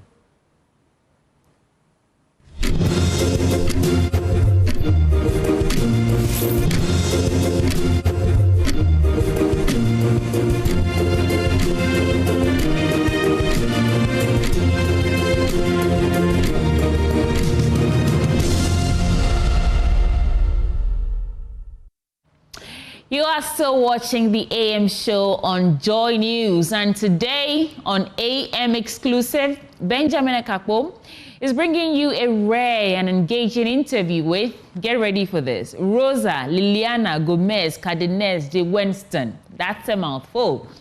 And that's the Peruvian ambassador to Ghana. You get to hear more about the land that has over 3,000 varieties of potatoes. Coming up now is AM Exclusive with Benjamin Akakpo.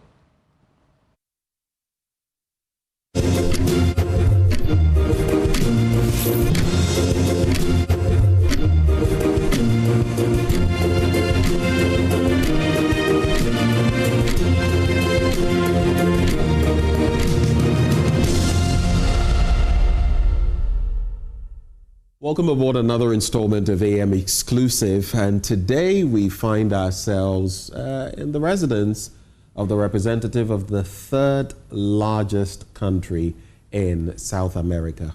On different fronts, they are known for their cuisine, but I'm not going to be the one telling you about her. I have the representative, the ambassador of Peru to Ghana in the person of, yes, her name is quite a mouthful, but a very interesting name, Rosa Liliana Gomez Cardenas de, let me get that, the final bit, de Weston. Aha, that's it. I did tell you it was a bit of a mouthful, but she joins me today for a conversation right here from her residence. Thank you for joining us. Thank you very much, Benjamin, for allowing me to be in your program.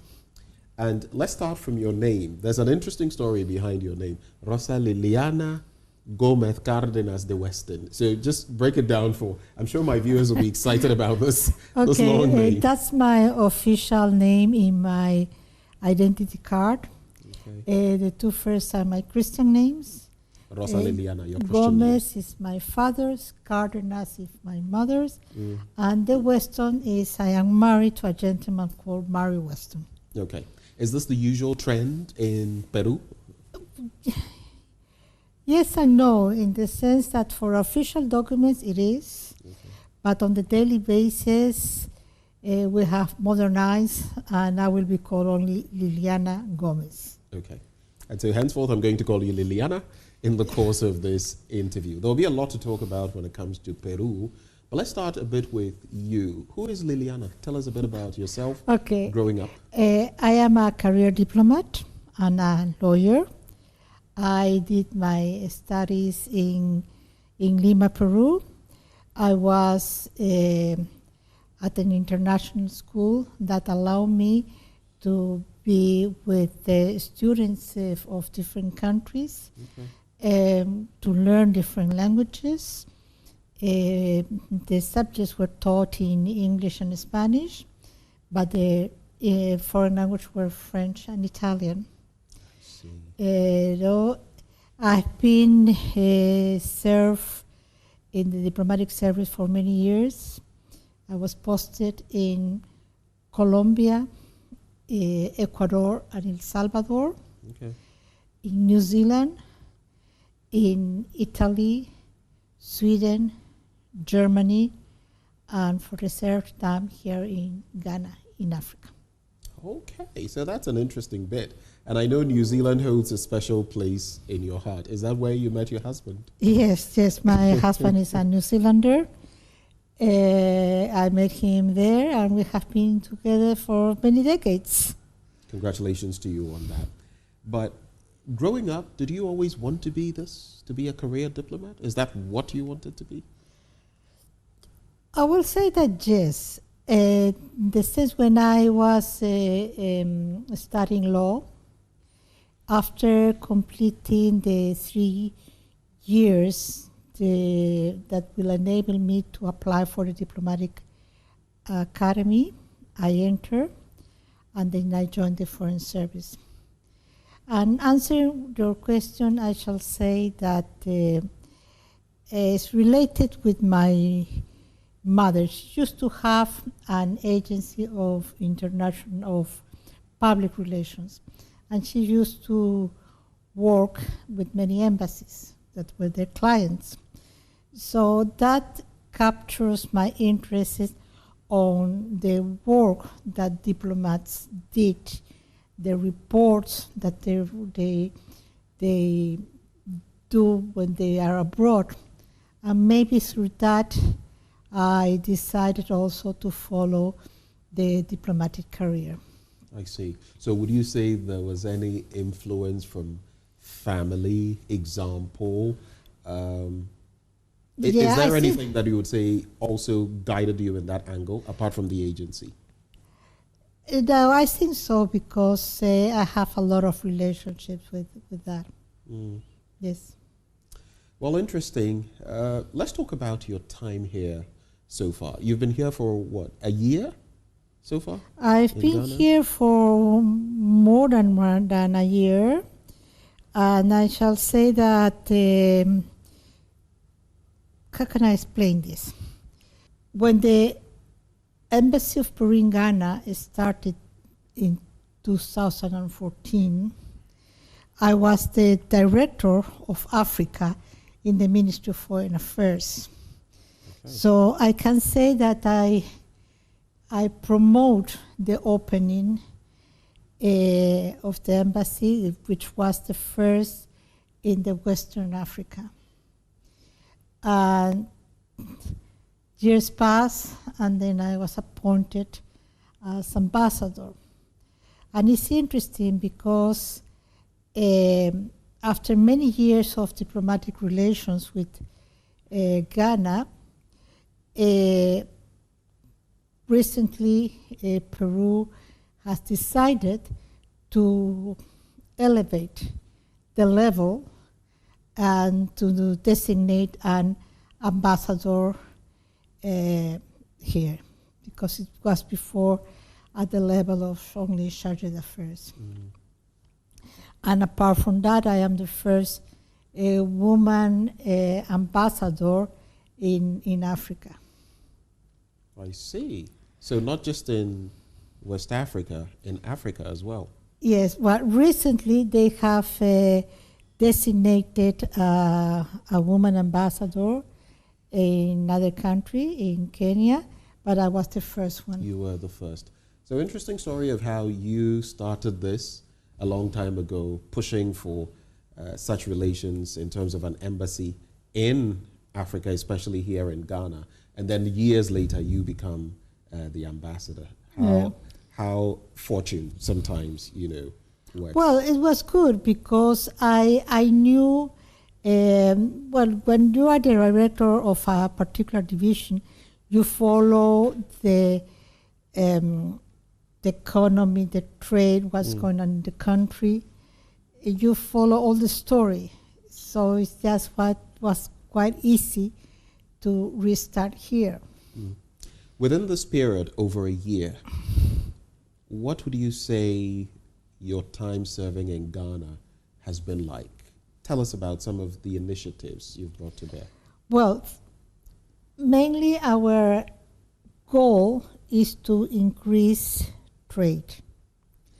And we have already made big steps. First, I will have to say that we signed a memorandum of understanding on political consultations.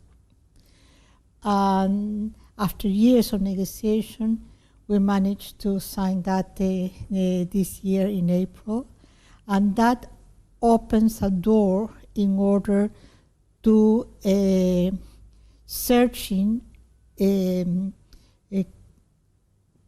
or looking for signing other agreements. We would like to establish a working group to sign later a trade and cooperation agreement. Okay. That's one of our goals.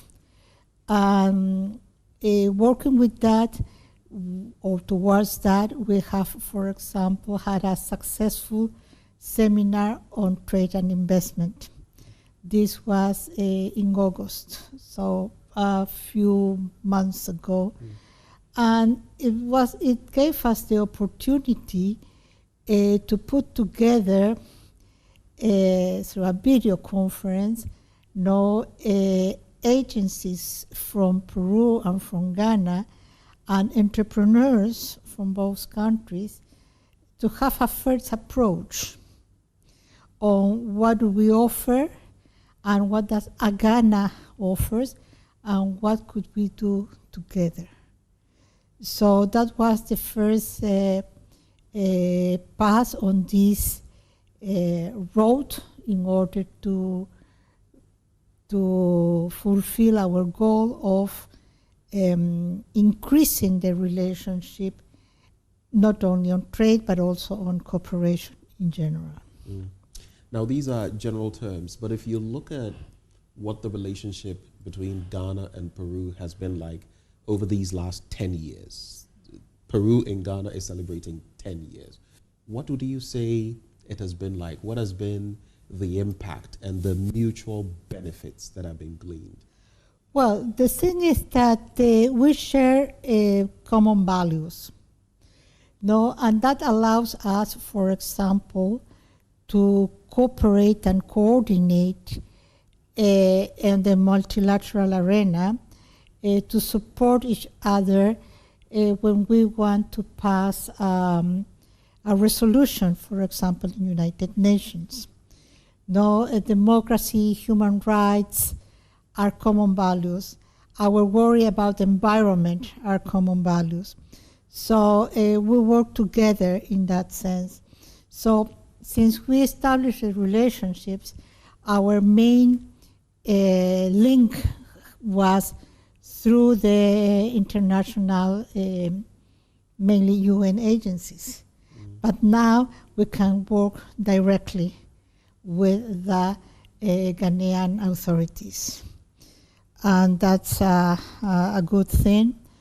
Of course, that it will be great if Ghana could open an embassy in Peru.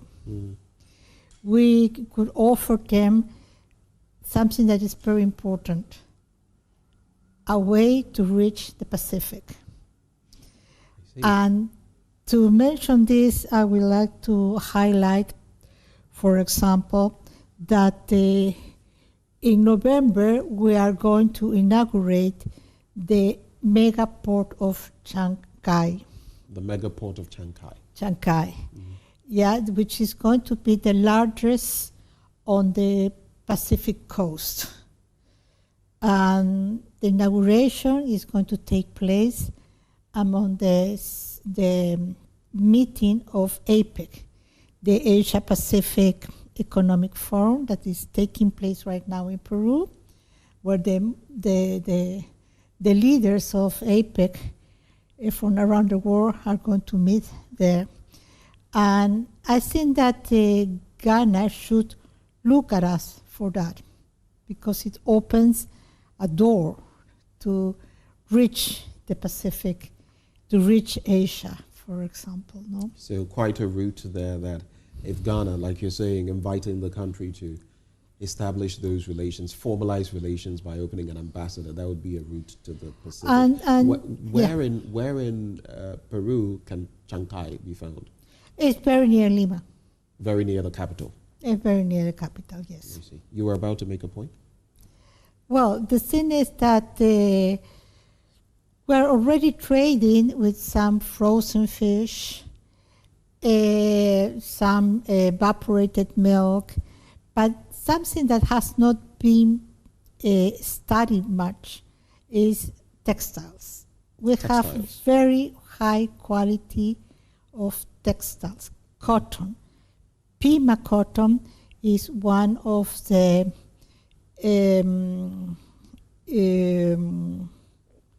very high quality cotton that we export around the world. And I think, and at a very affordable prices. So I invite the entrepreneurs that they could visit us to get further information in order to reach or to be in contact with the textile exporters from Peru. I guess another thing that we could do is establish a chamber of commerce so that those interactions can be had. You see, like you're talking about textiles and the opportunities for Ghanaian businessmen. Maybe with such cooperation or such a chamber, then there can be interactions. And some countries have that in Ghana, so maybe another idea that could be put. Yes, that's we have that in mind, but I think that prior to that, it is necessary that they start to know each other. Because it's not just to have a Chamber of Commerce agreement, but we would like to have a Chamber of Commerce that interacts really among them and not just in a sign of paper, what sometimes happens. No? So yes, okay, our doors at the embassy are open to if we will help you in order to contact exporters and to tell us what are you looking for, and we can show you what do we have, and let's work together. And that's, I was just thinking on trade, but there are other ways of cooperation. For example, we have been in conversations with the Minister of National Security. Albert Kandapa, right. Yes, in order to see how that we cooperate together. So Peru could help Ghana on its ability on responding to transnational crime. We have CIMA. CIMA is the enterprise of the Navy, Peruvian Navy, that they build up vessels, and that could be used on rivers. They have something interesting that is called the Mobile Social Action. What it is, it's a barge run by the Navy, yeah, where the government places different agencies in that barge and goes through the rivers to the most remote little towns, so the government reach them. They don't have to go to the city to take out, for example, to register a birth certificate or a death certificate, or to take up the national identity card, which are normally agencies that are on the cities. But through these barges, they go to the small towns that are called not even a town, it's a caserío, a small little, how can I translate caseríos? Yes, where very few people live among the river. And it's very good because you take the presence of the government agencies to them. You don't expect them to go to you and to travel 3-4 days. So development goes to them, other activities need go to them without their having to go to exactly centers of operation. And also when this is called PIAs in Spanish, they take doctors, they make health campaigns, dental, of whatever you can think, a small hospital on these barges, together with the entity that registers marriages or birth or death, which is the registration for civil acts, etc. No? So what I see is, in terms of these, we could also take advantage, if there were cooperation along those lines, and bring them here. There are rural areas that are in need of health facilities. Some of them have CHIPS compounds, which are very small. And so these could be, especially for the riverine areas of cooperation where we could have some interactions. But let me just ask you this. Peru, for some Ghanaians, they'll think, okay, South America, we may have heard the name way back when Ghana was playing under 17 and all of that. From time to time would play. What is Peru known for the most globally? Gastronomy. Gastronomy. Okay, so food. Food. I see. Our cuisine has reached top levels international. They'll say its richness comes from two things: our geography, the coast, the highlands, the rainforests, the Amazon. It's the biodiversity of our territory is immense.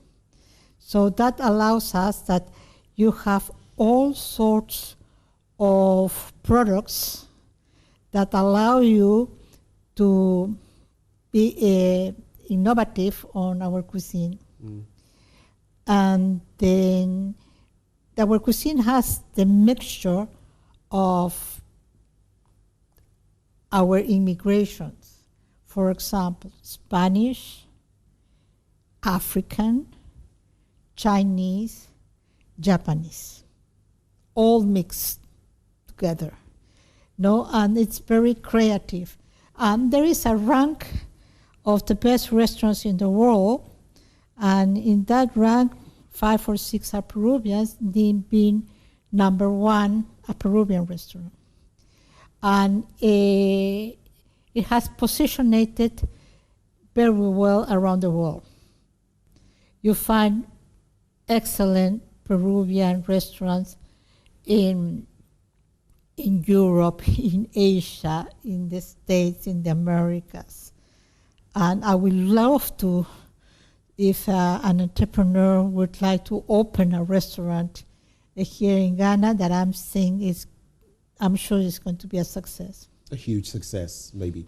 But I guess part of what makes Peru such a gastronomic heavyweight has to do with the Amazon as well. About half your country is taken up by the Amazon forest. Does that add anything to your cuisine?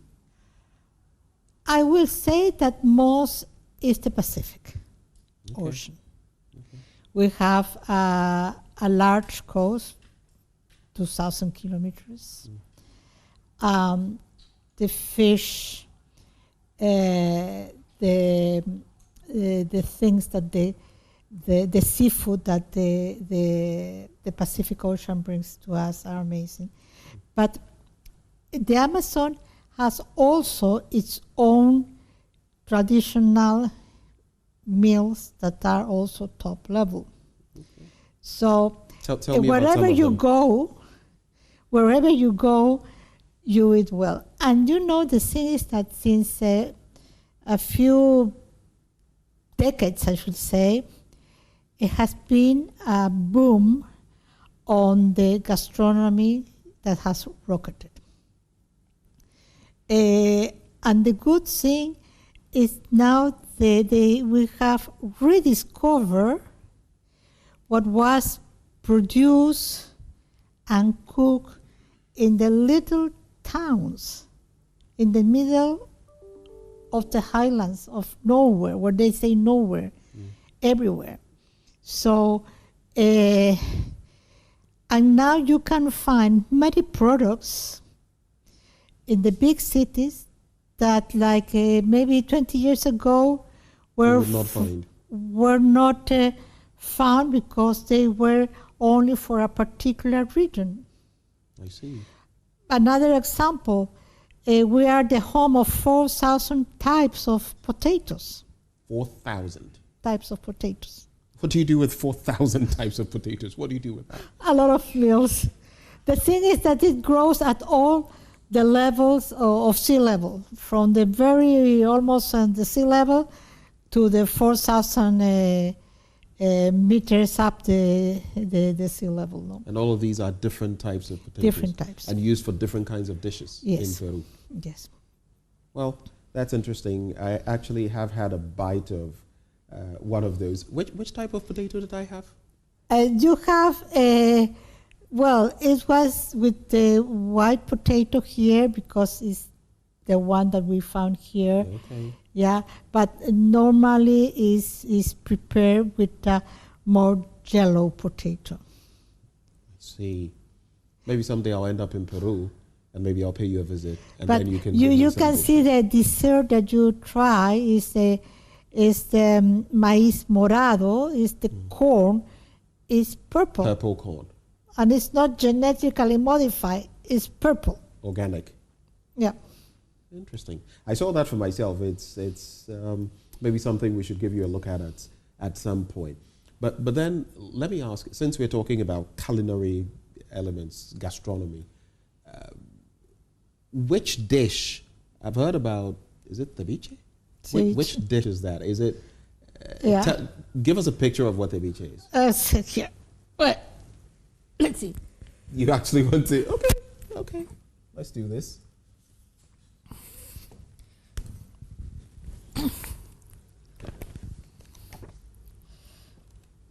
Let's see. So we're looking for ceviche and what it looks like. Ceviche is mainly made of white fish. White fish. White fish, cut into dices. Is it raw? Is it raw? Raw, yes. Okay. Marinated with lime. Marinated with lime, a little bit of salt, chili, red pepper chili, but the fresh, not powder, fresh. Okay. A little bit of parsley. For example, this is one. Okay. With the onion, red onion, the chili, pepper, lime, and it's marinated only with lime. But the small one, which is more. But now you can prepare ceviche. So these are chefs at work doing this. But the ordinary This is one folk- of the best writers of ceviche. Javier Wong. You see, yes. Let me take a look at that. Okay, so there you go. Javier Wong, el mejor ceviche del mundo, the world's best ceviche. That's what they call it. How popular is this in Peru? The ceviche? Yes. Everywhere. It's everywhere. Is it like the national dish of Peru? It's a national dish, mainly on the coast. Okay. You can eat also in other parts, but it's typical of the coast because it's fresh fish. But in the Amazon, they have also ceviche with the fish that comes from the rivers. So it depends on where you are. People use what fish they can get for the ceviche. Yeah. All right. Let's move from the culinary elements and talk a bit about social cultural initiatives. Peru has been trying to give back to society, and you're trying to do that in Ghana as well. What have been some of your most impactful initiatives, socially, culturally, giving back to society? I have to say, refer to the donations that we gave to society. We facilitated donations to the Eye Crom and Christian refugee camps. Okay. That was back in 2018, 2019. This was done together with the UNHCR, as long as another stakeholders such as Goldfields, Belacqua, and many others. On the other hand, we created an award called Vale Peru to recognize the best Spanish students from the University of Ghana. Oh, I see. Interesting. That was for several years, up to just before COVID, just after COVID, until 2022, more or less. This was together with the University of Ghana, in particular the Spanish section. Okay. And to celebrate the month of the friendship, because the Africa-Peruvian friendship that is celebrated on the 19th of October, we are going to give a donation to the Flagstaff House Basic School in Accra. A second activity will be making a donation to the library of the Spanish section of the University of Ghana. Okay. These two activities are among these Frankfurt for el Día de la Amistad Peruano-Africana. No, that is called the friendship among our countries. African-Peruvian friendship. Yes, in reality, it's celebrated in Peru as the Día de la Amistad Afro-Peruana, but in general, we will have bring this to Ghana, no? And I think that. And which day specifically is this? The Peruvian-African friendship is on the 19th of October. 19th of October. And every year at the Ministry of Foreign Affairs, we invite the embassies, the African embassies accredited in Peru. They present a their music. They bring us together to interact and to know and to learn a little bit of the culture of these different countries. And when I was the director of Africa back in 2014, I had the privilege of organizing this celebration with the participation of the African embassies accredited in Peru.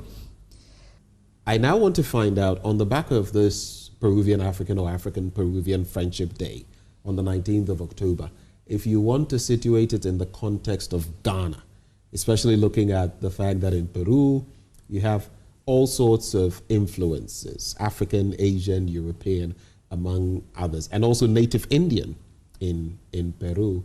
What would you say this friendship has cultivated in Ghana? I think it's we are trying to let know to the Ghanaian society that we have this day of recognition to the friendship between Peru and Africa. And so we are working on that. But to put you an example, when we celebrate our national, we wanted to show a Peruvian dance. It was called dance. Festejo. Festejo. But when you listen to it, it's a Ghanaian music. It sounds Ghanaian. It sounds Ghanaian. So there was performed by the group of students from the University of Ghana, and that really the people was amazed of the similarities, because I remember that there were some musicians there at the national reception, and he said to me, "This is Ghanaian." And I say, "No, this is Peruvian." And I think that also comes in because we use similar instruments. Yes. You know, Afro instruments, the South American influences. But this, not only the instruments, the sound, but this the rhythm of these dancers that are the same as when you see a young Ghanaian performers, they dance international. Right. The rhythm is the same. So I should say that's one important point, because the people were surprised. And so these commonalities all bring us together. Yes, indeed. Let's also look at, I mean, while we have such a good relationship, Ghana and Peru, I'm sure there are some challenges, there are some rough edges. What have been some of the challenges, especially with you in office? The thing is that the main challenge is that we need to work together to know each other. No, because it seems so far away. Yeah, and well, it's true. Geographically, we are so far away, and the things that because there is no direct ways to reach Ghana, it's very difficult, the trade, because it becomes very expensive. You have to go all up to Europe and then go down to here. So we're working on that. We're working that the companies and the entrepreneurs, the exporters and the importers from each country, they know each other, they trust each other. Because business is a matter of trust. I think that that's very important. No, and the challenge, I will say, is okay. Let's sit together, let's trust each other, and let's see that it's not so difficult as we think it was.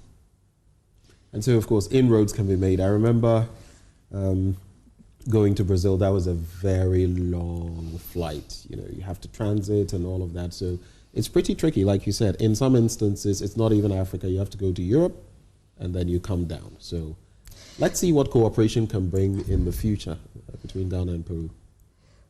Well, we are working, as I mentioned you, on cooperation in different fields. Another area that we could cooperate is, for example, a capacity building for farmers. It's very important here, cocoa. And I think that the first thing that we can, like I said, we can work on that to show our techniques in order to have better crops and to transform the cocoa beans in other products. So processing. Processing. And also we believe in the association of farmers, cooperative, because when they are together, they can get a better bargain on the prices. No, together they can buy better equipment, because are so expensive, better equipment to transform the beans in another product.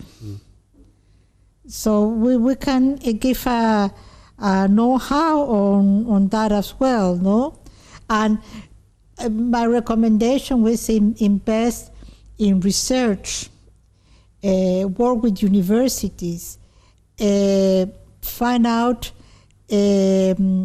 ways to attack diseases that affect our crops. So those things that I think that they need to be addressed. And I put another example related to illicit crops. In Peru, we have illicit crops. Coca leaves. Illicit crop. Okay, so coca leaves. Coca leaves, illicit crops. Of course, from which they get cocaine and all of that. Yeah. But the government many years ago settled a model, a strategy, in the sense that they incentivize the farmers to grow coffee and cocoa, and to leave aside the coca leaves. And the government helped them of the association, making roads, and to transform that and to find markets. And that strategy that is called Desarrollo Alternativo, alternative development. Right. And I used to work on the entity in Peru that deals with drugs, which is the Vida, which is the similar of here of the Narcotics Control Commission. Right. No. And I have been with them, and I have showed them about this model, and we are in conversations to see how can we transfer our know-how and maybe implement that in Ghana, no? We have more than one talk with the NACOC. I see. It's interesting because, I mean, coca leaves or cocaina is quite an issue in South America. There have been so many issues, challenges, but here, I mean, we have our own struggles with different things, including, for example, galamsey, which is affecting our cocoa production. But just to stick on cocoa, right? Your country produces about 1.7%, almost 2% of the world's, cocoa beans or cocoa production. You are the third largest in South America, behind Brazil and Ecuador. Ghana's production has plummeted. It has been going down in recent years. from the example of Peru picking up production, you talked about government initiatives. What else do you think led to Peru becoming so high? You are the 8th largest producer in the world. Ghana is second, but we are facing struggles. What else do you think? I think it's investing on research, investing on best practices. I think it's in associate, and so the soil doesn't get damaged, because once your soil, if you overexplore it, forget it. The soil will not be good for anything else. But I would like to go back to what you mentioned a few minutes ago. Coca leaves has a lot of medical, right? Medical. In that context, I was using it merely there's cocaine and cocaine are not the same. Right, but the processing, because then people process it into cocaine, some people, but not the medicinal. I'm not referring to the medicinal. Yeah, no, use. because when you say cocaine, so I just wanted to differentiate, because the cocaine is a chemical process. Indeed. Completely chemical process. The coca leaves, if you are in high altitude in Lima, when you go to Lima and you go to Machu Picchu, it's recommended to take a herbal tea made of coca, because it has a lot of good properties. Anyway, Ghana, just as Peru, is famous for its chocolate. I remember being in Cuba once and how proud I was when I saw chocolate from Ghana, 70% chocolate from Ghana. That made my day that day.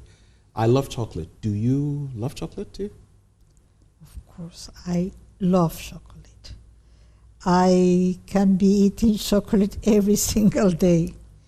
And one of my favorite is when there are these fountains of chocolate that you could put a little a piece of fruit underneath. And that's my one. Okay. Looks like someone has a sweet tooth. Interesting there. What's your favorite thing about Ghana as we get ready to wrap the conversation? Do you have any favorite meals, for example? Favorite dishes? Well, I like jollof. Everybody likes jollof. And there is another one that we have in Peru the same, that is the beans and rice. Wachi. Wachi. Okay. That's I really like that one too. And I have an anecdote. A few months ago, the Ministry of Foreign Affairs and Regional Integration honored me to be a jury on an international contest of the best jollof. There were 3 countries that were competing. It was a blind contest because we didn't know what dish they were presenting us on, from which country. And I was so proud that the Ghanaian jollof took the first place. Carried the day. Which countries competed? Gambia and Nigeria. So Gambia, Nigeria, and Ghana. Yes. Well, Ghana jollof is pretty good. Yeah. Pretty good. I also know you like kelewele. Is that correct? Yes, I like kelewele as well. Do you have anything similar to that in Peru? To kelewele, I don't think so, no. But I have to recognize that Ghanaian food is too spicy for me. Spicy, huh? It's spicy. Everything you put a lot of spicy. So yeah, but I'm getting accustomed to that. You were asking me also what do I like from Ghana. I say 2 things. Their hospitality. Okay. You see the people always smiling, very friendly, and the color of the garments in general. They're very colorful, they are cheerful, I like those things from Ghana. I can see why you like the color, because South Americans also have a very colorful lifestyle. Yeah. You know, your culture, your outfits. So I see you would be happy about that in Ghana. Yes, I am indeed. Okay. So before we wrap the conversation, maybe any final words? First of all, I would like to thank Joy Prime and you, Benjamin, and with all your team, to allow me to present a little bit of my country to your audience and invite the Ghanaian citizens and the entrepreneurs to visit us in the embassy so I could give you information not only about the tourism, the gastronomy, but how to make business. What would we offer? What could we do together? We're opening to receive you, and we're open to hear your views and how we could cooperate together. Peru means business, huh? But just because you brought that up, where is your embassy in Ghana, in Accra? Where is it? It's in Airport Residential. Airport Residential area. Okay. Is there any landmark, or if it's very easy to find. I'm sure anybody could, use Google Maps and find the Embassy of Peru in Ghana. Mm-hmm. It's been a pleasure having you join the conversation, from everything to gastronomy to diplomatic relations, the economy, and we look forward to many more years with you. I don't know how long you'll be in Ghana, but for as long as you're here, we'll enjoy the time with you. And this has been my conversation, AM exclusive, with Rosa Liliana Gomez Cardenas de Weston. Liliana, for short. She is the Peruvian ambassador to Ghana. And she's been revealing some of the secrets of Peru, well, maybe not so secret, that she wants all of us to latch on to. I've enjoyed this conversation. I hope you have too. Thank you for watching.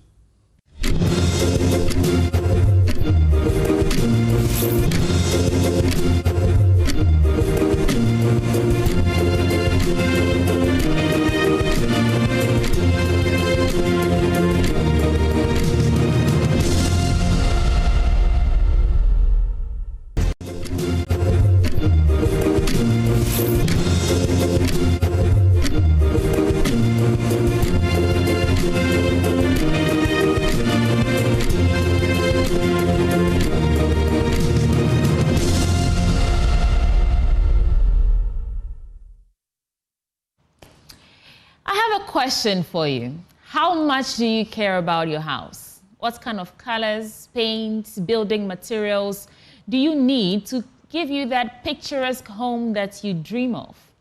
In the build-up for the much-anticipated EcoBank JoyNews Habitat Fair 2024, this morning we're bringing you platinum information. Joining me in the studio this morning is Mr. John Taylor, and he's the CEO of Homeworld Building Supplies. John, welcome to the program. Thank you. I want to start by asking you, how attached are you to your home? Very much attached to my home. Because, we do spend a lot of time in our homes, if not at work and stuff like that. And so it's very important that our home reflect our creativity and personality as well, In terms of achieving that, it's not an easy feat. Sometimes you see concepts on social media, especially Pinterest. I'm a Pinterest girl. Okay, good. So, and then you try to replicate it and you realize that you've completely gone off board. So this conversation is to help our audience, everybody who may or may not be coming to the EcoBank JoyNews Habitat Fair, understand the importance of using the right materials, the quality materials, and affordable as well. Yes. So let's start from what you do at Homeworld, and then we'll get into the nitty-gritty of the EcoBank JoyNews Habitat Fair. Homeworld, what do you do?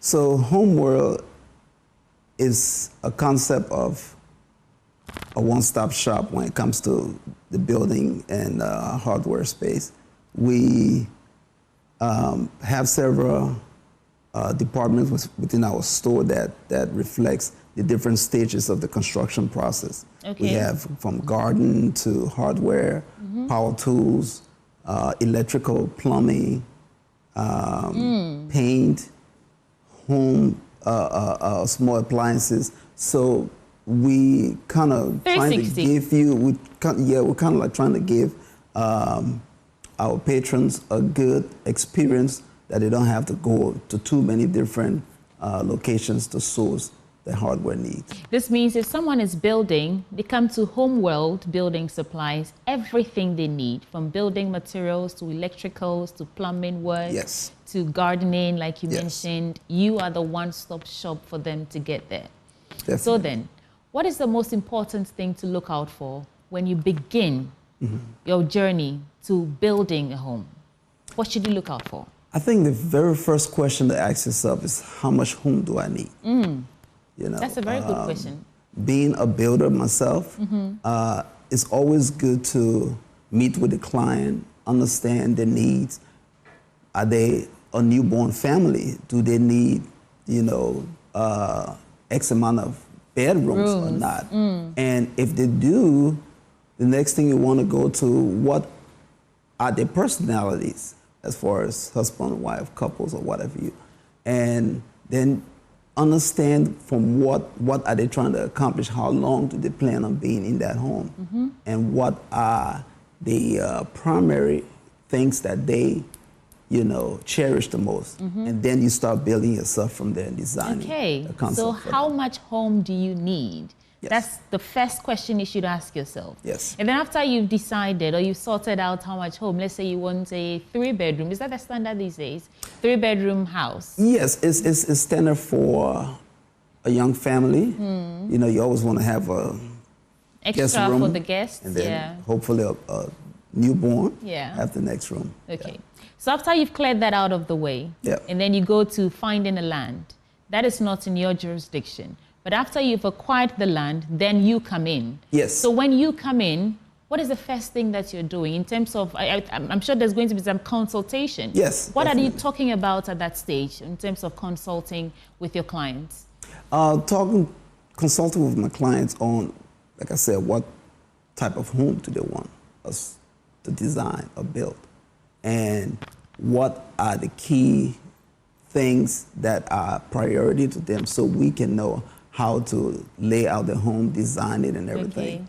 Okay. And one of the things that we have learned through our experience is that there are certain aspects of the homes that you always want to find appealing, like the kitchen, the master suite, you know, in the living room. So we've already aware of those, but we want our client to give us lead as far as, oh no, my bedroom has to be priority over the kitchen, over the bathroom and stuff. So that's happening inside the room. Yes. But everyone who wants to own a home wants to put up something that looks beautiful to the rest of, you know, people passing by.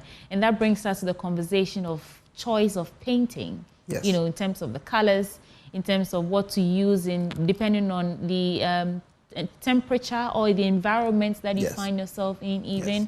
So in terms of choosing the exterior color of painting, or even the type of painting you should do, the type of finishing you should have for your building, what would be your top 3 key points or key pointers to people who are on the market to look for something like that?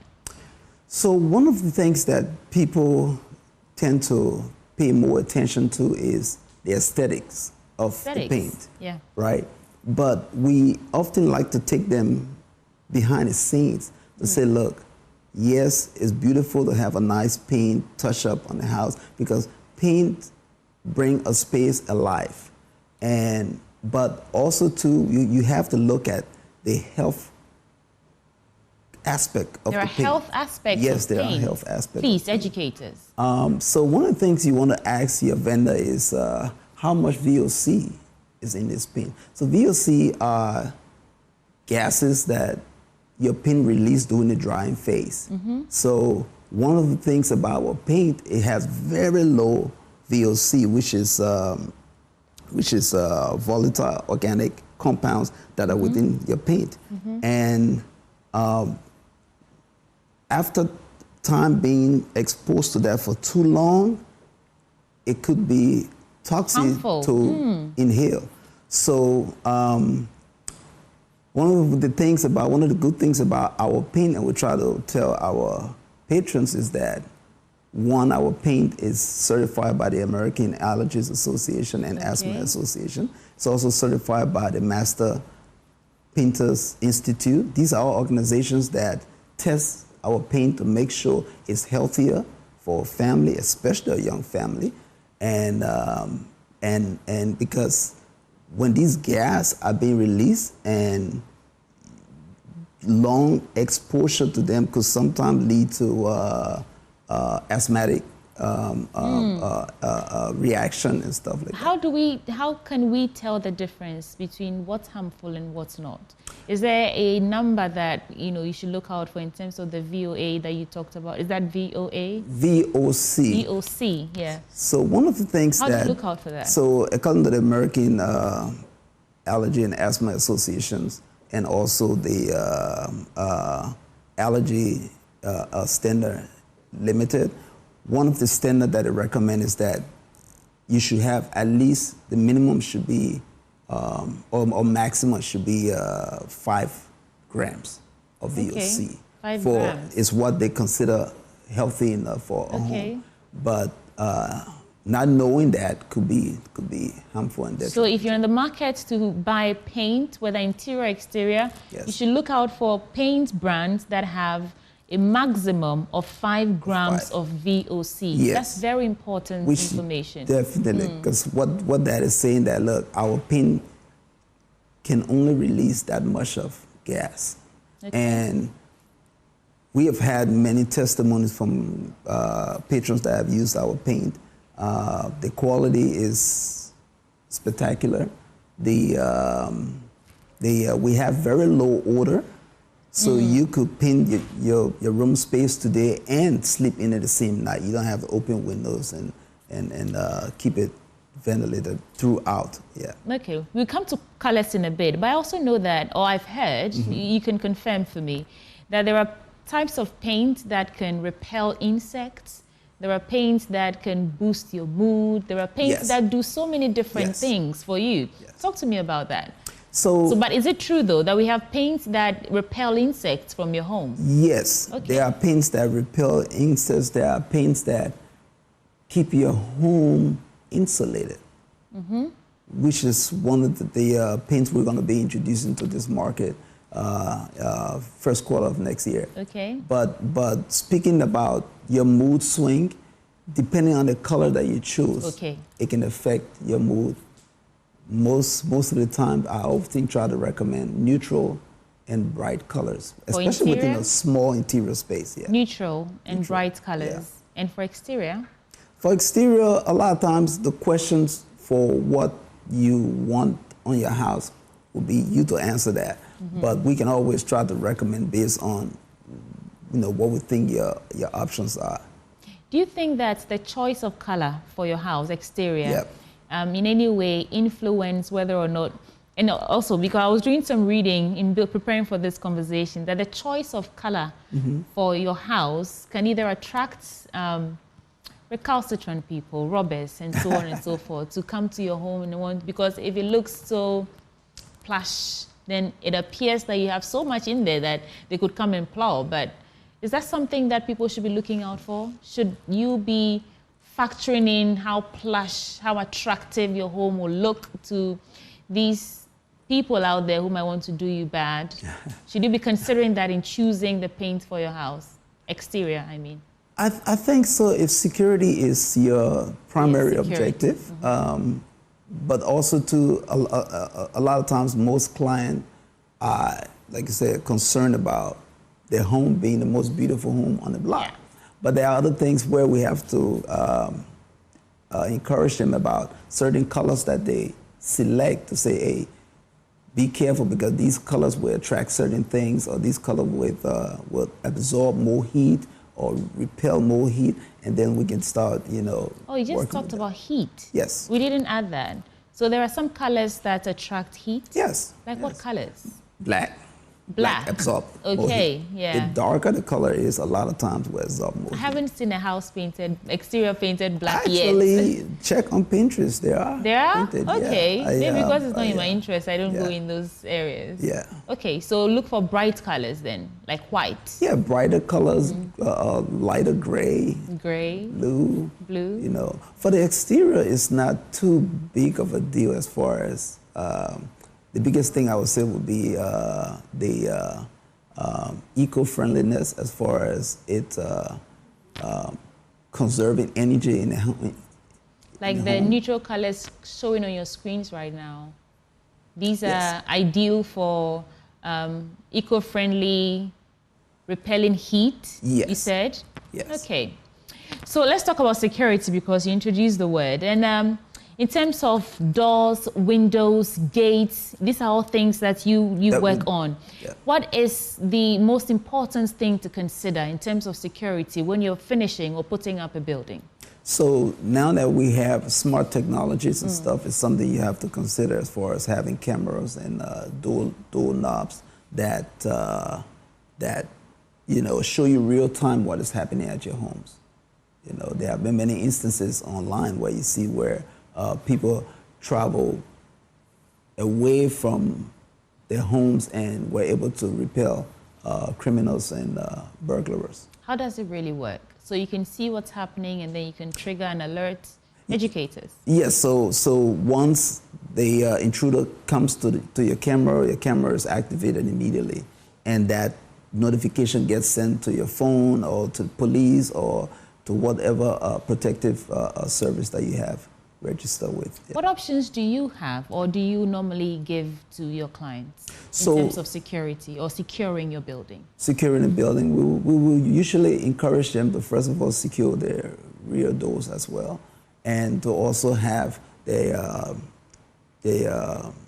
security cameras monitoring all four corners of their homes, and hopefully you don't have any dead spots. And your windows, make sure you have. What are dead spots? Dead spots are areas where the cameras, maybe two or three cameras not covering. You want to cover the entire 360 of your home. Okay, so that's for technology, cameras. Yes. But aside that, or in addition to that, what else? Is it type of doors you should use that are more secure than others? Yes. Are there particular materials that are being used to, you know, manufacture these doors that you should look out for? What are those? So one of the type of doors that we carry is you have to make sure the fire rating of your door. Fire? Yeah, fire rating of your door. Okay. Make sure that it's solid. You know, ask your vendor how much does it weigh. You know, what's the security rating of your door. And that also, like I mentioned earlier, speaks to the volume of, you know, fire protection. You know, if in case you have fire in or out of your house, how long does that door withstand that heat before it melts down and other things? In this economy, everybody's trying to cut costs or cut down costs. What would be your advice in terms of what we like to do as opportunity costs in terms of securing your home, giving your home that picturesque, aesthetically beautiful outlook and even interior and all that? What would be your advice to people on the market right now who want to finish up their building but they're concerned about cost? A person told me this like this. He said, when it comes to your health, when it comes to your safety, you will have to pay for it one way or the other, either early or late. So you just have to decide. So one of the things I always tell patrons when they come to the store or when they're talking about paint is that, especially if they are very price sensitive, and I ask them, can you put a price on your health? Yeah, you can't do that. You can't do that, you know, because if you try to cut corners with your health today, down the line you're going to have to pay for it, and sometimes be even worse. Thank you so much, John. What will be your final word? I've learned two things from you. How much home do you really want? Yes. You know, if you're not thinking of a family right now, you don't need a 3-4 bedroom house and all that. That's a very important question to ask yourself. But what will be your final word to us before we go? My final word would be, especially when you are building your home, as I said earlier, think about your personality, think about what you want to express in your home, and come and talk to us about the choice of pin that you want to use in your home. And we do have an app that you can even use in your home and see how the color is going to look in your home before even buying it. Thank you so much, John Taylor. And I know you'll be there, but just in case someone wants to contact Homeworld, how do we get in touch with you? You can always get us on Instagram at HomeworldGH. Okay. Or our phone number is 020-515-5676. Thank you so much. John Taylor is CEO of Homeworld Building Supplies. They will be there live at the EcoBank JoyNews Habitat Fair from the 31st of October to the 4th of November 2024. You don't want to miss it. Thank you so much for coming. Thank you. Appreciate it. Okay. And there's still a lot coming your way on the AM show. We'll be right back with more.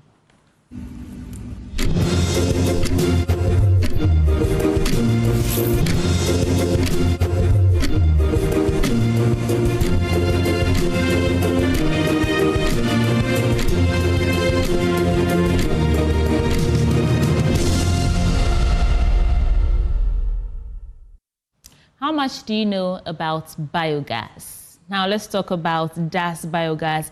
And they've been a leader in the biogas sector in Ghana since 2015. They specialize in the construction of biogas for households, commercial establishments, and institutions, helping communities convert organic waste into valuable energy and fertilizer. We're just having an interesting conversation before the cameras came back on. In the studio with me this morning is Otime Yirenchi. She's an investor. And we have Enoch Kofi Bwedu, the CEO of DAS Biogas. Enoch, congratulations. I want to add this information that Enoch was made right here in Ghana, and he's doing amazing things. And he'll tell us all about it in a bit. So Enoch, how would you introduce yourself to someone who doesn't know you? And then how would you introduce DAS Biogas to our audience? Okay. Yeah, as you rightly said, thank you. I'm Enoch Kofi Bwedu, CEO and founder of DAS Biogas. Okay. I'm a mechanical engineer by profession from Kumasi Polytechnic. Yeah. And now in Kenya University. Okay. Yes. So DAS Biogas is a company that is specialized in designing biogas systems for commercial institutions and domestic residential areas as well. So the systems that we design are able to convert their waste to energy. And what inspired me to come into this stemmed out from two main things. Seeing that there is waste and that the waste can be converted to energy, then the idea dawned on me that you have to come out with something. So we saw waste as a resource. Not just as not waste. Just a waste. So we say waste is not waste, but it's a resource at the wrong place. So we came out with this technology to deal with these two major problems: waste management issues and also clean and affordable energy for our communities and homes. I'll come back to you and for details on how it operates and where it is right now, how we can get it and all that. But I'm curious to know, Otime, what inspired you to come on board as an investor for DAS Biogas? So that's a great question. I was really inspired. I saw actually a video that was online, and we had been searching globally, the company that I was working with, for a great biogas inventor, and I came across Enoch. And then, as I said, I met him on the Links, the Africa Links platform, and I was blown away. Made in Ghana, young entrepreneur, and I said, let me bring my commercial skills and also my media marketing to really help him to scale in Ghana and beyond. So that's your background and area of special expertise? Technology. Technology. Okay. Yes, and so there's... You mentioned media, so I was thinking, where is media in this? Marketing and sales as well. So I am coming from a strong technology background across Africa with big brands like Microsoft, IBM, Salesforce. Okay, so let's get some details, Enoch. Explain the system to us, how it operates and what's unique about it. Okay, so currently what we have, because we found that the dome systems are this not... This is it, right? Yes, yes. The dome systems cannot be easily installed for households to use. So we came out with this unit, which is called DAS Burgas Portable Prefab 1, okay, which is a movable product. It's very flexible. You put it just behind your kitchen, and then you put in your food waste, the scraps of food, vegetable waste, fruit waste, and then it goes through a digestion process, and they give you gas to cook. So this empowers... Put it in your kitchen? Yes, behind your kitchen. Behind your kitchen? Yes, your kitchen. Or any space available on your compound. So the waste that would have gone into the dustbin for onward transfer to landfill, now you put them in this unit, and then it converts and gives you energy to cook in the house. So by so doing, you are helping managing your waste in the house. It's also encouraging waste sorting at the source. So you're able to separate your plastics, and now you have a unit to deal with your organic waste to give you energy to cook. You mentioned fertilizer as well. Yeah. So we're also trying to encourage home gardening. Yeah. So what comes out, the byproduct from this unit is gas and then the organic fertilizer. So this organic fertilizer can be used for home gardening and can use to water your lawns as well. So from one system, you get energy, you get fertilizer, and you are not polluting the rest of the world with waste. Exactly. And I think it's amazing what you're doing. But you already have some of these systems in place at AMA and the rest. Tell us about that. So we have these systems installed across Ghana. Yeah. So currently we have one on the AMA premises, which is serving the restaurant as well. So the food waste they generate from the restaurant, that's what they feed into the Burgas plant. And we are commissioning this Burgas plant tomorrow. Oh. Yes, at 10 a.m. Where? AMA. Okay. Head office around Kimbu. Okay. Yeah, and which we are calling all real estate developers, government institutions to come and see firsthand what Burgas plant can do. And this is a portable one which can be installed in your home to generate energy for you. Otma, I know you are already sold on this system, and that's why you are even here in the studio with us this morning. But tell us the economic importance or advantages of this amazing unit or engineering system that you've brought aboard, and then why the rest of the world should join you in supporting this beautiful cause. Thank you. So I think the economics are clear, right? You are taking waste that you normally would just be throwing away. So the advantages are to the individual in your home. So you're reducing your waste collection costs. You are also reducing your LPG costs. And so you're finding savings for yourself. But then when we think more broadly in terms of the city, you think about all the waste. I mean, I was shocked and amazed to find out that 67% of the waste in the landfills in Accra is organic. So can you imagine utilizing that waste for energy and the fertilizer? So I'm asking people to have a look at this individual system and also the other systems that Enoch mentioned, because not only is it good for the environment, it's also great for your pocket. Thank you so much. And right before we go, I'll give you 1 minute to speak directly to our audience, Enoch, inviting them to come out, tell them why this is a unique thing that they should not miss. And then if you need support, ask for it. Sure, thank you. So now we are calling on all real estate developers, government agencies to come to AMA tomorrow morning to see for themselves how this unit is able to transform waste to energy. And then we see how we can scale it up across the nation. And this is something pleading on the government to actually come in and support. If there is a national policy where every household is supposed to treat their organic waste at source, this will help manage our waste management problem and cut down the cost of import of LPG and cost of managing waste. Do you have any assistance at all as we speak from government? No, please. Not yet. Not Don't yet. worry, they'll come on board. Okay, so Otima, what would you add to this as your final word? So my final word is that waste is a resource at the wrong place, right? And so there's clear economic value for the city and for you as a consumer to sort the waste and then utilize it for the energy and the fertilizer. So I think I'm calling other investors to also come on board and to support local entrepreneurs such as Enoch on this journey. Thank you so much. That there is Otima Yerenchi. She is an investor. And Enoch Kofi Boydu is CEO of Das Biogas. And you are unveiling or launching tomorrow at the AMA headquarters in Kimbu, 10 a.m. sharp. So please pour out in your numbers and support. And when you're going, go with some money to buy some for yourself. Thank you so much for coming to the AM show. And I wish you the very best tomorrow. Thank you. We still have some more coming your way before we wrap up this morning. Please stay. We'll be right back.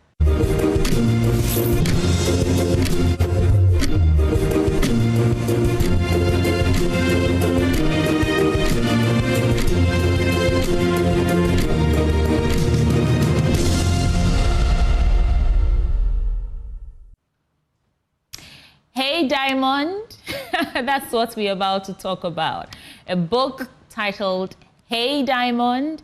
And guess who wrote this amazing book? Adiza Ibrahim, who is also spearheading or the founder of the Kubra Diamonds Initiative. It's a women empowerment foundation with a lot of affiliates in there.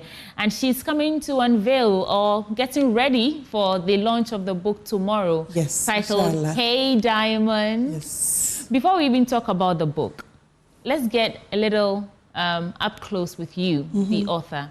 How would you describe yourself to someone who doesn't know you? I don't relent. You don't relent? Yes, I'm phenomenal.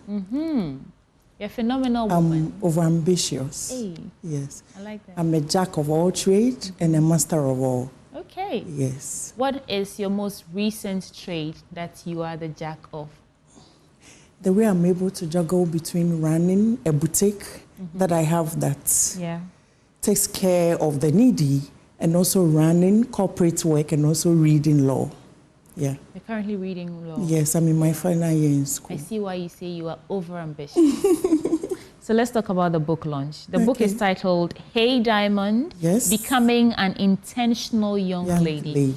Now, I don't mean to take the wind out of your sail, but you had me at the word intentional. It's all I preach. I don't think that life will happen by chance. I don't think that your life will magically transform from a poverty-stricken, environment to the international woman you want to be. So what is your interpretation of being an intentional woman? To become focused, to be discerning first of all, because we are surrounded by a lot of things. Sometimes we think that everything is good for us, but if you're discerning enough, you'll be able to choose what is good. So to be discerning first of all, then you have the goal, then you are focused and super determined to achieve. Everything else is a distraction. Yes, it is. And no space for any distraction. So intentionality will not allow you to be distracted. I'm intentional because I'm focused on achieving success.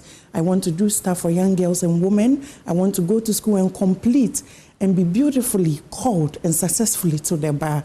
I want to be one of the sought after corporate women in the marketing and media relation field.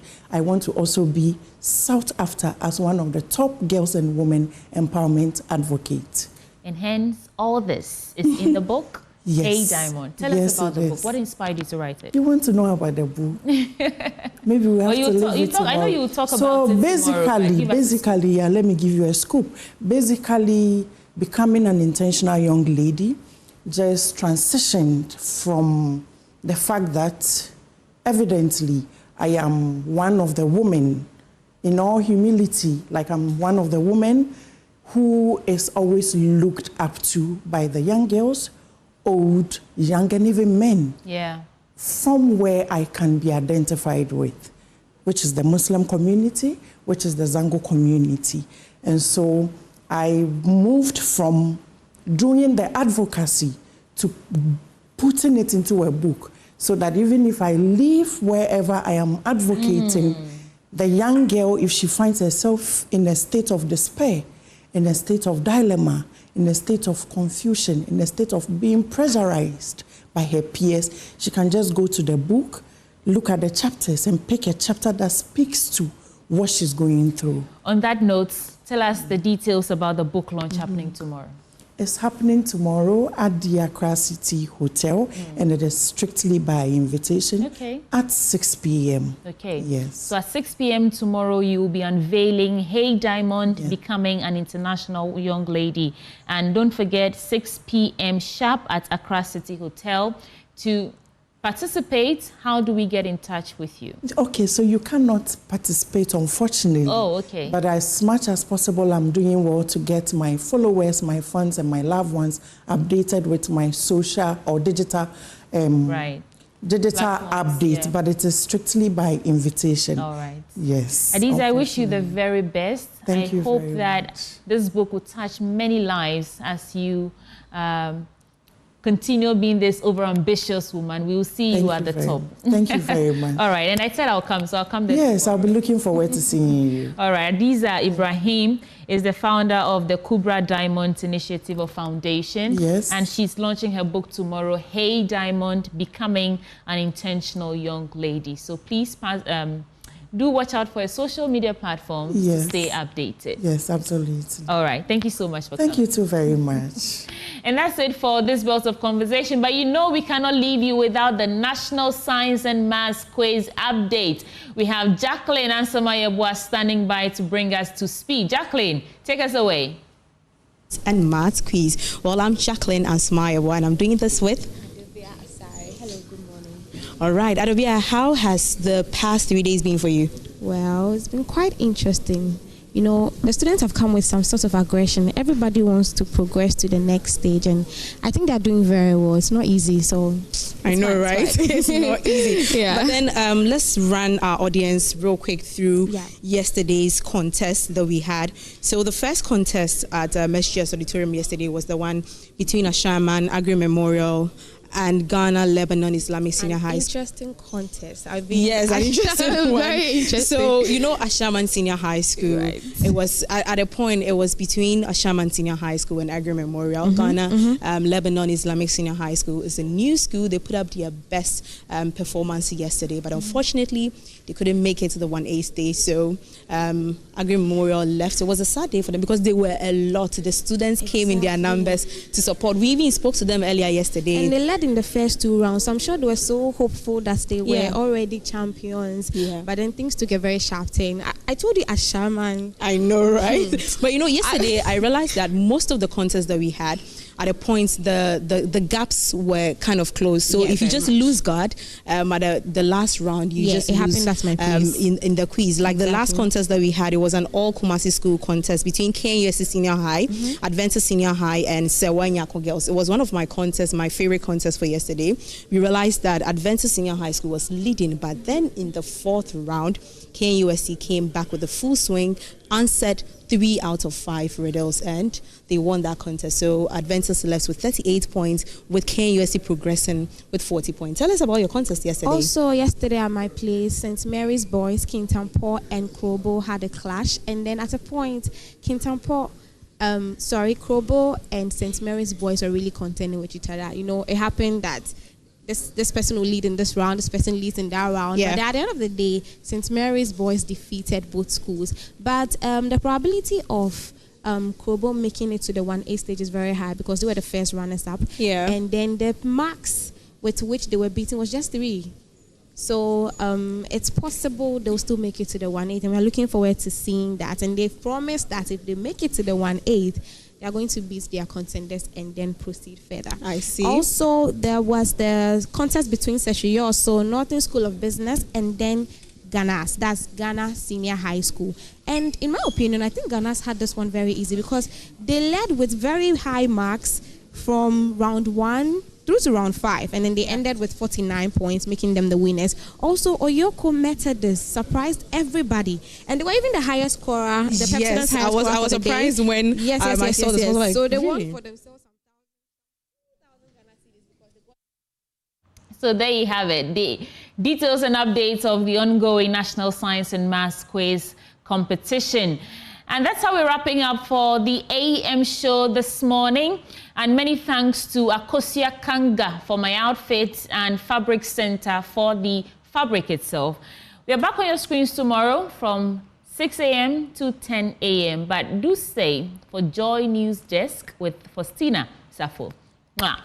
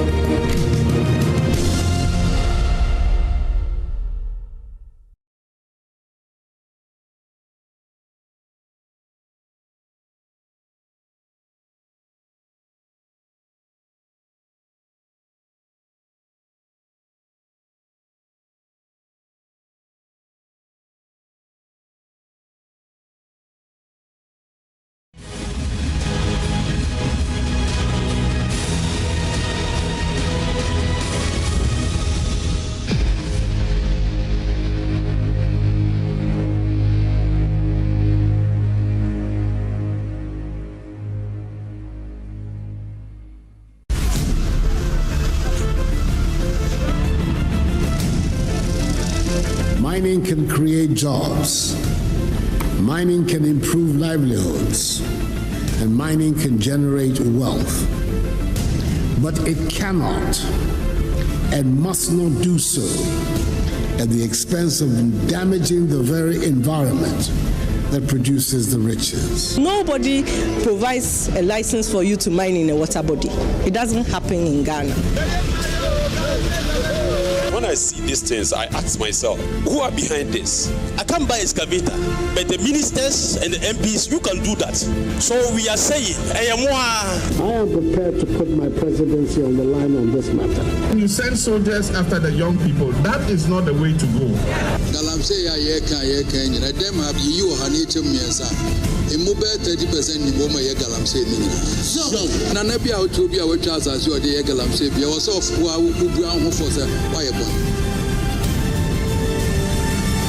Destruction for gold.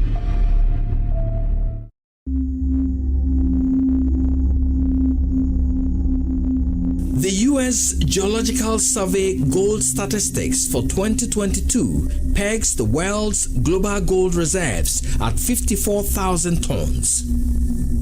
Ghana's reserves, estimated at 1,000 tons, has been the country's good and bad omen in the past 15 years. The large-scale exploitation of Ghana's gold has been fairly controlled. But the small-scale or artisanal mining sector has been the country's environmental headache.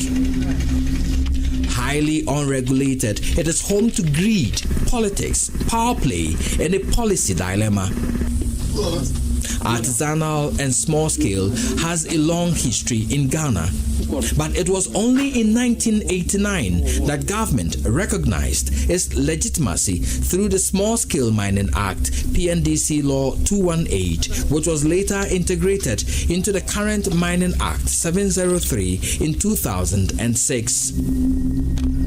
The Act provided a blueprint for its formalization, reserving small-scale mining for Ghanaians.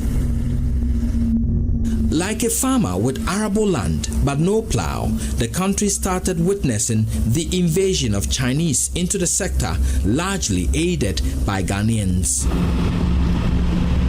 With the introduction of heavy earth-moving equipment and water-polluting gold mining technologies, the country's forests and water bodies came under attack.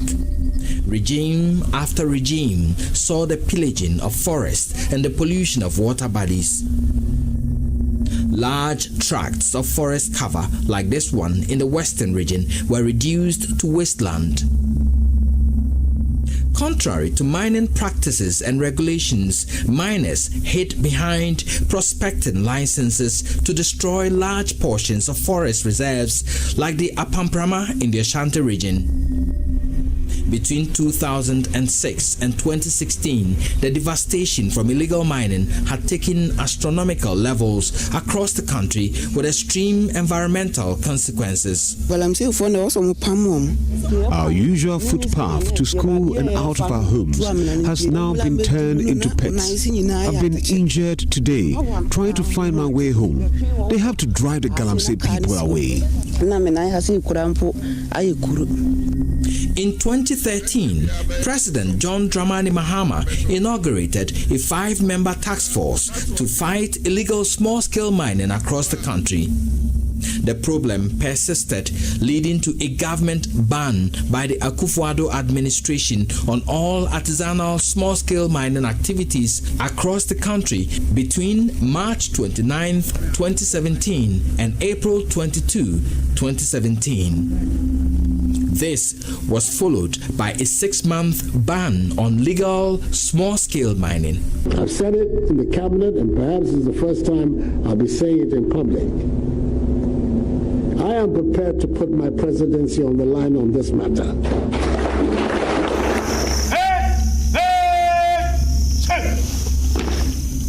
A military and police task force codenamed Operation Vanguard was formed mid-2017 to enforce the ban and eliminate illegal mining. Later, an interministerial task force called Galamstop was roped in to assist and remove seized excavators from the field.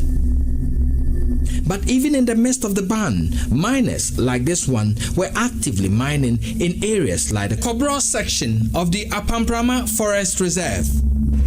In the Tabosere Forest Enclave in the western region, miners pillaged the forest, claiming that they received concessions from the Minerals Commission.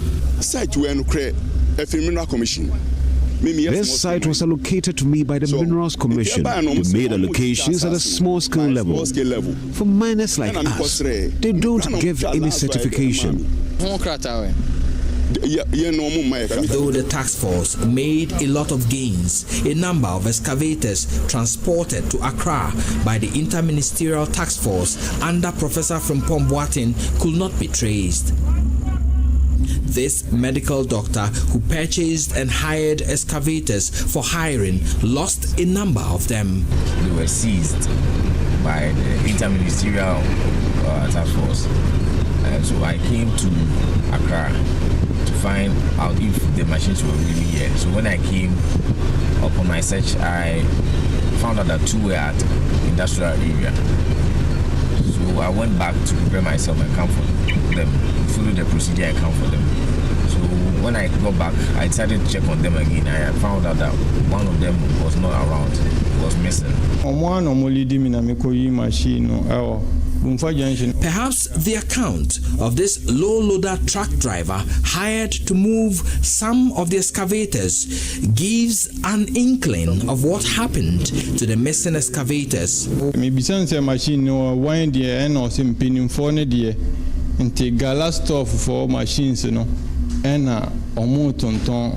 I had already asked the Alaji who sent me, and he had confirmed that it was one of the Galamstop machines that were being sold, and he was asked to transport it.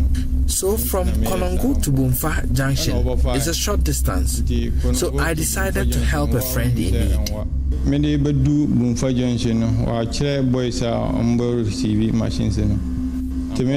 When I reached Bumfa Junction, he had told me a group of boys will receive the machine. Truly, I met them and they received the machine. Soon as they took the machine, a Land Cruiser vehicle came to the scene and took the money. How much did they sell the machine? I see 50,000. He said 50,000.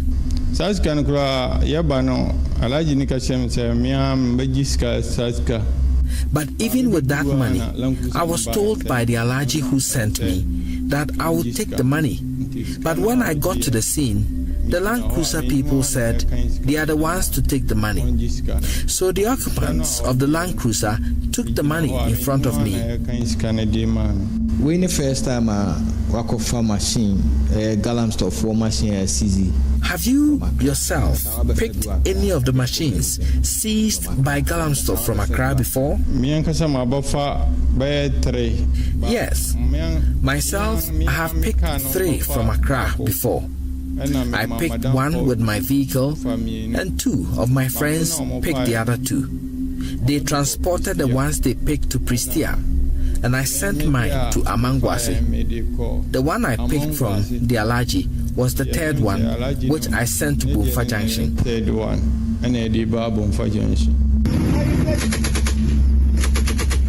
Operation Vanguard made a lot of gains, but was embroiled in allegations of bribery and selective application of its operations.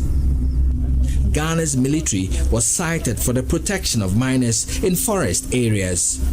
We are here at this thing, the hot duties, and there are some policemen and media be here.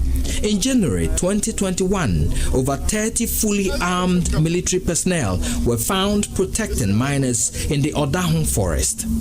So these are military accoutrements. You can find names on them. This one is Camel. This one is Camel. We have the other one, Amweni, on this one. And these are, as security men have been able to authenticate, these are quality Ghana Army uniforms, indicating that we may have some military involvement here in this site. Sometimes we don't do things like that. Our team was molested after filming their activities there.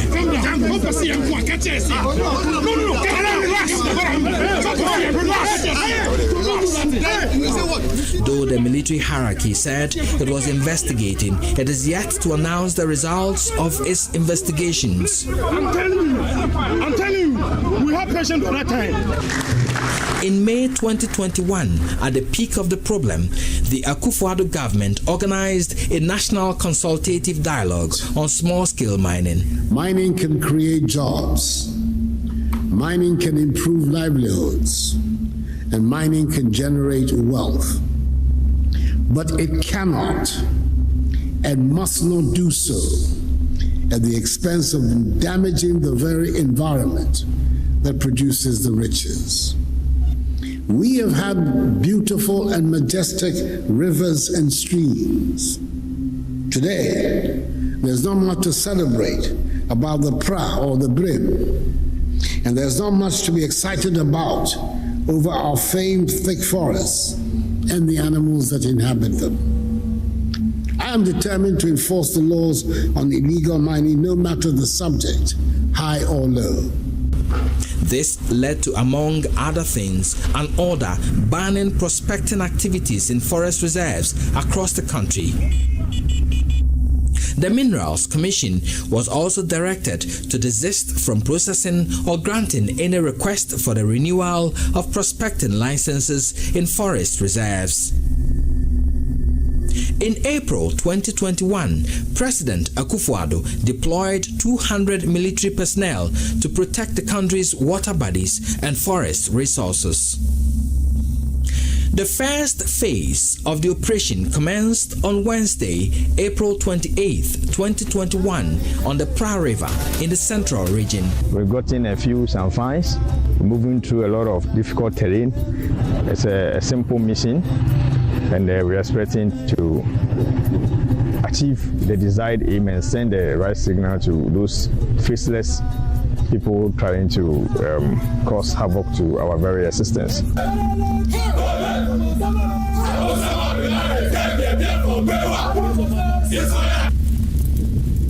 The operation in its fourth phase has seen the controversial banning of a number of excavators and other equipment seized from illegal miners and the arrest of a number of miners. The banning of excavators has received mixed reactions.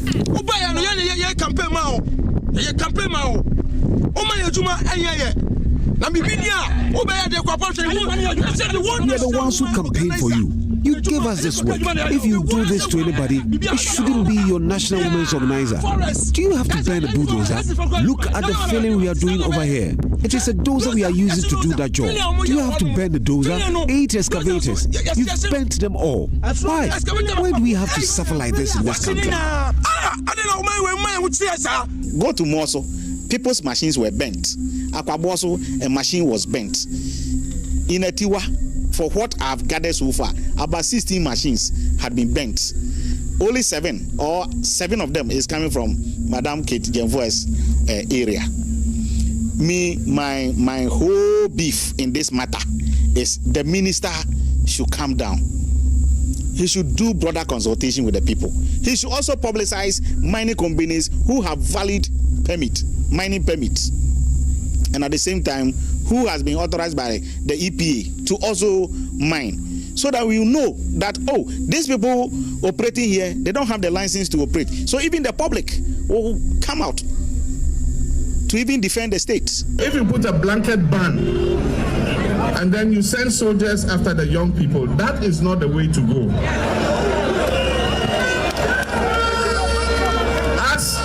As you stop illegal small-scale mining, at the same time, you must put in place a livelihood package so that as you are displacing people from illegal mining, they have something else to do.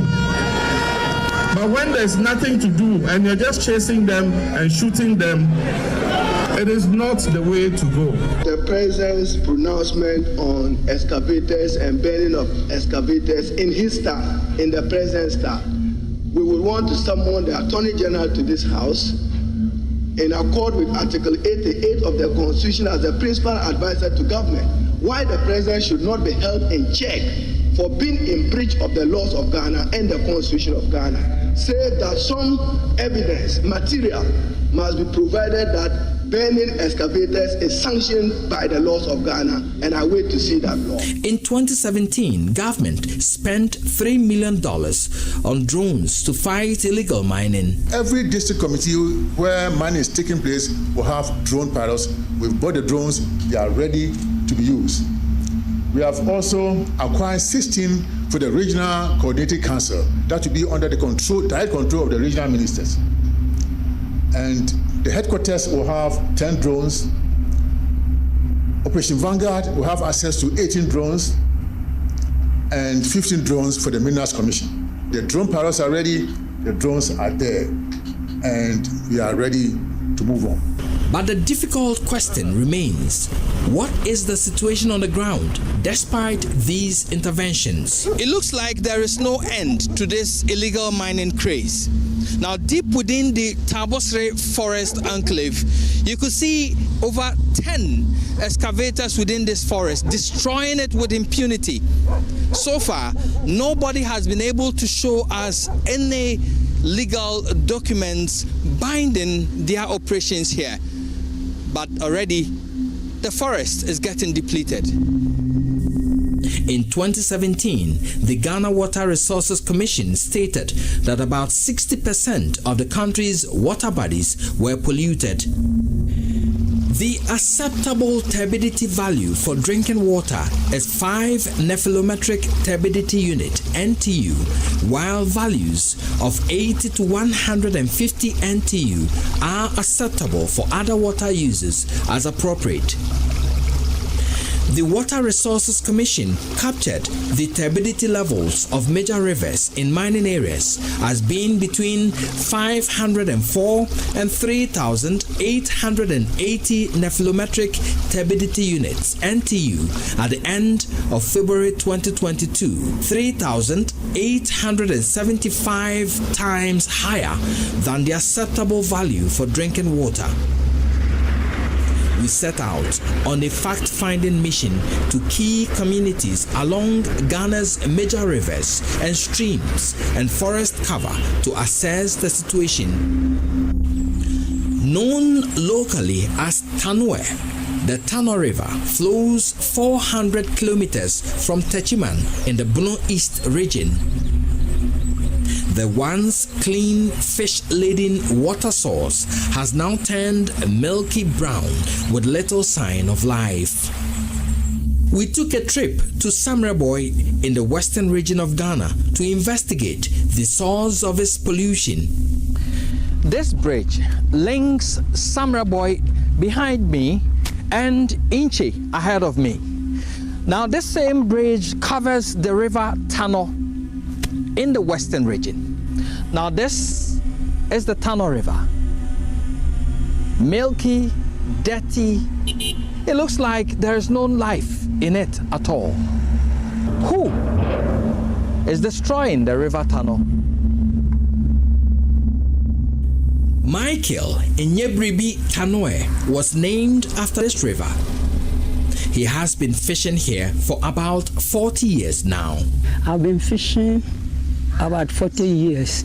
I used to start from 6 o'clock in the evening to early in the morning, night time. I'll keep on fishing, and then during the day I have to sell the fish throughout the month so that I use that money to pay my school fees. Before, the river was just clean, and even when you are using your canoe, you can see the fish moving around.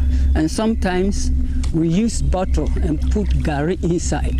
Put it inside the river, stand outside, and you can see the fish going around it. And then when any of them enter, quickly you rush and take the fish out.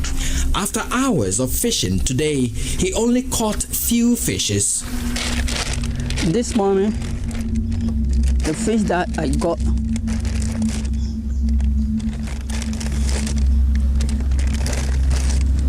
are this.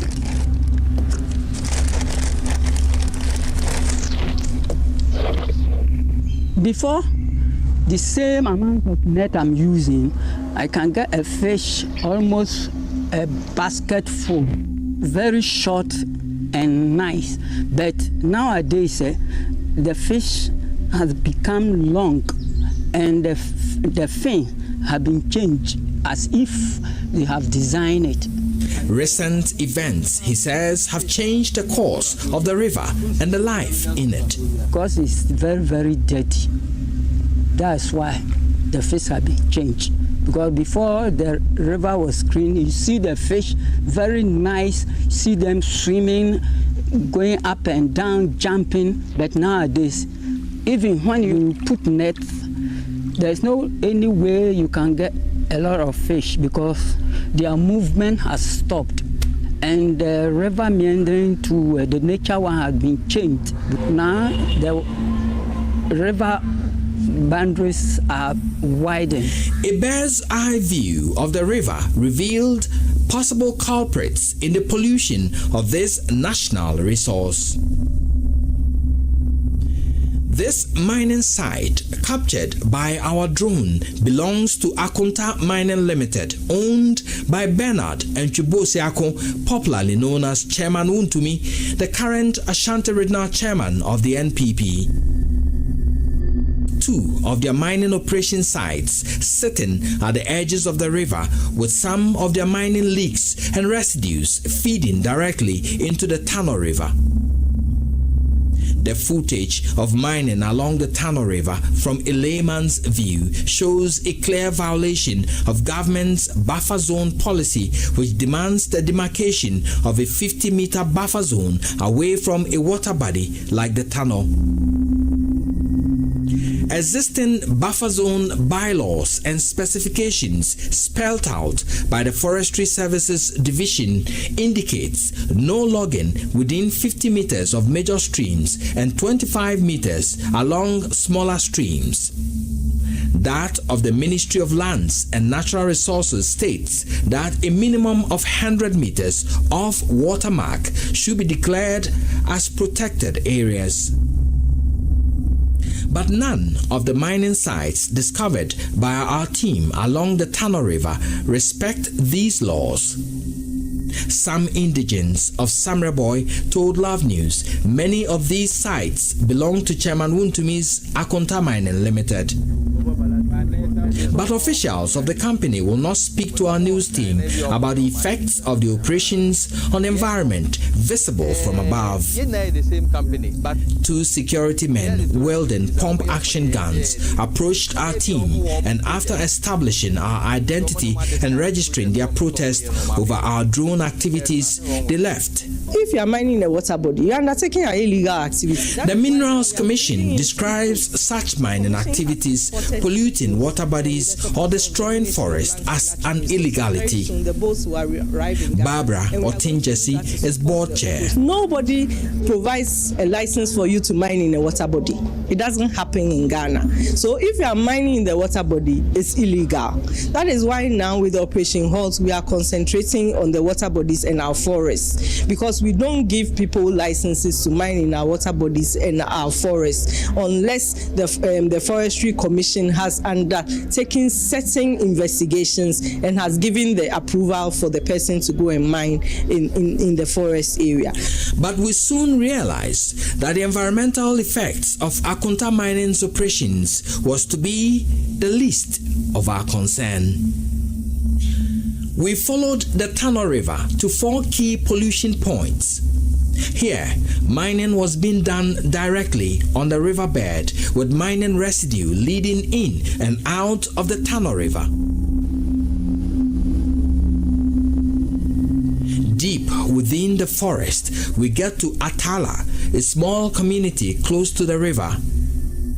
Here, the blueprints of irresponsible mining are visible. The source of the pollution is seen in the huge excavation and redirection of the river. There are clear signs of attempts to use the river as a washing base for mining. See how the river is being polluted. The assembly member for the Mumuni electoral area, Ofosu Asare Samuel, was our guide. We the people around here, mostly Atara, is worrying us the most.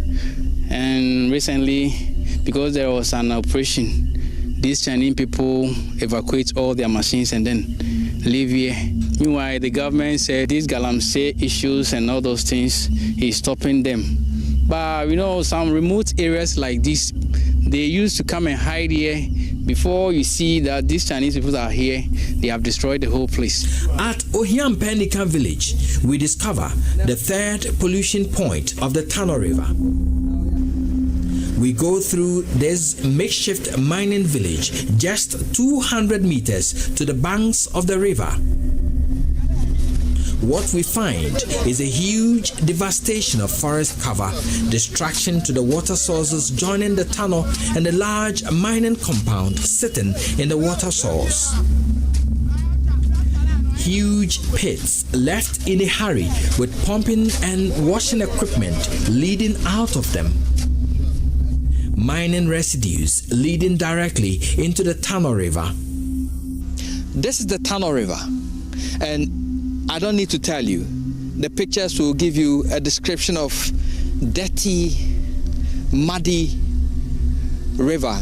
A river that once used to be very clear and full of fishes. Now you can see the expanse, the pits, the degradation done by the illegal miners here. Now this ecosystem has been disturbed so much. The result, a highly polluted river. The sound of our vehicle set the miners running. You can hear them in the distance shouting and running. You can see their machines, their equipment over there. You see the pits they've dug here. And so you can see the pollution here. And they are sitting directly inside the river. Special advisor to the Lands Minister, Ben Ayi, describes scenes like these as irresponsible mining. Illegal, irresponsible mining. That's what it is. Nothing more than that. Any mining, like he showed, is simply irresponsible and not supported by any law. The pollution of the river Tano comes from different areas along the water terrain, mainly stemming from irresponsible mining.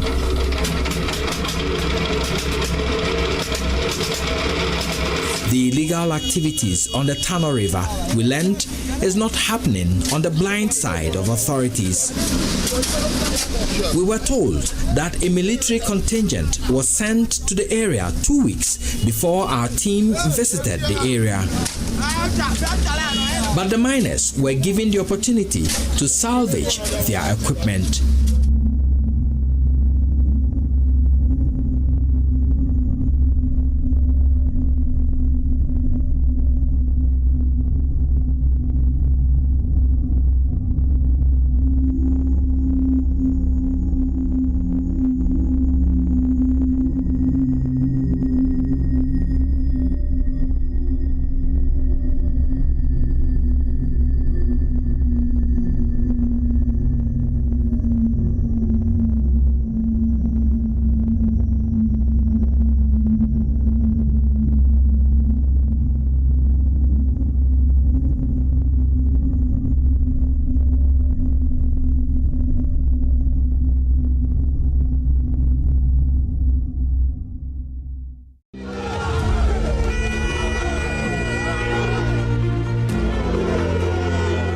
The race for the Jubilee House is beginning. Ghana is at a crossroads.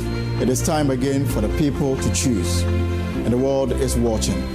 We do this because in a nation where every vote counts, where every voice matters, there is one name you can trust for your election coverage: JoyNews, your election headquarters. Our team of seasoned journalists will bring you up-to-the-minute updates and biased analysis on the stories behind the headlines. The election headquarters for an informed electorate. JoyNews, independent, fearless, and credible.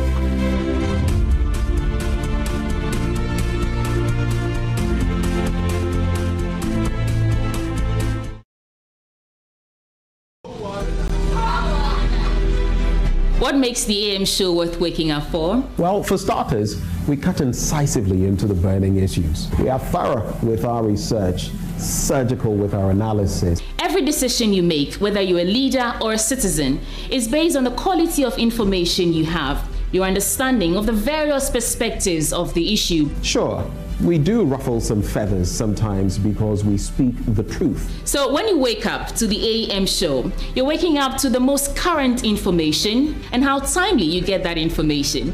That is why you trust us to deliver independent, fearless, and credible content. That is what makes us number one. And that's why you should wake up to the AM show.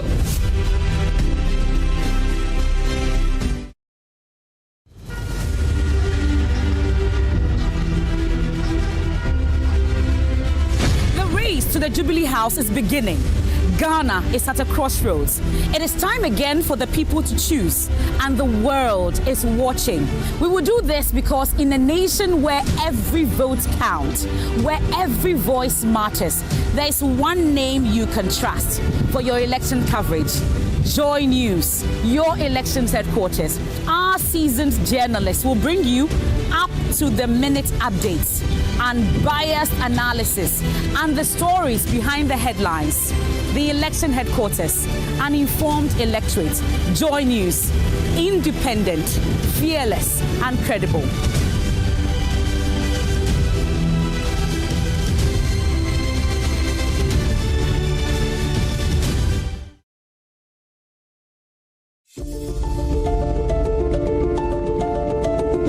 What makes a nation great is the strategic balance of power between the citizenship and the leadership. Every decision you make, whether you're a leader or a citizen, is based on the quality of information you have, your understanding of the various perspectives of the issue, and how timely you get that information.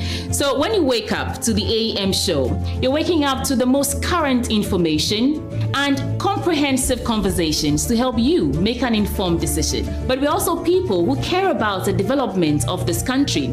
And so we care about you, asking the questions that you care about. And that's why you should wake up to the AM show.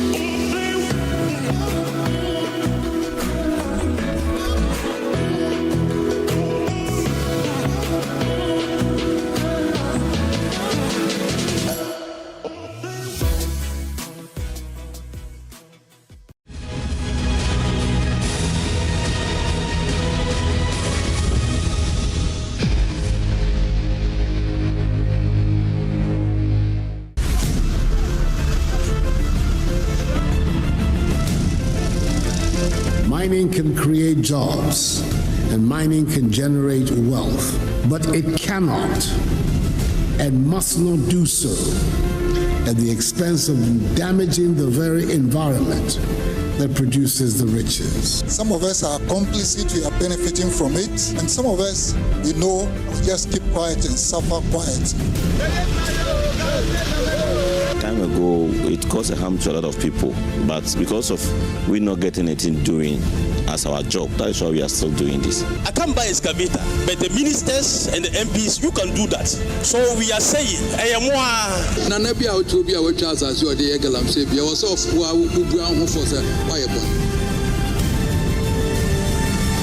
Destruction for gold. On our way to Datano, we saw some of the equipment. They've been used to block entry into the mining sites. They've intentionally blocked our entry into that part of the forest using this excavator to block the entry, but our driver is trying to weave his way around it so we can go to the other side to witness the devastation to that part of the Tano River. And I have to find my way as well through this mud. Helping here. Come on, you can do it.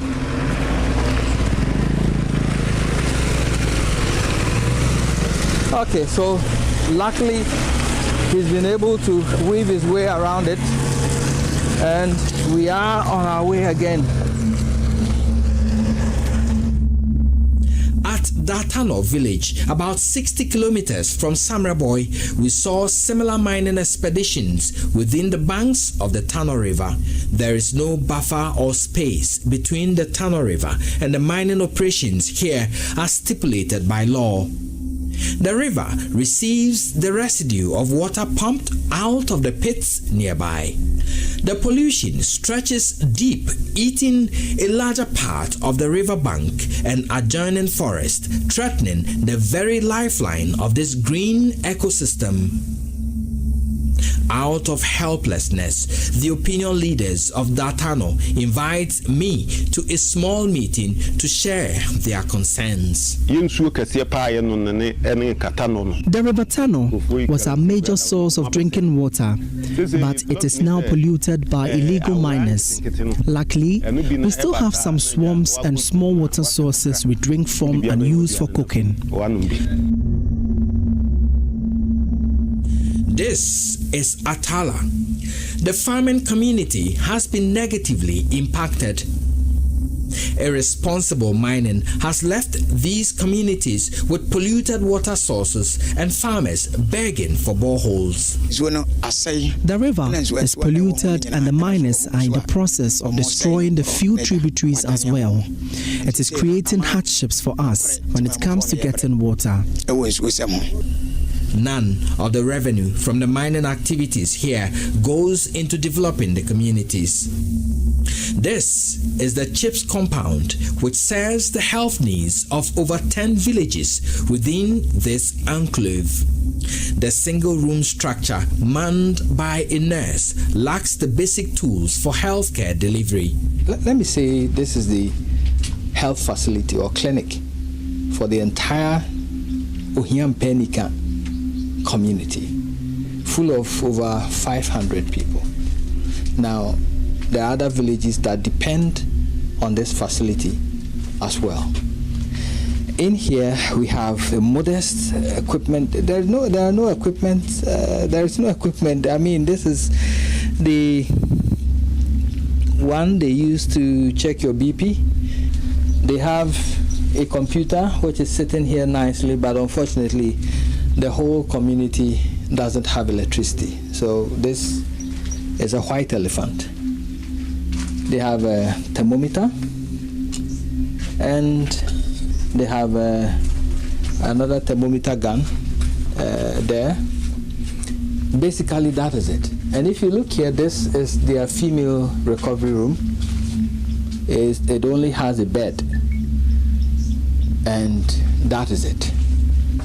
And quite a stock of medicine here. Few medications, at least basic medication, that malaria medication and other things that you can find here.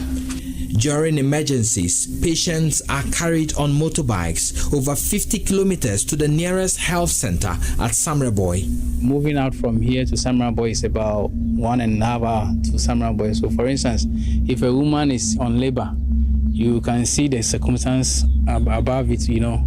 So we are facing that challenge here. It's a big challenge that we are facing here. Almost all water sources within this forest have been destroyed. The residents rely on the few sources left. Local leaders are helpless against these miners who have the backing of very powerful people. The chief of Uhiampenika, Yoko Samuel Donko, himself a farmer, says traditional authorities are helpless in the face of the destruction.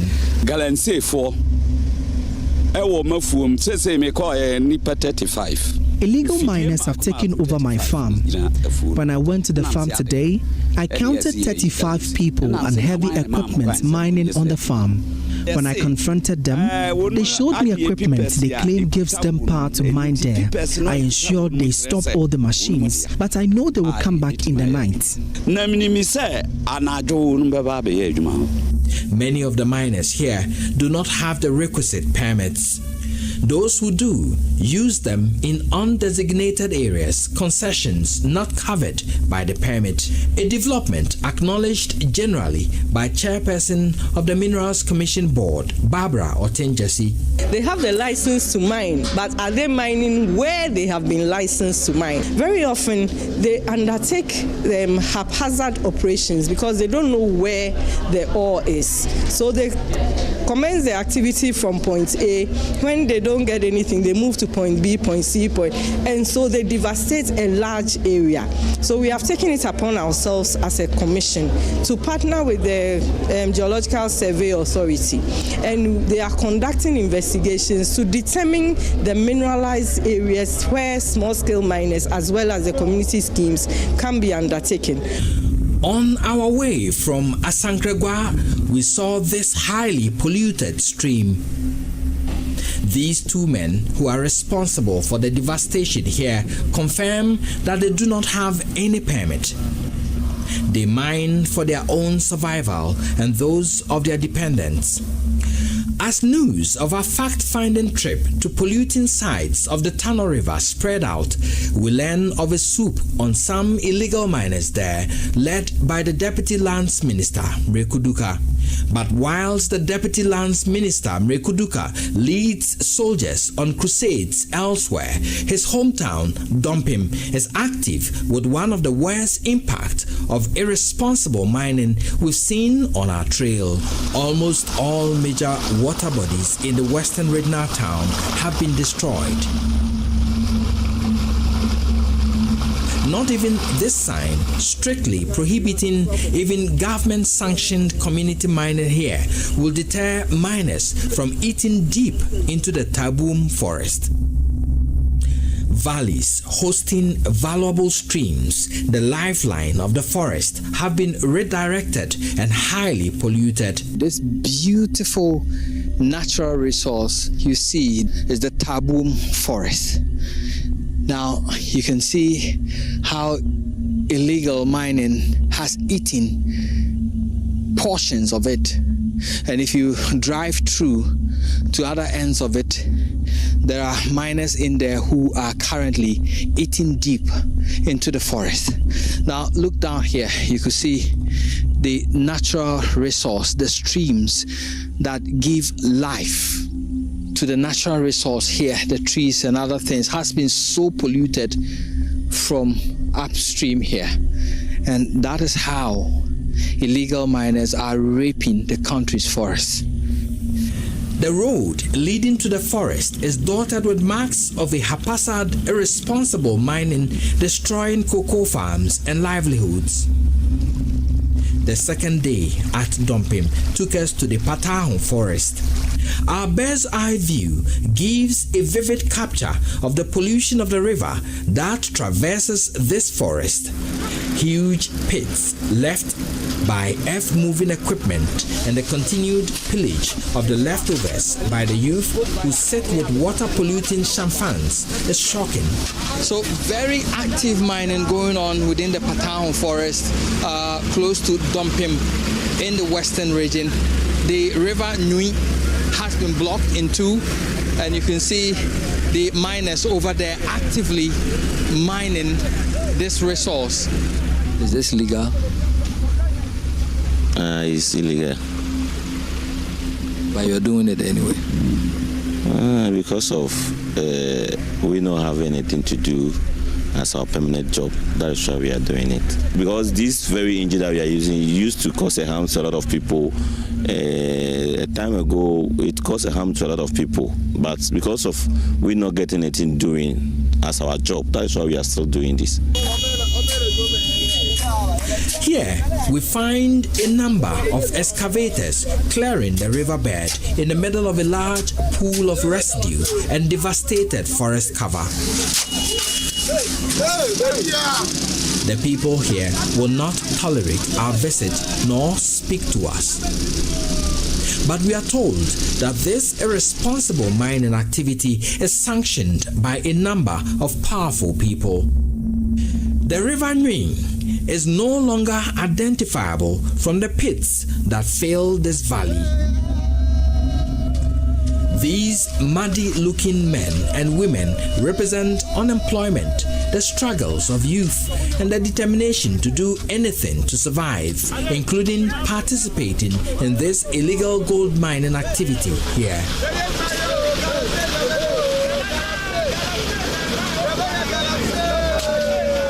There are no jobs in town. If you don't give us jobs, Galamsey is what we will continue to do. That has been a very big major problem for me. A worried chief of Dompim, Nana Nwapenin IV, says he's helpless in the face of rising illegal mining in the area. It is very, very serious. All the river bodies in the various places you are talking of, there were rivers that we could fetch and then drink those days. But for now, you saw some yourself. It is very bad. Before you get there, then they've bolted away and you'll not see them again. The next time you see them, you hear that they are at the Trebon forest. You dispatch men to that place, you go and then they are not there. So it is very hard to monitor their activities. The River Nui and other highly polluted rivers and streams at Dompim link other water bodies like the Bonsa close to Takwa in the western region. We took samples of the polluted Bonsa River where we meet this farmer who has lost a large part of his cocoa farm to illegal mining. I'm a pensioner, but after I'm a pensioner, I did not get any benefit from the work I did. So I tried to make a farm. I was able to make about 6 acres of cocoa farm. But because of the Galamsey, when they saw that there's money inside in the land, then they started to destroy the farm. So it left my few of the cocoa farm there that I'm just protecting it. He questions why the fight against irresponsible mining seemed to elude the area, though the deputy lands minister hails from there. It's over to him. So you have come here and you see what is going on. You have taken the sample of the water. You can't get him even inform him that this is what is happening. He's at Accra. Anytime he comes here, he go to Takwa, the district capital, and then you go. You don't visit us so that we can tell him our problems. The Bonsa River has lost its former glory, reduced to a dirty, milky-looking water source flowing through the western region. Turbidity is considered as a good measure of the quality of water. It is a measure of the degree to which the water loses its transparency due to the presence of suspended particles. At At a just-ended dialogue on small-scale mining organized by the University of Energy and Natural Resources, the Executive Secretary of the Commission, Ben Ampoma, gave a damning report about the pollution levels in the Bia and Tano rivers. If you take our water resources, we benefit from the water in terms of inflows. That's about 70%. But if you take the Bia and the Tano, they are also transboundary, and we share with Côte d'Ivoire. Now, if you look at even if you take the Tano, it flows into the Abbey Lagoon, which obviously we share with Côte d'Ivoire. And if we pollute, the lagoon species in terms of the flora and fauna are basically affected. And that's not only affect Ghana, it affects Ghana and then Côte d'Ivoire. But the most serious one has to do with the Bia River. The February 2022 Water Resources Commission data on turbidity levels for the Bia River measured 500 NTU or highly polluted at the Dadieso source point. For rivers and water bodies, if you don't disturb them, they have the tendency to improve and restore their own ecological integrity. They can improve. That is, if you don't disturb. If we're able to do that without unnecessarily disturbing these rivers and allow them over a period of time, yes, we can try some chemical means, but the ideal thing is to just do not disturb them, for them to, as it were, to improve and refine themselves to be what they were before. We traveled hours into the green forest area of Sefidwaboso district to investigate the pollution of the Bia River. Our first stop was at Sefi Eliokrum, where a bridge is being constructed over the Bia River. The river looks good from this side. Because of the cocoa cultivation here, we need the river to water our farms. When our taps are not flowing, we drink from it. The chief of Sefi Eliokrum, Nana Ahoy Penny, explains why this part of the Bia is clean.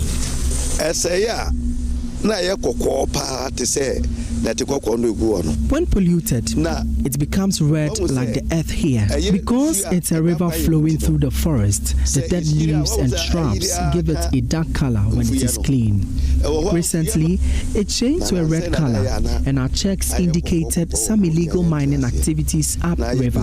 They mine in the river Saire, a tributary of the Bia, which is getting it polluted. I think they have stopped for days now. That is why it is clean. But further checks along the flow path of the river revealed a dirty, polluted, and milky water.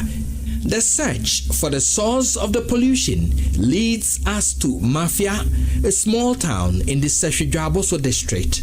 Here, we meet two concerned residents who volunteer to lead us to a spot along the Bia River to show us the pollution levels. After a long walk, we see the free-flowing, milky, dirty river. The indigents, mostly farmers, speak of the negative impact of the pollution.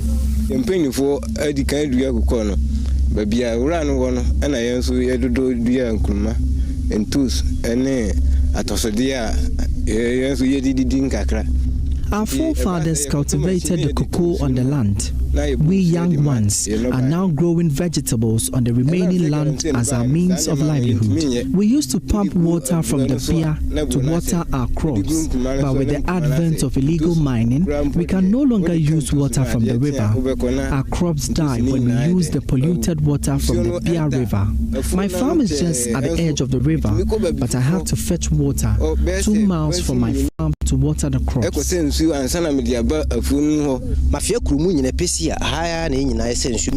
is where the whole Mafia town used to fetch water for daily chores, but now we can't. Because of the pollution, the mud fish we catch from the river is so dirty, we have to wash it with hot water before processing. The source of the pollution of the Bia River was not difficult to find. A large, irresponsible mining enclave just at the edge of the town, one of the major sources of pollution of the Bia River. In the environmental degradation that has gone on here, it is difficult to identify the path of 3 streams that feed into the Bia River. The valley, which hosted some tributaries of the Bia, is now the source of illegal mining. Miners, mostly youth of the town and their leaders and Chinese nationals, were found busily at work. The Amoya, Ngunana, and Afuafu streams have been totally redirected and polluted by the illegal mining here. And this is what remains of the Amoya stream. On the other side, the highly polluted water body over there is Afuafu. The pollution here feeds directly into the Bia River. They wash these things, it goes directly into what is left of the Amoya stream, and that tributary enters the Bia River, and that is how we have the milky nature of the Bia River as we speak. I don't think that these people know the effects of what they are doing here, but I'll try to find out. Boss, now you want to say? Now, munim say ni Amoya wa haya ko bo bia nsuo bia num. Behind the boom, but yeah, Casa and I had an ISN. You soon I cast a crepesaka. I can't quite say that I come on your mouth, but the Indian it's your money, and why the Kakaka best then the business car, so I did actually want to Janedino. Said the Median Winton, I said, and I had Mathano. So he's aware, and he tells me that yes, he knows that what they are doing here enters the Bia River, but then they do not have any say. They are in here to do this to make some money so that they can also survive. Stephen Asante is the assembly member for the Mafia electoral area.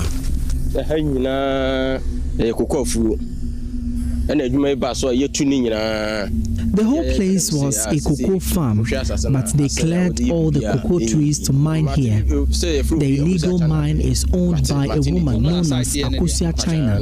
When we local leaders take steps to stop it, nothing happens, and the illegal miners come back to work. We are afraid of being attacked and killed, so we just watch and allow it go on. Though the galamsey in this place is illegal, when you report to the authorities, they come back. The illegal mining business here is glaring and done boldly, difficult to escape the eyes of any authority. If this impunity continues, pollution levels in the Bia will affect agriculture and could sour diplomatic relations between Côte d'Ivoire and countries that rely on the water body to serve households. Ben Ampuma is chairman of the Water Resources Commission. The Bia flows into Côte d'Ivoire and serves as water source for some of their major communities in terms of, treating and supplying. Now in 2017, our activities upstream with respect to mining polluted the river to the extent that they could not treat the water. So they had to shut down their water supply systems. And that created some, what we hear, upheavals in terms of protests from the communities. They came over to us and we had some kind of engagements.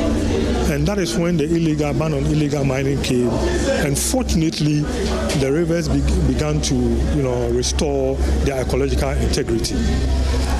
Where we are now, the situation is coming up again.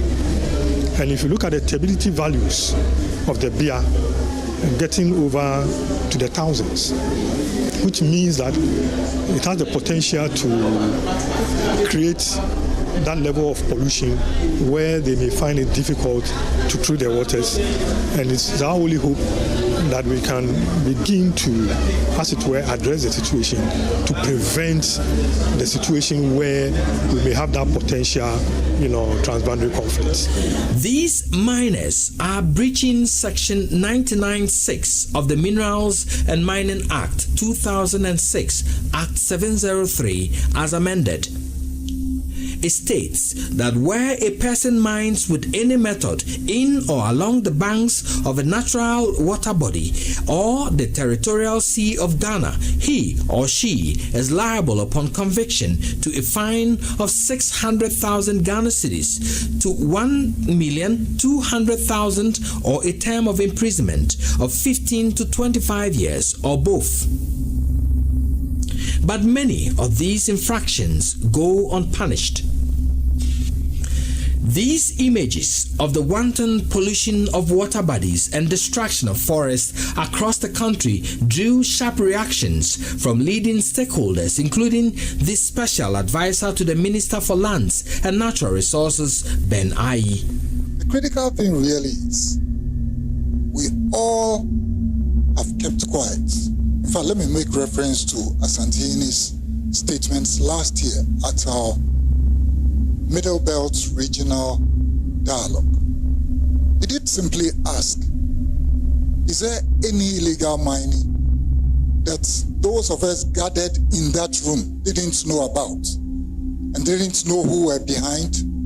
Indeed, we know. Some of us are complicit, we are benefiting from it, and some of us, we know, and we just keep quiet and suffer quietly.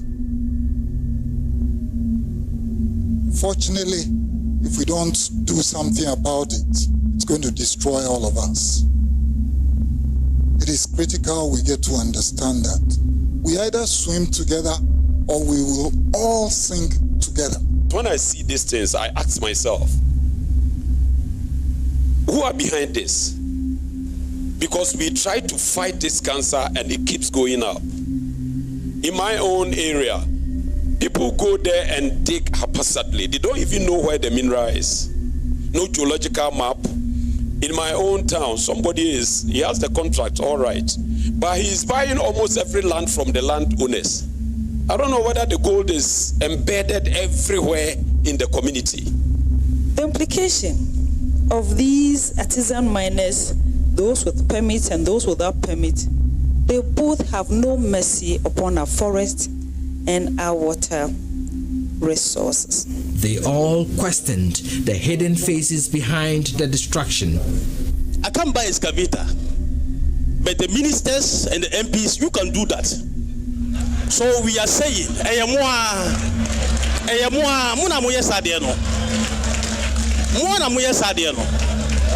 you see, when I came here to sit down here, I asked myself, after all this, the time we spend, the money we spend for organizing this occasion,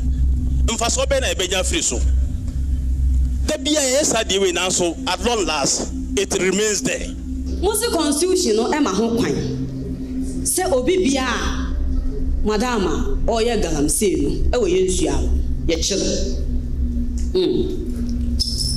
Hwe akane no ye nananom adwuma pa na ye ya wuyi ye fuye efiri wa na e gala. In the past, aside farming, the main occupation of our forefathers was mining. My grandfather, Kwame Danso, was mining on his cocoa farm and growing his crops on the same farm. Illegal mining came to fester because of you politicians. Today, our cocoa is being destroyed because of you.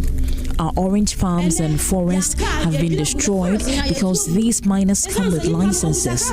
So what power do I have over them? The man has come with a license and he has given jobs to my subjects. So if I prevent him from mining, it means I am denying people of their livelihoods and they will beat me.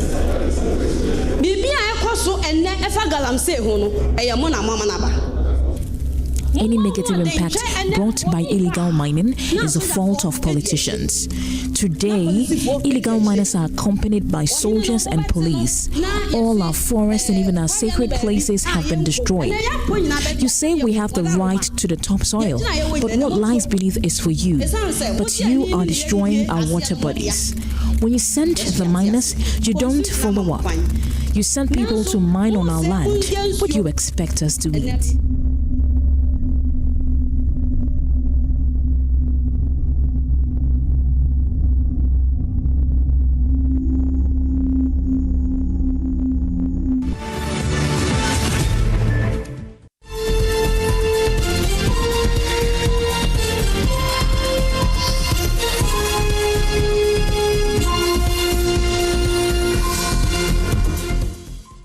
Right, this is Joy News, and of course, you've been watching a live news conference from the headquarters of the NDC, responding to the disqualification of their parliamentary candidate from Mfi Central, Joanna Jam.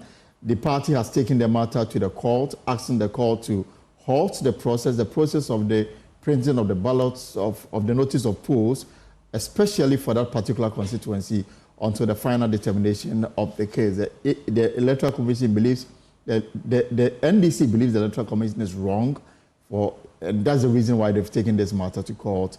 And you heard the General Secretary make the point at that news conference that we brought that to you live.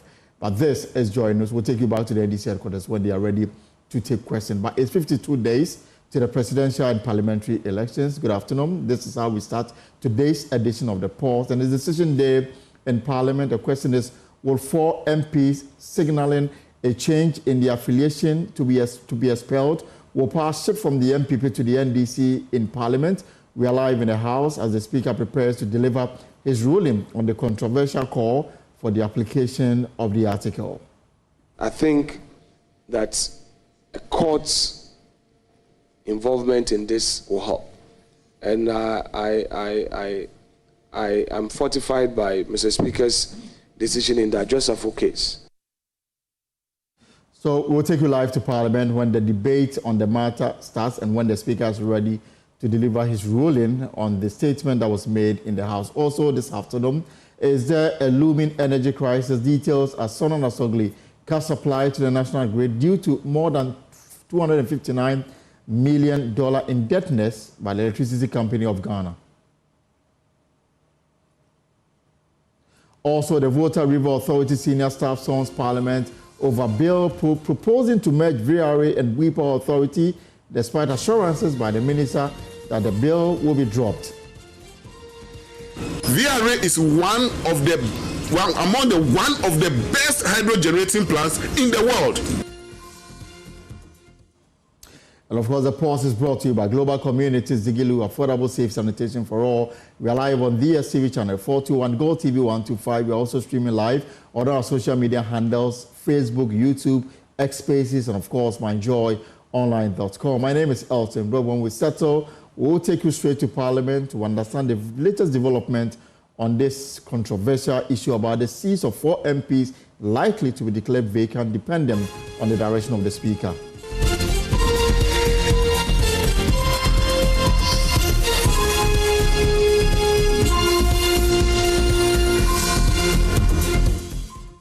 Let's settle for the details now. And of course, we zoom straight to the election headquarters because it's just 51 days to the presidential and parliamentary elections, and NDC presidential candidate John Dramani Mahama has taken a direct jab at President Akufo-Addo, suggesting that the president might be sleeping or is not in the country as he responds to the president's challenge on key national issues.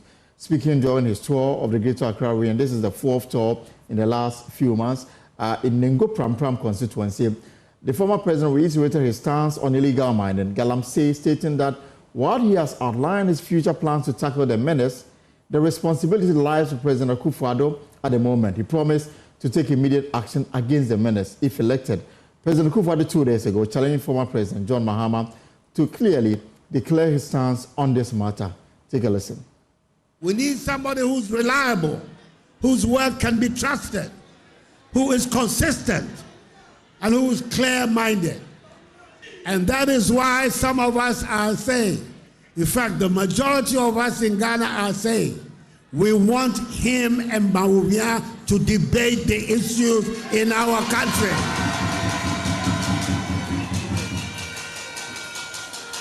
Why is John Mahama running away from the debate? Bawumia says he's ready any day for the debate. Why is Mahama running away from the debate? The people of Ghana deserve the debate so they can see, freely, who is doing what and saying what and representing what.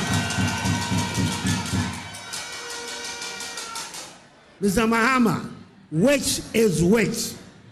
What should the Ghanaian people take from you as your position on the free senior high school? Is it safe with you? Are you going to continue it, or you're going to review it? Are you going to cancel it? None of those do we know from you. Nobody should be allowed to be president who cannot answer these questions straightforward.